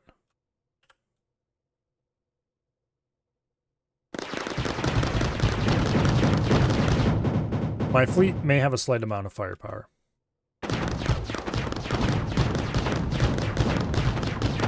Surprisingly long-range firepower at that.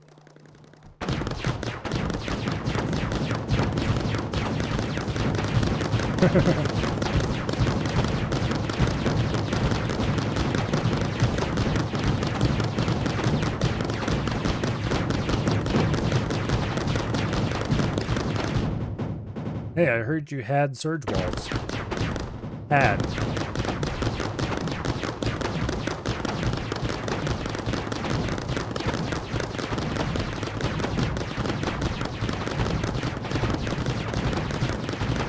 The inland reach of these things is pretty impressive.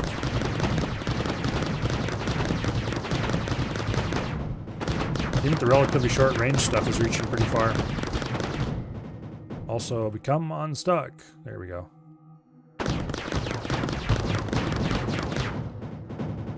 I wonder if we can swamp. Ooh. We're actually able to swamp that thing a little bit. It took some damage. It just has to get unlucky a couple times and boom. Okay.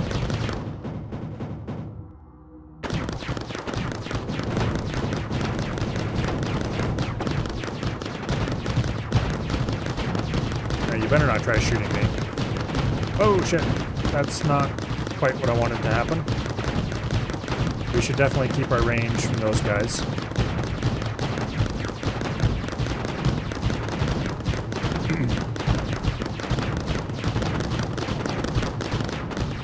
Actually, can I reach those men's protectors in there? Not without getting shot at, okay.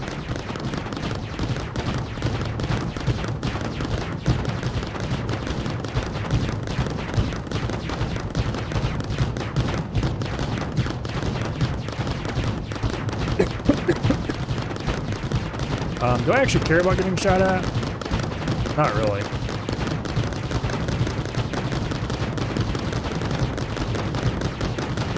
Especially not when I can just shoot them.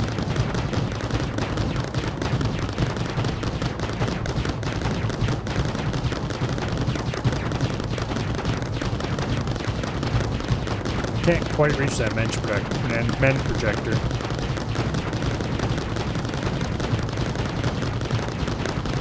Actually, wait. Interplanetary accelerator. Okay. I'm going to shoot that a little bit.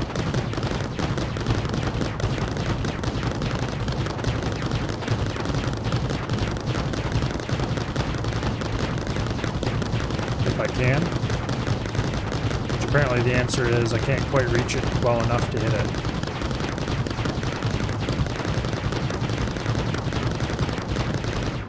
Also, I had the feeling that this is generating a rather large amount of noise.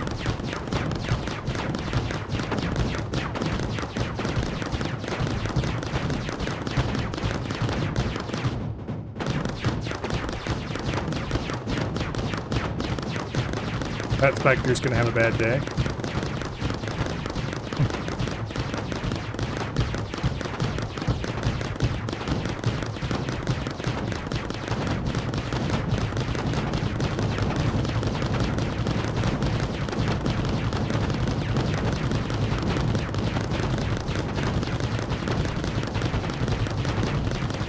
with these salvos, for that matter.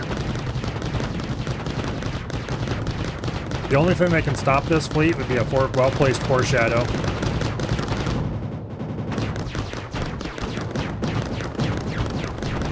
I don't see that coming just yet.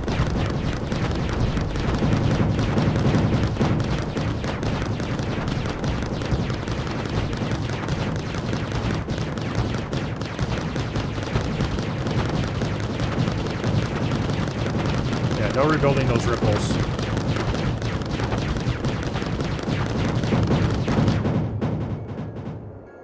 Well, so much for his construction vessel.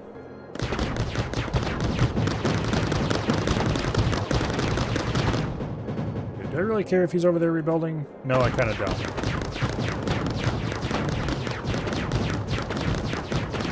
But I care about much more of these men projectors.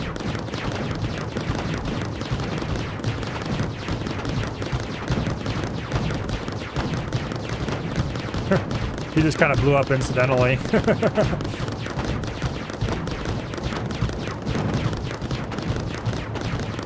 I hope my core is doing okay, because I'm not paying any attention to it at all.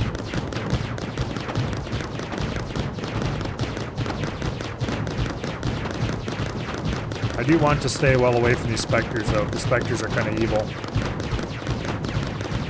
I mean, unless they're my specters, in which case they're amazing. A bit short-ranged, but...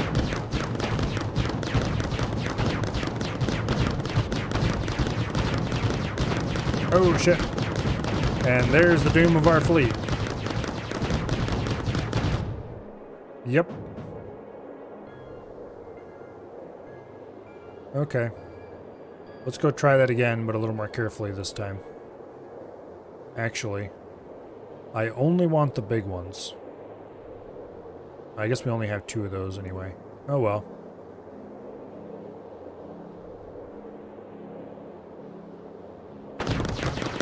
We have the small stuff to act as meat shields. Unfortunately,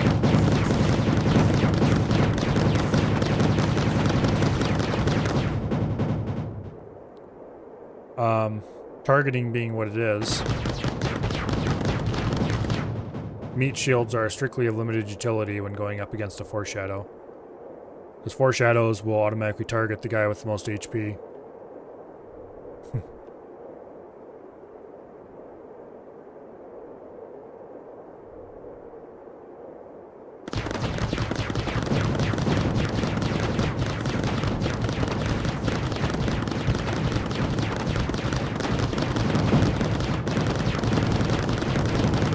Poor guy didn't know what to rebuild. Couldn't quite decide.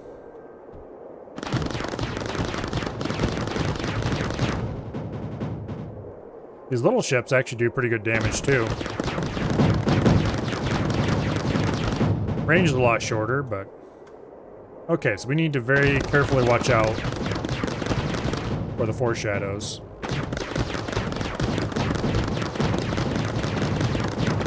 I want to hit these naval yards.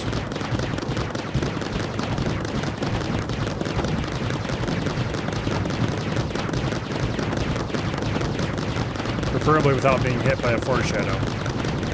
There we go.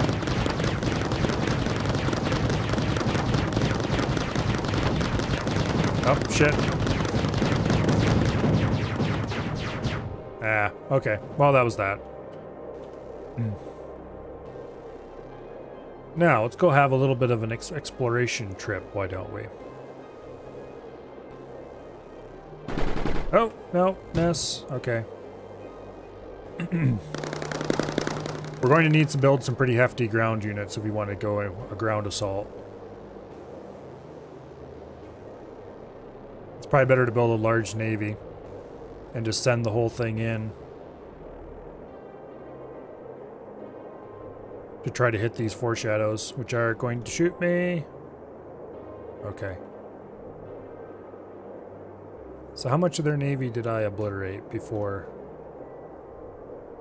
We only got 1 shipyard. That's unfortunate. Okay.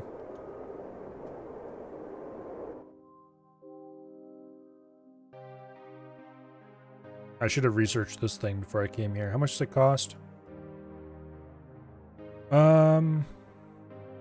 Actually, it's pretty reasonable as far as research costs go. We would like run out of silicon if we did it, but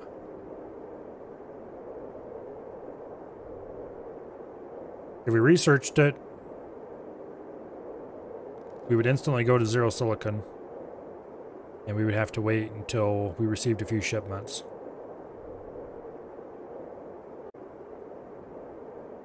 Am I okay with that? I think I'm kind of okay with that, because I really want that ship for this mission. Boom. We require 21k plastanium and 5k silicon yet before we can do anything.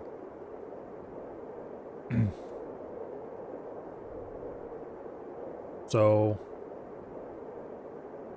we need to hold the line for at least a little bit.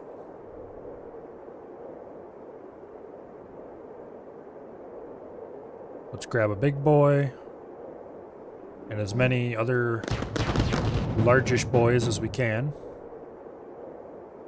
And let's sail the 7 seas, obliterating targets. We already have some silicon arriving. Some plastanium.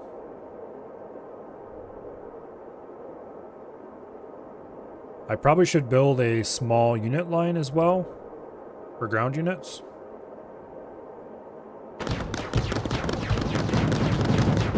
And get some of those bombard units, whatever they're called again, fortresses. I think fortresses are tier 3, so that shouldn't cost too much to do. Okay, we don't want to go up there because we don't want to blow up this stuff. I want to keep these things alive. Being as annoying as I can for a while.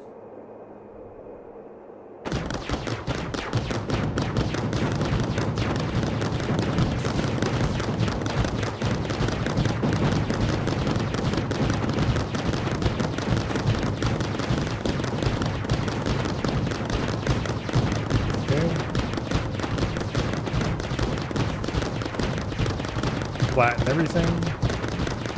Can't quite reach his unit. Let's see if he's dumb enough to fly closer. Well, if he is, he's less dumb than my patience is short, so let's go back to the core. And let's set up a tier 3 ground unit line. Where? Off the core, of course. But where off the core? That's the problem with having the RTGs close up like this. We need to get a separate... Oh, wait. What am I doing? We have thermal power.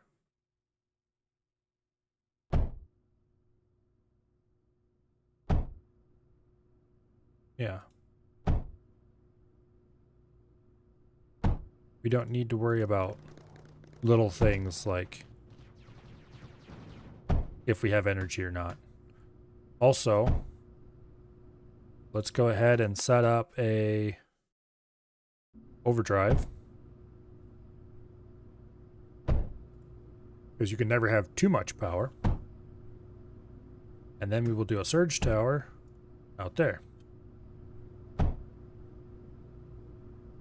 And this is going to take up pretty much all of our silicon. Although more will arrive on rockets as time goes by.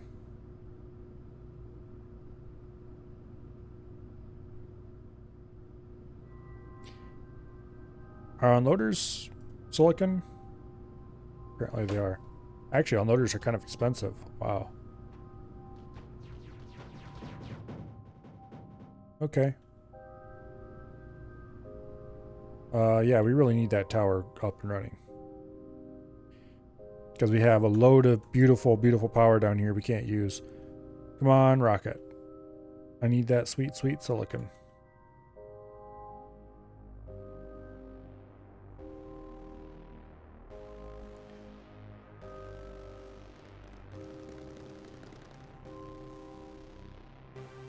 Also, I should probably get some foreshadows of my own set up, just in case there is a boss coming. I'm sure there will be one eventually. And I need to be ready.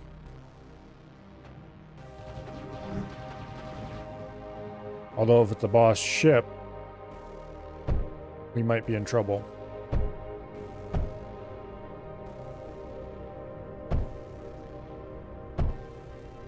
Okay, that's quite a lot of silicon used up very quickly.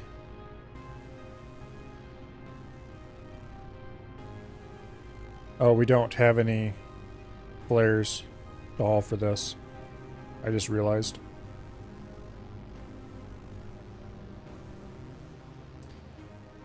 Well, I guess we do kind of have one flare. Oh, and we don't have any silicon to power it either. Alright, we gotta wait for another rocket. And then we can hopefully finish building it. Let's see, this requires 130 silicon. Yeah, we should be able to finish building it and build the unloader we need yet. And that will give us all of the energy.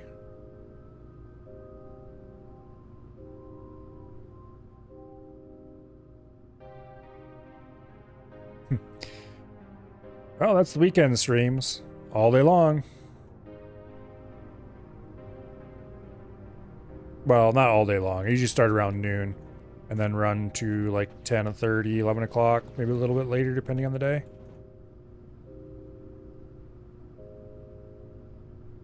So actually, we probably got another hour of stream in us, maybe.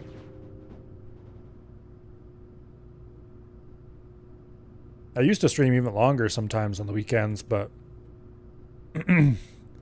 I try not to do that anymore, mostly because it's just a real pain in the butt to upload anything to YouTube that's longer than 12 hours.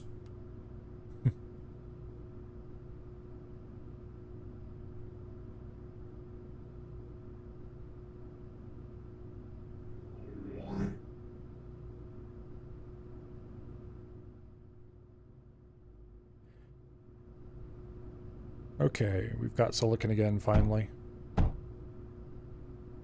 Now let's go grab a load of said silicon. And put it in there, and boom, we suddenly have all the power we could ever ask for. In which case I'm going to delete these, because I need that space to build a unit factory. Hey, what do you think you people are doing? Knock it off.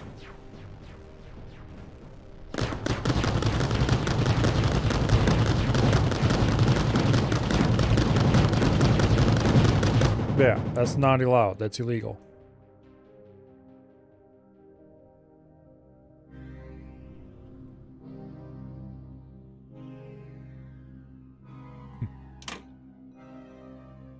It's gonna play Automa Chef, but you cheese this level you're on. Was that a pun? Yeah, I need to get some AA over there. I'll probably branch off the Cyclones and run them over, or branch off the Surge and put some Cyclones over there.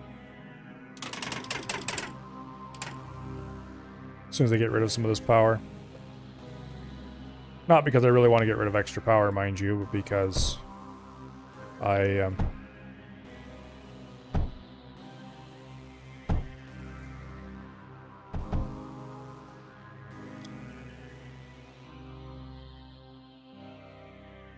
oh, let's see. Because I need the space.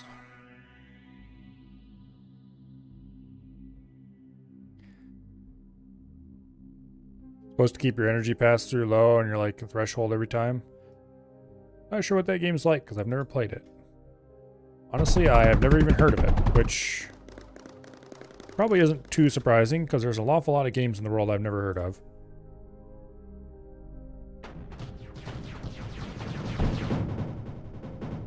Yeah, we definitely don't have to worry about ships for a while.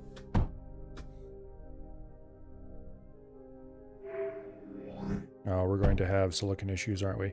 No, actually we're not. These don't require silicon. Awesome. Go ahead and get some thorium around them.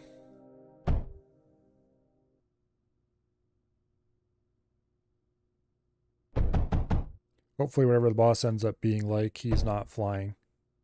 If he's a ship, I can just grab the ships and go get him.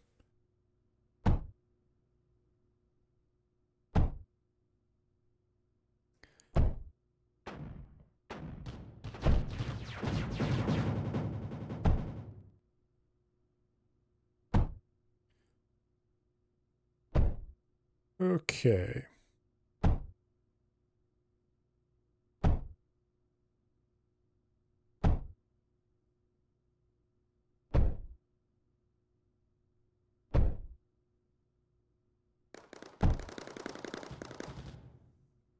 That guy didn't last very long. Oh, it would probably help if I actually put in a router here. And it would probably also help, since bosses are coming soon, I don't have anywhere near enough silicon to build foreshadows. That's unfortunate. I would really like some silicon for building foreshadows. Thank you very much.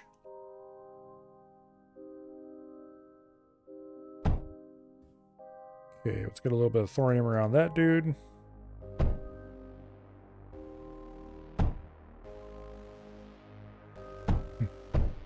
Make some. What kind of pleb would make their own silicon when they can ship it in from a far distant map?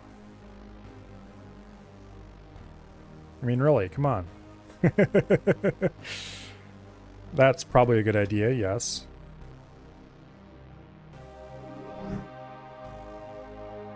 Let's see. Silicon is a 1-to-1 ratio, isn't it?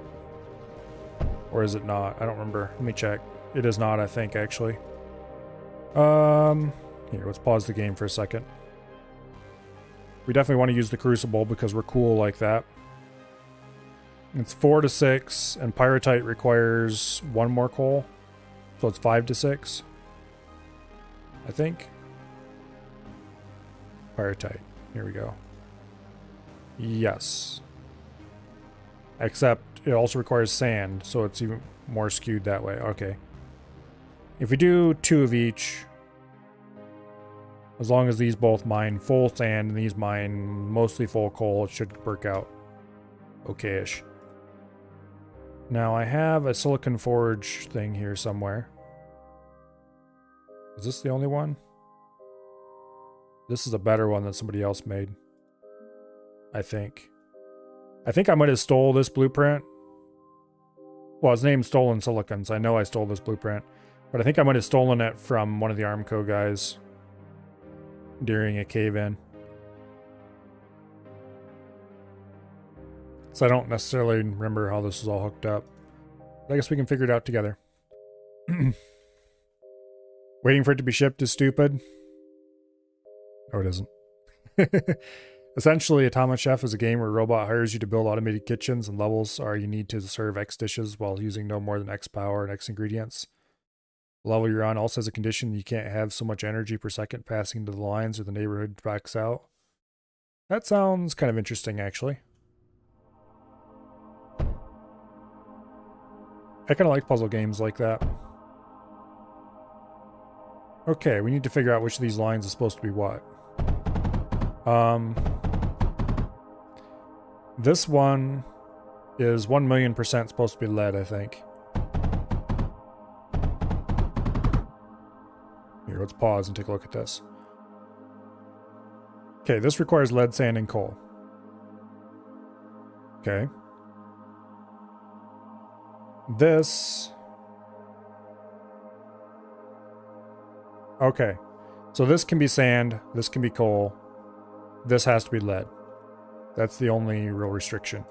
So we'll send coal in there, and we'll send sand in there, and then we will send lead in.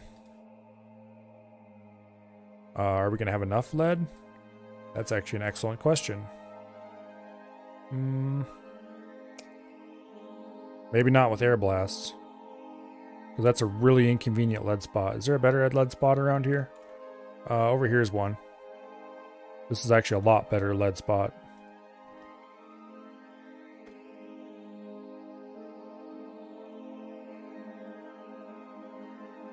Okay.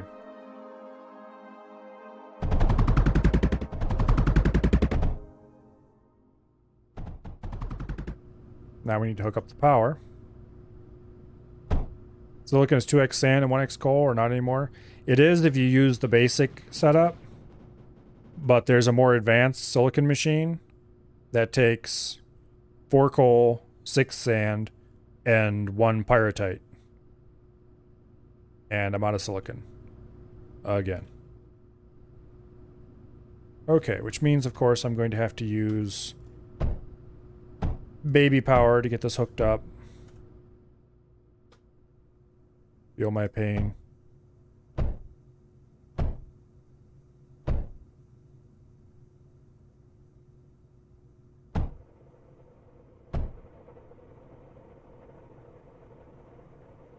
Pyrite. Or lead, because you said lead. Pyrite. But this blueprint has the pyrite mixer built in. Also, why is that set up that way? Okay, whatever. So basically I just need to feed the ingredients in and out comes silicon. And I need to put a armored conveyor there or there. Okay, there. Much better. Yay, we have silicon. Although we need more stuff. I'm going to go ahead and put armored conveyors here so I can see what's going on. And what is going on is that we are not producing anywhere close to enough coal or sand. Let's fix that, shall we?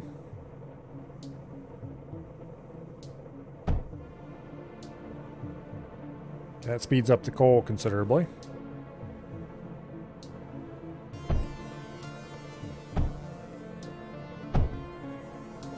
And that should speed up the sand considerably.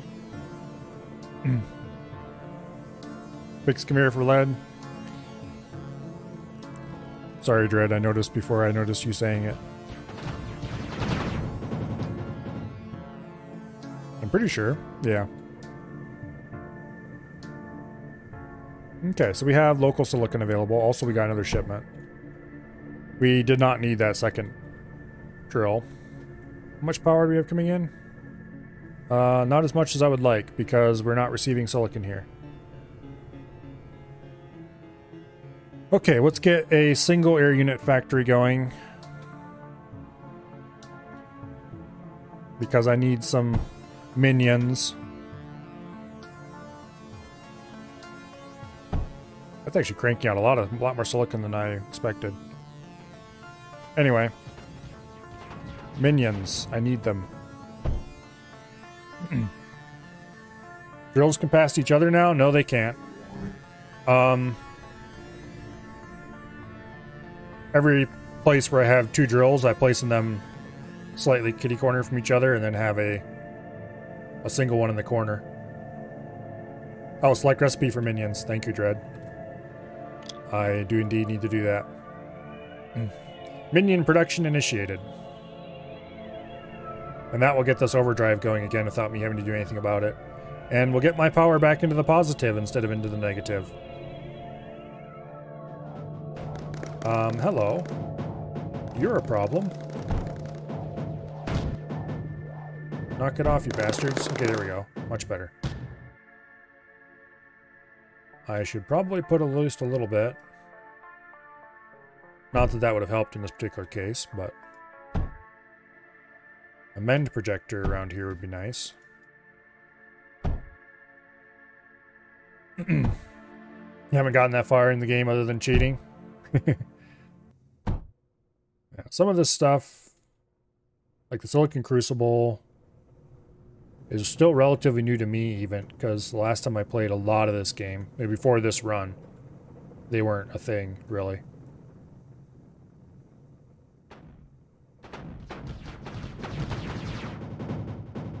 We're getting to have quite a fleet here. I'm tempted to just order them to attack and see if they can take out the core on their own.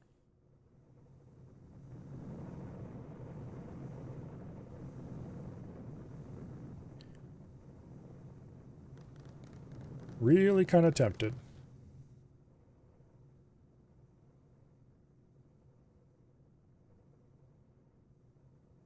Okay, we finally do have the overdrive running, so now we're up to 3.4K power. We have locally produced silicon. And we have the MEN projector finally online, because I forgot to do that. Oops. Also, it probably wouldn't hurt if we built a second MEN projector there. Okay, I'm actually going to go ahead. Okay, if I order these guys to attack, and a boss shows up, I'm screwed. Assuming it's a boss that... Okay, MEN projector. Where's the MEN projector? There it is. Assuming it's a boss that could be dealt with by ships anyway. Hold back the big ships and let the small ones take the big hits. Probably be a good idea, yes. Actually, if I grab one of the big ships and hit G, it'll prefer to take ships of similar size, aka big ships.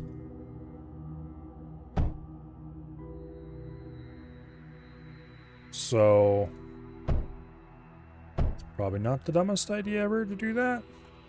And then once I have those ships selected... Okay, we got most of the big ships selected right here. We can order the little ships to go. And they're not going to actually attack. Damn it. Okay, rally. The ships aren't going to attack on their own. Boo! Alright. Well, I guess that answers that question. I need to add the empty lost flare thing somewhere in a corner.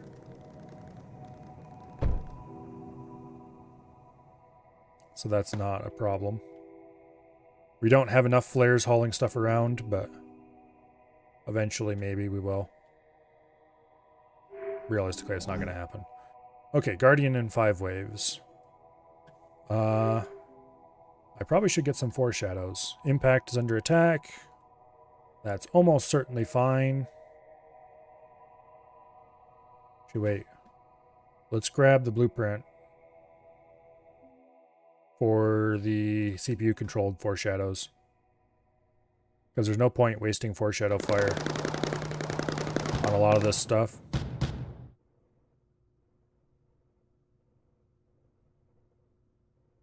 Okay, let's go like that. That should be plenty for now.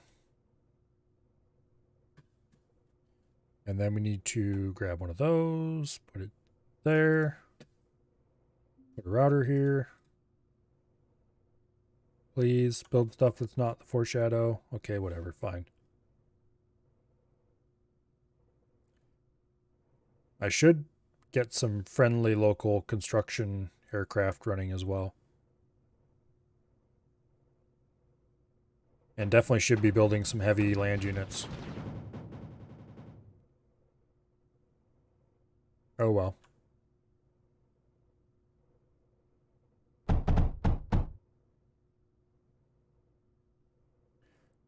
Okay, so this is water. Or whatever liquid I desire to bring in. And let's go ahead and lay out thorium around the foreshadows. Like so. And then a thin skin of plastanium. Not that that's going to help with much.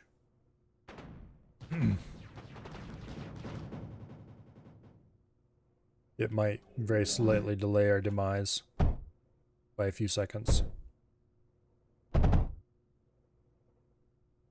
Okay, these are off by default. That means no CPU control of the foreshadow. Okay, look, please. Build. There we go. There we go. The first 2 foreshadows are now online. They're not liquid cooled yet, which I need to rectify.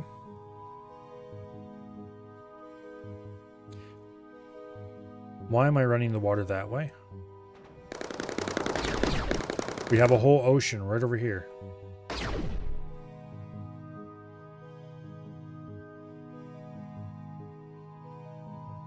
Okay. Thermal pump there. Other differenter thermal pump there.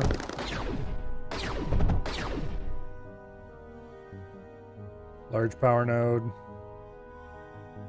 Large power node. Actually, wait, we don't even need to do that. We'll take and put a large power node over here, and then we can just reach it with this surge tower. I'll let you build those surges later, thank you. Let's get our pumps and other fun stuff online first, please. Also, I should probably build some thorium walls around them just to discourage annoyances. Not that it's going to help much, but... Okay.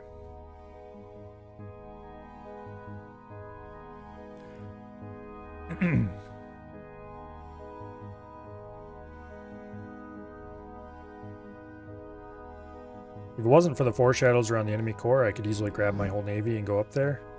As it is, I could still grab my whole navy and go up there. I just can't have them attack reasonably, because when I set them to attack, they don't do anything, which is annoying. Not sure what I would need to do to fix that. Also, what are we out of? Nothing, it's just that slow to do.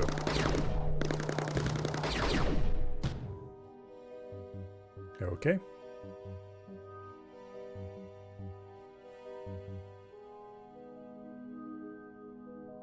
I probably ought to grab a squadron of the small ships and just try to run down the foreshadows and see if we can at least kill a little bit on the shore.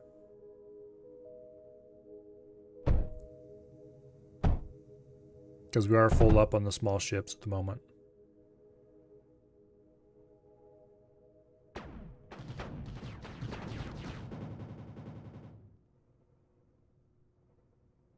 It certainly wouldn't hurt anything to try.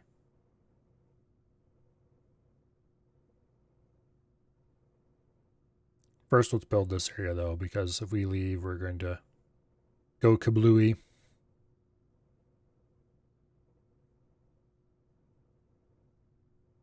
And if you go kablooey, then these will cancel themselves, and it'll be annoying.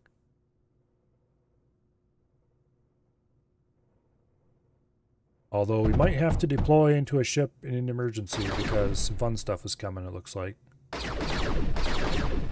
Nothing the foreshadows can't handle, though. Oh, I should definitely have built some segments. As a matter of fact...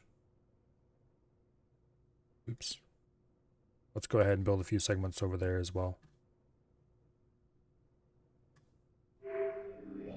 Guardian in 2 waves. Here, build the segments first. They're cheap. Cheaper. I need to build batteries. I have not built any batteries yet. That is very dumb of me.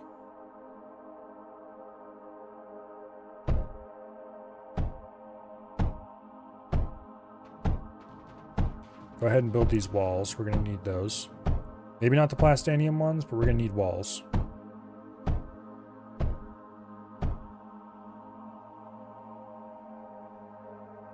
And then where should we put batteries? Probably over here is not a bad choice. Oh, so much stuff that needs to be built. I should have definitely got polys going.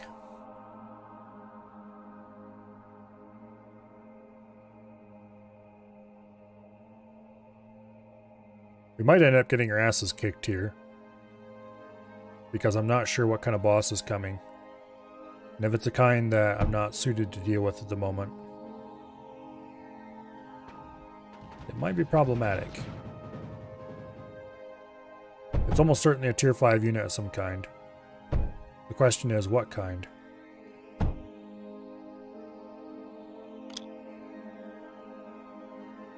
Okay, this guy's not getting power. That's why he's not running. I forgot. Foreshadows need power.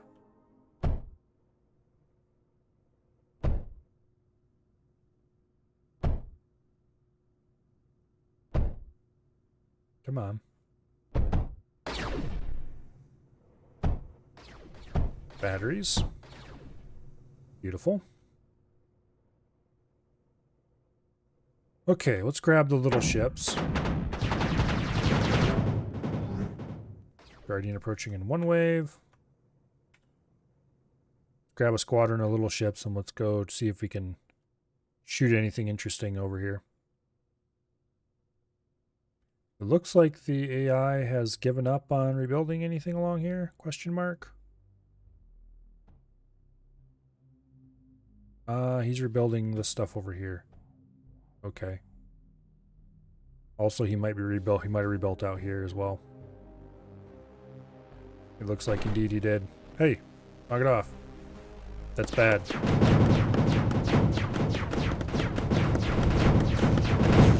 These things actually do a surprising amount of damage. Short range, but...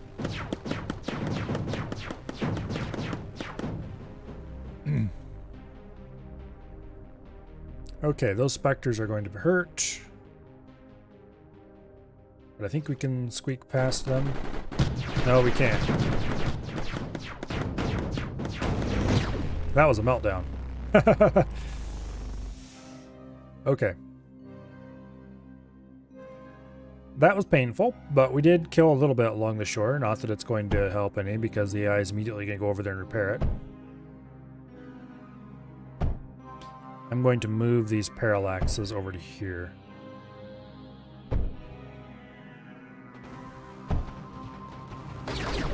So I can wall this up, this front up.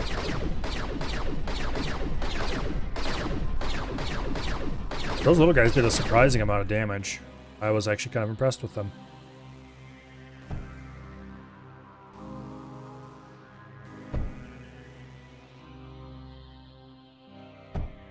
We're gonna have to move this so that I can build a wall through here, because I definitely want a wall in front of the foreshadows.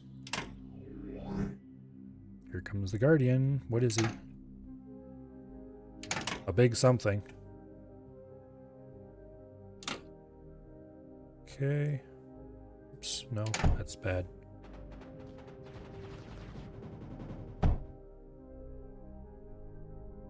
Is he a big flying thingy, or is he a big zombie thingy? Probably a ship, at a guess. Just because that feels like the most appropriate. Let's actually target the rear foreshadow on that side with the electricity.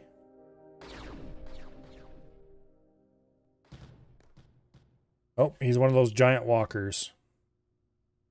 Okay, well, I guess we're going to pray we have enough foreshadows. These guys aren't powered. That is a problem.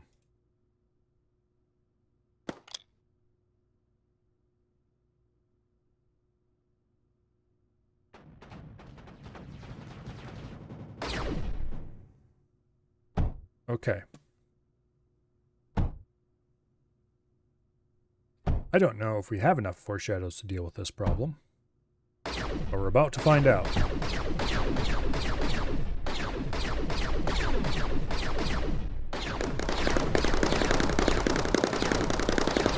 Okay, we do. Sort of.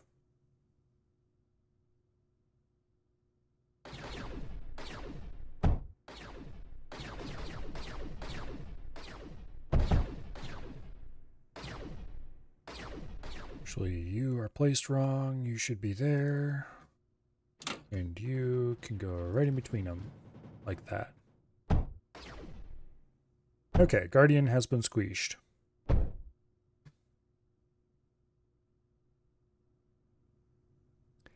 Although it might not hurt to get more foreshadows. If we're going to run into that particular problem again.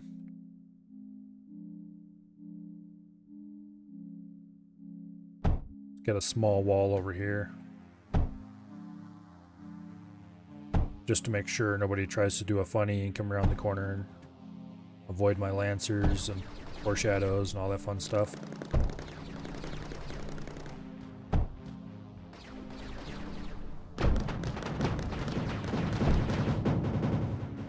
Okay. So, is there a way to take a ship that hasn't been...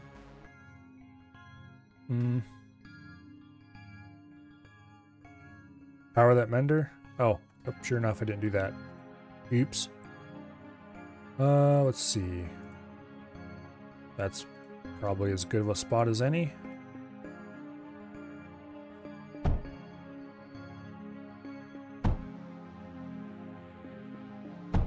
Also, I should encase the mender at least a little bit, so if a ship goes past, it doesn't instantly die.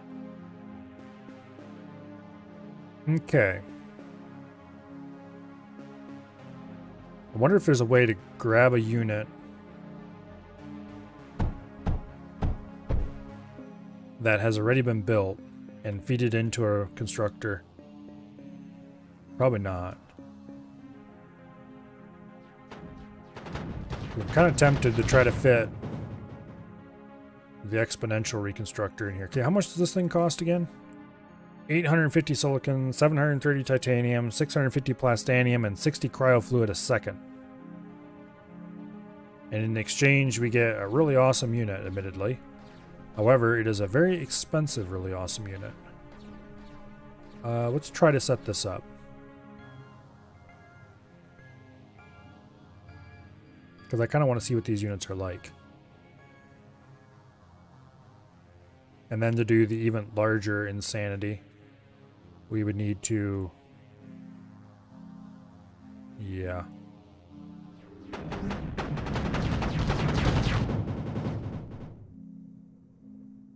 I definitely should get some polys set up.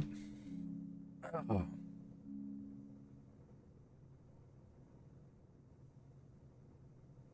How much power do we have at the moment? +3, okay.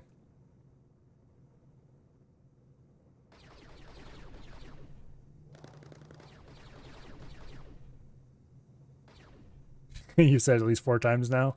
Yes, yes, but I'm always doing something else when I say it.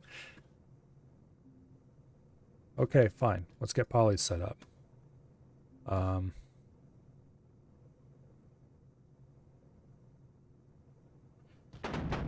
we go.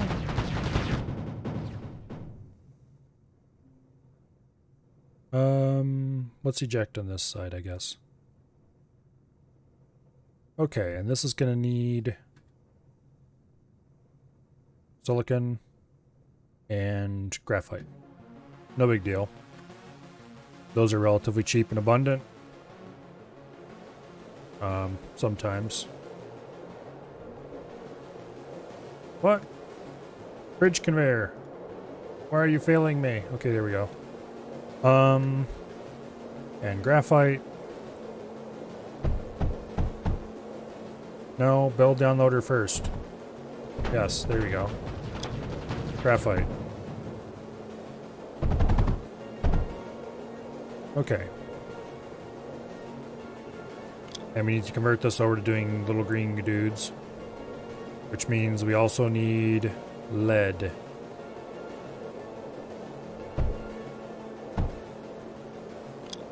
Lead, not graphite. Lead. There we go. Okay.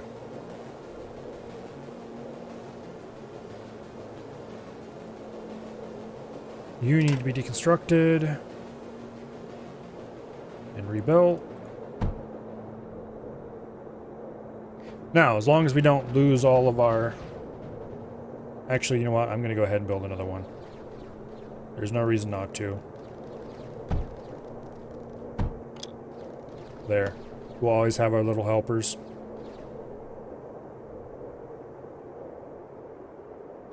I should get some segments up here.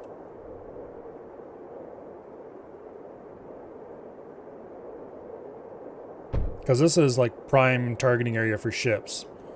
And a lot of ships have stuff that segments can shoot down. Maybe I should put a segment over there as well. Yeah.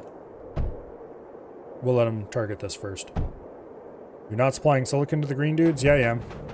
Not from the core, but the silicon runs right past. Oh, these... Yes, the additive, okay. I see. You were right. I was not. Okay, silicon is actually doing really well. We could probably add another chunk onto it. Let's try that.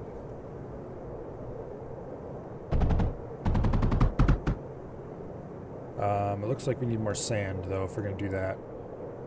Which means we're going to need to feed sand in through a faster method. And coal. Coal we can not make any faster. But we can put an overflow there to make sure it feeds in a little quicker. And let's do the same thing here. Make absolutely sure it's coming in compressed. Is it? Why is it oscillating between full and 0? Okay, anyway. We need more sand. And we can't fit more sand down this. So we're going to need to feed it in through the side. Which I think we can do just fine with this particular setup. If we put this here, we can feed sand in there.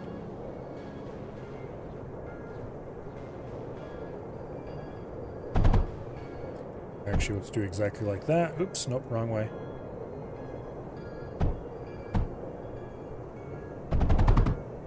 There we go. More sand.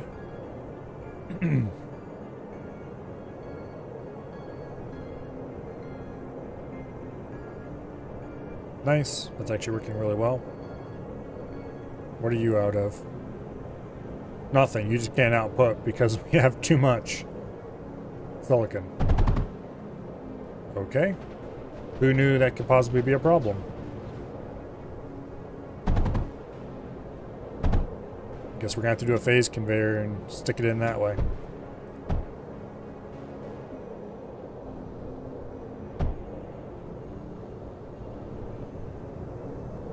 I guess that's an indicator, if I've ever seen one, that we need to get higher tier units running. Let's get some silicon going first. And then let's get some titanium. Oops. We want the normal conveyor. And then some plastanium, which I just realized I don't have a thing for yet. Good thing we're shipping all these resources in large numbers. Okay. And then we're going to need cryo, which is not going to be trivial. Well, it won't be hard either, but let's see. Best way to do cryo, obviously, will be to pump water. Oh, I should probably mine this titanium here and use that to make cryo. Pump water from over here, I think, probably the best bet. Transport it down and around, make the cryo over here, something like that.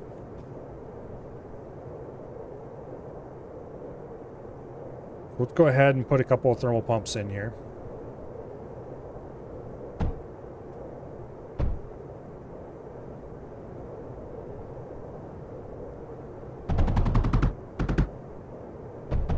Like this.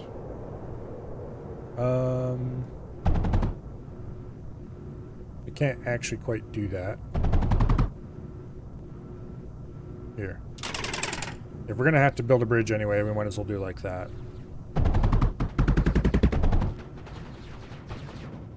Oh, and by the way, we have polys now. I think that's the first one to roll off the line.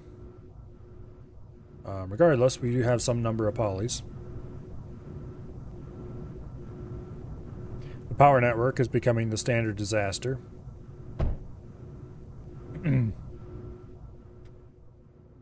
Okay, air blasts. Since we're pumping the water in, we can just run it right into the air blasts. Ta-da! Okay. And then we run a titanium conveyor up there. And we hook this to power, which we can't quite do. So let's add another lobe to our little power central there. Okay, do I have a blueprint for this? The answer is probably no, by the way. I'm surprised I don't.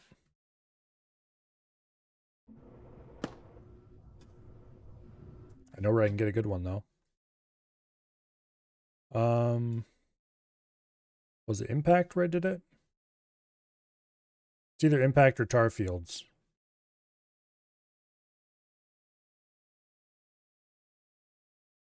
It's Tar Fields. Because Tar Fields is where I built a bunch of units already. No, it's Impact. Yeah, because Impact is where I designed this system here, so that I could...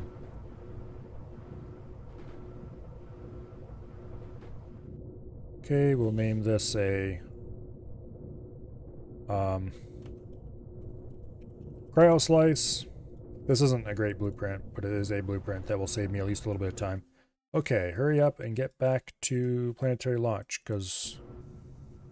Not planetary launch. Yeah, planetary launch. Wait, did it say survives 40 plus waves? I think it did. That's unexpected. Okay, Cryo Slice. Where are you? There you are. That's quite wide.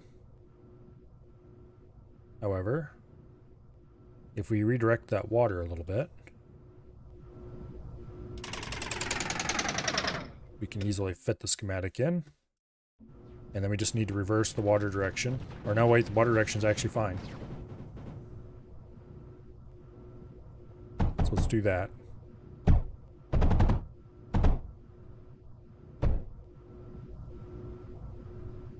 Okay. Let's go ahead and assume that we're going to keep working this longer at some point. Impact is captured. I suppose that's good. This is the cryo output, which we're going to run straight into there.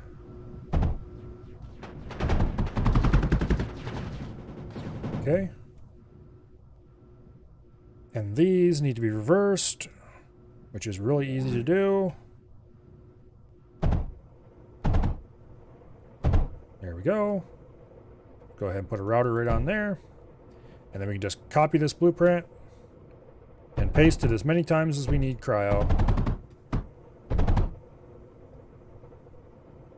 Together with the periodic power. So we are very slowly producing large monster ships. Okay, so this is 12, 24, 36. Yeah.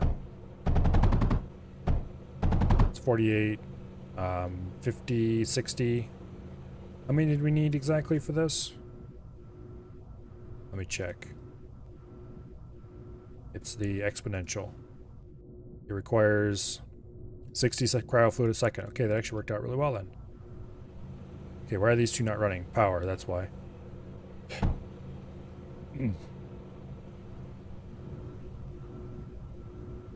Cryo fluid flowing at 60 per second into there.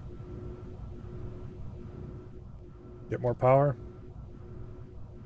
I probably should. But where would be the fun and excitement in that? If you can't run out of power, what are you doing? Okay, well, we're definitely not getting any more from the thermal generator, because we had that boosted to the very max. If anything ever happens to this overdrive, we're screwed. We'll place a couple batteries just to make sure we have a bit of buffer. Let's see. What was I doing for power before?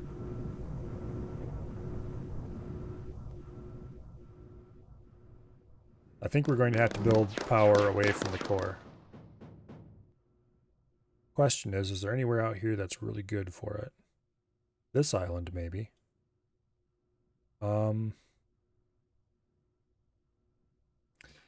Dare I try to build power on this island? Or should I just build air blasts and ship it home?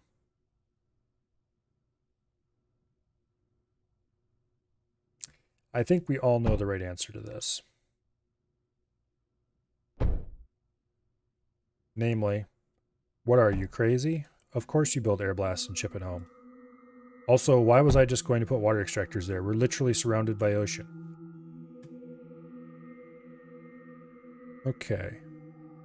A single rotary pump should be fine. I think. Yeah, it should be more than 24 for all of them.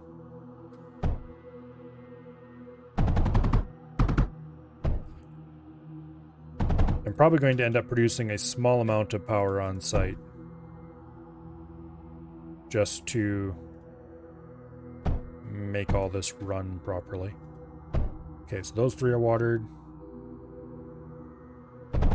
And you are watered. I run that over there. We build a mass driver. And we run this right into the mass driver like that. Okay. Power.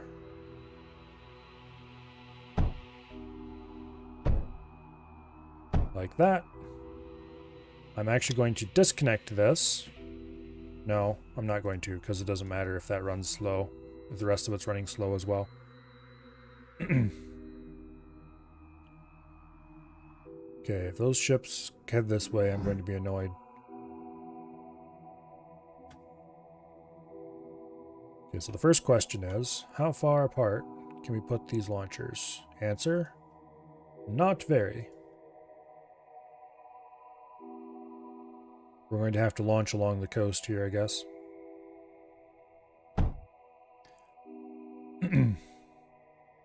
It's definitely going to put a severe strain on our power trying to get this stuff running. Let's see. There and there. Hello, Pollies. Welcome here. Come in and help, please.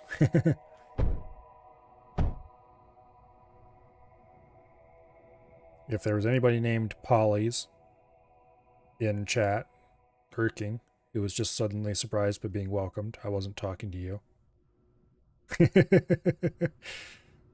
Let's see. We're going to have to build some defenses around this, but that's fine.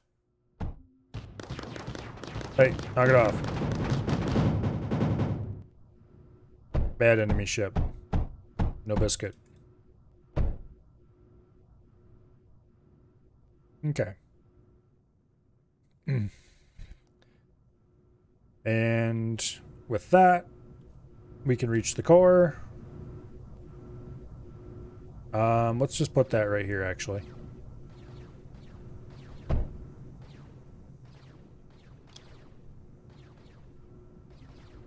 Let's place some surge towers along here.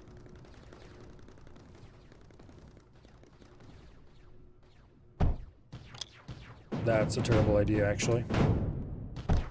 Let's place some surge towers back here.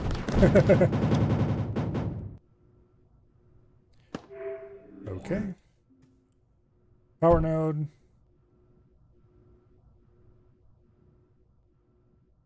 Surge tower.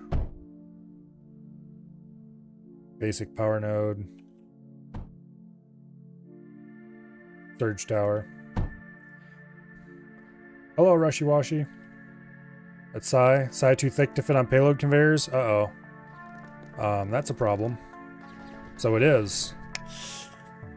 Okay. I guess we're gonna have to move all this then. Oh, well. Hey, knock it off. Nobody said you could shoot at me.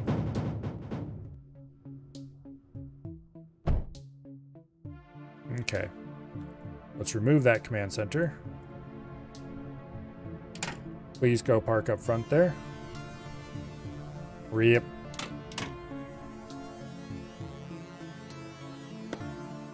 We're going to have to move the exponential reconstructor to the front. That is very unfortunate.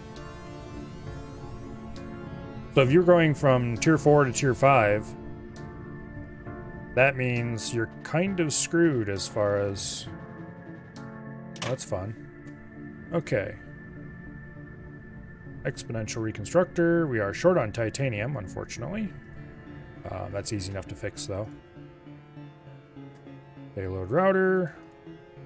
Payload conveyor. And payload conveyor. Look all this up. There we go. We need to get some to the core titanium.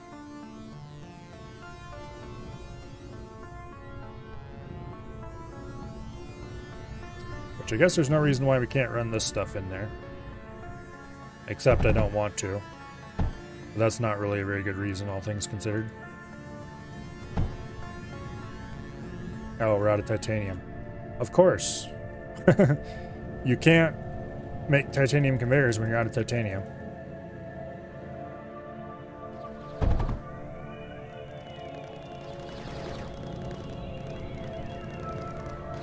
It is generally the problem with that condition. Okay. These are all underflows. Yeah. How much are we short?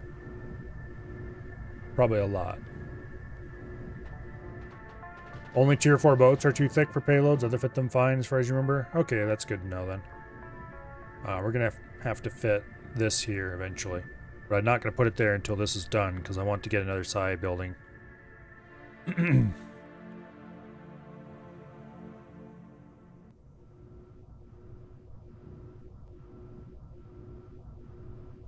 Also, okay, that's just being weird, that's why. Come on, hurry up.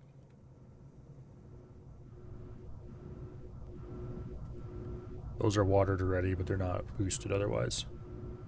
We should be getting some loads of titanium delivered.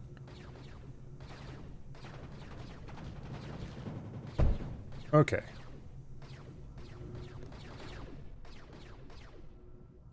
Now, let's get back to our regularly scheduled program of getting thorium into the core.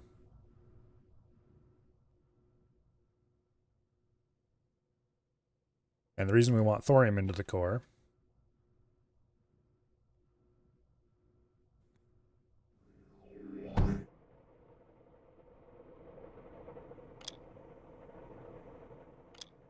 is so that we can get some RTGs up.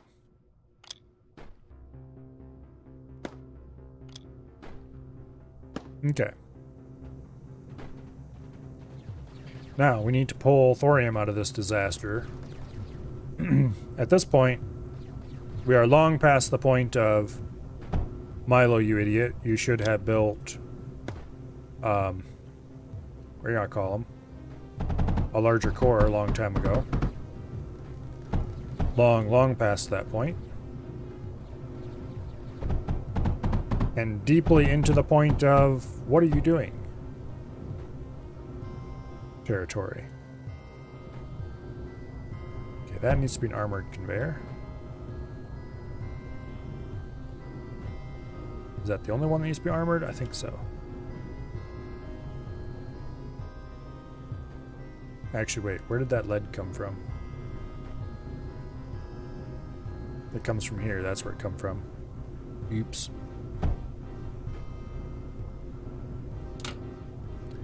Okay. RTG's that way. RTG's that way. Need to get a few of these things up and quickly.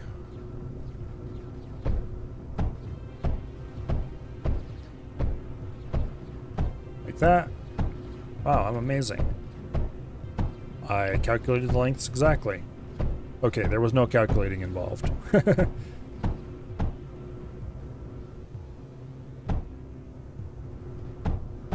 I just happened to blunder upon the lengths exactly. Oh, this is inside the overdrive area. Well, that's a happy coincidence. Okay, we're back to having more power than we can ever possibly use in a lifetime.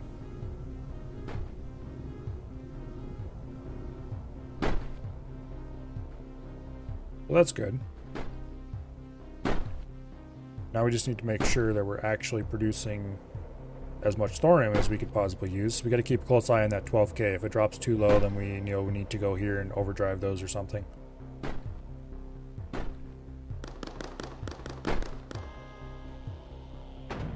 At least the enemy boats don't appear to be interested in going up with mass drivers, so I'll take any little victories I can get right now. Okay. So we have some amount of local titanium. I probably should overdrive those, to be honest.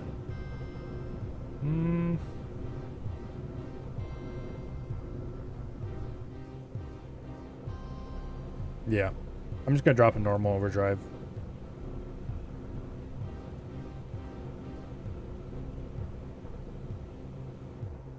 That's plenty.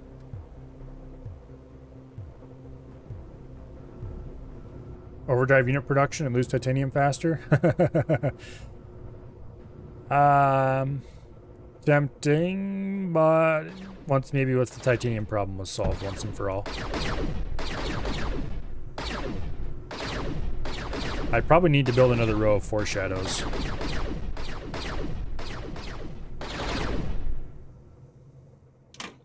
Here, let's actually do this. I think I built the foreshadows over top of titanium. Oops. Oh well. Let's go ahead and copy this. And then that's not right. There we go. Flip it around the z-axis. And that should be set. Okay, that is a bridge conveyor. All sorts of exciting things going on over there.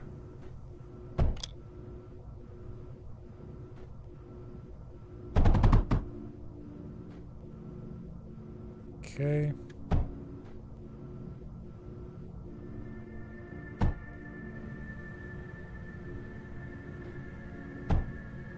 And then, of course, we're going to want to hook up water using our handy dandy liquid routers.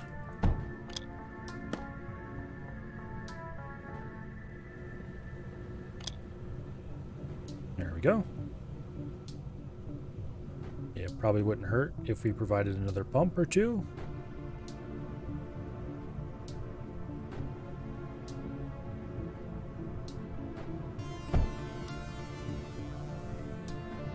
Also, I should probably build a couple of water tanks somewhere. Later, I suppose.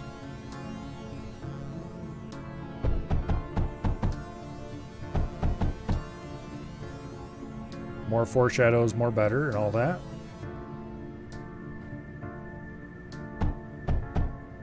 Okay.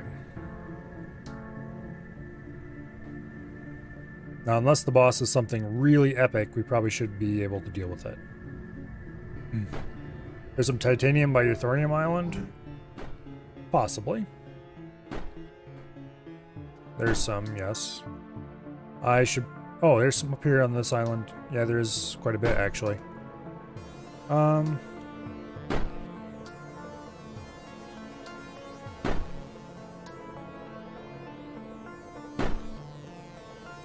Trying to decide if this is a good layout. Well, it's a bit late now, actually. Okay. We're probably going to need to put a bigger pump down there. But for now, we go with the pump we have and not the pump we wish we had. Or the pump we should have built, I should say.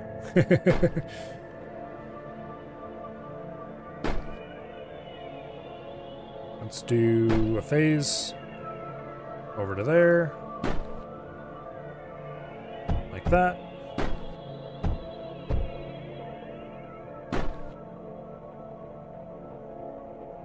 And then we're going to want to build a bigger pump.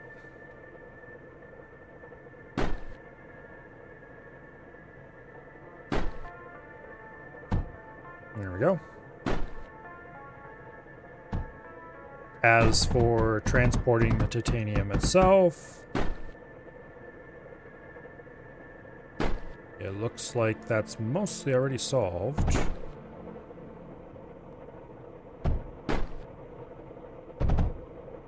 Like so. That and that and that are covered. This one needs it yet.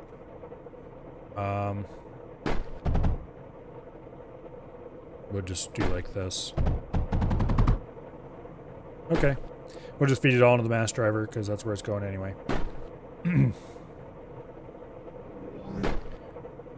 This one doesn't have any water. Why not? Oh, because that got built backwards somehow. Oops. It still doesn't have any water. Why not? Because I need to build a liquid router. Where did I put that liquid router? I don't have a liquid router in this build. I guess I have to go manually select it from the list like a pleb. Okay, everybody's got water. I'm extremely tempted to drop a... Let's actually go ahead and do that. Build an overdrive in here. Because players can fly pretty quickly, they can get over here. And more importantly, this is actually quite a lot of mining in a tight area.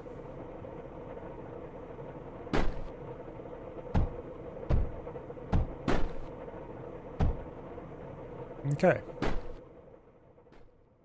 This titanium's on... No. I'm not going to mine it. This stuff was really easy to get to. It's kind of tempting, though. We're not that titanium starved. We're up to 1K, I guess. We're actually titanium positive at the moment. Okay, do we have our first psi or not? I think we do. I think we do. It's hard to tell. Here, wait, I didn't want to do that. Yes, we do.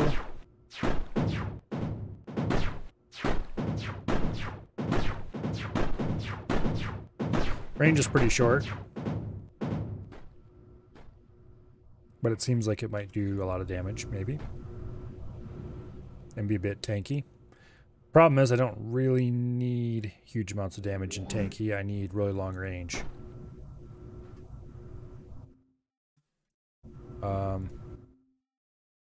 Which the way to get really long range is actually this thing, I think, the Corvus. Or this thing. Which has all the health in the world and incredibly long range. Can I even afford to build one of those iterative reconstructors? I can't place it here. So we'd have to move that back onto land and put the iterative reconstructor in there.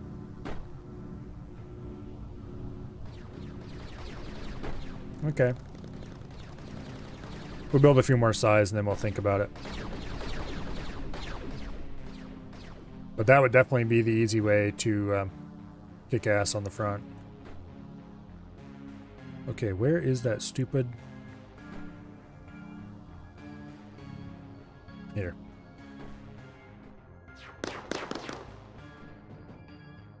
No shoot. Shoot bad. I'm going to build this... hopefully just out of ripple range. Not sure what ripple range actually is. Let's check. Okay, actually well out of ripple range.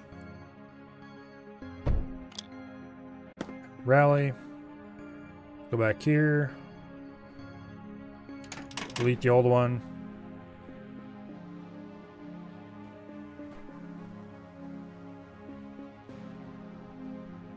Don't stop. Oh, it must have blown up.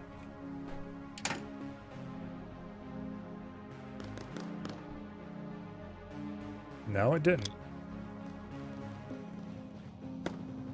Okay, now the ships are moving again. Command centers are really weird. Sometimes they just don't work.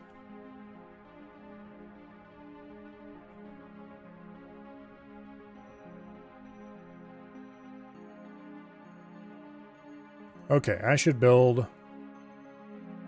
We've got the resources to do it. I should start building some heavy heavy land units. Problem is, it's really awkward to get stuff in and out of the core now that I've encased it like this. I probably should unencase it. Delete pretty much everything around the core and redo it all. Because we're no longer producing like any of this stuff except this one maybe. The main thing that has to come out of the core is surge, and we actually need to start producing our own surge. Because we are not getting enough of that.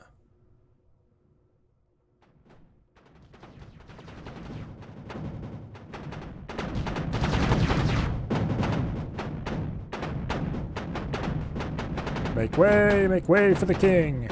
Okay.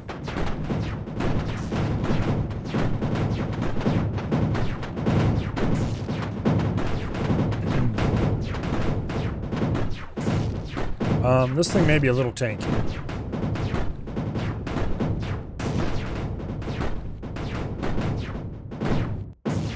Just a hair. Go away. You're not wanted around here. A little tanky, and it does a small amount of damage. Okay. Get away. That's my island now.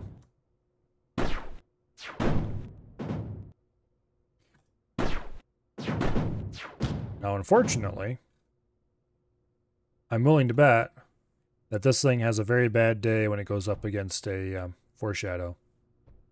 Well, let's find out. There's a pair of foreshadows up here. I am almost dead, partially because of those things. Well, let's go ahead and take a random selection of ships, including most of my really big chunkers.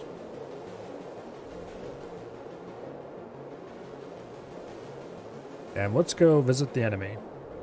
Also, this thing is painfully slow.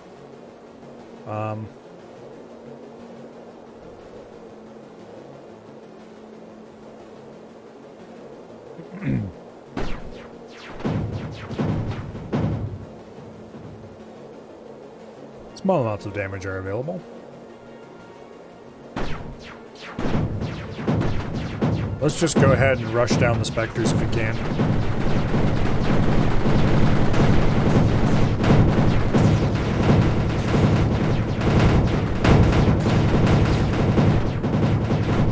Oh wow.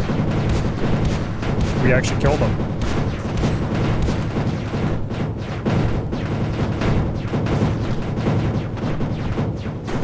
Okay, goodbye core. That was easy.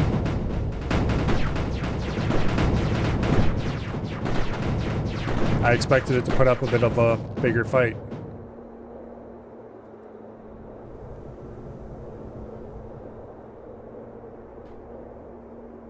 All right. Interplanetary accelerator, huh? Let's see what the research thing has to say. A massive electromagnetic railgun tower accelerates cores to escape velocity for interplanetary deployment. I'm guessing that this is what gives us the victory screen, considering it's the end of the research tree. How much is this thing going to cost to research? 84k copper, 61k titanium, 67k thorium, 55k silicon, 23k phase search. We have actually everything we need to research this thing right here. Okay. Now, it is also obscenely expensive to build. We're definitely going to have to increase our core size if we want to do that. It requires 8k copper, 8k lead, 4k thorium, 5k silicon. That's not actually that much at all. And uses 600 power per second, which actually isn't much at all either. Okay. It's just obscenely expensive to build, that's all. But we have one that's kind of already built right here. Boom. Yay! We built the interplanetary accelerator. we can just hook this back up to enemy stuff, or what once was enemy stuff, and get going, I guess. We're going to have to run our own silicon out here because enemy silicon apparently didn't exist. It needs lead, which there's lead right here. Okay.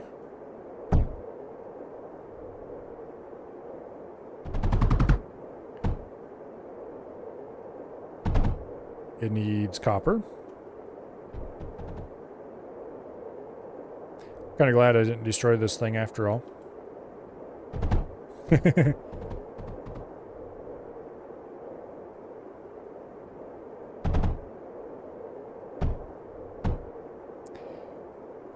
We may have a slightly easier time of this than the developer originally intended.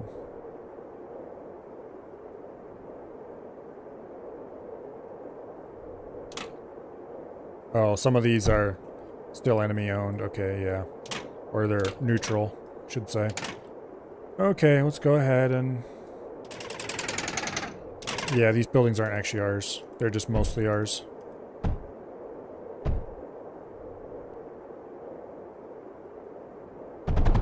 However, the good news is we don't actually have to delete any of this stuff.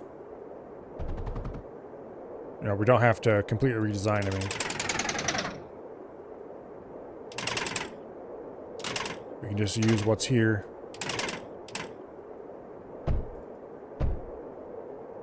Okay. Titanium conveyor. Right like that.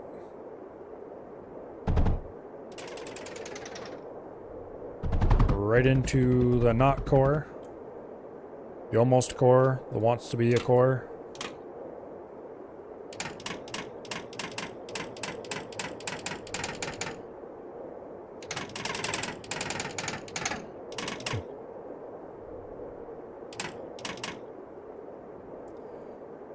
Okay, I think we needed thorium for this thing. Yes, we do. Alright. Let's build a couple of air blasts here in the thorium.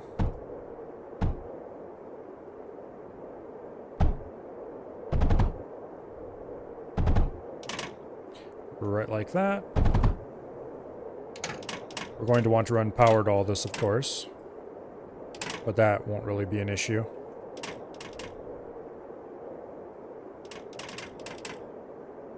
Okay, so we've got copper, we've got lead, we've got thorium.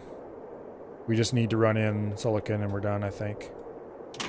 Obviously, we'll need to wait a while for it to, you know, actually materialize, but... Okay, power. Large power. Scatter that around a little bit. Make a few connections. Wait, I thought I built one over there. Guess not. Okay. Like that. And then we build that. We got to run power all the way back to the home base.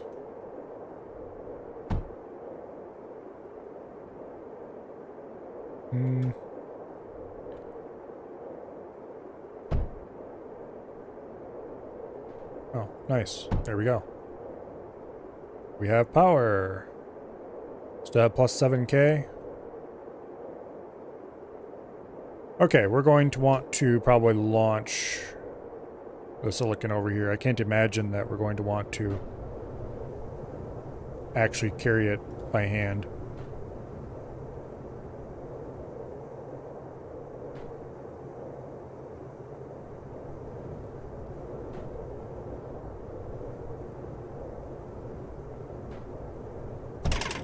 Okay. There we go. Let's go ahead and build that right there.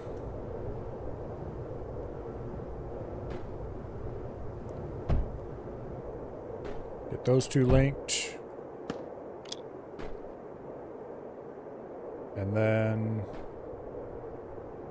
get that one linked. Come on, polys, do your job.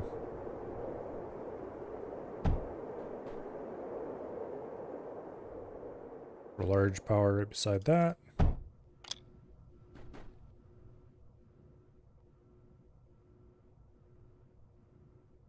Like so. And then we put the final one right there.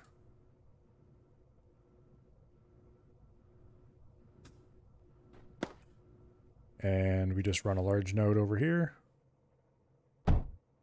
Ta-da! Oh, need to build this first.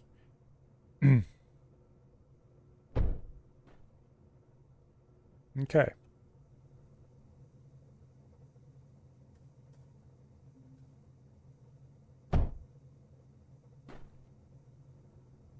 So items are arriving. Slowly but surely.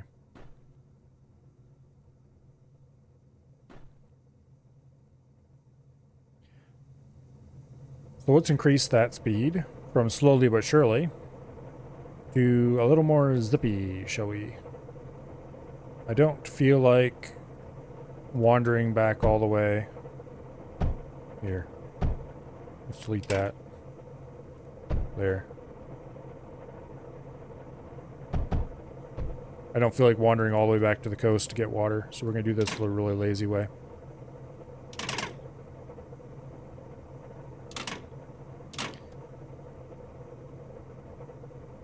Alright, bridge conveyor.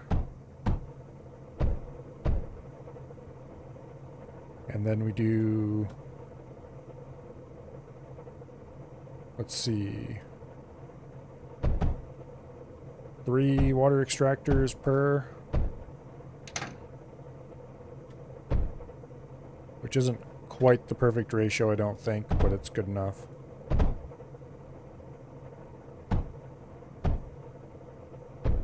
There we go.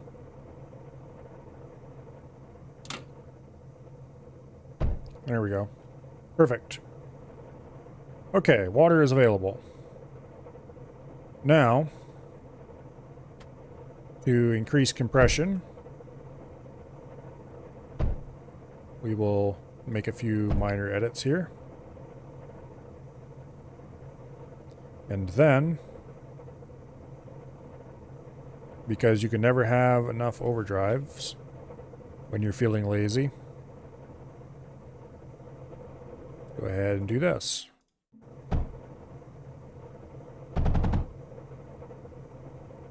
Okay, so that extends down to right about there. We build another one here. That'll overdrive the whole path. And then we'll probably be limited by silicon.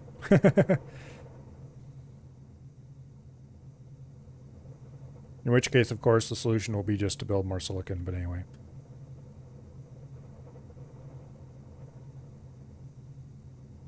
Instead of building this, I should have just built plastanium conveyors. Oh well. Oh, that needs power. Of course it needs power.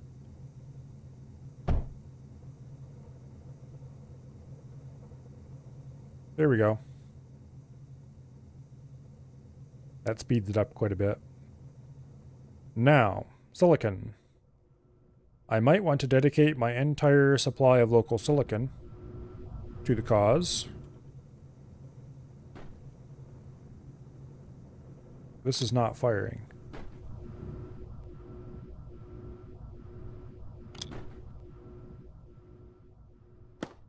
Why are these not firing? Oh, are they not automatically unloading into the device? No, they're not. Okay, that's dumb.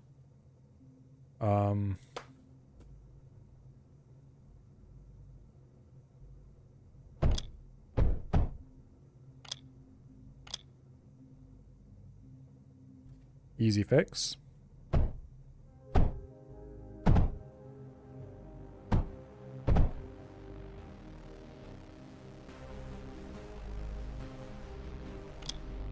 Wait a second.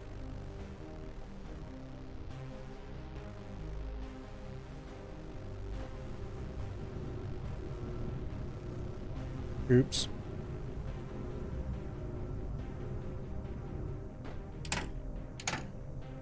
These are full of the wrong thing.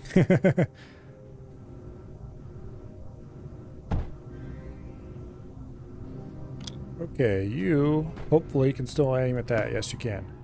Alright, let's go pull out whatever's in this dumb thing and destroy it. We filled the entire thing up with titanium and thorium, I think. Okay, let's go ahead and pull it all out.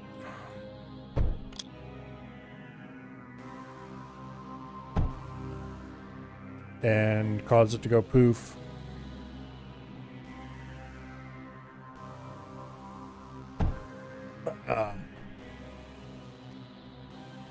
Yep, it's full of titanium thorium. Although I definitely should make sure I'm not pulling silicon out of there. Here, let's pull all the titanium out first. Be safe. Silicon's already coming out a little bit. We're definitely going to be waiting for silicon, though. A lot of titanium. Okay, thorium.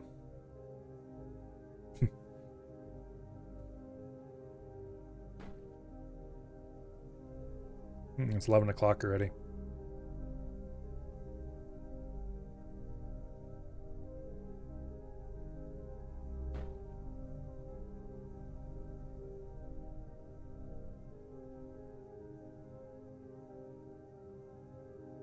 Okay.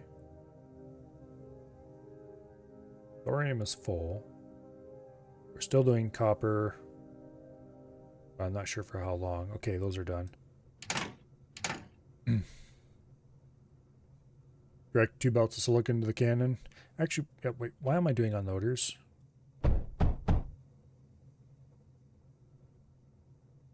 That's why. Where'd the titanium come from? What? I thought I murdered all that already. Okay, here. Let's do this. Sorters. You sort titanium, both of you.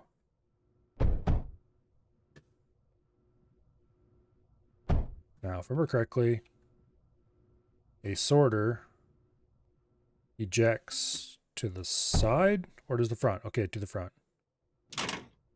That's actually good. That makes this a little bit easier.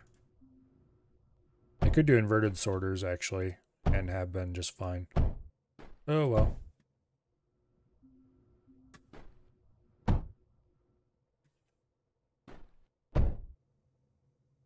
Now, why is it still getting vast amounts?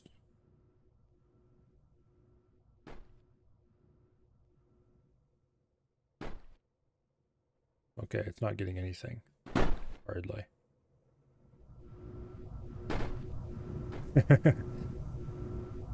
We have a few ships waiting to be released.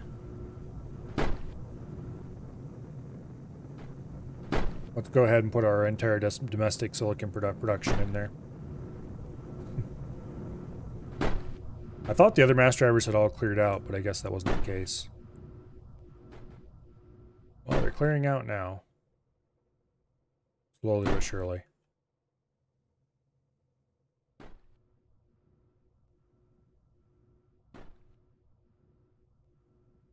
Alright. It's going to take a long time to get 5K in there if you do it this way. Let's go ahead and spice it up a little bit by feeding some direct from the core. I'm going to go ahead and delete these unit factories because they are not amazing in the first place. And just kind of... yeah.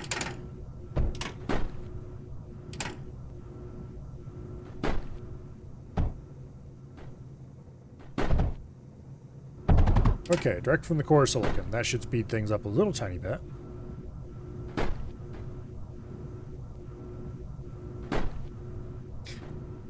Is it transferring some to the core without belts? Or not core, but to the thing without belts. Yes, it is.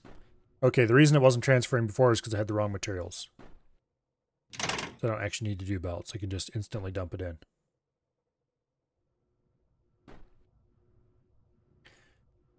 Okay, so it'd be 16, 20,000. So we're at 2,800 out of 5,000 silicon. And each slug is a load of a lot. Let's see. About 85, it looks like. Yeah, 85 per slug. So that actually ain't gonna take too long to fill that up. Okay.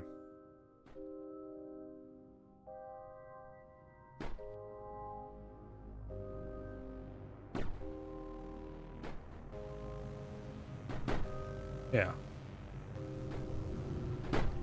The cool thing is, these ships, or you know, the ones that are out free, are going to still count to defending this place for AI purposes, which is a little silly.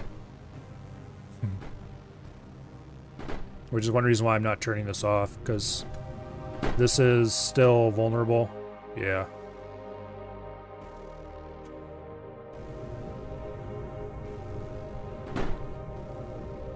So having large numbers of ships would be good. I might change this from a naval factory to like a air factory or something at some point and crank out a whole bunch of air units as well. For no particular reason.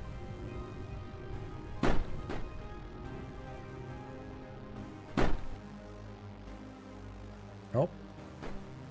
It's doing a thing! It's doing a thing! Congratulations, you reached the end of the campaign. This is as far as the content goes right now. Interplanetary travel will be added in future updates. And I got an achievement. Let's see, what is it? Acceleration. Alright. Yay, we win. And on that note, it's probably time to end the stream for the day. Go and save and quit to the menu. Alright, tomorrow I think we're going to try cleaning things up and doing some of the harder sectors at the top of the map. Basically all the sectors that are surrounding our current sectors. See if we can clean some of those out and blow stuff up and generally have fun. Maybe make some better schematics instead of our current crappy ones. Until then, let's see, who shall we raid? It looks like nobody on my follow list is doing anything. Is there anybody in the ministry category except me? There's actually other people in the ministry category. Heck yeah. Let us raid Mr. Embrace the Cat. Simply because I like his name. I hope he's paying attention to chat, because I don't really like it when I raid people and then say stuff and they don't say anything back. But anyway, we'll find out in a second here. I don't know a single thing about this guy except he's playing Ministry. But we're going to go check out what his content is like. I'll probably stick around and watch for a little while, and if you guys enjoy what you see, I hope you do too. Tomorrow, I shall return with more Ministry. Because, as I said earlier, we will be doing stuff. Trying some of the missions on the top, things like that. But, yeah. I hope you all have an awesome night. And I will see you all later. Goodbye.